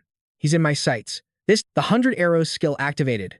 An arrow screamed through the air, heading straight for him with terrifying speed. A flash of light. A direct hit. The archer and his partner stared in disbelief. What was happening? Was he completely unharmed? Kang Hansu's neck was shielded by an unseen force. It was the Dragon Key art, the very skill that saved him from the fatal blow. His body flickered with a brilliant light, stunning the archer. Impossible. That shot had enough power to pierce a Kuza in a single strike. Jangasu was just as shocked. That's the same energy I sensed before. But how could it have grown so strong, so quickly? It seemed Chen refused to accept this failure. He drew his bow once more. If one shot wasn't enough, he'd fire as many as it took. Kang Hansu closed his eyes, his voice dangerously calm. Even if you were to spare me, if you won't let me leave, then you give me no other choice. Using the Dragon Key art drained my energy, but I know exactly what to do. He took his stance. His hands morphed into dragon claws as his body crackled with raw power, and his eyes snapped open. I won't be holding back. Meanwhile, on the other side of the battle, the sailors were reaching their limit. Casmoran pushed the attack forward. He stomped, crushing a skull beneath his boot. Keep attacking. Don't give them a second to regenerate. The Death Knights charged at them, their regeneration speed only increasing. We can't hold them. A terrifying scream echoed as one of the sailors was run through by a Death Knight, which charged onward as if tireless. Damn it. If this keeps up, our stamina and mana will be completely depleted. We're fighting an enemy that instantly regenerates, putting us at a severe disadvantage. Casmoran gritted his teeth in frustration. Annoying. Kang Hansu, how in the world did you learn to use the Calamity fish like this? He raised his hand forward, issuing a new command to his men. If we die here, our fate will be the same as the others. For those who are struggling, use the feathers we brought with us. The World Tree Feather, an artifact crafted from a leaf fragment of the now unreachable World Tree. He held out his hand, and a single feather materialized above his palm. Once activated, it allows the user and everyone nearby to escape in an instant. But a panicked voice cried out, "It's no use. We've been trying to escape, but it won't activate." And amidst the chaos, a new voice echoed through the space. "It's hopeless." A purple-haired girl hovered in the air. You can't escape the Calamity fish's stomach that easily. Just like Elenhim's Death Knights, they are immortal inside the belly of this beast. The men recognized her instantly. It was Sophia. Casmoran seethed with rage. You wretched woman, you think I'll let you walk away after interfering with my plans? Sophia met his threat with a sharp retort of her own. Do you really think the people who sat back and did nothing while I dealt with this beast will lift a finger for you? Instead of whining, maybe you should find a way out of here. Your guild communications won't work in here. Whether you live or die, no one will ever know. Sophia gathered mana into a swirling orb in her hand. I'll give you one final parting gift. I've just gathered all the intel I needed. Casmoran suddenly burst into laughter, a look of realization on his face. It seems associating with that underling of yours has clouded your judgment. I am the assault commander of the guides, entrusted with immense power. He gathered a mass of violet energy in his palm. I can crush you, the weakest of the 7 shadows. You wretched girl. I can take you down with ease. He shot towards her, the violet energy crackling in his hand. In the air, a stream of blue light began to gather around her. She was gathering her own power. He sneered at her. You can't even hit a target right in front of you? You are a disgrace to the name 7 Shadows. The colossal beam of violet energy surged towards her. Panicked, Sophia threw up her hands to defend, and a massive explosion rocked the space inside the Calamity fish's stomach. After that devastating blast, Casmoran landed safely on his feet, but the true danger had yet to be revealed. As the smoke cleared, Sophia spoke. I wasn't aiming for you. It was then he realized something was wrong. A violent tremor shook the entire chamber. What was that? An earthquake. Inside the Calamity Fish. The entrance. It's closing. Commander, the way into the Calamity Fish's stomach is sealing itself shut. Surprise, she was still controlling her mana. I was planning to block your retreat using my own teleportation skill. And with that, my work here is done. Consumed by fury but powerless to stop her, he could only scream, "You witch." Sophia ignored his rage and continued to fly away. I hope this is the last time we ever meet. Unwilling to accept defeat, he turned and barked an order. What are you all standing around for? Start the ship. We're getting out of here. But Rachel pointed out a critical problem. The airship we're using has been damaged. At that moment, Casmoran realized someone was missing. Where is Quadratus, and instead of guiding us, what is Jang Gasu doing? The Death Knights are attacking us again. Once we reach the mouth, it should open back up. We just need to hold out until then. Rachel, provide support. We need to create some distance. Following his command, Rachel replied, "Yes, Commander." Burning with rage, he made a vow. "Sophia, I swear you'll regret this the moment I get out of here. I, the assault commander of the guides, will not fall in a place like this." Mana gathered in his hands once more. Fireball. A powerful blast of energy shot toward the Death Knights. "Follow me." Carving a path forward, he suddenly froze, his eyes widening in pure shock as he roared. "Kang Hansu, how dare you?" I was holding the unconscious Jang Gasu by the collar. I admit my timing made me look like the villain here. I let his collar go, and Jiang Gasu dropped to the ground with a thud. Well, it is what it is. If you're trying to make a deal, I'm not listening. Casmoran was completely stunned by the situation. "You bastard. You're a fool who doesn't fear death. I was going to take you down without any losses," he seethed. "But things have changed. I had a change of heart." He looked ferocious, beating his hand against his chest. But his monologue was getting long, so I charged straight at him. Caught off guard, he was clearly shocked by my sudden move. There was no need for any more pointless chatter. I swung my arm, aiming to smash his face in. With a devastating boom, a slash tore right through his body, sending him crashing to the ground. Rachel could only watch in shock. Someone screamed, "Commander, we're being pushed back." Humph. After running this entire time, he struggled to his feet. He'd grown stronger by absorbing the ancient words of the Quadra. Is that all? Burning with rage, he clenched his fist, crushing the dirt beneath it. No. Even so, he doesn't stand a chance. Do you really think you can face me just because you absorbed their ancient words? I will grind you into dust and take back the breath of Ahan that you stole from me. He gripped the sword embedded in the ground and prepared to charge forward. Rachel tried to rally him. "Commander, we will support you." But it seemed he didn't need it. "Get lost. Do you think I'm so weak that I need your help to defeat him?" He kicked off a large rock and lunged toward me. Sword in hand, he screamed, "Go. Keep the undead knights busy." His subordinate replied, "Yes, sir." I smirked with confidence. "Don't worry. I plan on cleaning up everything here anyway." The tip of my blade pointed directly at Casmoran. He roared in fury, "You're nothing but a newborn puppy." A fierce and brutal clash erupted between us. I swung my blade, and Casmoran parried the blow. When Casmoran swung his sword, I easily deflected the attack. It was a battle of overwhelming tension. He started trying to distract me with his trash talk. "Is this the best you can do?" The tip of his sword pressed closer as I struggled to hold my ground. He looked absolutely thrilled. "I knew it," he sneered. "There's no way he could be stronger than me." He was trembling with excitement, as if I would ever lose to a rookie like him. The two swords met, sending sparks flying. The resulting shockwave cracked the very earth around them. "This is the end," he yelled, thrusting his sword straight at me. The situation was critical. Kang Hansu raised his own sword to block the attack. Fresh blood splattered everywhere. "You fool. If you had just accepted my offer and become my subordinate, you could have lived." I remained silent. Seeing my state, he grew even more delighted. "The reason you're going to die is simple. You're weaker than me." Blood poured from my mouth as the sword fell from my hand. "Is that so?" And in that instant, the tables began to turn. My hand shot up, gripping the very blade that impaled me. The move left Casmoran completely stunned. My eyes were blazing, sharp and clear. "I'll return those words right back to you." Having landed a blow on Kang Hansu, he was ecstatic. "This is the price for your arrogance." I just laughed and replied, "I was about to say the same thing to you." Casmoran flinched when he saw my hand gripping his. I said, "A knight's sacred treasure is truly something else. Sharp enough to pierce the scales of the dragon key art." Kang Hansu smiled. "Thanks for the delivery." Casmoran screamed in disbelief. "Impossible. I destroyed your heart." As a horrifying realization dawned on him, he asked, "Don't tell me. You've reconstructed your body?" Kang Hansu replied, "It's a little too late to realize that now." Then he used his dragon claws to tear a massive hole through Kazmorin. His final words were, "Even if you changed your race, your heart was completely shattered by my skill." Before his body collapsed, Kang Hansu pulled the sword out and gasped for air. After a moment, I spoke. "I did it by pushing myself to the absolute limit, creating 3 dragon hearts. I'm running low on healing power, but right now, I have no other choice." The special ability of this technique is a replication of its original master. The dragon key art is meant to borrow the power of a dragon, Kang Hansu thought.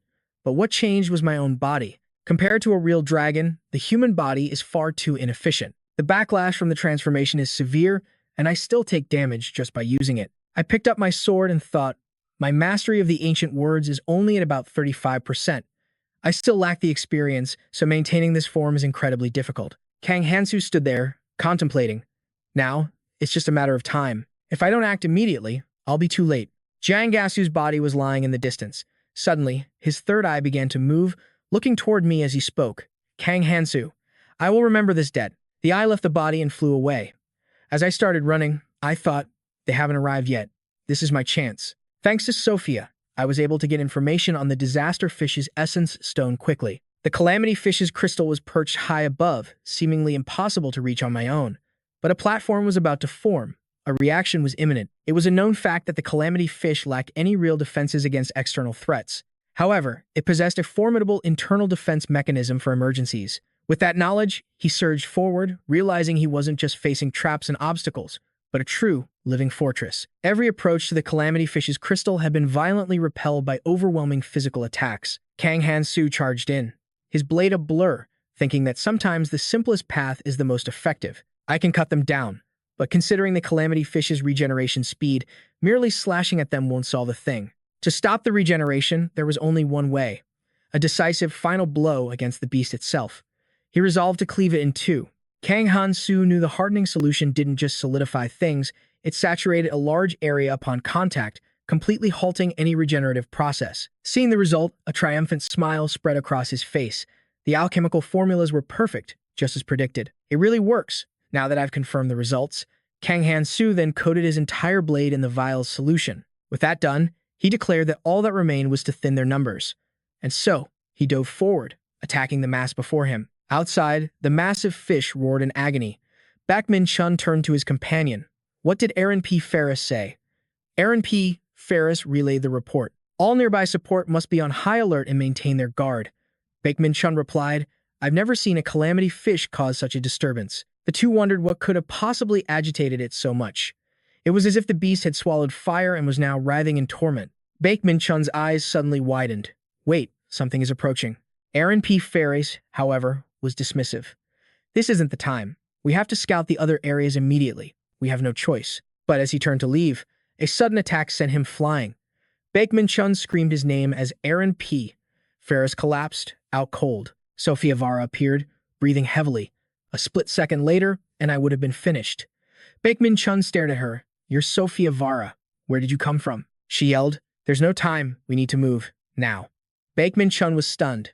What? Move where? He shouted. The calamity fish began to thrash even more violently than before. Sophia Vera stood there, calmly analyzing the situation. I've never seen this before. The calamity fish was in genuine pain. It was a claim so outrageous that anyone would have dismissed it as a myth. I'm furious that I couldn't be the one to do it with my own hands. But finally, I can escape this disgusting guilt that has haunted me for so long. He actually kept his promise. The fish suddenly let out a deafening roar, and both Aaron P. Ferris and Baekmin Chun were grabbed from behind by an unknown force. They were thrown clear just before the monster's jaw snapped shut where they'd been standing. It was Sophia Vara, who had dragged them both away with ease, leaving them utterly bewildered. What was that? Is the calamity fish vomiting up everything it ate? But why? Baekmin Chun yelled. What did you do? Sophia Vera just kept walking, a joyous smile on her face. We did it. Kang Hansu succeeded. We're out of time. We'll be swept away. We have to get away from these tongues now. The men behind her screamed, wait, let go of us. Levin and Michael recognized the skill signature as Sophia's. A young woman called out to him, Michael, if the calamity fish's rage gets any worse, the damage will spread to this entire area. Levin and Michael asked grimly, have you sent the report? She replied, I just sent a messenger pigeon, stating that we will monitor the calamity fish's condition. He snapped back furiously. That's not nearly enough. Send another. Levin and Michael's voice was heavy with tension. This might just be the beginning of a total imbalance in the red zone. The stability that had been maintained until now was shattering. The massive rocks in the cave beneath the Calamity Fish's body began to crack and crumble. From those deep fissures, rivers of lava suddenly erupted. They flowed down slowly, thick as tar. Even as the intense heat forced him to one knee, he showed no fear. Instead, he simply sighed, just as I predicted. He planted his two familiar swords into the rocks for support and looked up to face the Calamity Fish's inner core. Relying on human strength alone was utterly draining. Kang Hansu's body was at its absolute limit, forcing him to pour all his remaining power into his quake slash. The physical strain on my body is intensifying from the use of dragonification. In that moment, he saw them, long, coiling tentacles glowing with a sinister purple light. More importantly, the Calamity Fish's tentacles were cursed with a skill that suppressed healing. His hands tightened their grip on his silver sword, yet he quickly gathered his strength for one powerful leap. A direct assault was the only way to break through this. The tentacles sensed the danger and swarmed towards him, but he was far more powerful, effortlessly slicing the appendages in two. Kang Hansu then used his momentum to rocket forward, cutting down every tentacle that blocked his path. In the blink of an eye, he stood before the inner core, his sword raised high. In the next instant, the silver blade plunged directly into its heart. Looking at the cracks spreading out before him, he couldn't help but sneer. So, you can feel pain after all. Scarlet magma churned once more, surging before Kang Hansu's eyes. The stomach-like pocket dimension was collapsing now that its core was destroyed. Through it all, he kept a death grip on his trusted sword. With the shattering of the inner core, a new wave of power surged through him. Now, for the next step. He was wading alone through the murky, yellow fluid of the Calamity Fish's stomach. The only certain way to kill this beast was to destroy the mana core within. Bubbles of all sizes drifted up towards Hansu from a pulsing blood vessel. The second method was to navigate the veins connected to the mana core and strike its heart directly.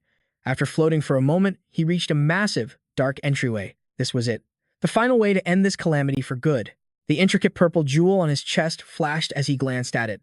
I'll use my dragon key to purge the poison, then use my divine focus to keep breathing. With that thought, he plunged toward the abyss without a moment's hesitation, his blade leading the way.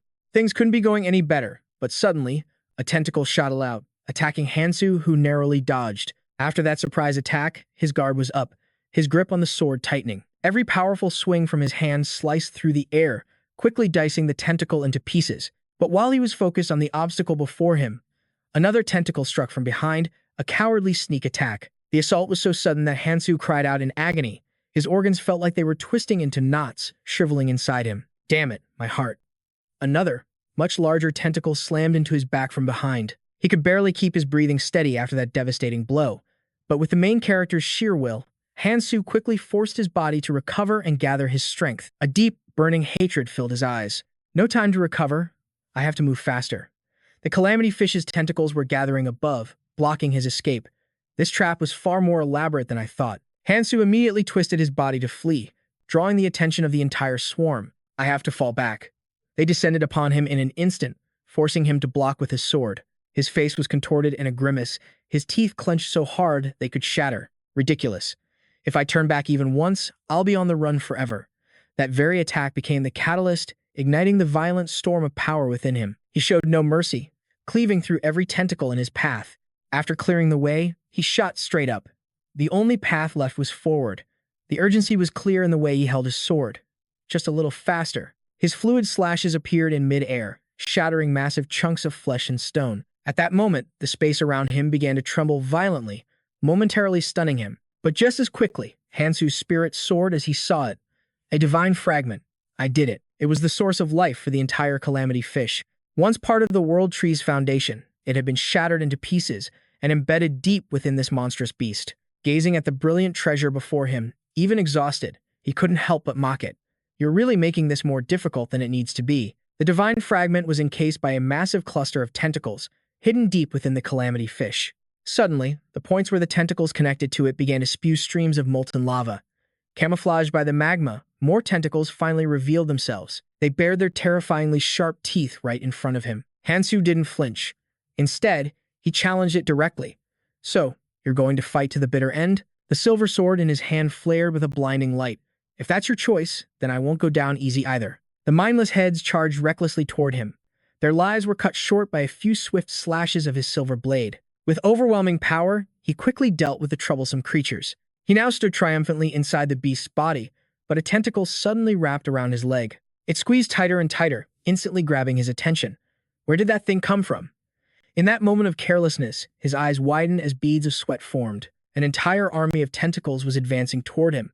They swiftly began to combine their power. In an instant, they formed a thick, powerful barrier. More tentacles swarmed from all directions, cornering him. It seemed like he couldn't possibly fight back against such a formation, but he pulled off a spectacular feat, piercing straight through the shield. His eyes widened slightly in triumph. This isn't enough to stop me, you bastards.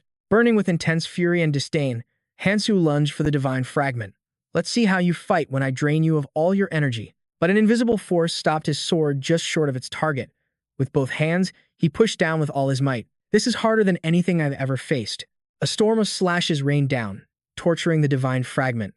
When a direct assault proved impossible, my final strike tore through its last defense, splitting it wide open. Now, all I have to do is sever the veins connecting the fragment to this calamity fish. Severed tendrils of its flesh still cling to my blade. With its last line of defense shattered, Kang Hansu raised his sword. Channeling his god-given power, he brought it down in a devastating arc onto the fragment's core. And there it was, a true divine fragment, glowing with a brilliant, shimmering light. He couldn't help but reach out and take the multicolored gem. It's smaller than I imagined, even though it holds the colossal power needed to sustain the calamity fish. Clutching the treasure in his hand, a triumphant smile crept across his face. Finally, I've got it. Suddenly, a violent tremor shook everything. Bubbles erupted all around him, leaving him completely stunned. He watched in horror as the creature's insides began to collapse. He realized that by taking the divine fragment, he had triggered the beast's self-destruction. At this rate, I'm going to be dragged into oblivion with it. But in that moment of hesitation, the calamity fish's final tentacles lashed out from behind. Unaware, Kang Hansu was sent flying by the devastating blow. The divine fragment was knocked from his grasp. He no longer had the strength to reach for it, left only to gasp for air in utter helplessness. He was completely suspended inside the collapsing beast. Elsewhere, a messenger pigeon glowing crimson landed on the arm of a mysterious man. It was the order he had been waiting for. Find Kang Hansu, the man who defeated the calamity fish. From afar, the creature's toxic fluids churned violently, crashing against the roots of the world tree. Someone cried out in alarm, Vice Commander Liu. It's here. The man called Vice Commander Liu was none other than Liu Hong. He had a powerful build, with a large streak of red ink across his eyes and a bronze earring, a sinister glint deep within his gaze. He stared at the massive chasm in the earth and realized, so, the rumors were true. Liu Hong picked up a nearly shattered red mask. This belonged to Casmoran, the attack commander. He gently stroked his chin, his eyes turning cold as he assessed the situation. He was tasked with managing the Quadratus. So what, exactly, happened to him? His subordinate immediately reported, We've also discovered the bodies of other Quadratus members nearby. We've confirmed they were part of Casmoran's unit. He confirmed the rumors were true. The evidence suggests they all fell victim to him. Hearing this, Liu Hong tilted his head to the sky, a wicked smirk playing on his lips. Vice Commander, what are? He tossed aside the tattered mask, instantly asserting his power and position. As you can see, the commander is gone. We should be clear about our titles now. The subordinate lowered his head, a bead of sweat tracing down his face as he stammered. Commander Liu. A look of pure pride washed over Liu Hong's face. That has a nice ring to it. As Liu Hong walked away, he mused on how different he was from Casmoran, a man who only got the commander position because he'd been there a few years longer. The boat cut swiftly through the water. Liu Hong demanded, And what of the other items you found? Are there any survivors? His men respectfully reported, We're still actively investigating, but judging from the wreckage, it's unlikely anyone survived. Additionally, we haven't found any ancient texts, but we are collecting artifacts from inside the calamity fish. Liu Hong pulled a sword from a pile of scrap on the boat. Such a massive creature died without leaving a single ancient text. The blade was shattered, leaving only the hilt. Considering the situation here, who knows how many artifacts are even still intact? Seeing it was worthless, he tossed the broken hilt aside. More importantly, I don't care if he's dead or alive. Find every trace of that man. Kang Hansu. The name reminded him of Jiang Gasu, or rather, the clairvoyant eye that the envious fool possessed. I'll have to check the clairvoyant eye that was implanted in the Quadratus. Suddenly, something up ahead caught his attention. It was a gigantic gaping hole in the calamity fish's body. This must have been where the creature's heart was located. Its corpse was withered, completely devoid of any life force. Parts of its body were already decaying. What in the world happened here? His brows furrowed together. Could Kang Hansu really be that powerful? Just then, someone rushed toward him. Vice Commander. Hearing a title he now despised, he turned slowly, shooting the man an icy glare. It's Commander Liu. What is it? The subordinate panted, trying to catch his breath. A large number of pilgrims are on their way here. Liu Hong's glare made the man break out in a cold sweat. This was supposed to be a covert operation, was it not? Weren't you guarding the outer perimeter? There are too many for us to stop them all. What should we do now? The crowd of people grew ever denser, swarming the roots of the world tree. But Liu Hong didn't see this as a problem at all. Don't sweat it. I'm sure they're just here to gawk at the dead calamity fish. Liu Hong brushed off his subordinate's panic. There was no reason to cause a scene. As long as they kept their distance, just let them be. The crowd buzzed with disbelief. What happened here? Are you telling me someone actually killed that monster? They paid no mind to a figure cloaked in black, his face hidden by a deep hood. That's right. The colossal beast was dead. From the sidelines, Choi Songjin planted a seed of chaos. I hear, he whispered, that countless wondrous artifacts are hidden inside that calamity fish. One of the travelers roared, are you planning to take them all for yourself? King Unchi and his brown-haired companion stood beside Choi Songjin, watching in silence. The man shouted again, you're just going to keep everything. Hearing this, the surrounding crowd began to stir, like starving beasts, catching the scent of prey. What? Artifacts? Hunting here is so difficult. We haven't found a single rune. If I could just get one artifact. Suddenly, another voice boomed, what are all of you doing? Are you just going to stand there and watch? Go get some of those artifacts for yourselves. As soon as the words left his mouth, everyone charged forward with a deafening roar. That's right. We have the advantage in numbers. Haideng witnessed the mob's descent into madness and bellowed, out of respect for his honor, I have let you be. Get lost. This area is under our management. He then barked an order to his men. What are you waiting for? Take care of them. Yes, Commander. From high above, the librarian's eye was silently observing the chaos. After collecting the footage, it turned and flew away on silent wings. Moments later, it returned to its master. Sophia extended her hand to receive the eye, murmuring to herself, I only asked them to gather near the calamity fish to draw Haideng's attention. As she received the images it captured, a faint smile graced her lips. But they've certainly caused quite a mess, haven't they? She thought of Aaron Pat and Big Minchin. I only asked them to spread a few rumors. She gently stroked her chin. They may have helped, and I can't fully trust them, but they are quite talented. Suddenly, her expression grew serious as she replayed the images from the eye. Those people, they deliberately provoked everyone else. They kept making arguments that sounded beneficial to the crowd. Who are they? It was Choi Sang-jin and King Unchi, directing their underlings to stir up the travelers.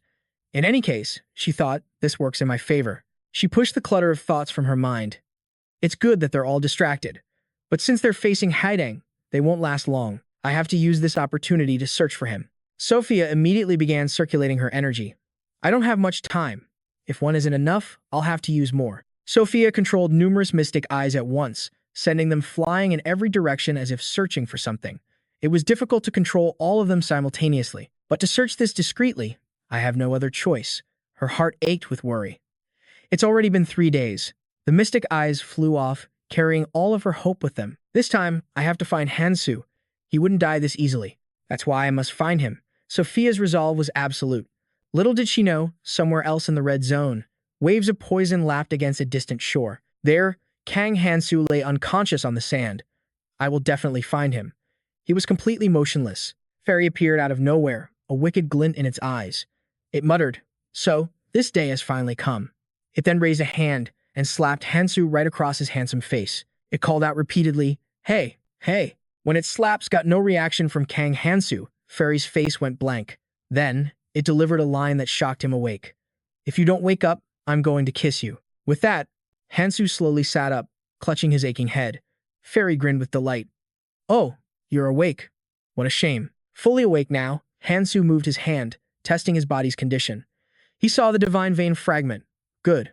I managed to get everything I needed. He turned to look at the frail-looking Fairy. It's been a while. Fairy blinked. Are you talking to me? Hansu narrowed his eyes. What are you doing here in the red zone? Hearing the question, Fairy broke into a cunning grin. How perceptive of you, it chirped. So you already know. We don't show up unless something truly extraordinary happens. Fairy zipped closer, draping an arm over his shoulder. That's right, but I couldn't just sit back and watch. This situation is completely unprecedented. Fairy boasted as if the victory were its own. Do you see that? It's your masterpiece. Hansu glanced at the massive corpse of the calamity fish Fairy was pointing at. You know, it said, you're the first traveler to ever kill one of those. Fairy placed its hands on its cheeks, acting sickeningly cute in a way that repulsed Hansu. And you know our rules. A great achievement deserves a great reward. A small smile touched Hansu's lips. How strange. If I were any stronger, this would all seem rather boring to you, wouldn't it? He coolly assessed the small, seemingly harmless creature. After all, you creatures are all sadists. You take pleasure in cruel and desperate situations. There's no way you came here with good intentions. Fairy adopted a thoughtful pose, looking to the sky and rubbing its chin. Exactly. That's why we had to think long and hard about it. It then flashed a devious smile. What could we possibly do? To make the great Sir Hansu risk his life, dive into hell, and truly struggle. It made no effort to hide its sinister intentions, and Hansu just watched in silence. We really put a lot of thought into it, Fairy continued. And it's not a bad offer for you, either. It held out its hand, and a stream of purple energy began to flow from its palm. If you accept the reward for destroying the Calamity Fish. Just then, a shimmering purple rune materialized in the air. This was the ancient rune for the rank 8 skill, Lord of Souls. Fairy introduced it with a sly grin, a skill that lets the user turn the dead into shadow spirits and summon them. Hansu's mind raced. No, that wasn't all. It also had the special effect of magical chi infusion. I can't even begin to imagine how powerful that is. He carefully considered his current situation. For someone like him, who could only possess 7 skills, this would be an incredible reward. Fairy's smile never faded as he snapped his fingers. Don't be so amazed just yet. Colorless fragments began to rise, directed by Fairy's will. This reward comes with a condition related to the other calamities. Hansu stood silently, watching the spectacle with a faint smile. He spoke up. No, it's all right. This is more than enough. Fairy's face went blank. Huh? But I haven't even explained it yet. An aura seemed to radiate from Hansu, his voice soft but absolute. I don't need to hear any more. I'll choose the second offer. Fairy's mood instantly soured. Unlike the first offer, the second one requires you to destroy all the calamities to get the reward. If even one is left, you get nothing.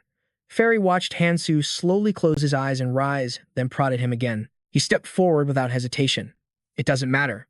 With that, he dove into the crimson waters, leaving Fairy behind. Fairy looked on like a fan watching his idol. He accepted it without even needing an explanation. Impressive. You truly don't disappoint. Meanwhile, Hansu swam silently through the toxic currents. If you had taken the easy reward, I would have been very disappointed. Hansu's thoughts flowed with the water. Just identifying all the calamities in the red zone is hard enough. I hope you struggle for a long, long time. Very long. Deep within the central root of the world tree, a dark power stirred. I can no longer hear the voices of the calamities. In a rage, it commanded the roots to lash out, smashing everything around it. Back at the shore of the red zone, Hansu dragged himself onto land.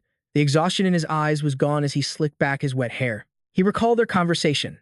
He might have been ready to accept Fairy's offer, but the situation was far more complicated. A grim certainty settled in his mind. His very existence was accelerating the fall of Abyss. He pressed onward. I have to end this faster than in the past. His past comrades once told him that unless they were using Kenyon's optimized time-space crystal, the more they knew about the future, the faster Hell's destruction would come. He leaped up as a voice echoed in his mind. That's why you have to run as fast as you can. This just got more annoying, Hansu seethed. Hey, you go to the past? I don't want to. Hansu's usually emotionless face was now twisted with frustration. Being thrown into the cold like that really is a pain. He looked over his body, realizing he'd literally been thrown into this cold. A hand grasped his. Kiriel took his hand, flashing a brilliant, warm smile. But just for a moment. Then she let go and turned to walk away. Hansu stared at the fading memory, his fist tightening as a new resolve hardened his gaze. Snapping out of his memories, his eyes turned cold as he scanned his surroundings.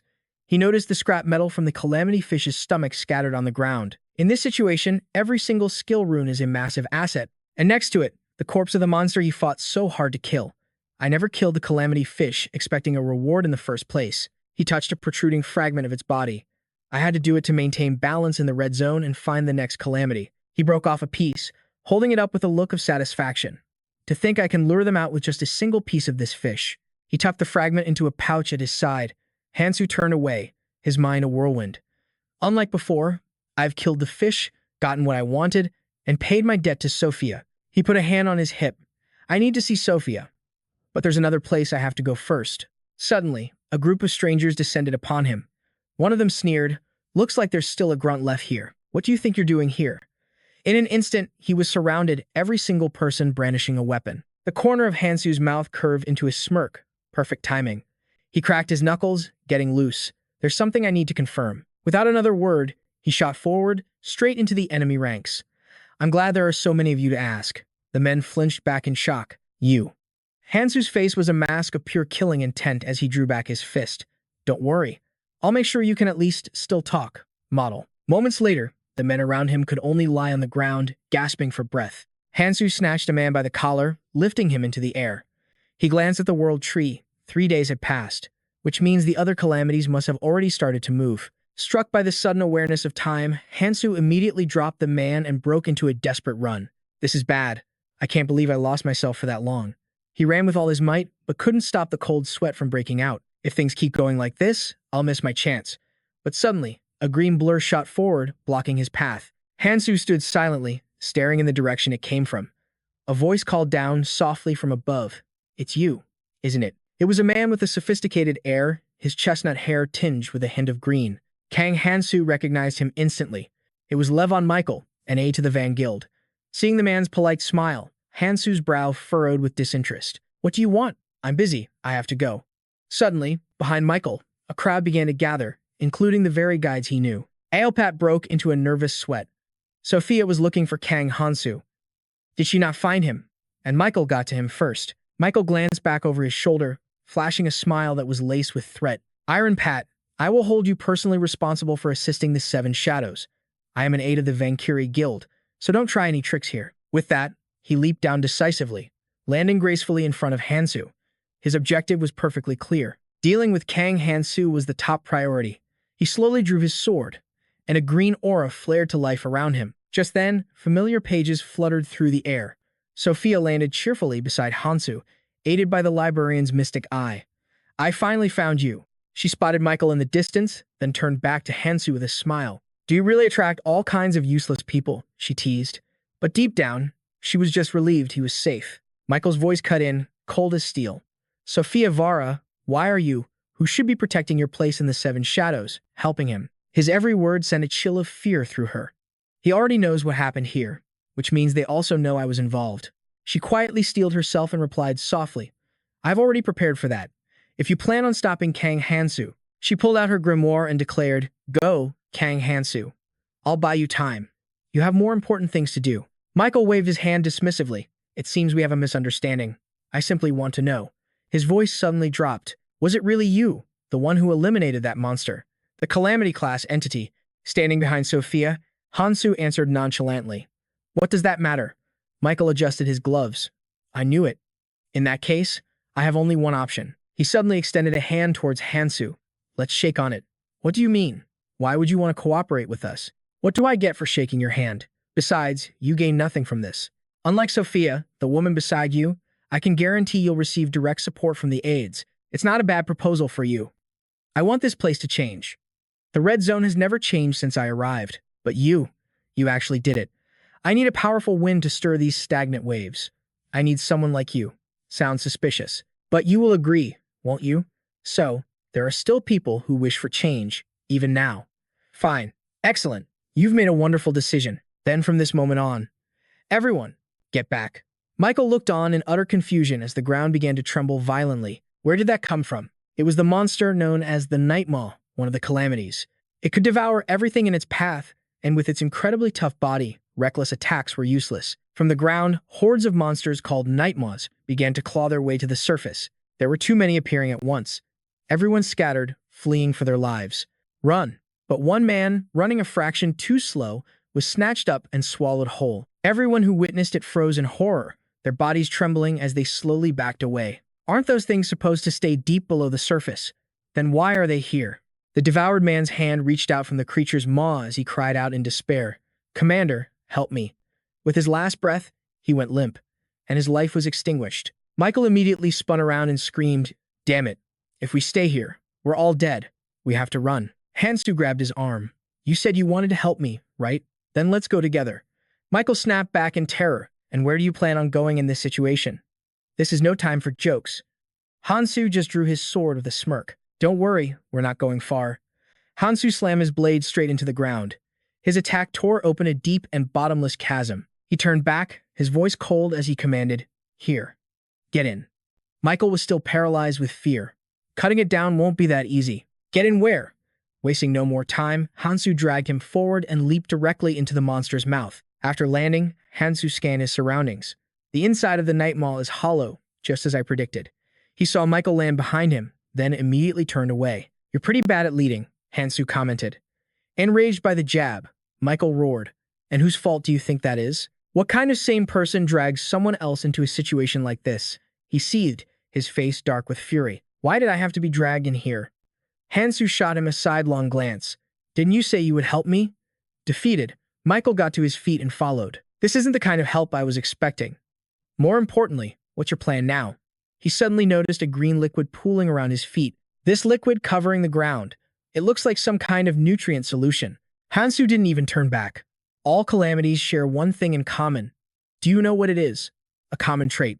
Suddenly, everything began to shake, and Mikhail panicked. What? Is something moving inside its mouth? In stark contrast, Hansu didn't show a single sign of fear. My guess was right. It's moving. Get ready. All at once, they noticed dark shadows rushing towards them from the distance. Mikhail stumbled back in terror. All the monsters from the red zone are charging us. With that thought, he immediately turned to flee for his life. It's too dangerous to face so many monsters. I have to run. Hansu stood his ground, watching them charge. The one thing you need to remember about all calamities, he said, tightening his grip on his sword and channeling the dragon key within him. When you face them, you must always press forward. There is no turning back. With one decisive slash, he sent the swarm of monsters flying to either side. Watching Hansu tear through the monsters, Mikhail could only stand there, gaping in disbelief. How? How is he possibly doing this? No matter how strong he is, how can he charge forward all by himself? Seeing the determination in Hansu's eyes, Mikhail broke into a nervous sweat. Isn't he afraid? Suddenly, a flurry of pages flew past, startling him. Sophia had arrived to help. As she flew in, she explained, You don't understand. You've only just met Kang Hansu. Without waiting for his command, Sophia immediately charged into battle. She grumbled at Hansu. I can't believe you disappeared without saying a single word. Did you think I would just automatically follow you? He let out a slight laugh and turned away. Sophia, I know your personality quite well, but you've only known me for a short while. Mikhail grew tense, watching Sophia and Hansu talk as if they were in their own world. How can you two be so calm right now? We need to get out of here, immediately. She turned to him and stated firmly, I came here to help Kang Hansu, to fight alongside him. If you're afraid, then run. Mikhail clenched his fists in frustration. You maniacs, this place will continuously spawn monsters from the red zone. This isn't something that can be handled by just two people. Hansu shouted, More of them are coming. Prepare yourselves. Just then, a gust of wind from behind snapped Sophia to attention. This wind. A whirlwind of blue light charged forward, blasting away everything around them. The holy relic. Wind rode. Mikhail tightened his grip on his sword. No matter how foolish this may be, I promised I would help you. So for now, I will stand with you. He gave a smile that was impossible to read. Sophia Vera, I will get to see the true power of the seven shadows. And above all, the true power of that man. Mikhail looked towards Hansu, who was fighting with everything he had. He has already changed the red zone, so I expect to see even greater changes in the future. A bead of sweat trickled down Sophia's face. That's right. Even after one short conversation, you realized it. Hansu has that kind of power. The three of them continued to fight the horde under Hansu's strength. The strength to change people, to lead them. The trio relentlessly destroyed the monsters inside the knight's maw. Drenched in sweat, Mikhail finally spoke up. We're holding our own, but we're slowly being pushed back. Are you just planning to defend? Hansu wiped his mouth. The number of monsters had clearly dwindled. This means the first wave is about to end. Hansu turned back and asked softly, So, Sophia, you see it, don't you? Her glasses glinted. Yes. Ever since I entered, I've been observing it with my scribe. The divine eye immediately appeared in her hand. I know its approximate location. I just need to find it. With that, she commanded the artifact to fly straight into the mass of monsters. Hansu calculated carefully. If the erupting root, the next calamity, has a structure similar to the others, then attacking from the outside is pointless. The knight's maw is basically the mouth of the erupting root. The only place it's vulnerable is the inside. The true body of the erupting root is hidden deep beneath the world tree, and it's difficult to damage. The divine eye is collecting data. However, inside the knight's maw, there is an opening from which the monsters pour out. That place where the monsters spawn. That is its only weak point. The area connecting to the inside, found it. I've found the location, but the monsters keep pouring out and interrupting my connection. What's more, it's too deep. Breaking through all these monsters won't be an issue. I just need a little more time. Sophia and Mikhail stood behind him, silently watching in awe of Kang Hansu's astonishing transformation. Sweat trickled down Sophia's face as she realized the incredible change in Hansu. Kang Hansu's manifested ki technique. It's gotten stronger. Mikhail couldn't believe his eyes. The man had a chi technique, and it was powerful enough to physically alter his body. Just who was this guy? Sophia advanced with caution. The chi avatar won't last forever, she warned. We have to finish this, and fast. Her voice now radiated with unshakable resolve. Even you can't handle them all at once. Her grimoire flared to life as she took a stand before Hansu.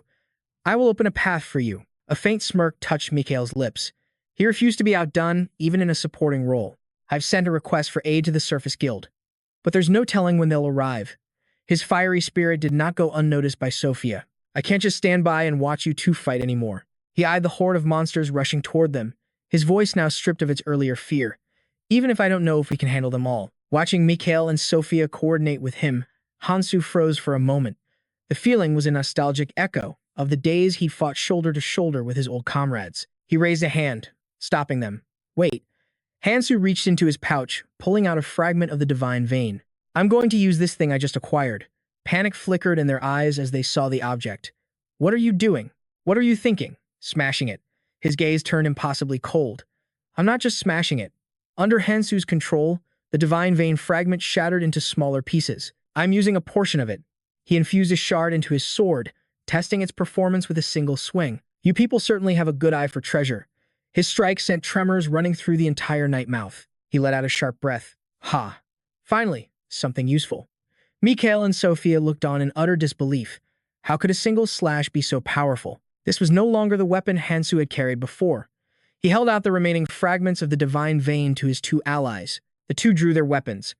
Sophia's grimoire and Mikhail's sword were then infused with the glowing shards. This is the artifact's original purpose. Their weapons began to resonate with immense magical power. The artifact of Galadriel, one of the last to be discovered among the forgotten relics of the Red Zone. 3 small fragments remained in his hand. Of course, they were useless unless awakened by the main divine vein. After reforging their weapons, the trio's assault became a bloodthirsty frenzy. Now, are you ready to die? Meanwhile, on the surface, the night mouth was rampaging, biting at everything in sight. Panic erupted as people scattered. Some ran, some fought. Don't fall back. More monsters will just keep spawning. I've never seen so many monsters appear at once. Aopat gripped his sword, drenched in sweat. Have the reinforcements arrived yet? Suddenly, he spotted a blue-feathered bird flying toward him. Is that Mikhail's messenger pigeon? Aopat wondered. Is he asking for help? However, before the bird could reach him, it was shot out of the sky. Liu Hong snatched the bird from the air. Aopat roared. What do you think you're doing? With a cruel smirk, he tightened his fist, crushing the messenger pigeon. I was wondering which little rats were scurrying around my territory. Turns out, it was you. Aopat recognized him. It was Liu Hong of the lighthouse. He glared down at him, his voice dripping with menace. I'm quite sure I told you. We are here to find Kang Hansu. He continued his arrogant rant. This is a lighthouse matter. Resolving this disaster also falls under his jurisdiction. Your support team should withdraw. Aopat protested frantically. But we can't leave while we're surrounded by monsters. Liu Hong decisively turned his back on him. It seems you've misunderstood me. I said it's your job to deal with these flies on the surface. A smile that was completely out of place in the chaos spread across Liu Hong's lips. Besides, we have other things to worry about. Yet, Liu Hong then led a group of his own people down into the chasm. Mikhail encountered the support team. He was stunned. Liu Hong, what are you doing here? Liu Hong's voice was a clear provocation. If you dare operate in my area, you must take responsibility for it. This is our territory. Stop what you're doing and return to the surface. Now. Mikhail's fists clenched in rage. You people will regret this. Even lies have their limits. Suddenly, the Nightmouth's jaws slammed shut, trapping everyone in darkness. What? The entrance is blocked. The walls are moving. Liu Hong screamed, damn it. I've never heard of a monster's mouth being able to move like this. Mikhail tilted his head, a mocking smile on his face. That's the problem, isn't it? In any case, using skills in here is much harder than outside. I never thought my messenger pigeon would summon such an important figure. If you want to get out of here alive, you'll have to cooperate with us. Liu Hong went mad with anger and lunged forward. I'll make you. But a voice from above cut him off. You, down there. His tone dropped to absolute zero. Shut your mouth. If you want to live, then get to work. Liu Hong's brow furrowed as he assessed the newcomer. He's strong. I've never seen him before. This must be the one who took down the calamity, Kang Hansu. He gritted his teeth. As long as the entrance was sealed, wasting energy fighting each other was completely meaningless. Without a second thought, he waved his hand, commanding his subordinates. We have no other choice. Move forward and take down the monsters. Liu Hong then materialized a messenger pigeon in his own hand. I have to inform him dealing with Kang Hansu could wait, even if he was just some rookie. He was a natural fighter who grew stronger at terrifying speed. But of course, with Sophia of the Seven Shadows by his side, his ascent was guaranteed. Before anyone noticed, Hansu was on the ground, closing in. Liu Hong sneered. That still wasn't enough. His eyes gleamed with a mix of avarice and malice. If I can deal with him, that person will surely promote me to commander. He then asked, what do you think you're doing? Hansu shot him an ice-cold glare. You won't survive this. It seems Hedang is even weaker than I remember. Suddenly, Hansu held something out in front of Liu Hong, who flinched back as if struck by a guilty conscience. Hansu clenched his fist, and the divine fragment shattered once more, sending shards of light flying into every weapon, resonating with their magic. What is this? Everyone sensed the strange new power, and their fighting spirits surged. Magical energy suddenly coursed through their bodies. Seeing the power transfer successfully, Hansu tightened his grip. I knew it. Splitting my magic among so many people is incredibly difficult. Sweat dripped from his brow as his breathing became heavy and labored. Everyone fought with frantic desperation, seeking a path to survival amidst the chaos, focusing on controlling this new power in battle. Deep within the labyrinth of roots, a cube pulsed with brilliant blue light, still and silent. The dark entity writhed in frustration. It's not enough. I still can't control these plants. It summoned two beings, neither human nor monster, their bodies a sickly green as the entity seethed. Intruders. I will slaughter you all. Outside, the battle raged on, growing more intense by the second. Liu Hong charged forward, feeling the magical power surging through his veins. The thrill was unbelievable, an absolutely intoxicating rush. He guided the energy with a mad grin. I've never felt so powerful in my entire life. This is incredible. Kang Hansu. So this is the power you've been hiding. He wildly unleashed his own newfound strength. Impressive, he thought while fighting, his mind racing. I have to report this immediately. That person still has no idea what Kang Hansu is truly capable of. Liu Hong realized it in an instant. With that kind of power, even trapped inside this hellscape, surrounded by a magical barrier stronger than the one outside, he could easily shatter the wall of roots surrounding us. Lost in his crazed ambition, he mercilessly cut down the monsters around him. If I can just capture Kang Hansu after he escapes from the inner core, then that person will finally see me in a completely different light. I'm nothing like Gumoren, who died such a pathetic death. But his arrogant thoughts were cut short.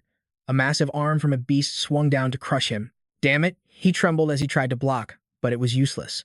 Why did the magic circuit suddenly disappear? A sudden long-range attack struck the monster, knocking it down and saving Liu Hong from certain death. Sophia's voice was cold. I won't be able to help you again. Figure it out yourself from now on. Liu Hong gritted his teeth in fury but said nothing, humiliated to be saved by the biggest heretic in the Seven Shadows. He turned his rage on the support team, screaming, Where's the assault team? Hold your positions and take them down, now. Sophia stood still, lost in thought. I really can't help him anymore. The magic Kang Hansu shared with me. It's been growing unstable for a while now. She stared into the depths where Hansu had vanished. What in the world is happening in there? A few minutes earlier, Hansu had made his decision. I'm going in. Sophia had tried to stop him in a panic. Wait, I told you. It's too dangerous to go in before we've dealt with the monsters at the entrance. Hansu was calm. It's fine. We can't drag this out forever anyway. The only way forward is to push deeper inside. As he walked, he gave his orders. But I can't just leave an enemy at my back. So, I'll go on ahead. I'm leaving the rear to you. Sophia said nothing, her silence a solemn acceptance of his trust. Don't worry, she thought, I'll catch up to you soon. Inside the central route, two green phantoms stood guard before something sacred. Hansu seemed to have predicted everything. That's right. I knew you'd show your face the moment I stepped inside. He already understood the route's internal defense system. He tightened his grip on his sword and measured his opponent, the last member of an extinct race, the sole survivor of the second Elven Corps. Hansu immediately lunged forward to attack. The phantom was no pushover. Its eyes blazed like red-hot coals as it relentlessly countered his every move. Its hands were like a giant's, capable of crushing Hansu like an ant. But he was faster, dodging a blow that cracked the very ground beneath him. He raised the sword of Kyong, gritting his teeth to block an attack that threatened to grind him to dust. Hansu quickly calculated a new strategy. its movements are different, because it's still alive. The phantom seemed to notice the shift in its opponent. A stream of red energy flowed from Hansu's ring, enveloping his hand. I'll prioritize the power of Numaha over the other artifacts awakened by Holy Stone fragments. It can nullify that thing's pathetic magical defense, and just like that, it worked. The new attack style was effective. The phantom recoiled. Hansu was panting, drenched in sweat, but his enemy's wound was too shallow. I need to focus more power, much more. In the distance, another phantom stirred, slowly raising its hand to unleash a torrent of demonic power. Instantly, something shot straight for Hansu, forcing him to parry a devastating blow. The attack came from Echetran of the Elfen Legion. The colossal brute beside him was none other than Fabian, one of the 5 great generals. Hansu let out a faint smirk. Just as he expected from 2 of Elfen's fallen generals, he quickly calculated his chances of taking them down. I should have been able to inflict damage with that last ability, but they use an ancient artifact to block it. It must be one of Elfen's defensive devices, meant to protect the tree. He wiped a trickle of blood from his lips. Even though Elfen collapsed long ago, its guardians are still active. This time, Hansu had truly met a powerful foe. His gaze turned ice cold. Their strength was monstrous. Conventional attacks are useless. My right arm was broken by that last exchange. He quickly checked his stats. The growth rate wasn't bad. Even though it increased dramatically while using the Red Ancient Tongue, he still couldn't completely negate the damage. He took some comfort in the fact that he had shared his mana with his allies behind him. I left a portion of my power behind to help clear the rear. Everything was still within his plan. If a variable appeared, there was only one possibility. Hansu silently began to resonate his sword with the magic from the 3 remaining Divine Vein fragments. The Elfen generals are using their artifacts with incredible skill. I may have awakened my own artifact with the Holy Stone, but mastering it is another story entirely. I have to draw out as much power from the Holy Stone and the artifact as I can. He glanced past them, where the trunk of the tree was enveloped in a golden light. My target isn't the Elfen generals, but what lies beyond them. From the source of their power, strange and terrifying monsters began to emerge. The situation escalated faster than Hansu had calculated. The Galadian Legion had been summoned. Hansu gritted his teeth. Damn it, the second defensive system has been activated. The creatures immediately lunged toward him. If you think you can overwhelm me with sheer numbers, then I have a plan for that, too. Suddenly, the rescue team burst onto the scene, shouting, Kang Hansu. They immediately charged into the Undead Legion, throwing the battlefield into utter chaos. What the hell is this? We just fought our way through a swarm of insects to get here, and now we have to deal with zombies? He clenched his jaw. They're too strong. Sophia's eyes widened in shock as she recognized the enemy. The Galadiri Legion, controlled from inside the Calamity Fish. They were originally the guardians of this place. She saw Liu Hong and his team fighting with everything they had, thinking, I knew the magic flow felt strange, but I never imagined a battle of this scale was raging here. Liu Hong suddenly realized, at this rate, the entire plan will be ruined. Kang Hansu, how much longer are you going to fight? Inside the chaos, Hansu was still relentlessly attacking the great general, Fabian. He unleashed a furious storm of slashes, but the wounds he inflicted seemed to regenerate in an instant. They answered his assault with earth-shattering blows. I'm dealing damage, but their recovery is just too fast. Suddenly, a circular projectile shot straight toward him. Hansu spotted it and shattered it with a single, precise slash. He glared angrily at the enemy hiding in the back, launching ranged attacks. That constant barrage is getting annoying. Hansu was clearly showing signs of exhaustion. If I keep using the dragon key art and drag this out, my body is going to give out. He was using the power of a dragon to forcibly regenerate his body while pushing his magic to its absolute limit. The blood vessels in my body feel like they're about to explode. He looked into the distance at his true objective. I just need to focus on one thing. Everything else is a distraction. The heart's core. The Elvens. They created the plant and hid it deep beneath the roots of the world tree. Over time, the plant stopped working because of the calamity-causing creatures. This system was originally created to support it. However, without proper authority, the best it could do was buy more time. Hansu, his face covered in wounds, took a deep, ragged breath. That's why it activated its security system, to stall. A horde of monsters grinned with savage glee, bearing their terrifying fangs, the army of Elfen. To be precise, creatures that exist only to protect the plant. The bodies of Elfen's great generals were far tougher than a human's, making them unbelievably difficult opponents. Hansu stood defiantly, weapon aimed forward, his face a cold, unwavering mask. However, if I use the Dragon Key art to activate dragonization, I might be able to create a brief opportunity. Something golden began to glow, crackling with electrical energy. The only thing I have to watch is the Elfen army. shifting its formation as if preparing to charge. It's like fighting a horde of zombies. Hansu raised a clawed hand to his face, a dangerous glint in his eye. The great generals are just a diversion. My true target is elsewhere. He tightened his grip on his sword, preparing to unleash its power. I'll use dragonization to maximize my magical output. A brilliant light began to gather, focusing on a single point. He unleashed a whirlwind of slashes at the army, forcing them back in fear before he charged forward with everything he had. Hansu crouched low, his sword blazing with crackling electricity. Even if this is Fabian's army, created by the artifact of Galadriel, it can't completely block the destructive power of the Ring of Numaha. He vaulted forward, his voice dripping with contempt. Go on.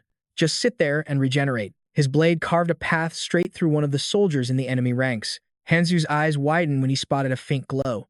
His sword had struck a gleaming particle, the core of an Echetran. Each core possessed durability equal to Fabian's own armor. In other words, they could be destroyed. He focused his entire being, driving his sword to split the core. If I just add more force. But he was stunned, whipping his head around.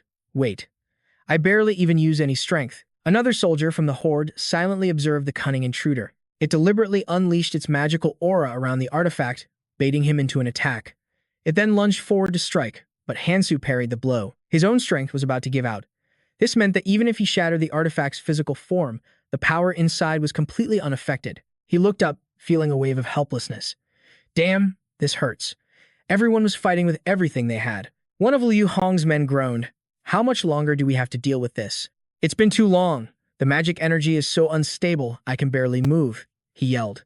Commander, how much longer must we fight like this? Just as he was waiting for Hansu's orders, a figure burst from behind, launching a surprise attack. We've been attacking nonstop, but their numbers aren't going down at all, someone shouted, jumping in to block the attack. Don't lower your guard. They'll all just revive. A hand crackled with golden lightning.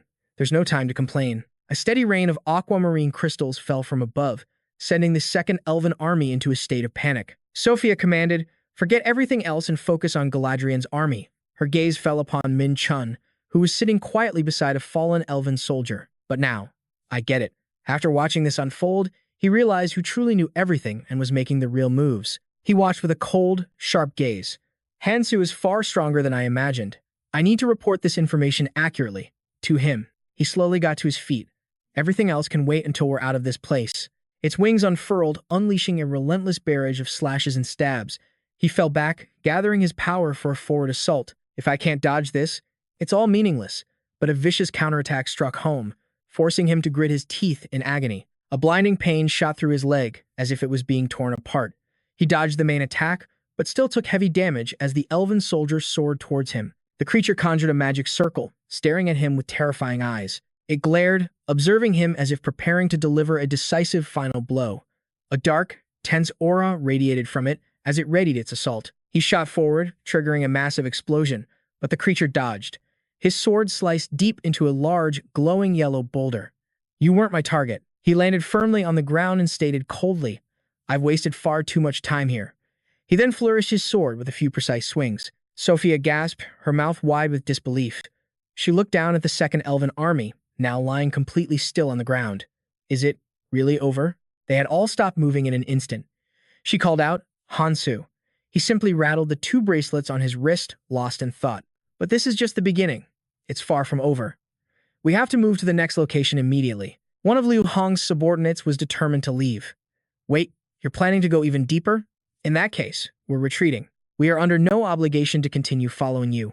Ha raised his sword in agreement, his voice sharp as ice. Yeah, he's right. Min Chun extended his hand in a gesture of peace. Let's part ways here. But in that same instant, something flashed by, and he frantically dodged out of the way. I didn't even see the path of his sword. Min Chun roared. How dare you attack me? In stark contrast to Min Chun's fury, Hansu appeared completely calm. Ah, don't misunderstand. I wasn't attacking you. I was simply opening the path forward, he explained. Then he added, Oh, by the way, are any of you good at holding your breath? Suddenly, a massive explosion from nearby caught everyone's attention. A man looked toward the sound and screamed a warning. Over there. Min Chun's face turned pale as he tried to stop him. Wait, but a raging crimson tide crashed down, dragging away people as they struggled and screamed for help. The red flood swept everyone away in its current amidst their frantic cries. That son of a bitch. Liu Hong finally surfaced, wiping the water from his face. That bastard. Is he trying to drown every single one of us? I can't believe he'd do this after we fought so hard to escape. The feather of the world tree materialized in his hand. I really didn't want to resort to this, but I have no other choice.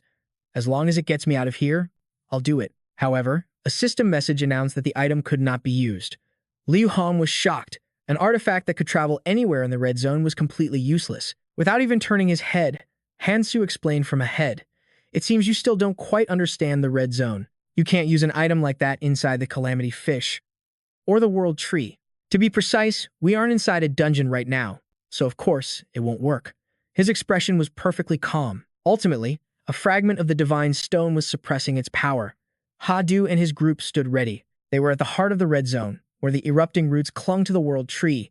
He announced, "We're getting close to the chamber with the tree. Since I carry the artifacts of the 5 great generals, my plan is to awaken them with this very fragment." A blue sphere of energy materialized in Hansu's hand. It pulsed with a brilliant light orbited by smaller, diamond-shaped crystals.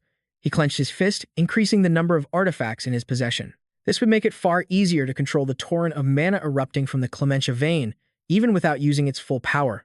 The stone fragment was an overwhelmingly powerful item, one that required a master artifact user or a worthy successor to unlock its true potential. The spheres of light began to orbit around Hansu. He smiled with confidence. From here on out, things should be much easier. But a voice suddenly cut through the air from behind. "How dare you do all this and act as if nothing happened?" Liu Hong's face was twisted with resentment. The position of first squad commander should have been mine after we escaped. As commander of the first squad of guides, I cannot let this slide. Hadu calmly turned to face him. "Didn't I tell you? If you want to escape, following the tree's main trunk is the fastest route. Everyone here has high resistance, so you should be able to withstand the poison." A woman standing nearby also acknowledged his point. True, it's better than being incinerated. But Liu Hong refused to back down, pointing an accusatory finger. "Don't you talk back to me. No one here has the right to give me orders." Hadu couldn't have cared less, turning his back on him completely. "Do whatever you want. It doesn't concern me. The danger here is lessened now, so whether you decide to follow me or not is irrelevant. But if you do follow me, you can escape this place safely. That's all I'll say." He warned them that the zone was about to change in an unprecedented way. "Don't miss your chance to follow me." Mai was now standing tall, the area shifting around them. He stared at Hansu's back. "I wish for a change to come to this place. The red zone hasn't changed a bit since the day I arrived. And yet, you've made it happen. I needed a catalyst that could change everything. Someone like you." Michael laughed in realization. "I guess this is why they always say to be careful what you wish for, huh?" He began to walk away. "The guides will act independently." Liu Hong smirked with arrogance. "Even if you beg for our help now, it's already too late. I will make you regret ever looking down on us." But Hansu simply replied, "I'm sure you will." Liu Hong's triumphant expression froze. "What?" He glanced back, thinking to himself.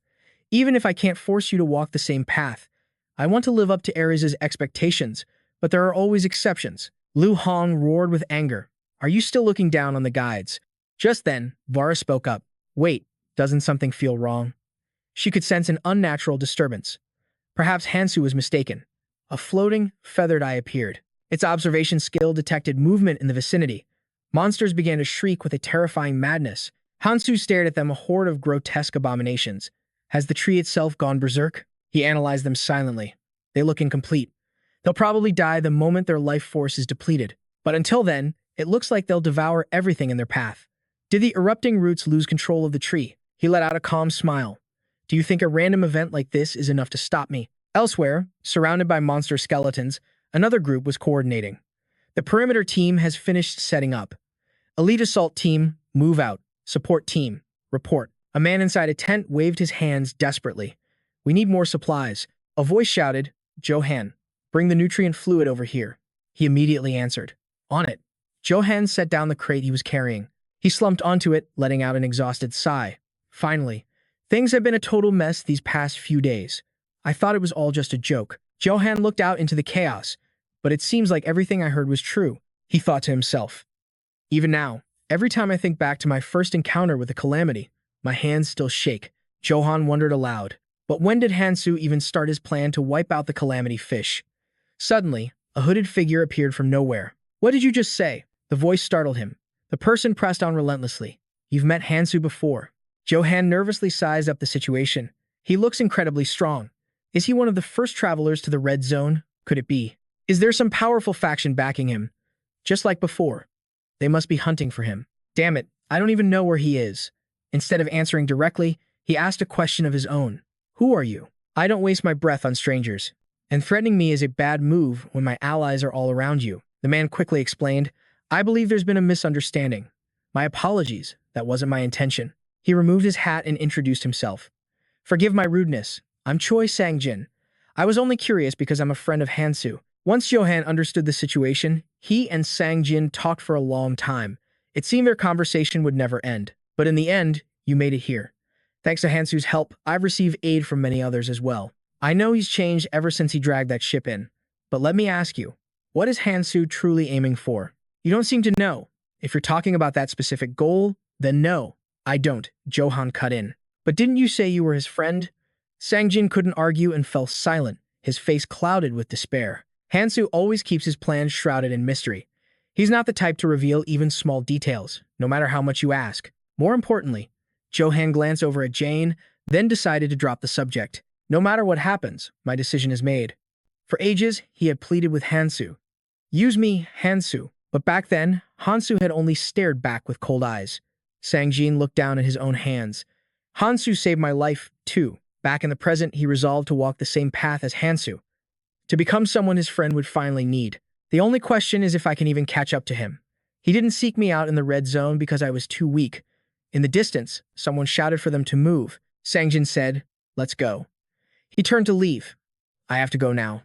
Thank you for telling me what you know. Johan seemed a bit surprised. Sang-jin put his hat back on. If you see Hansu again, no, forget it. I'll do it myself. After all, that's exactly what Hansu would do. He walked off, rejoining his group. Am I still so far behind him? I just have to get stronger. I'm sure he's fighting for his life right now. Elsewhere, a horde of monsters launched a vicious, simultaneous attack, but brilliant streaks of blue light tore through them, leaving gaping holes in their bodies. Hansu controlled orbs of azure energy, launching a relentless counter-assault that slammed directly into the monster swarm. His expression was calm. The fragment of the holy stone is fueling my magic, so I can focus on raw power instead of stamina. In the next instant, the battle was over, the monsters lying defeated in a tangled mess.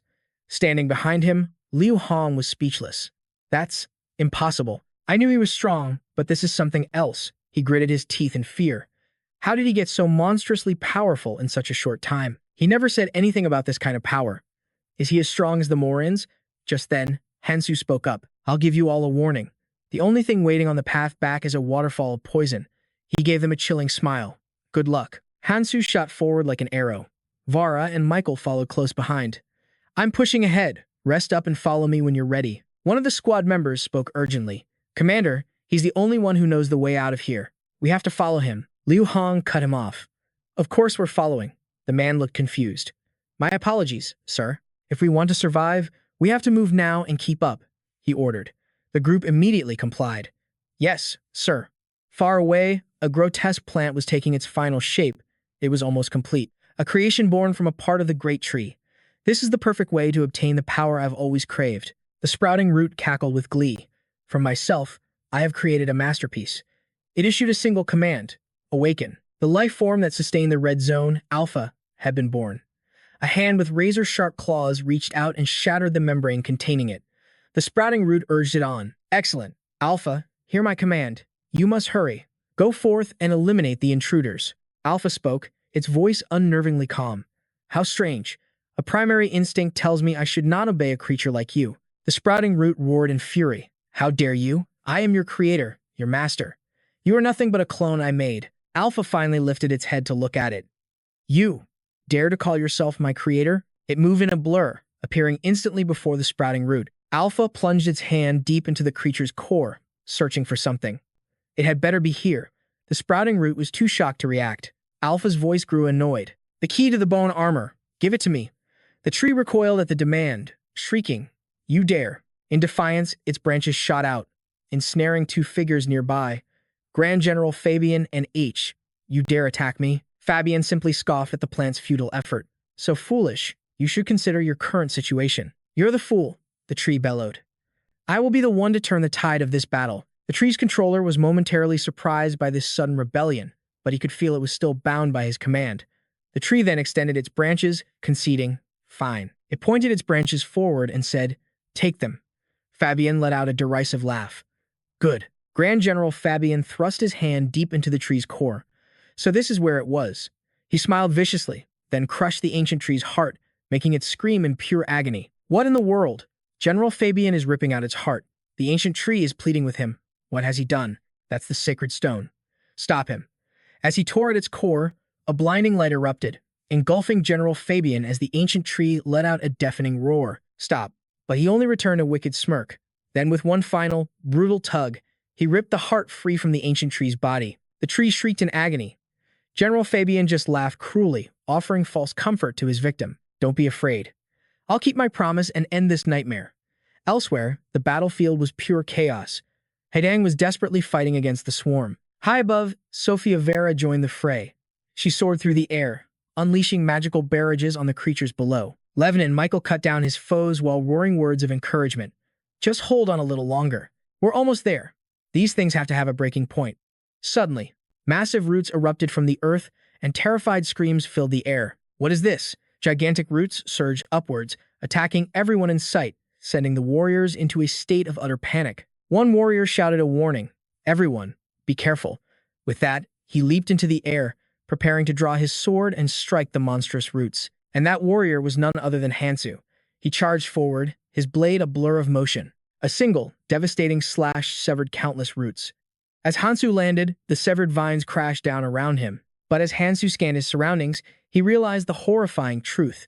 An entire forest of new roots had sprouted behind him, poised to strike him down. He spun around, unleashing another powerful slash, and obliterated every last one of the new threats. With the roots gone, Hansu turned his attention to the monsters. Blue orbs of energy shot from his blade, and upon impact, the creatures' bodies simply dissolved into nothing. His eyes blazing, Hansu stomped the ground, swinging his sword and firing off emerald beams of destructive light. As he fought, he realized something. The internal defense system was weaker than the Calamity monster, and these creatures were nothing in comparison. He glanced at the struggling Levinan, Michael, and thought, but still, they're definitely getting weaker. Sophia Vera continued her relentless magical assault from the skies. Haidang fought on with equal fury. Watching them, Hansu wondered, is it because the core is being pushed into a corner? If that's the case, should I just go straight for the main target? The other fighters stood there confused. Was that his doing? They stared at the smaller, now lifeless roots, which seemed to have completely stopped moving. Hansu glanced back, his eyes widening in disbelief. It can't be. Seeing him suddenly break away, Sophia Vera cried out in surprise, Hansu. He rushed towards a specific tree, where thick roots were wrapped tightly around a glowing cube. The vines encasing the cube suddenly withered and died, and the object's light faded into darkness. Hansu realized the tree had cut off its own power supply. Just then, a sinister voice echoed through the chamber, startling him. The voice gave a chilling command. Come down here. Hansu stood at the edge of an abyss. There's someone below. He leaped without hesitation, knowing it was likely the one who had stolen the holy stone fragment. Moments later, Hansu touched down. Besides our group, he thought, no one should be able to reach the core of the eruption root. Holding the very heart of the tree, Grand Marshal Fabian praised him. You're different from the other insects. You're far more clever. Hansu glared as the figure slowly approached him. It seems you know how to use the key properly, even though you're not one of our kind. He chuckled. We should have a little chat, don't you think? About that key you're holding. Hansu remained silent, his gaze cold and unyielding. The story goes that the true name of the 5 relics possessed by the Grand Marshals. The reason they were called that was simple. If one were to gather all the relics, they would gain absolute control over the power of the world tree. The two faced off in silence as Hansu's mind raced. He just referred to the relics as keys. The pieces began to click into place.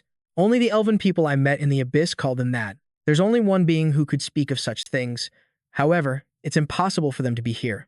Hansu reached a stunning conclusion, which means he finally spoke. So you're a clone?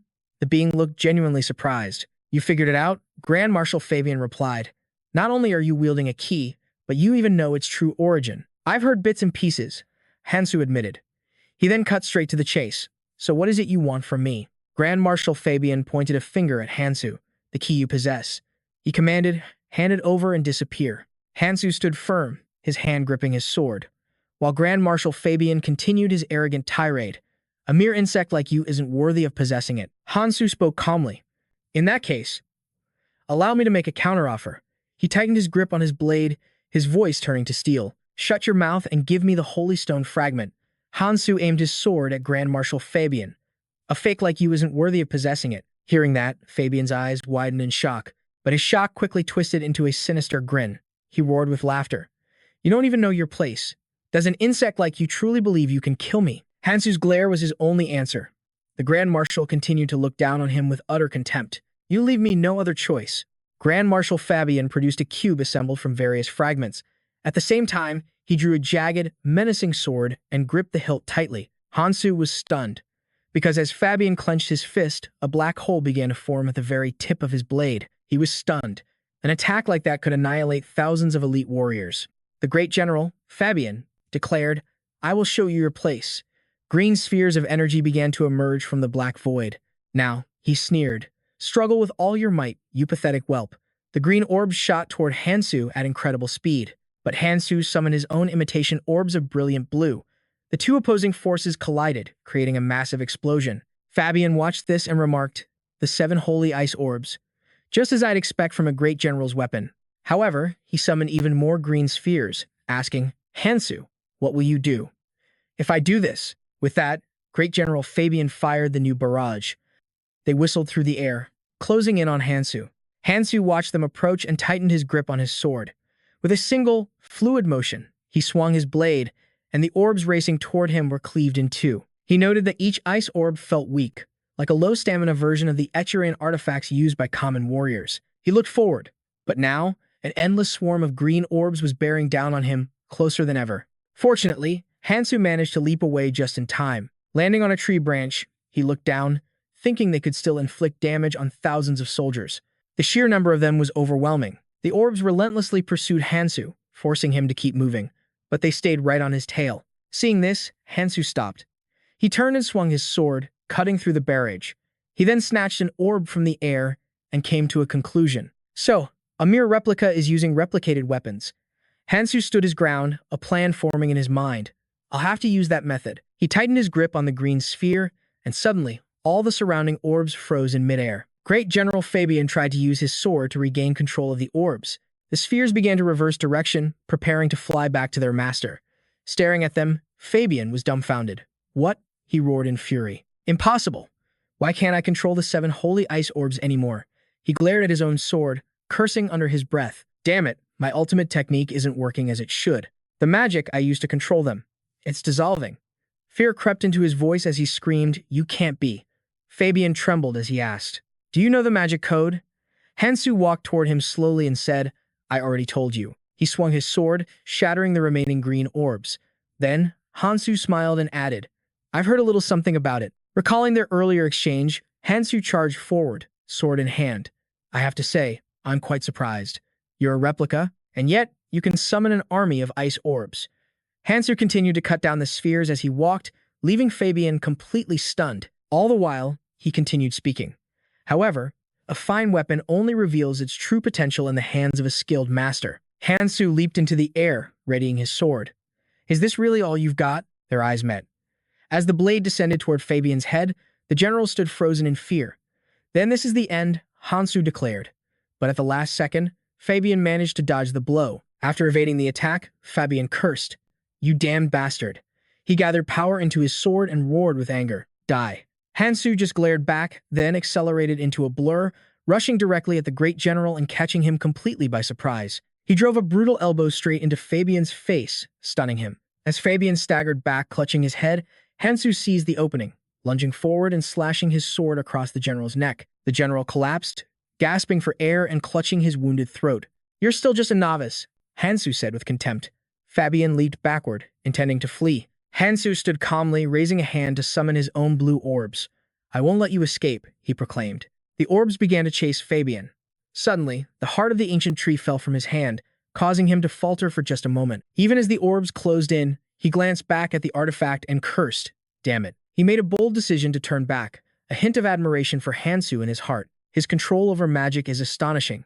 Watching Hansu, Fabian panted and noted, he can command them perfectly, without a shred of effort. Even if he possesses a fragment of the holy stone, this level of skill is completely absurd. Hansu watched him without emotion, continuously creating more orbs. Fabian took a deep breath, thinking, it's as if he's been training with magic for decades. If we're only comparing magical control, Perhaps he's slightly better than me. A painful realization dawned on Fabian. No, he completely surpasses me. The thought had barely formed when Hansu was suddenly standing right in front of him, sword at the ready. Fabian began to tremble. He couldn't accept it. No, he could easily kill me. His limbs went weak, and he collapsed to his knees. Watching Hansu's approaching shadow, Fabian stared blankly and wondered, am I going to die like this? Regret washed over him. I haven't even achieved my goal yet. But Grand General Fabian made a grim choice. No, he couldn't afford to fail now. He had to survive. With that thought, his grip tightened around his blade. The moment Liu Yifei's sword made contact with Fabian, the general's body dissolved into smoke. He was stunned. My blade, it didn't connect. Something was wrong. Liu Yifei instantly leaped back, putting distance between them. From afar, he could see it clearly. There was no mistaking it. Grand General Fabian had manifested. The Celestial Battle Armor. This legendary armor was said to be invincible, capable of devouring any weapon. Every blade it consumed would only make it stronger. Seeing this, Liu Yifei smirked. Well, this is a problem. But there wasn't a trace of fear in his voice. In fact, he was smiling. Now I have a legitimate reason to end you. With those words, Liu Yifei charged forward, his blade a blur of motion. A grin played on his lips as he praised his opponent. Worthy of being my rival. He attacked relentlessly, then leaped into the air, bringing his sword down on Fabian's head. But it was useless. He just laughed. Incredible power. Inside the armor, even with the blow softened, the pain was excruciating for Fabian. It couldn't nullify the damage completely, but it absorbed most of the impact. Still, Grand General Fabian knew he was in deep trouble. He thought of his green orbs. A pity. I can't access my armory right now. If I could use it alongside the Celestial Battle Armor, my victory would be absolute. Just standing here and taking these hits was not an option. How can I turn this around? Fabian wondered. It's only a matter of time before he shatters my defenses. Then a wicked grin spread across Fabian's face. I've got it. The weapons in his arsenal were unusable due to a magical conflict, but they still existed.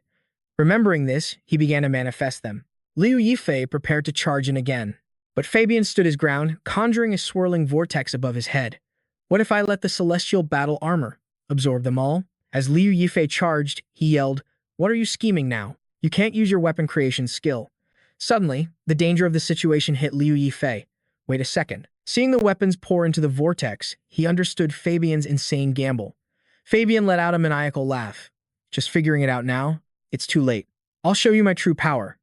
But then, a cold sweat beaded on his brow, and he collapsed to his knees.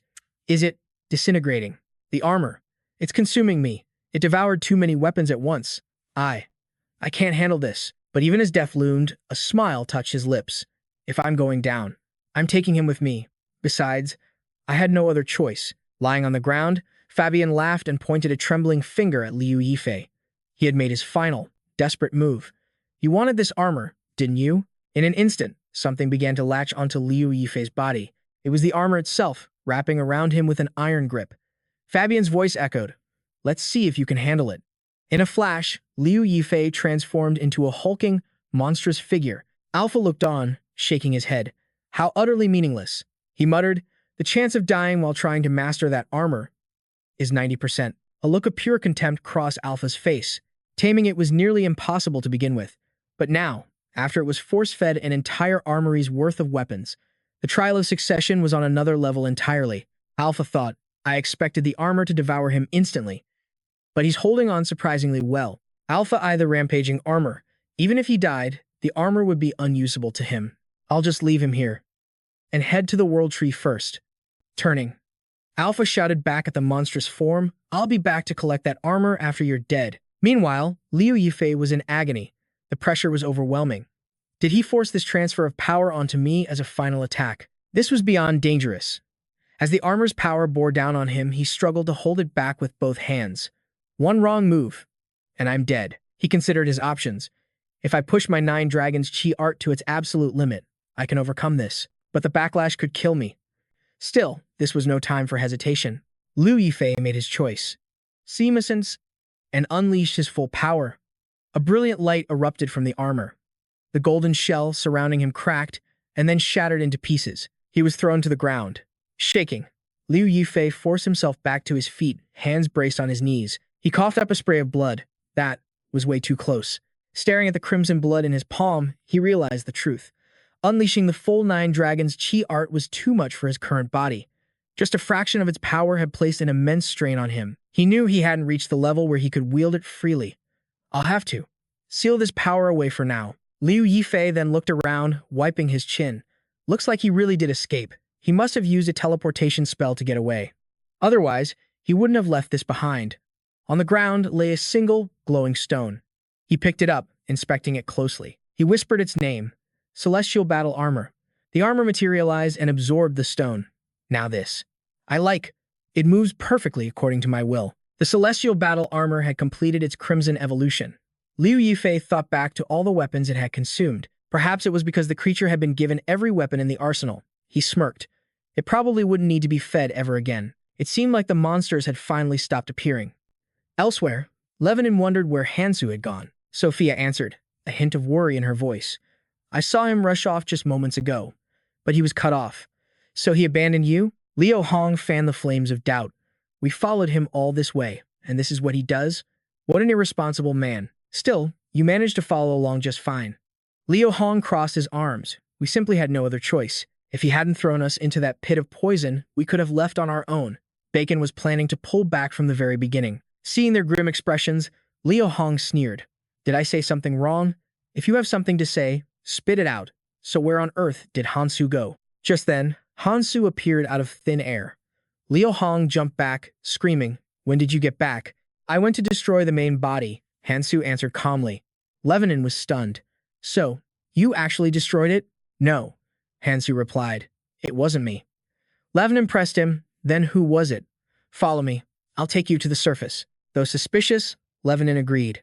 All right, lead the way. Seeing Liu Hong just standing there, Hu's expression turned cold. You don't have to listen to me, but I've never had to give you a direct order before. I hope you don't make me repeat myself. Liu Hong clenched his fists, silently submitting to the pressure. Lebanon cracked an eye open and perfectly mimicked Liu Hong's earlier panic. When did you get back? The mockery enraged him. That bastard charged, ready to throw a punch at Lebanon. The main body is destroyed, and I've secured a fragment of the Holy Stone. But there's one thing that troubles me, Hu thought grimly. That clone. It seems it can wield the entirety of the king's power. If that's truly the case, things are about to get much worse. Is he heading straight for the flower? Meanwhile, a massive, serpentine body coiled around an ancient tree. In the end, sacrificing the divine battle armor was worth it. I will possess the full authority of the king. But why did it go berserk? Is the original self still sleeping? The wind swept through his hair. The world tree had withered, and Elvenheim was no more. But below, there was humanity, the ones who would take their place. Now, I will correct the mistakes of the past, all to resurrect my people, all of Aaron. His face was a mask of sheer determination. Before Ron stood the world tree. He spoke to it with contempt. You failed to save your people. You failed to protect Elvenheim. And in the end, you even lost yourself. You cowardly king. Just watch me from wherever you are. I will accomplish everything. He rested his chin in his hand, lost in thought. An image of Hansu and his forgotten blade flashed through his mind. First, I need the key that man possesses. I must reclaim the sword of Galadriel, the beads of Echitran, and the bracelet of Fabian. His thoughts drifted to Fabian. Echitran and Fabian. Two sides of the same coin, which means he must also be holding Fabian's bracelet. After I reclaim the authority from that false administrator, I must enter the flower. That will require immense, overwhelming power. Not some petty parlor tricks. He stood alone in the silence. A confident smile spread across his face. No matter how difficult the plan, it was nothing he couldn't handle. The trunk of the world tree was wrapped in the coils of a long, finned creature. I will use the Ouroboros, as he dangled from a high branch. He began to swing, building momentum, then released his grip, leaping decisively through the air. He landed perfectly on another massive branch. Below him lay a web of countless other branches. Once again, he was on the move. He vaulted effortlessly from one limb to the next. At last, he arrived at his destination. He said nothing, his gaze fixed forward. Before him lay a massive bloom, formed from thousands of giant, overlapping petals. Move, he commanded. Do you dare bare your fangs at your own creator? A swarm of parasitic locusts, their eyes glowing ominously, let out a chilling screech. As they swarmed towards him, he raised a single petal with a satisfied smirk. That's more like it. He stepped inside. The original self failed in the end. He walked proudly through the swarm of locusts. Having lost his people, the original no longer has any authority. Therefore, I am now the original. A smile bloomed on his face, his decision made. Excellent. His expression twisted with crazed ambition. From this day forward, I am Tyron. The scene shifts back to Hansu and his group. A sense of awe filled the air. We thought you were dead. Gone without a trace. Who could have imagined you'd return from that place? Sophia gazed into the distance, letting the wind wash over her. A figure approached from behind. What's on your mind, Sophia? It was Michael, coming to stand beside her. I'm sure we're all thinking the same thing. There's no point in asking. Before them stood Hansu, the man who killed the calamity fish and the erupting root. Ever since he appeared, the red zone has changed so much. He glanced at Sophia. To be honest, I had almost given up. Even he said it was impossible. I couldn't even imagine taking down one of the calamities by myself, who seemed to be observing something in the distance. But in the end, he did it. And he did it all alone. Michael crossed his arms, his voice firm. I'm certain of one thing. He will definitely take an interest in a man like that. He'll probably make it through the orange zone without a hitch, Sophia thought. From this moment on, the red zone will become a much safer place. This means more of the guided people will survive. She clenched her fist. And if that happens, her own siblings will also make it out alive in the red zone. Sophia watched Hansu's retreating figure, determined to save 1 billion lives. Sophia's mouth fell slightly open, then she suddenly burst out laughing. Mai tilted her head, confused. Why are you laughing? Sophia answered. I just feel like something totally impossible is about to become a reality. He could only shrug and say, I understand. In the sky, a single dove appeared, flying past. Everyone looked up, murmuring, What is that? It looks like a messenger pigeon, but it wasn't just one bird. It was an entire flock. They couldn't help but wonder, but why are there so many? Near the world tree, a man was running for his life. 3 men were desperately trying to escape from something. Suddenly, one of them tripped over a rock, crashing to the ground. He reached out his hand, pleading with the other 2. Help me. They hesitated, glanced back at him, and then simply left him behind and kept running. He could only watch in despair. Please, don't leave me behind. Blood gushed from his mouth as a parasitic locust attacked, causing him to scream in agony. It let out a bizarre shriek as it devoured the man completely. The parasitic locust gazed at the group moving in the distance. It was the sight of Hansu smiling gently, with a cheerful Sophia walking beside him. A voice echoed inside its head. Stop the human race. Tech Iron had issued the order. Until I gain full control over Ouroboros, you must ensure that they cannot leave this place. That is your mission. He was dead serious. Prevent them from crossing into the orange zone. Other parasitic locusts appeared. Not just a few, but an entire swarm. The parasitic locusts began to move.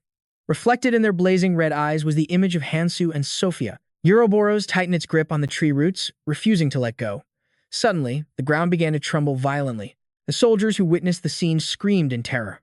It's coming. The parasitic locusts. The entire horde of bloodthirsty monsters surged forward. Lady Bam issued a command to everyone. All units, prepare yourselves. We must stop them right here. If we let them break through, the red zone will be completely annihilated. At all costs, we must protect this place. Hold on until reinforcements from the other clans arrive. Aaron's arm was trembling. His face turned pale as he spoke. We have to stop them. With just this many people? Meanwhile, the locusts are massive, powerful, and there are so many of them. A swarm of monsters like that, all targeting this calamitous world tree. The messenger pigeon returned to its master, transforming into an eagle before vanishing. Michael frowned and announced, the report indicates that all the parasitic locusts from within Ouroboros have emerged. Their numbers exceed 100 million. Upon hearing this, everyone was stunned into absolute silence. The people around began to whisper frantically. Even if we gathered all the clans, we could never fend them off. This is completely insane, Hansu thought to himself. The parasitic locusts are advancing? Why so suddenly? The parasitic locusts are monsters that guard the inside of Ouroboros. They are the gatekeepers, stopping anything that tries to breach Ouroboros' scales. Therefore, they cannot act on their own without reason. And right now, Ouroboros, the only one that can command them, is focused on drinking the poison. It has absolutely no reason to issue this kind of order at this moment. Throughout the past 500 years, and even in my previous life, this has never happened. Hansu's brow furrowed, and he immediately thought of a familiar figure. It had to be him. I predicted he would become a variable, but this situation is a real headache. Just then, someone called out, Hansu. Liu Hong pointed at him accusingly. The Ouroboros' parasitic locusts are going on a rampage because of you. Hansu was baffled. What are you talking about? Liu Hong roared, don't play dumb.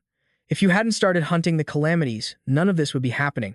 How do you plan to take responsibility for this? Michael stepped in to mediate. Don't speak so recklessly.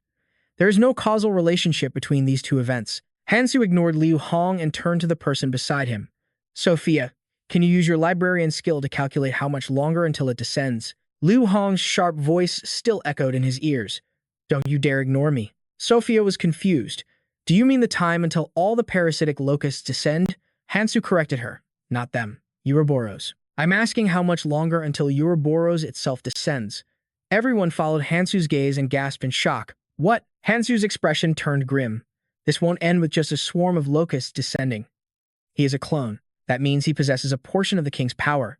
With it, he can command the locusts to move, and he will certainly find a way to control Ouroboros. Its eyes are the proof, Hansu calculated. Of course, completely controlling Ouroboros will take a great deal of time. After all, it is one of the 4 great calamities. But once he takes hold of Ouroboros' reins, he will immediately bring it down to the ground. Therefore, calculating the exact time is the most critical thing right now. Hansu's voice was urgent. Sophia, faster. He knew every second counted. The longer Ouroboros took to descend, the more time they had to prepare. When Sophia finished her calculations, a grim shadow fell across her face. She spoke, her voice strained. About 2 weeks. Liu Hong clenched his jaw, fear flashing in his eyes. This is it. The hunt for Hansu doesn't matter anymore. He finally broke the silence, shouting, the entire red zone is at stake. Squads 1 and 2, report to Miyamoto. The rest of you, with me. Sophia rushed after him. Where are you going? We have to unite and stop it, Liu Hong answered coldly. Why would we do that? The mirror is about to open. All we have to do is escape through it then. Sophia was speechless. The mirror's opening was finally upon them. It was their only way out. Every member of the clan is an elite traveler. When that mirror opens, they're guaranteed to make it through. She confronted Liu Hong. Are you saying the clan is just going to abandon this place and escape through the mirror? Is that right? He chuckled darkly. Exactly. There's no reason for us to die a pointless death here. Is there? Sophia shouted back in disbelief. What about Lord Er's command? What about all the people still on their way here? Liu Hong's expression was like ice. Isn't the answer obvious? They'll either be torn apart by the parasitic locusts, or they'll be swallowed whole by Ouroboros. Liu Hong's voice dripped with contempt. Why should I care about an order from 20 years ago? Sophia's eyes blazed with fury. You bastard. Liu Hong turned away, completely dismissive. Don't look at me like that. It's not just us. Every other clan member is thinking the exact same thing. If there was still order in this world, maybe things would be different. But people only preach about justice when they're safe in heaven, not down here in hell. Sophia had no words to counter his cold logic, her mind racing. At this rate, every last traveler will be slaughtered. And if we're not careful, the seal itself could break. And then, a true cataclysm will begin. But Hansu's voice cut through her panic. Don't worry, 2 weeks is plenty of time. He reached out with a confident smile. If we can meet a few specific conditions, then defeating Ouroboros isn't just some impossible dream. Sophia was skeptical. No way. Are you talking about the same strategy we used on the salamander hybrid and the bursting bats? Michael stepped in to explain. That's impossible now. The entire internal defense swarm of parasitic locusts is descending. The gatekeepers have already abandoned their posts. This means it has completely sealed itself off from any outside attack. Using the old method won't work. Michael held up 2 fingers. That's why he said we need to satisfy certain conditions. Condition 1, unite all the clans to face the tide of locusts head-on. Condition 2, get help from the most powerful figures in the red zone, the 7 wraiths. Hansu just smiled. It's not impossible. Standing before them in the desolate forest, he declared, this is the only way we'll bring Ouroboros down. Michael stared back, incredulous. Did you just say you plan to unite all the warring clans to stop that parasitic swarm? Even with Ouroboros about to descend and obliterate everything, that's an impossible task. Those clans will never listen to you. Sophia had to agree. I've followed your plans until now, Hansu, and I've watched you achieve things I was sure were impossible. Because of that, I've trusted you completely, and I still do. However, you must realize why the 7 wraiths are bound to their fortresses. Even if they wanted to help, they can't come here. But Hansu's resolve didn't waver for a second. Of course I know that, he stated firmly. And that's exactly why I'm going to solve it. I will destroy the very reason the 7 wraiths are chained to their posts. Sophia's eyes widened in alarm. No, you can't mean. Are you going to? Hansu cut her off. But first things first, uniting the clans and stopping that swarm is our top priority. We're out of time. Meanwhile, at the heart of Ouroboros' domain, just as Hansu had predicted, a hidden truth was being revealed. Deep within its central nervous system, Takalon observed the unfolding battle. He watched humans fighting for their lives as Liu Hong screamed orders. You have to maintain distance while holding the formation. When are the reinforcements getting here? Tekulon watched them with a thoughtful gaze, murmuring to himself. They're putting up a better fight than I expected. Though in the end, all of it is utterly meaningless. The parasitic locusts have overwhelming numbers. Crushing these insects is only a matter of time. Even so, I can't just let them slaughter all of humanity. Every single one of them is a priceless resource. We still need a significant population to survive. A mysterious glint flashed in Tekulon's eyes. It seemed he'd already figured it out. I knew it. It looks like a massive horde of them intends to cross into the next zone, and they're actually about to succeed. Tekulon placed a hand on the ground, his voice low. Killing your own kin to survive. They're no better than the monsters themselves. A twisted grin spread across his face. This is divine punishment, he sneered, delivered by me, Liu Hong, to you insects. The perspective shifts to his commanding view. Looking down, he mused, well, look at where we've all ended up. Gathered here are members of the Celestial Association, 6 powerful strangers, and even the monarch of the Chimala Guild. Liu Hong silently wondered, are the other members of the Valkyrie Guild here?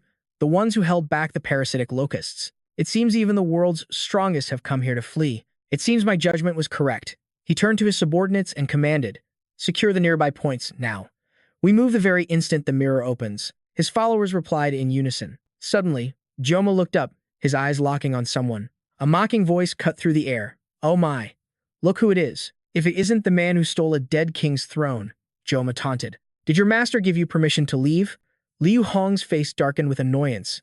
Ha. As if I have any reason to answer to you. But Joma just smirked, completely unfazed. What a shame, he mused. Given the circumstances, I thought I'd at least get to see them once. They've been so busy, I've nearly forgotten what they even look like. Liu Hong thought to himself. Unlike the other guild leaders, he's actually fulfilling his duty. Of course he's busy. But as his gaze shifted, he froze. An unnatural pillar of light shot down from the heavens. From within the light, Han appeared, announcing, the 6 great guilds will arrive shortly. Liu Hong stared as if he'd seen a ghost, his face twisting in fury. What the hell are you doing here? Seeing Han Shu, he roared. Did you come here just to get in our way again? But Han Shu remained perfectly calm. I don't have time for such trivial matters. I am here for my own purposes. The plan is simple. You, the 6 great guilds, will hold back the parasitic locusts. Joma tilted his head, intrigued by Hansu's declaration. And while you're busy, Hansu continued, I will stop the one they call Ouroboros. The moment he finished speaking, the crowd erupted in disbelief. He expects us to hold back the parasitic locusts, and he's going to take on Ouroboros alone. Is he insane? Michael chimed in anxiously. I told you. No one will follow a plan like that. Just then, Sophia's voice cut through the noise. How can you all be so irresponsible? Are we not the veterans? Are we not the 7 shadows? Channeling the courage of her idol, she spoke her heart. We have a duty to protect the red zone. It is the will of the great Miyamoto. Hansu's brow furrowed as he looked at Sophia. So, in the end, this is all for Miyamoto's sake. Even though he fell in the abyss, his will has protected everyone here, even to this day.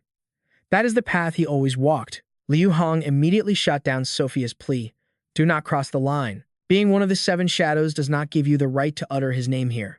Michael couldn't help but think, what a hypocrite. Didn't he flee the second he heard that name? But it was Hansu who brought this hypocrisy to light. Weren't you the one who ignored Miyamoto's will and ran away? Michael gasped a direct hit. Joma just laughed mockingly. You people are even more insane than I thought. He ignored Liu Hong completely, stepping forward to address the newcomer. You must be Kang Hansu. Allow me to offer you a piece of advice. I'll acknowledge that you defeated Calamitis. It was a disgrace. That I avoided the fight to act in my guild's best interest. Joma's expression turned deadly serious. If we hold out here for just 2 days, we can enter the orange zone. So why should any of us throw our lives away for a lost cause? This is a matter of survival. I don't think you have any right to interfere. After a moment of silence, Hansi replied, Yes, I already knew reasoning with you would be pointless. They're on their way. You might as well get a first-hand taste of the hell that's coming for you. Suddenly, a violent tremor shook the area. Panic erupted as people screamed, the ground is shaking. Joma tried to calm them. Don't panic, it's only for 2 days. We can hold off the locusts for that long. But Hansu remained eerily calm. That's not them. The shaking was far too violent for that. In the red zone, only one being could cause tremors of this magnitude. Ouroboros is on the move. The seismic pressure intensified until the colossal tail of Ouroboros burst from the ground. Everyone stared in horror at its impossibly massive size. Liu Hong screamed in disbelief. How can this be happening? Ouroboros wasn't supposed to descend for another 2 weeks, but Sophia, observing closely, corrected him. No, it's not descending, right now. It's just swishing its tail. A chill ran down everyone's spine. The ground is shaking this violently. From just its tail? What will happen if its whole body descends? Just as I thought, Hansu said, his voice cold as ice. It's trying to destroy the mirror. Just as he predicted, Ouroboros targeted the artifact. The forces Liu Hong had gathered were instantly obliterated. It's coming down. A wave of screams erupted as everyone scattered. Just before the colossal tail slammed into the ground, everyone scrambled to get away. As Sophia desperately erected a barrier, Hansu spoke. I have another request. All right, she agreed. A torrent of energy erupted from the mirror like a flood, but thankfully, her barrier held strong against the tide. The area around Hansu was pure chaos. Liu Hong clutched his head in despair. This is bad. Now there's no way to reach the orange zone. A subordinate rushed forward, his voice frantic. Commander Liu Hong, the giant locust swarm has appeared again from above. They're attacking. Everyone's legs trembled, completely frozen in place as they stared in horror. This is madness. There has to be a limit, right? Liu Hong was the first to react, spinning around to roar his command. Retreat, retreat, now. Get as far away as you possibly can. The group he gathered was in full agreement, urging each other on. We have to go too. The rest followed suit, terrified of fighting, but desperate to keep their lives. Hurry, run faster. Seeing their leader still standing motionless, someone screamed a warning. Lord Jokma. Lord Jokma, please give the order. What are we supposed to do? But at that moment, he was deep in calculation. The tail of Ouroboros had blocked the mirror, and a countless swarm of parasitic locusts was pouring down from it. To reach the next zone, we have to kill every last one of them. But looking at these numbers, is that even possible? Jokma let out a self-deprecating laugh as Liu Hong's voice echoed from afar. Are you planning to let us all die? What are you, people still doing? Sophia Vera, standing atop a massive ice shard, looked down and replied, You all know we have no escape route. If we want to live, we have to hold back this tide of locusts. In 2 more weeks, when Ouroboros descends, we're all dead anyway. At that same moment, Liu Hong's men discovered something horrifying in an emergency situation. The parasitic locusts were already behind them. They lunged forward with blinding speed, suddenly appearing face to face with the warriors. Caught completely off guard, all they could do was scream in the face of the disaster. Just then, a heroic figure with a sword appeared behind the locust. He severed the locust's head in a single, fluid motion. Hansu landed lightly and said, We stick to the original plan. He stated with absolute certainty, If we do that, we will all survive. Liu Hong witnessed it all in sheer terror. You're truly insane. I can't believe you're still saying that. He roared, rejecting the idea entirely. You think you're some kind of hero. Look at the situation. You want to take down Ouroboros? Ouroboros is on a completely different level from the other calamities. Hansu stared back at Liu Hong with an ice-cold gaze. So you're just going to tuck your tail and run? Even if it means throwing away our only path to survival. The mirror opens in 2 days. However, as long as the tail of Ouroboros covers the lake, you have no choice but to wait for 2 long weeks. Hansu posed the question to everyone present. Make your choice. We destroy this calamity together and survive. Or you follow the temptation to gather in the red zone and be buried beneath the earth. Only the locusts, unable to understand human speech, followed their wild instincts and charged forward. Everyone turned their heads in shock, completely helpless. All they could do was scream at their leader. They're coming. Please, run. A ferocious locust leaped into the air, aiming its attack straight at Jokma. Everyone cried out in a panic, Lord Jokma. But before the creature could even touch him, it was sliced apart. Jokma laughed with excitement. I'm starting to like you, kid, young Hansu. He summoned his giant war hammer, charging it with energy, then single-handedly dove into the swarm of locust monsters. The creature was sent flying back to a gruesome end. Jokma's voice boomed, Everyone, listen up. From this moment on, we will ensure this swarm of parasitic locusts doesn't advance a single step further. He commanded with renewed vigor. All of you, raise your weapons. We will fight and claim our spoils of war. Someone hesitantly asked, Are you planning to fight the locusts until Ouroboros is destroyed? Jokma scoffed in reply, Oh, please, do you really think I would do that? Even though we're fighting like this, we'll be ready to retreat the moment an opportunity appears. It's far more beneficial for the 6 great clans to fight together here. If he can't take down Ouroboros, we can't advance to the orange zone like he said. Even the 6 great clans know that. Jokma glanced towards Hansu with a smirk. If anything goes wrong, I'll be the one to hold him responsible. After all, He's the one who swore he'd take down Ouroboros with the seven shadows, and he has nothing left to lose. In stark contrast to the peace high above on the world tree down below, humanity was fighting a desperate battle. Every last person grabbed their weapon and charged straight toward the horde of monsters. The groups in the distance remained motionless, staring at each other in utter confusion. Are we supposed to fight those parasitic locusts? Even the other clans have already joined the fight, so doesn't that mean we have to fight, too? One of them asked, turning back. Commander Liu Hong, what are your orders? But the familiar figure was long gone. Their commander had retreated on his own, running for his life. If I knew it would end up like this, I would have taken the chance to plunder more. Those utter fools. He ran, occasionally glancing back to check on the situation. They've all gone completely mad. There were people like Liu Hong, but there were also those determined to fight. But how could they possibly stop the endless assault of the parasitic locusts? And could they truly hold out long enough to defeat Ouroboros? Those who stayed behind performed their roles flawlessly. But this was utterly impossible. There was no way a plan so insane could ever succeed. Hansu was on another level entirely. But what if it was him? Still in his dragon form, he gripped his sword without a trace of fear. With a single slash towards the locusts, they were sent scattering, dropping to the ground in droves. Liu Hong was fighting a war in his own mind. Impossible. That plan was full of holes. He cast all doubt aside and ran for his life. For now, I should return to that person. I'll just say it took longer to gather information on Kang Hansu. Suddenly, Levin and Michael's gaze was drawn to something in the distance. Sophia noticed the change and asked, is something happening over there? No, it's nothing at all. From afar, Hansu flew in, landing beside them. Levin and Michael sheathed his sword, a triumphant grin on his face. After the Hekar-Karim clan made their move, the other families followed the plan. Thanks to that, we've managed to delay the parasitic locusts' invasion. But then, Hansu dropped a bombshell that made him freeze. Michael, I'm leaving the rear guard to you, right? Hansu said, brushing dust from his shoulder. I've finished everything I needed to do here. Now, I have to go persuade the seven phantoms. His words caused Sophia to frown slightly. Miyamoto, it's time to meet him. Levin and Michael was stunned. But leaving the rear guard to me, does that mean I have to stay behind? Exactly, Hansu confirmed. Remember when you said you'd guarantee I'd have the support of the other helpers? Ah, and without waiting for a reply, Hansu sealed the deal.